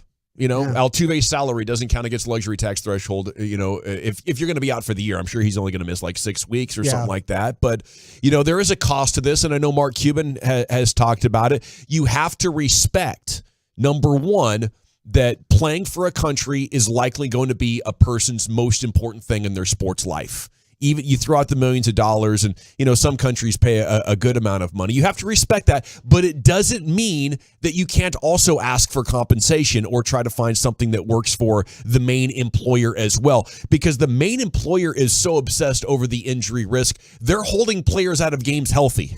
The load management is everywhere. So I don't think you can just expect the owners to be okay with it. Let's just get aggressive about finding a good solution. Rangers are now 1 week away from opening day. 1 week and 1 day, that is 8 days. Baseball is really back as a premium sports experience here in DFW. I know we're all excited about it. They're hosting the White Sox in surprise today. They'll be at the Globe for a couple spring training games Monday and Tuesday. Ooh, you can get out there and watch that. I believe against Kansas City. And then opening day at the ballpark, the doors are going to open at 10 a.m. or the parking lots will open at 10 a.m. The gates will open at noon, according to the Rangers. Josh Young, by the way, 342 in spring training. You want something else to get excited about? Josh Young looked a little nervy and extra energy-wise when we were there, but apparently he must have settled into a groove. Yeah, after we left, he kind of found his rhythm hitting because there were a lot of times at the plate where it was some bad swings, bad weak pop-ups, stuff like it wasn't, weak grounders. But he was flexing the defense, right? No, he was absolutely. He sure was. He was flexing the leather there out there in surprise. So it's great that it's now balanced out and he's feeling well inside the box and hitting the ball well. So we'll see if that translates. The Rangers are going to need him. We talked last week, Brian, about who is a must-have guy in this Rangers team. Everybody's going like Jacob deGrom. The season's going to kind of live and die by his health. I hear you. But they're desperate to have Josh Young be the kind of player that they drafted, and we're hoping that he would be at third base. It's about time. When was our last star? It was like, hey, you drafted a guy, and now he's a freaking animal. Yeah. Ian Kinsler? Probably Ian and Elvis, yeah. Good Lord. Okay, so that's fun to see Josh Young performing the way he is. And if he's a solution at third base for the whole year, that's massive success and a huge step in the direction of being a playoff team. I'm so excited to be a fan of baseball again, says the 817. I hear you, man. It's great to have him heading in the right direction. Okay, it appears there are more fans of women's basketball than ever. Okay, I don't know if you find yourself continuing to watch these games at night on the off nights of the men, but I have been. And I don't think it's just because Abby's so into girls basketball and I'm trying to see a pathway and everything for her and try to get what the standard's going to be. How can we get you to be a WNBA star? I don't think that's going to happen. She's just not going to weigh enough. But I'm wondering, are there some of these bubble teams that maybe she could fit in with or something like that? But anyway, an average of 272,000 people tuned in to watch the first round of the women's tournament over the weekend. ESPN announced that. That's a huge number. It is up 27% from last year. How? Why? I think you got villains. You got real villains? I think you got villains in Well, you basketball. do have some cuties. I'm not going to lie. No, you do got some cuties, and maybe some of them are villains as well. That whole thing the other day with Louisville and Texas, that discussion afterwards, and that Texas got just run on their own home floor. You got really kind of these rivalries with Connecticut and Tennessee, the coaches and stuff. My gal down there at Kim Mulkey down there at LSU and stuff. I mean, she irritates people. Yeah. I think you got these kind of these larger than life characters that are showing up in women's basketball, and and people are kind of digging it. I think so. It's definitely building momentum. I think the women's game has grown to be so much more creative, and maybe I'm off on this. Tell me if I'm an idiot, but you know, it kind of like the men's game where for the first couple decades it was stiff, and now I think you're getting so many good players that you're seeing more creativity out there, some great passing, some incredible finishing. You see better fundamentals with women's basketball than you do with the men. I'm sitting there watching these tournament games, and that, you know, like whoever they're like somebody's like any team, pick a team that you had in your bracket that you're trying to get a victory, and you watch them miss the last 6 shots. Yeah. And you're like, well, just what are you doing? And then you watch the ladies' game. They move it around, and then they get a shot off, and it's like, well, why can't the men do this? Why is it just run it down the floor and take some bad shot? Yeah, you it know, gets stagnant. we see that in college Meanwhile, basketball. You got some great ball movement over here with the ladies. I don't know if that gets ratings. I don't know if fundamentals gets ratings, Brian. No, well, but the ladies are. You just said it. The ladies are they're improving. They are. You know, to me, like I said, I'm watching a little bit of the Miami-Indiana game the other day. Right. You know, and I'm sitting there like, good drama. Yeah, it was really good drama. I mean, shot for shot. The last few, I watched the Mavs miss 9 damn shots in a row the other day.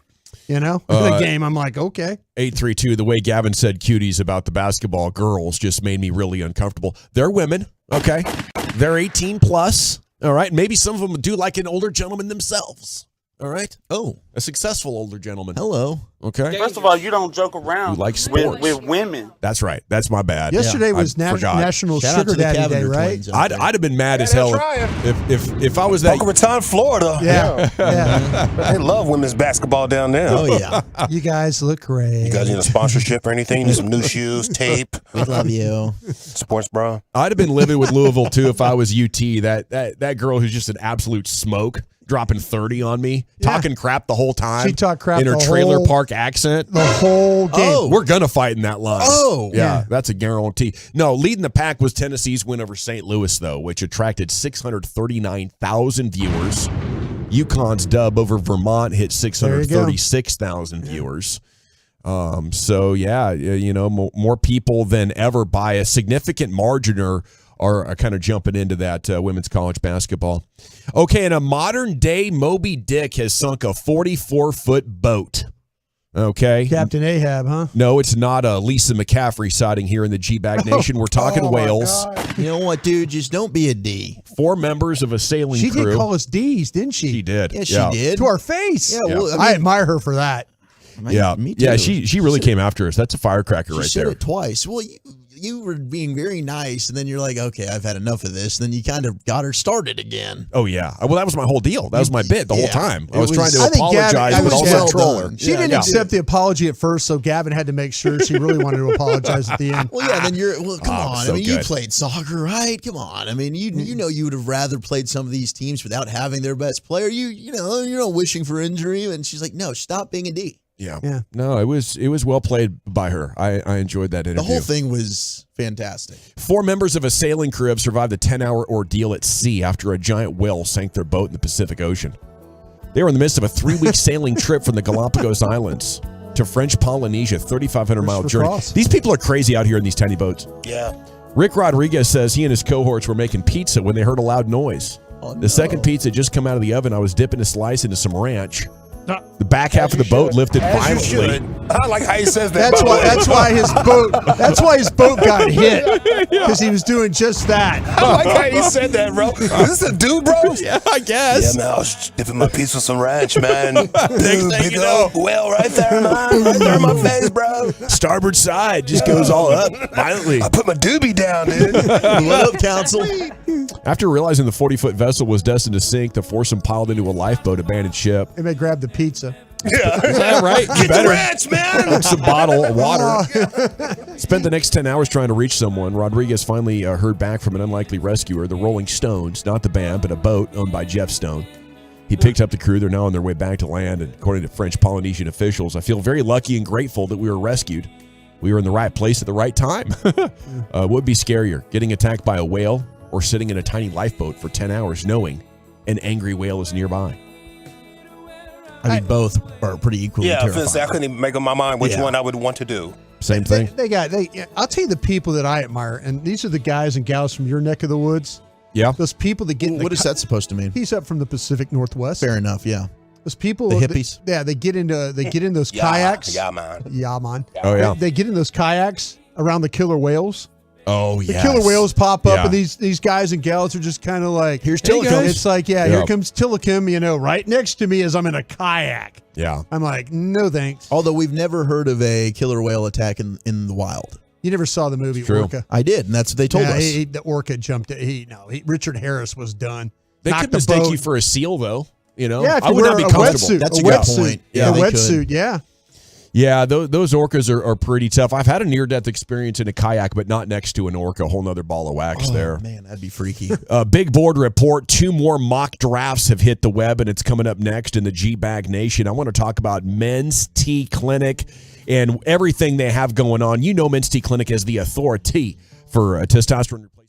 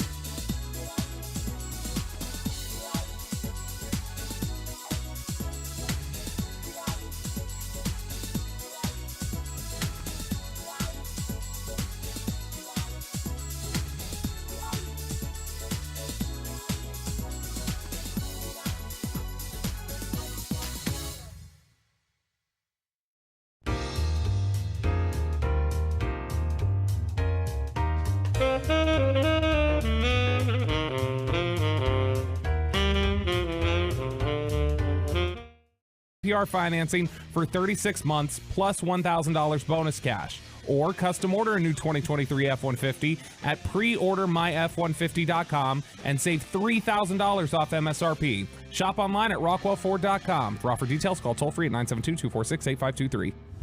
Polos, it is baseball time in Texas. Opening day and everything that surrounds it. Thursday, March 30th, right here on your home of the Rangers, 105.3 The Fan. This segment of The Fan is brought to you by Classic Chevrolet.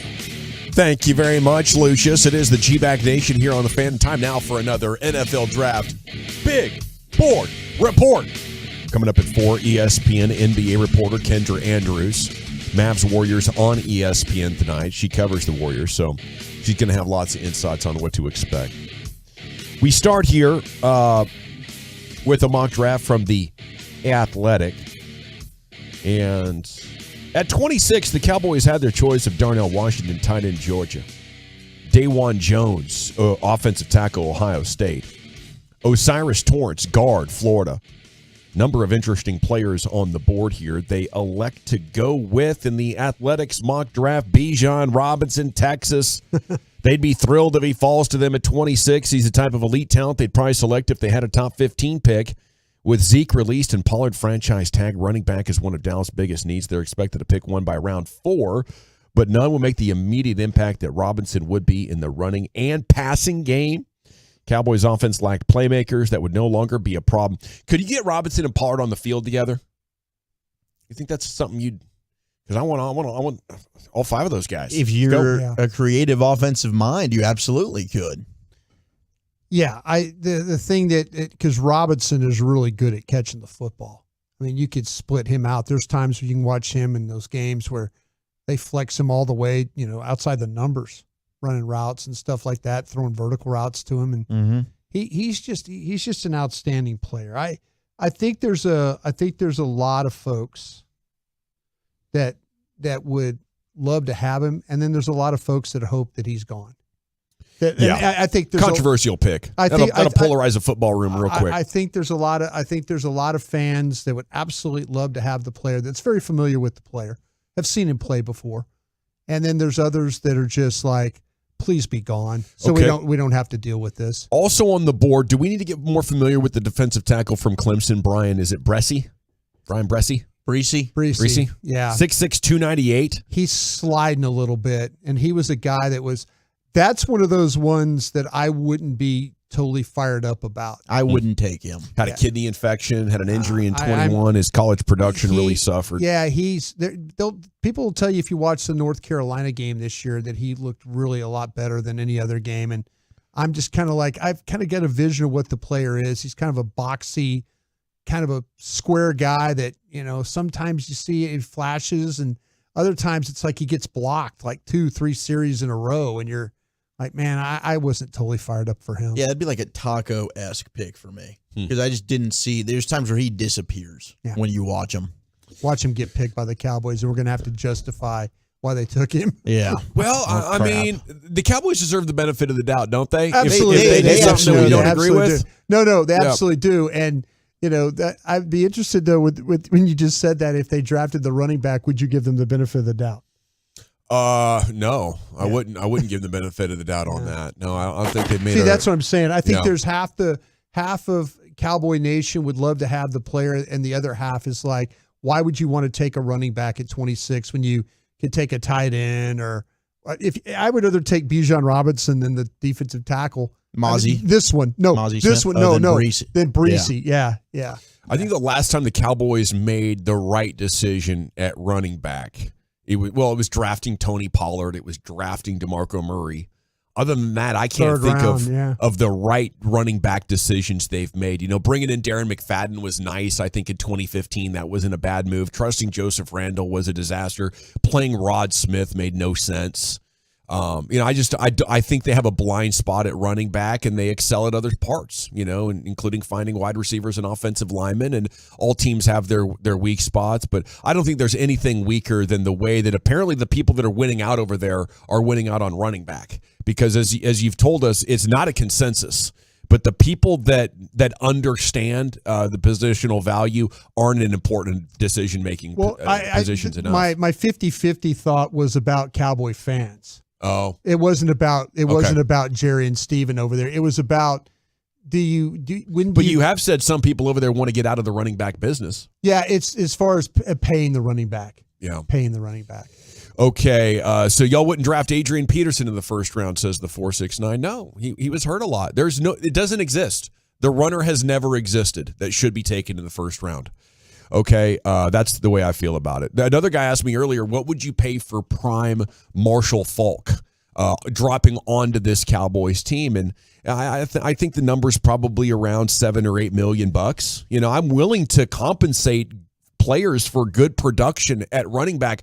The problem is there's just so many league minimum guys that give you similar production, and I need to spend my premium assets at places where the top guys, you see true separation from average, because I can't get those guys for $800,000 in free agency. I can't get a guy to rush the passer or be a beast mode Wookiee tight end. I can't get a guy to cover for $800,000. I can get a guy to run the damn ball for 1,400 yards if I open holes for him and give him the ball enough for $800,000. It's not that complicated, guys. And I understand how awesome Bijan Robinson is. If they draft him, I'll get excited. I'll get excited for his big plays. He'll be my guy. I'll get a T-shirt jersey of Bijan Robinson. I'll be cheering for him. But right now, it's team building season. We got Giselle talking. Oh, Giselle. Article by Michelle Ruiz. Bunched says the suggestion was very hurtful that she gave Tom an ultimatum. The craziest thing I've ever heard, she said. People really made it about that. What's been said is one piece of a much bigger puzzle. It's not so black and white, says Giselle. It never is.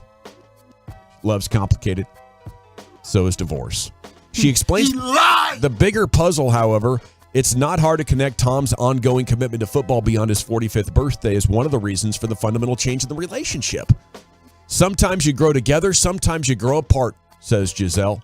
When I was 26 and he was 29, we met, we wanted a family, we wanted things together. As time goes by, we realize that we just wanted different things. And now we have a choice to make. That doesn't mean you don't love the person. It just means that in order for you to be authentic and truly live the life you want to live, you have to have somebody who can meet you in the middle, right? It's a dance, and it is a balance. It's a stretch. Yeah. Jiu-jitsu stretch, probably. It is a jiu-jitsu stretch. Yeah, you got to get into the right posture to pull something off like this. I mean, come on, lady. You got to be kidding me. No, it's never going to be perfect. It's going to be work. It's going to be stressful. Every time, every relationship. There's no such thing as this, Giselle. You're not going to find a guy that's going to balance you and allow you to be happy in life. You have to make yourself happy in life. Even at 45 years old, she doesn't understand this. She says, when you love someone, you don't put them in a jail and say, you have to live this life. You set them free to be who they are. And if you want to fly in the same direction, then that's amazing. Man, this lady's been on some serious ayahuasca vacations, if you ask me. She said she watched Brady's not-so-amazing playoff loss to the Cowboys, and she remained very defensive of his performance. So she still does kind of have his back. It was tough. But you know what? Let's just be honest. Can you imagine sitting there on the couch eating Doritos and your girl is watching her ex-husband on TV? That would be just paying attention to her ex-husband, yeah. Period. That's like somebody going to their ex-husband's Facebook page all the time and you see it. I don't want anything to do with that whole situation. Oh, he's got a new dog. Ugh, he never likes dogs. Yeah. I don't think that'd be a long-term dating situation. No. You know what? Let's just be honest. It's a team sport. You can't play alone. I think he did a great job under the circumstances. But, I mean, he had no offensive line. She's blaming the O-line. I don't think that was the biggest problem. Tom might have been the biggest problem with that offense. He was struggling. It is. It's hard for a quarterback to play without an offensive line, but I thought it got pretty healthy just in time to take on the Cowboys. He just didn't have it anymore. Couldn't score any points, and it happened all year long. All righty, it is the G-Bag Nation here on 105.3 The Fan. Now, when we come back, we got 2 hours down, 3 to go for you here on your home of the Cowboys. ESPN NBA reporter Kendra Andrews has Mavs Warriors on ESPN tonight, and she'll share her insights on these teams with us coming up next here in the Nation. The more you listen, the harder we cry. The headlines are created here on DFW Sports Station 105.3, The Fan, and the Odyssey app. This Odyssey Sports Minute is brought to you by AutoFlex Leasing.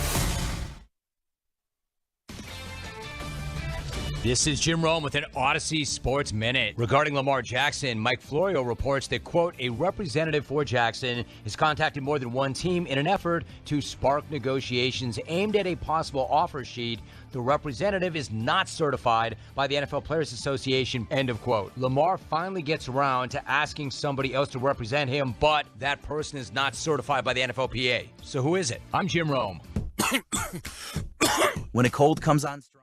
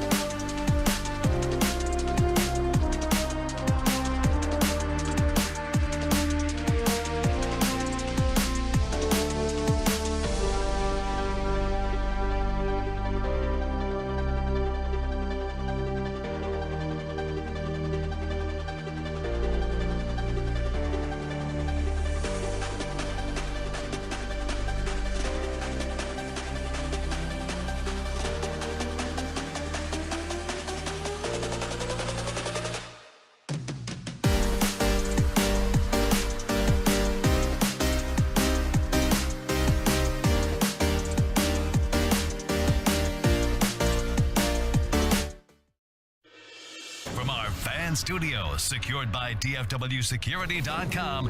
You're rolling with the G-Bang Nation on 105.3 The Fan. Welcome to the Nation. It's hour 3 of the G-Bag Nation here on 105.3 The Fan. I hope you're having a special and great, nice little Wednesday afternoon here for you. We have the Wooly Bullies Top 10 coming up here in about 20 minutes, but joining us now is ESPN NBA reporter and writer Kendra Andrews here on 105.3 The Fan. And a good afternoon, Kendra. How the heck are you? I'm doing well. How are you guys? We are doing great, thanks. We're hoping our Mavs can get this thing turned around. I guess Warriors fans are hoping they can get it turned around on the road. Why have they been struggling so much? I mean, if there was an answer to that, a clear one, the Warriors would have fixed it. The stat, though, that jumps out as the biggest differential is their opponent's three-point shooting. And, again, it doesn't quite make sense because it's not like the Warriors are playing that much worse on perimeter defense home versus away. It's just the shot that their opponents are making on their own home courts is all the difference right now.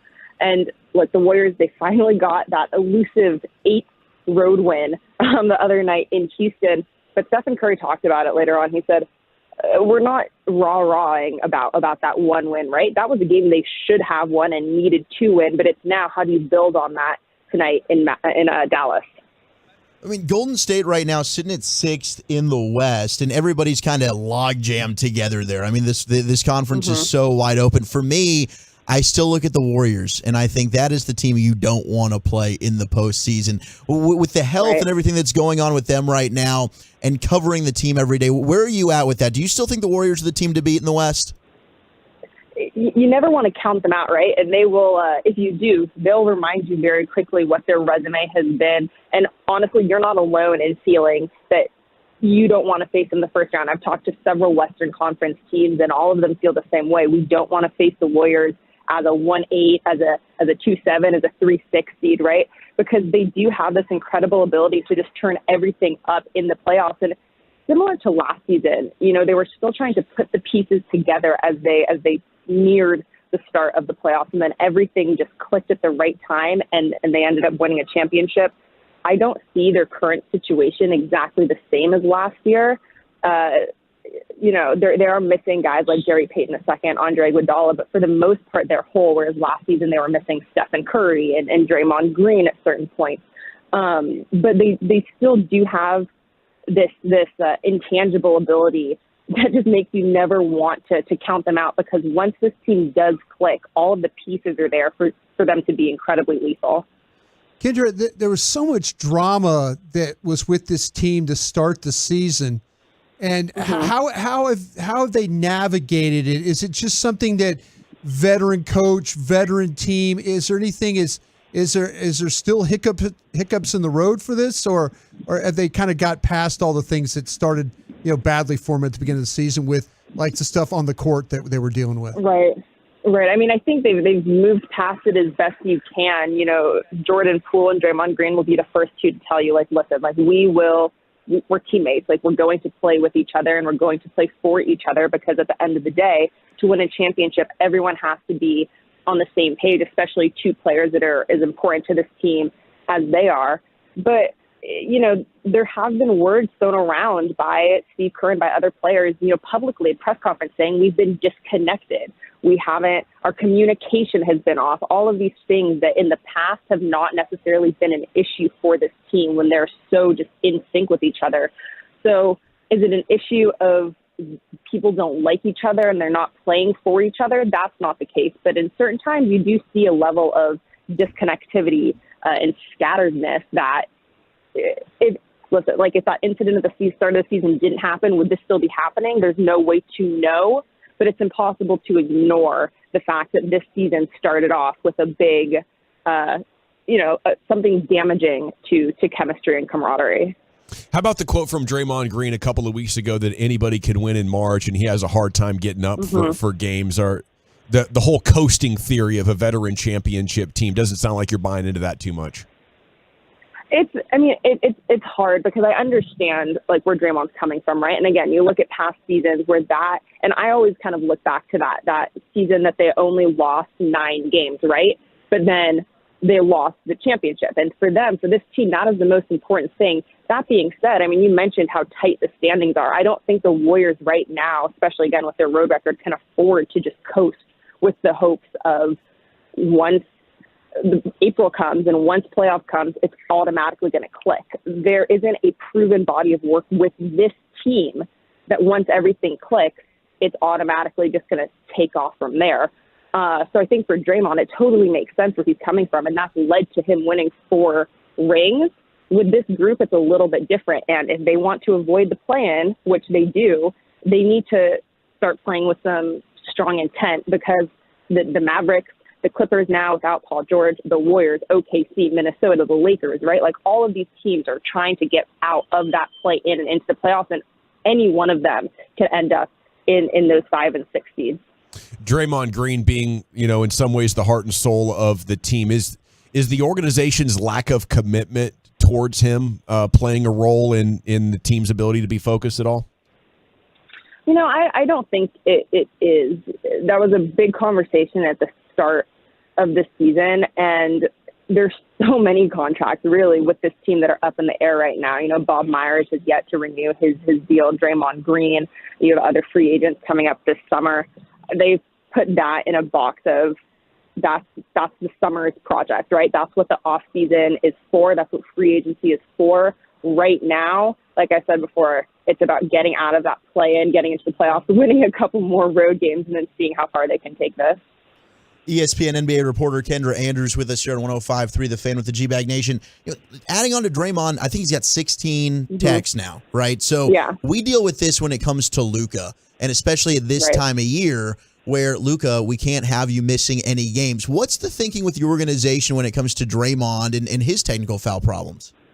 Right. Well, Draymond's that guy that they love him to walk that line, right, of being fiery and being loud and abrasive, but in a responsible way, I guess. There was a quote from Steve Kerr a couple months ago that he said, I've never have to have these conversations with Draymond because he knows how to walk that line but not cross it, because he does understand. And then about a month later, Draymond picked up that 16th technical and got suspended for 1 game. They live with it, right? I don't think that, again, that they're having these long conversations with him about you need to stand down a little bit, you need to quiet down a little bit, because what makes Draymond such a big part of this team is his ability to be loud. And Draymond even said, in the aftermath of his incident with Jordan Poole at the start of the season, there was a time where he couldn't be that loud in that way with his teammates, and it led to a lack of accountability within the team. So the Warriors don't want to take away that spark and that fire that's within him because it is so important to them, but they're counting on him to understand, look, you know how important you are. You know how important all of these final games are. You cannot get a technical. And in games, if we see him getting fired up, getting in rough space, then you might see some teammates trying to pull him away or coaches away, but they don't want to have those conversations too much behind the scenes. Kendra, I have a buddy that covers the Clippers full time, and I wondered if this has ever happened to you. He goes on some of these trips, and he doesn't know what city he's in when he wakes up. Do you ever have that problem where you have to walk over to the desk and pull out like letterhead or look at the phone and figure out what city you're in? Absolutely. There are times where you show up at an airport and you're checking your suitcase, right? And the person checking your bag asks you where you're going, and you're like, you know what? It'll say on my. Can you tell me what's on my boarding pass? Because I genuinely don't know. I thought today was Thursday. I was all excited to watch my Zags play, and then I realized, no, that's tomorrow. Today is a Wednesday. So it happens all the time. It's Kendra Andrews, ESPN NBA reporter, here with you on 105.3 The Fan. How many different teams do you think are really in it in the West, and who would you pick to come out of it right now? Ooh, that's a tough question. Got to pull up the standings. I think if the Suns can get healthy at any point and bring this together in time, I think that they, on paper, are an extremely dangerous and lethal team. I don't want to count out Denver. They have hit a little bit of a skid the past couple of weeks, but which is how dominant they've been all season. It would shock me if they just fell off right now. Those two are my top teams, but then there are a lot of other teams I just get excited about. I've been lighting the beam so brightly, you guys. I've been really high on Sacramento. Maybe not for making it all the way, but I'm excited to watch them in the playoffs. But I think that Denver, for what they've actually proven, and Phoenix, for what they look like on paper, to me, are the two teams to beat in the West. So as you get ready for tonight's Warriors-Mavs matchup on ESPN, what are you hearing and what are you thinking about our Dallas Mavericks right now and where they're at? I mean, I think obviously getting Luka Doncic and Kyrie Irving back on the court together is going to be the biggest thing for the Mavericks, right? And making sure that there's enough time in these final weeks heading into the playoffs to learn how to play off one another. We've seen games of the Mavericks where they both go for 30-something points, right? And they are unstoppable. And then there's been other times where they are just there and they miss a shot at the buzzer. They miss a buzzer beater.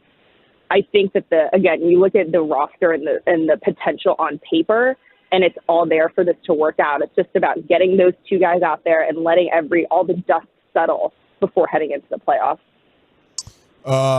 Watching TV, reading lips here, I'm stunned at some of the things that Dylan Brooks says, especially against the Warriors. Being on the sideline, how would you describe what he's got going on? Dylan Brooks? Yeah.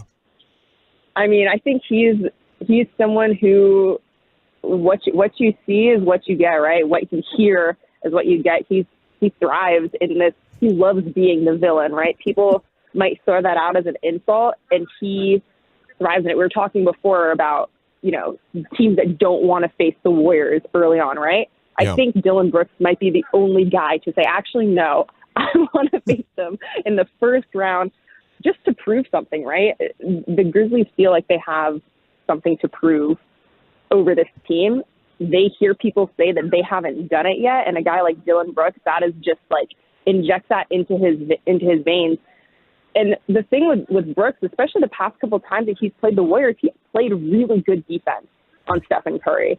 And, the Warriors love to throw, Draymond said it on his podcast, Klay Thompson said it the other day after that Warriors-Memphis game. There's just the disrespect of after Dylan Brooks' career is done, no one's ever going to mention him again. Draymond Green says that they're trying to win a championship in spite of you. But Dylan Brooks has played good defense for them against the Warriors the past couple matchups, and I love watching these two teams play. It is such a fun and hostile environment that if you don't like watching that, then you don't really like competitive basketball. Would you want Dylan Brooks on your team? That's a good question. I'm glad I'm not a front office person to make that decision. Good answer. Hey, I'm gonna let you brag on your Zags. So you're talking about you got the big. Now people say, I'm sure you guys are saying you play UCLA. I'm sure you say our basketball program has a better history than UCLA's basketball program. Am I right about that? Absolutely, and it's funny. My mom actually went to UCLA, so we have a little, in-house rivalry going on for tomorrow's game. Oh, that's okay. So are you taking the Zags? Obviously, Drew Timmy's Timmy's our guy from our own backyard here. Yes, he is. I'm going to take. It's funny because, and I'm putting myself out there on blast on this one. In my bracket, I have UCLA winning. So for my bracket, I hope UCLA wins. But of course, for my own Gonzaga pride, I have to take my Bulldogs, and hopefully, this is the year that we can get it done. Oh, the brackets are meant to be busted. That's for sure. You got to go with Mine's the already Zags. busted, so might as well keep letting it explode. Well, Kendra, one of our favorite moments is when you and Malika were together on NBA Today, and she all of a sudden looks over and she's, "Is that my watch?" And I think you both are crushing it over there at ESPN, but I wonder if you have any other stories between the two of you and in the exchange of jewelry and clothing and what it's been like growing up here in the industry together. Oh, absolutely. I think every time we see each other, it's, can I take this? Can I borrow that? I was watching NBA Today the other day, and they were playing back a clip from the finals, and she was wearing my sunglasses. And, every time I'm in LA, I'm in her closet. I'm thinking, what will she notice if I take this or if I take that? I'm proudly wearing that watch right now. And just to set the record straight, she gave it to me. So, it was a gift. Well, she was playing. Yeah, it's funny though when they get her on set and they go to they're like doing like they're demonstrating basketball, the how to play defense and stuff. They always have her off the ball. Are you a better defender than her? Because they always kind of have her in the corner like she's going to knock down a three. She's like the corner three gal. Yeah. I could take an on ball. I'd be an on ball defender. Why not? Right. Right. I will say I got to go over to the Warriors have this like simulation stuff set up in their open facilities. All these different. It's kind of like Topgolf but for basketball. And I'm an elite passer. I have to say that passing drill, I beat everyone. So maybe she can be the perimeter defender, but I'm running point, and I'm getting all the assists. That's for sure. Did you guys play sports together growing up? We played soccer when we were children, but not in our teen years or young adult years. I think we're too competitive with just in life now that if we played sports against each other, it would bring out not the best sides of us. So we leave that. Throwing bows. It'd be Dylan Brooks. Exactly. Is that what you're saying? Yeah. I think I have a little Dylan Brooks in me that would come out. So we don't need that. Well, thanks for your insights and a little bit more backstory there. Terrific job covering the association. We look forward to chatting with you again. Thank you. There she goes, Absolutely. Kendra Andrews. Have a good one, you guys. ESPN, you too, here with us on 105 through the Fan. She's in town with the Dubs as they're going to visit the Mavs here coming up tonight. It's a huge game. They can't win on the road. The Mavs are struggling. Both teams need a win, but for different reasons. Mavs might find themselves out of the play-in altogether. We got to run, though. Woolchuck's Top 10 coming up next. Where are we heading with that, sir? Well, I got some Stars news for you. Good news for Joe Pavelski, but after Eric got the snippy snip earlier today, I know he was fearful of that. I got the top 10 fears in America. What's your greatest fear? Next on The Fan. All right, let's chat D&M.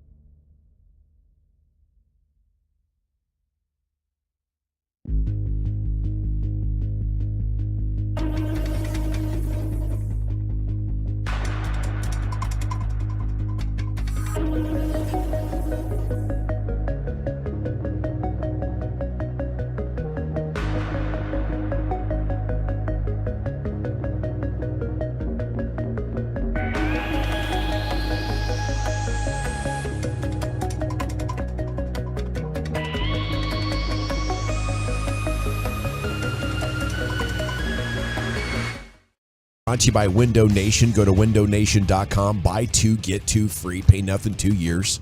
And the Frankels. You know, there's a reason you need a special license to drive a big truck, so companies that hire drivers and put them in a big truck should be held accountable for what happens when one hurts you. Frankly, you need Frankel & Frankel. Consultations always free. Truckwreck.com. Here's Zach with that top 10. Thank you very much, Gavin. And yes, our guy, he did it. He did it. Who did it? Eric. Oh. He's, I was going to say circumcised. Fixed. He's circumcised. That's a different thing entirely. That probably happened 30 years ago. Yeah. I can't confirm. I definitely was. Immediately. Well, I had a bris. Bris. There was a special I was ceremony there, for that. not for yours. You were there for my bris? I was there for Bennett's. Were you there? Yeah, I was there for Bennett's. Yeah, it's a little weird. My dad was not a fan of the bris. It's scary. It's kind of a scary deal. We're all gathered around. You're watching my son, and like, let's stop. It was a little bit off-putting for him. I can shaky. Yeah, I can understand how he felt. But Eric has been fixed. So he's been spayed. Yep, he got spayed. Spayed and neutered. Exactly, Yep. spayed and neutered. And Bob Barker's happy. I was talking to him over the weekend, and I know he was very, very nervous about this. And so I had planned for today the top 10 fears. And you think it was going to hurt? I don't think he really realized or knew what to think was the thing, because he had heard from different people, hey, it's fine, not a big deal. Sure. But then they were too active afterwards, and not necessarily active in the way that you would think, but just like, hey, you're out there doing lawn work, or you're with the kids, and you're moving around too much. You end up having more pain that like goes up into the stomach area. So, it can get complicated. Right. He's going to take it easy, but I went with the top 10 fears. What description did you just do? In America. Well, what do you mean? Well, the hand gestures you were doing there. Yeah, up in the stomach area. Yeah. What were you doing? So, like Reggie? Yeah. Hey, that meat all in that gut. Hit him in the gut, man. man. Hit him in the gut. He very much had that kind of look. Was that a meat stretching moment? It was a meat stretching moment. I rubbed the belly a little bit. I don't know what you want from me, Brian. You were Reggieing I was right there. Reggieing right there? Yeah. Yeah, okay. If that's I'll accept that. I got my Reggie on, no big deal. But what's going on? I tweeted out, hey, give me your greatest fears. So failure has been one that a lot of people are hitting me back with the text, and I get that. A lot of people fail. And failure's never fun. Fear itself is another one. Death. Oh yeah, it's big. Yeah, I think a lot of people. Yeah, that's mine right there. Death. Death? But not just death. I don't want my death to go viral. Because you ever looked in the comments, like people just passing around retweeting, and you're out there just bleeding to death, need help. Yeah, and then the comments are laughing, or somebody's like scolding you. Shouldn't have went there in the first place. I know better than going there. That type of stuff. Yeah, exactly. I hate that, bro. Yep. Is there a specific way in which you would die that is more fearful, like drowning or being burned Carbon alive? monoxide poisoning. Catching on fire. I think being burned alive would be terrible. Drowning would be horrible too. Drowning would be fall through the ice. You can't get out of the. You're under.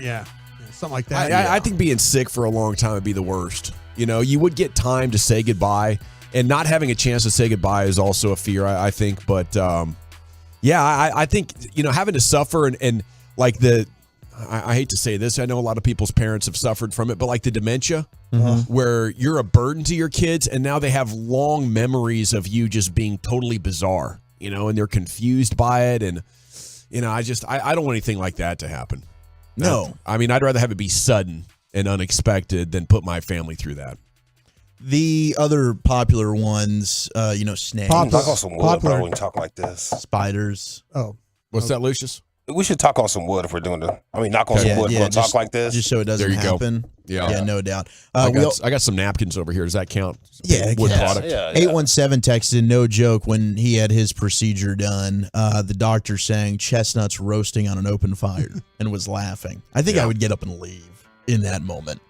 My kids being Fear of the Reaper. kidnapped. Yeah, I got that paranoia too. I'm always hawking my kids when we're in public. Yes. That'd be terrible. Buried alive. Oh, Yeah. Buried alive. Oh my gosh, no! Please, The Kill no. Bill scene, that was just incredible. Absolutely. Mine is just Which the one? The heights. David Carradine one?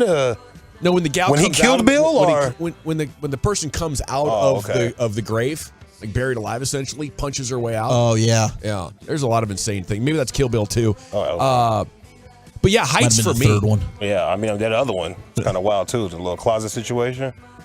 Yeah. That's when we found out what killed Bill. Yes. Yeah. I got to go back and watch these. Well, those are great movies. Heights. Kind for of me. talking in code here.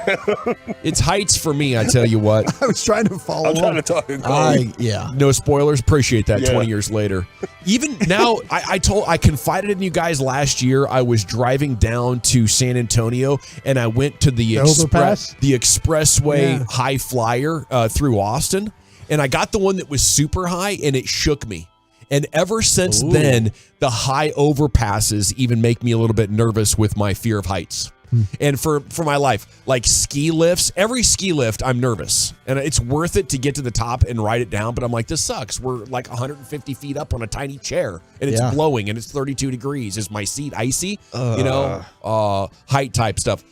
On hikes, at the top of a hike, if we're going up a couple of thousand feet, and that's like a plateau with a drop off, I can't even get within 30, 40 feet of that. So the heights definitely get you. Oh, big time. Yeah, you're shaking there. I was 8 years old. We were at an amusement park.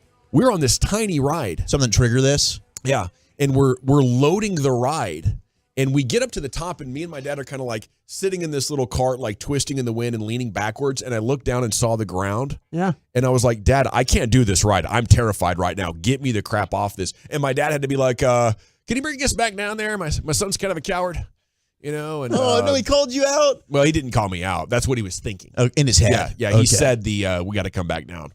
I kind of did have a fear of the escalators as a kid. Wow. Just a little bit. I think I fell off one. Like tumble down one? I tumbled. Did you? I took a tumble. I think I don't know. I didn't really get it at first, like how this would work as a little 4-year-old, and it didn't end well for me. And so for a little while there, anytime I would like have to step on and step off. You like fell down one halfway through? I was a little hesitant. How would you fall off? Wouldn't you? I think I just couldn't fall over. I think I just stumbled. I was like, do I need to walk up this thing? No, it's moving. I'm fine. And I think I just misstepped, and boom, I took a tumble. It wasn't a good look. 806, my gonads go to my throat when I get on a high overpass too, General. Ooh. Okay, I'm glad I'm not the only one. The middle of the ocean, like being stuck in the middle of the ocean, open water, that was also and that freaks me out too. Flying over the ocean freaks me out, bro. Oh, just in case something. Yeah, because you look over an hour later, you look back and it's like, man, this is just nothing but water. We've been flying over water for a whole hour. There's no way I could swim back if we had to. Yeah, you kind of feel like that when you fly over the water at night, it gives you a better chance because you're not looking, you can't see down. I just hate airplanes in general. I mean, that's which is surprising because I've traveled all my life. Frequent flyer, and you know what to do. And you're comfortable with it, and I am terrified every minute of it. Seriously, I have got swimming pool puddles in my hands when I fly. Okay, it bothers me that much. I kind of grew out of that as a kid. I used to also like have to take the Dramamine and stuff, and I'm okay now. It's not that bad.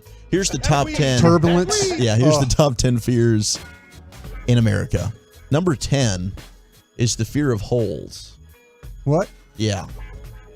An irrational Sinkholes? fear of holes. Sinkholes. Oh, okay. Black holes. Yeah, like donut holes. Just in general. I guess it's a fear of holes. I don't know. This was news to me. Some of these you shouldn't have a fear of, though. But that's one that apparently people have. Brian's definitely not Jerry. Hasn't found a hole that he's fearful of. No. He wants him some glory hole. He wants me. Number 9 is the fear of flying. Yeah.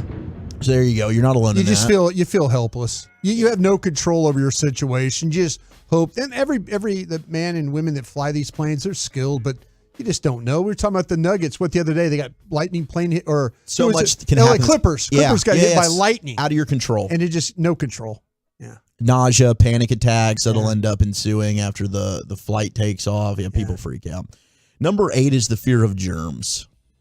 Howard Hughes was really bad with that. Wasn't Howie Mandel also Yeah. on? Yeah, absolutely. Wouldn't shake anybody's hand on let's make a deal. You guys be respectful. Yeah. Germs are nasty. See, I feel like Lucius.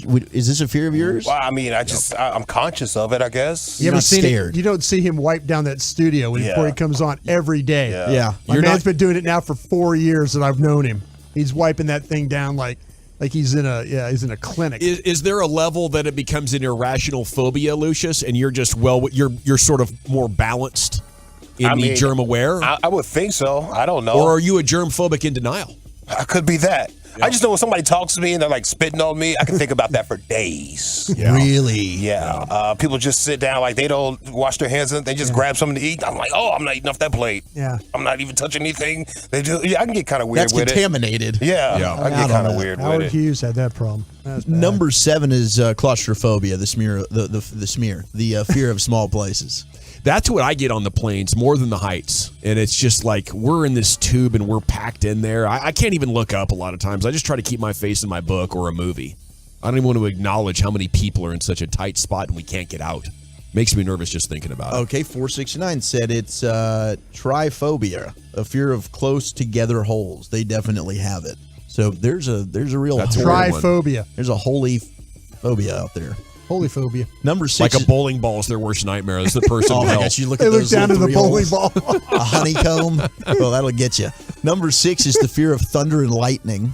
Oh, my dog has that. Poor My baby. dog does too. I'll tell you what, I'll pull up a lawn chair and a cooler full of beer and sit out in the backyard and watch Yeah. it lightning all night. It's kind of nice, kind of relaxing. It's like- yeah. You hear the pitter patter of the rain. Yeah. Number 5 is the fear of dogs.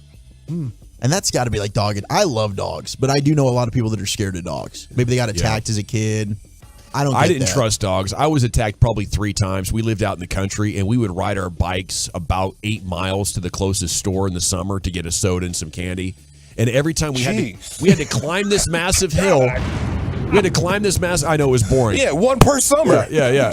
We did it almost every day, but we had this massive hill, and then after climbing it, the dogs in the farmer's house would see us when we crested that hill. So you're exhausted.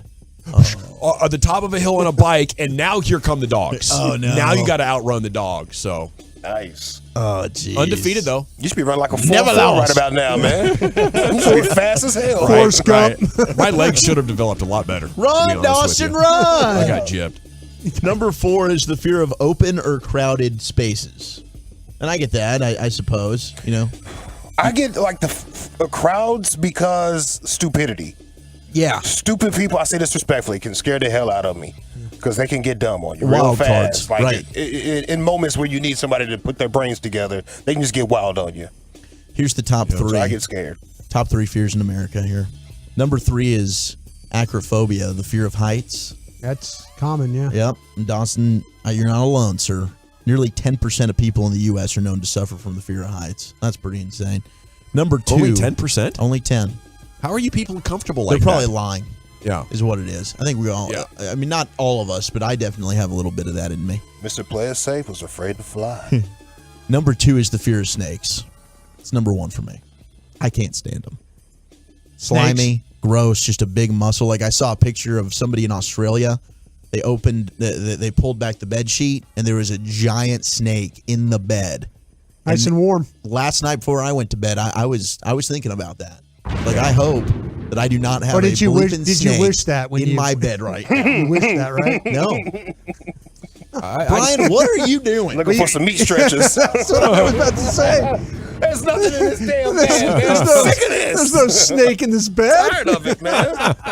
This is ridiculous, man. Every single day I come home and I pray. Number 1. I tell you what, though. There's a snake in the bed.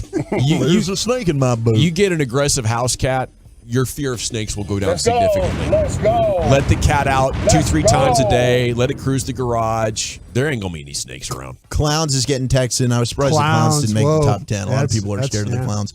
But number 1, greatest fear in America is the fear of spiders. Spiders. That makes no sense. You can wipe them out. Yeah, that's it. That's Easy. embarrassing. If you're a Yeah. man afraid of spiders, you got to shake I yourself. do shake my shoes though every time I put them on, just in I case hear there's you. like That's one of them probably joints in smart. there. Because I'm scared of spiders. A couple months ago, a gecko came out of Abby's shoe. She picked up her shoes in the living room, walked out to the car to put them on her way to school because we were running late, and a full-on gecko comes running out. No way. Yeah, it was pretty cool. Yeah, the spiders are freaky sometimes. You can smash them, though. You can. Like, that's why ultimately the snake is a greater fear of mine than the spider. See, once you see the spider, it's curtains for him. Spider. Yeah. The problem is the spiders you don't see. Okay? Get away, bear. That'll really scare some acrophobes now. Stop it, bear. You stop. Hey, thank you, Wolchuk. That's always fun. The top 10 at 420 every afternoon here on 105.3 The Fan. Now, when we come back, it's NFL Fact or Fiction. We have the latest rumors. Most likely players to be available at 26 is coming up at 5 o'clock right here on 105.3 The Fan. I have to chat with you about my friends at Winda Nation, though.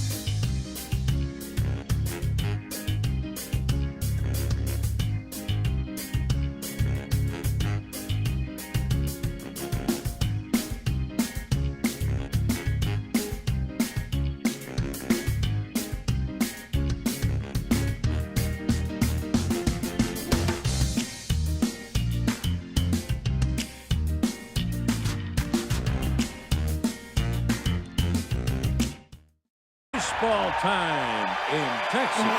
Opening day and everything that surrounds it. Thursday, March 30th, right here on your home of the Rangers. 105.3 The Fan.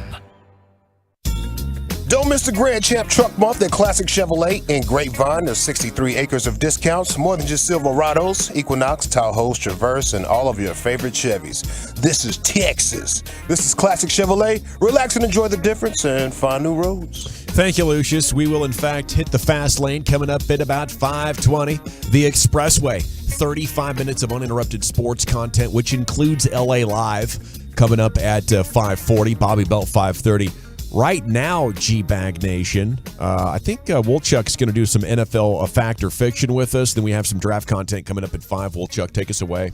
Yeah, I saw a little some on Bleacher Report earlier. It was some fact or fiction. Some of these topics we've discussed, and I want to ask you guys, hey, do you think that this is fact or fiction? Let's start with Lamar Jackson. And for NFL News Today, we reported that Lamar's representatives have pretty much said, we want out. We're done with Baltimore. The one team yesterday that it seemed like was not closing the door on Lamar was the Indianapolis Colts, as Stephen Holder of ESPN reported. Fact or fiction?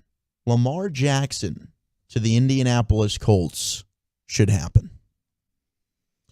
Man, I'll say fiction. I can't say that any situation should happen between Lamar Jackson and an NFL team. It's going to come down to the right fit. You have to have a team that's ready to win right now, and I think, and you don't have a quarterback, and I think that applies to the Colts. I think that applies to the Commanders, a couple of different teams, but I think it makes more sense than a lot of others. But it's just so complicated because you're dealing with a runner who's now at the end of his first contract.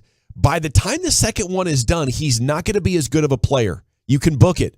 At 31 for pocket quarterbacks, you're in your prime. So I want a runner like Mahomes, who's going to run in his 20s to give us a little bit of an edge, but is an elite passer as well. And I don't know how you look at that if you're a team. I don't know what to give up for a quarterback that's probably going to be elite for 2 or 3 years. By the time he's 29, 30, one injury away from, and he's been injured. So it's going to take the perfect situation. I can't say any team should go with Lamar Jackson because I think it could work. I think he could win the Super Bowl and the MVP, but it's got to be the right place. I tried to get you guys to give one of those early picks, right? You did. I tried to do that, right? Kind of thinking that maybe this is something you need to consider. If you don't trust what's going on with these quarterbacks, and everything you guys said about Lamar Jackson's absolutely true. Guy is a proven winner, though, in the NFL. Damn right he is.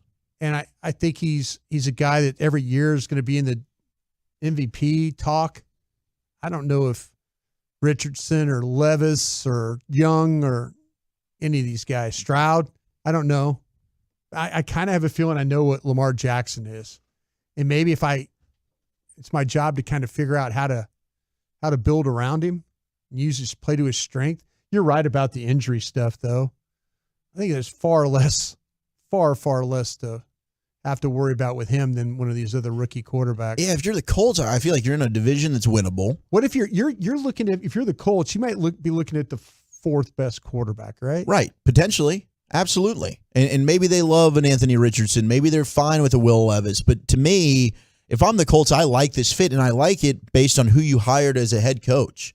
Seeing what Shane Steichen just did last year as the offensive coordinator with Jalen Hurts in that offense, I think that he's already proven, hey, I can put together a really good system around a mobile quarterback, and we can have success with him. Yeah. And I like the fit there. Like, I think the Colts make more sense maybe than anybody else. I like the path to success of having a young quarterback who can run and trying to figure out the other stuff. We're going to play defense. We're going to build a good offensive line. Teams are spending all their resources at stopping the pass. I mean, there is an edge here, and there's a lot of teams proving that they can play good offensive football with really inexperienced quarterbacks. I couldn't blame any team for wanting to go in that direction.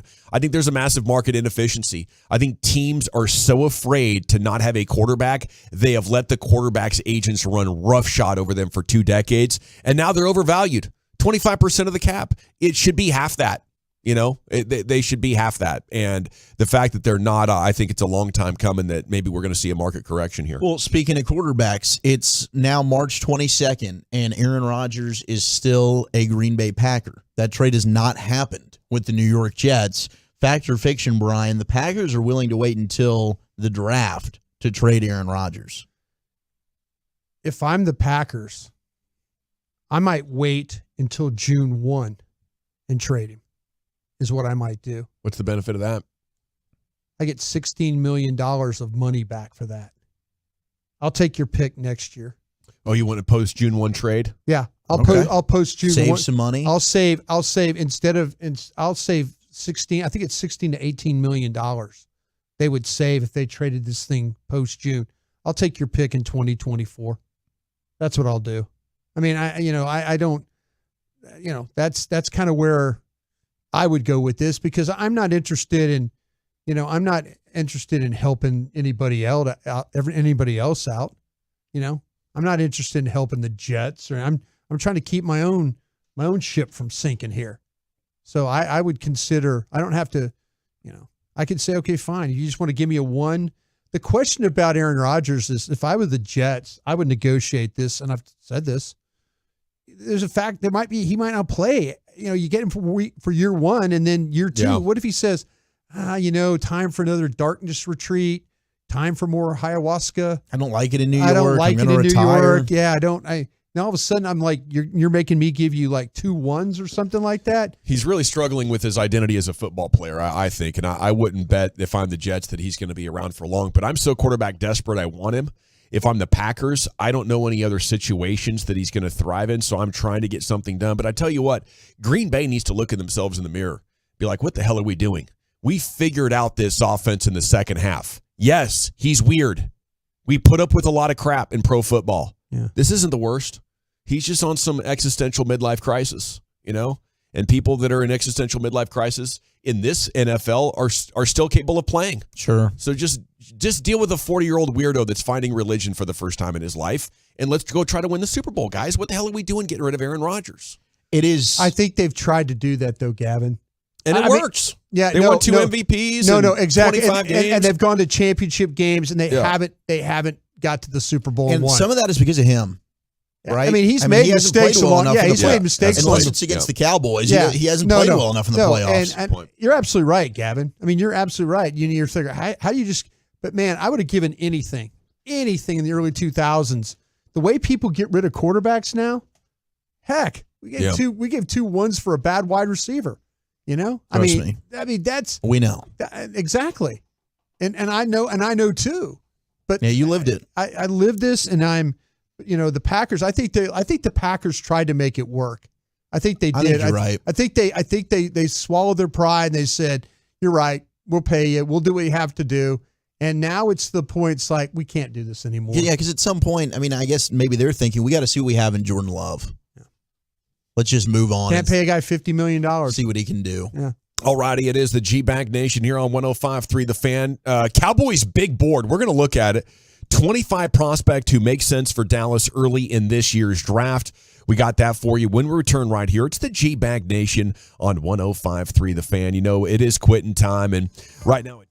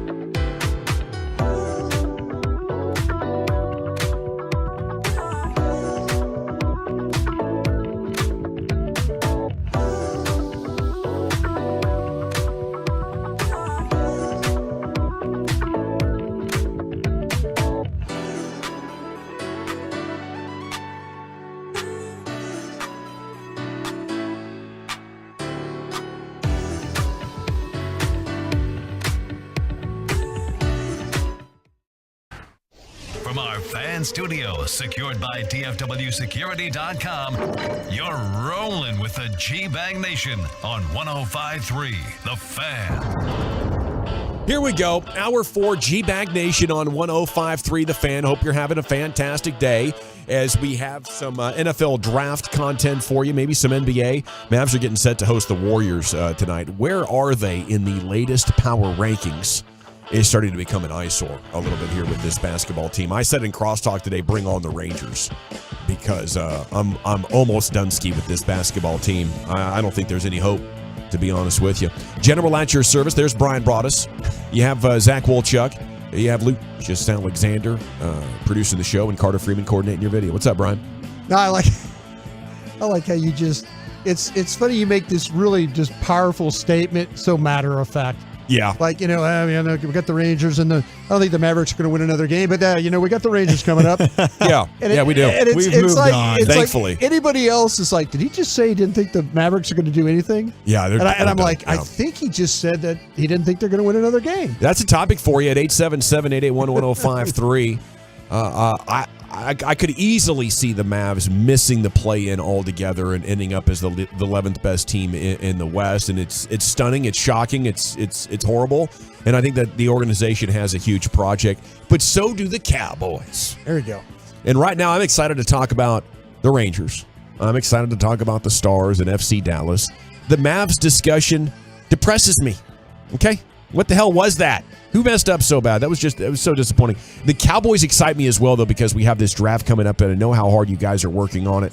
And John Machota in The Athletic put together his Cowboys big board, and it's a great resource to have, really just a single page for Cowboys fans when you're looking at players that you need to know for 26 or maybe possible trade-ups. That's what we're looking at pretty much here in The Athletic.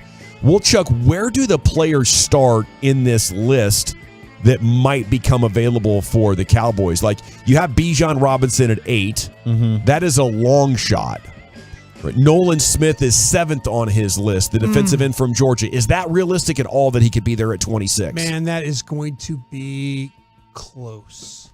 That thing could get all the way, and that's where I'm thinking that maybe if you're going to make a small trade up, 23, 24, something like that, I would sure entertain that. What do you think about the idea that he only had 3 sacks last year in college? I'll tell you what. He was hurt. Yeah, he was. That was injury related. But at times he was thought of as the best player on that Georgia defense. I can't tell you how many times, Gavin, when you watch Georgia football, whether it was Davis and the guy ended up in Jacksonville last year with the first overall pick, and you kept saying, "Who's that guy?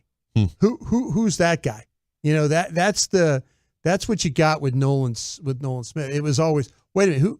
Oh, that's guy. Oh, it's 2 years from. Oh, okay. He was one of those guys that when you watch Georgia's defense, the pressures, the ability to run down people, tackling, all that. If he got close to me, I'd be kind of anxious. Now, the top 4 guys on the list here, is there any way at 26? You have Will Anderson, Bama, Jalen Carter, Georgia, Christian Gonzalez, Oregon, and Tyree Wilson, the defensive end at Texas Tech. I mean, the corners are weird, right? They are, depending on who likes who. I think Gonzalez is going to be the consensus number 1 on people's board. Okay. He's the corner from Oregon. I think Porter is going to be well-liked by a lot of people from Penn State. I have a gut feeling he's going to be the second most popular corner on people's And there's board. no way the second best corner is still available at 26. So we got some ways to go here. We got some ways to go. But he's got Devin Witherspoon, the corner from Illinois, at 9. And I think you're going to get a run on him. Yeah. But I mean, the one of these guys, I don't know that it's likely, but I think it's possible that maybe one slides to 26. Okay, then you go number 10 on John Machota's power rankings of the players that could be available for the Cowboys to pick in the first round. Lucas Van Ness, the defensive end in Iowa, 6'5", 275. We talked about that one. That would be tough. I don't think it'd be tough for the Cowboys. It would be tough for 2 guys that are acting like scouts right now, sitting in the studio. With Van Ness. You don't like him? This would be one that I would you got to trust them. We determined. They make mistakes too, though. Exactly. But this one would scare me make you nervous? This would make me nervous. He's the guy that I feel like, man, I could be the most wrong about. We were a lot of people like that. We were nervous on Byron Jones, and we were right for 4 years. We were nervous about Taco Charlton. We were right about that. I mean, they've hit Tyler Smith and Micah Parsons in the last 2 first rounds in massive ways that were not consensus picks, and they deserve credit for that. But I don't think they're beyond reproach. 469 says, I would rather watch the Mavs struggle to win games than to invest any time into the Rangers. No, come on. No, don't do that. I think the Rangers and Mavs do enjoy similar popularity. Maybe you're just not a baseball fan at all, but I think as long as the Rangers stay healthy, they're going to be in the thick of this thing in the American League, and I wouldn't be surprised to see them in the World Series this year. So I love great local sports teams, and the Rangers definitely have a chance to be one of those. Well, and the A17 said, isn't this how we felt in what we were saying about the Mavs last year before they made the playoffs, and then they end up going on a run to the Western Conference Finals? They've lost more games than they did this time last year. Right. I don't think it feels the same at all. Yeah. I mean, you saw potential with that team last year. I don't think anybody saw that they would make a run to the conference finals, but they were one of the hottest teams in the last 30 games. Right. Post All-Star break, they completely transformed from being one of the worst defensive teams to a top 10 defensive team. Like the arrow was pointing up on the Mavs last year. Right now, it just seems like, holy crap, where's the positivity? The only reason we were so down is because Luka got hurt in the final game. They were like, oh crap, you can't even beat Utah now. But they were good enough because they had an identity. They had a defensive backbone. 469, I'm with Gavin. The problem now is that I could care less at this point if the Mavs make the playoffs or not. I'm kind of there with you. It's inconsequential. I need them to play so great in the last 10 games that they bring me back to life, and that's possible. Okay, 11, Joey Porter. 12, Michael Mayer, the tight end, Notre Dame. He could get there. He could get there. How about Jordan Addison, the wide receiver, USC? He could get there, too. That would be fun. Jackson Smith and Jigba comes next, the wide receiver, Ohio State. I don't think that's going to happen. It's a dream, but I don't think he'd get there. You think Machota's got to flip those guys? I do, too, yeah. Okay, Quentin Johnston, TCU, 16. He could be there, right? He could be. Seems like there's more buzz that he could slide. And I think it's unfair criticism because I like the guy a lot. And the things that people are knocking on him, I didn't see on tape.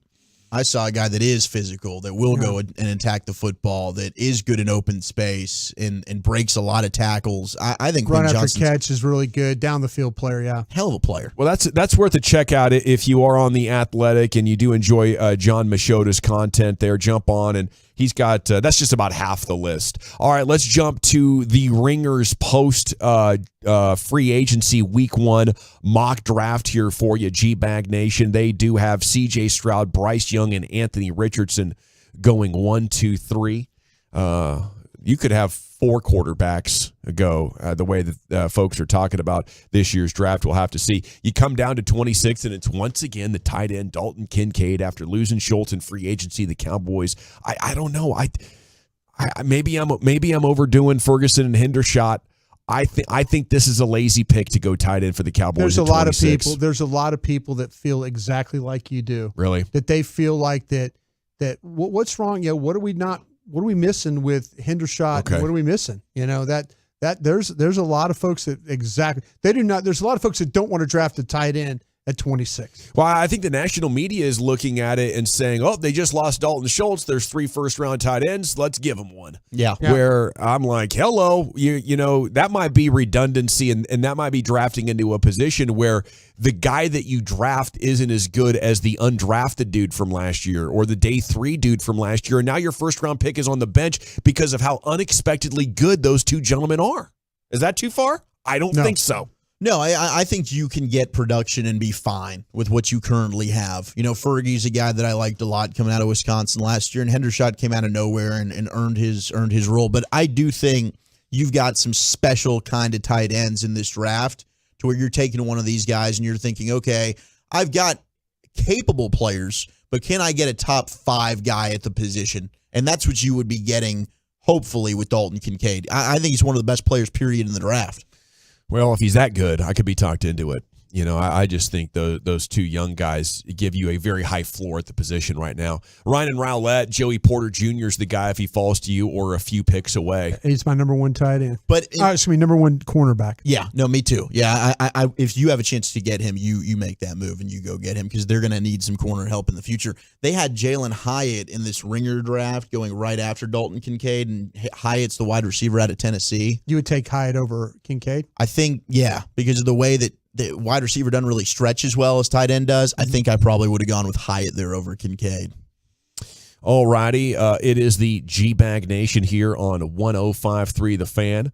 Hope you're having a fantastic day. It is a Mavs game night, and I know I've been crushing them. And maybe they deserve to be crushed. I cannot believe how far they've slipped in the NBA power rankings.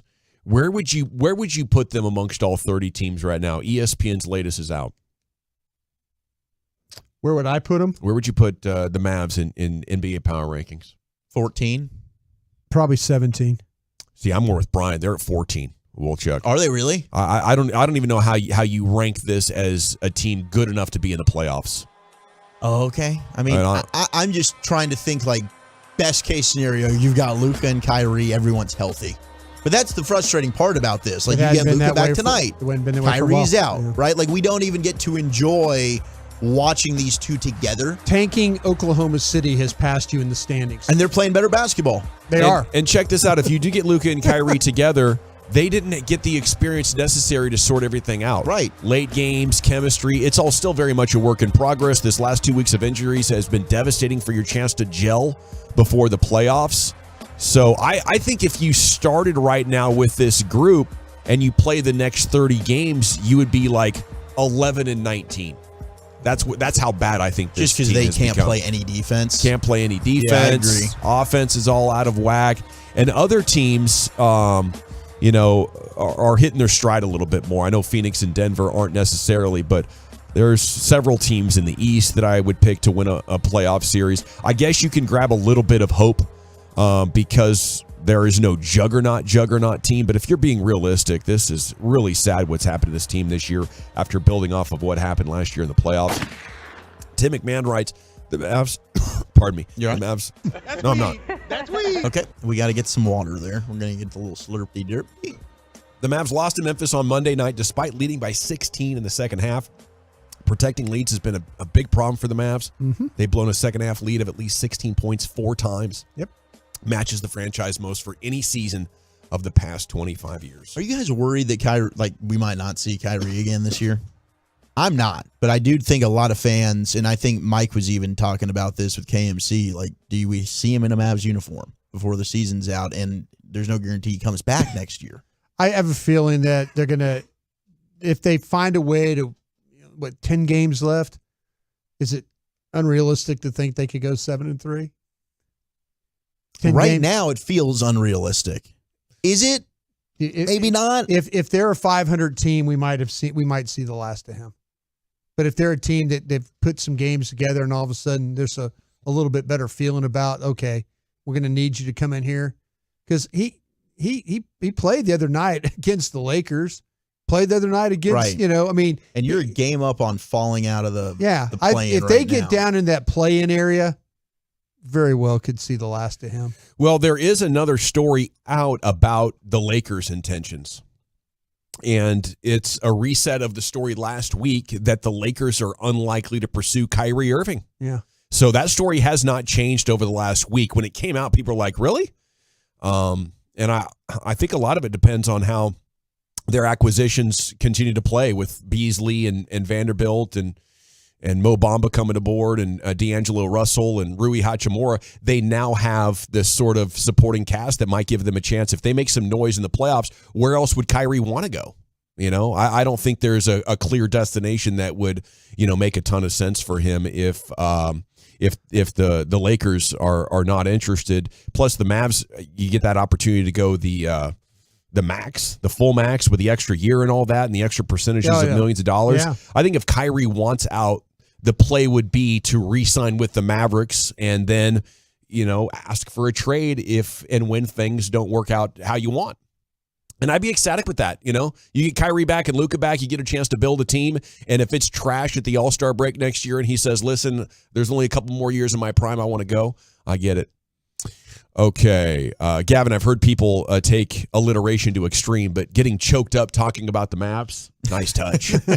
Yeah, it's theater of the mind here. How it feels right now. Hey, we got to run. When we come back, it is time for the Expressway and 35 minutes of uninterrupted sports content. Bobby Belt, LA Live. It's all on deck right here. It's the G-Bag Nation on 105.3 The Fan. I got to chat DNM.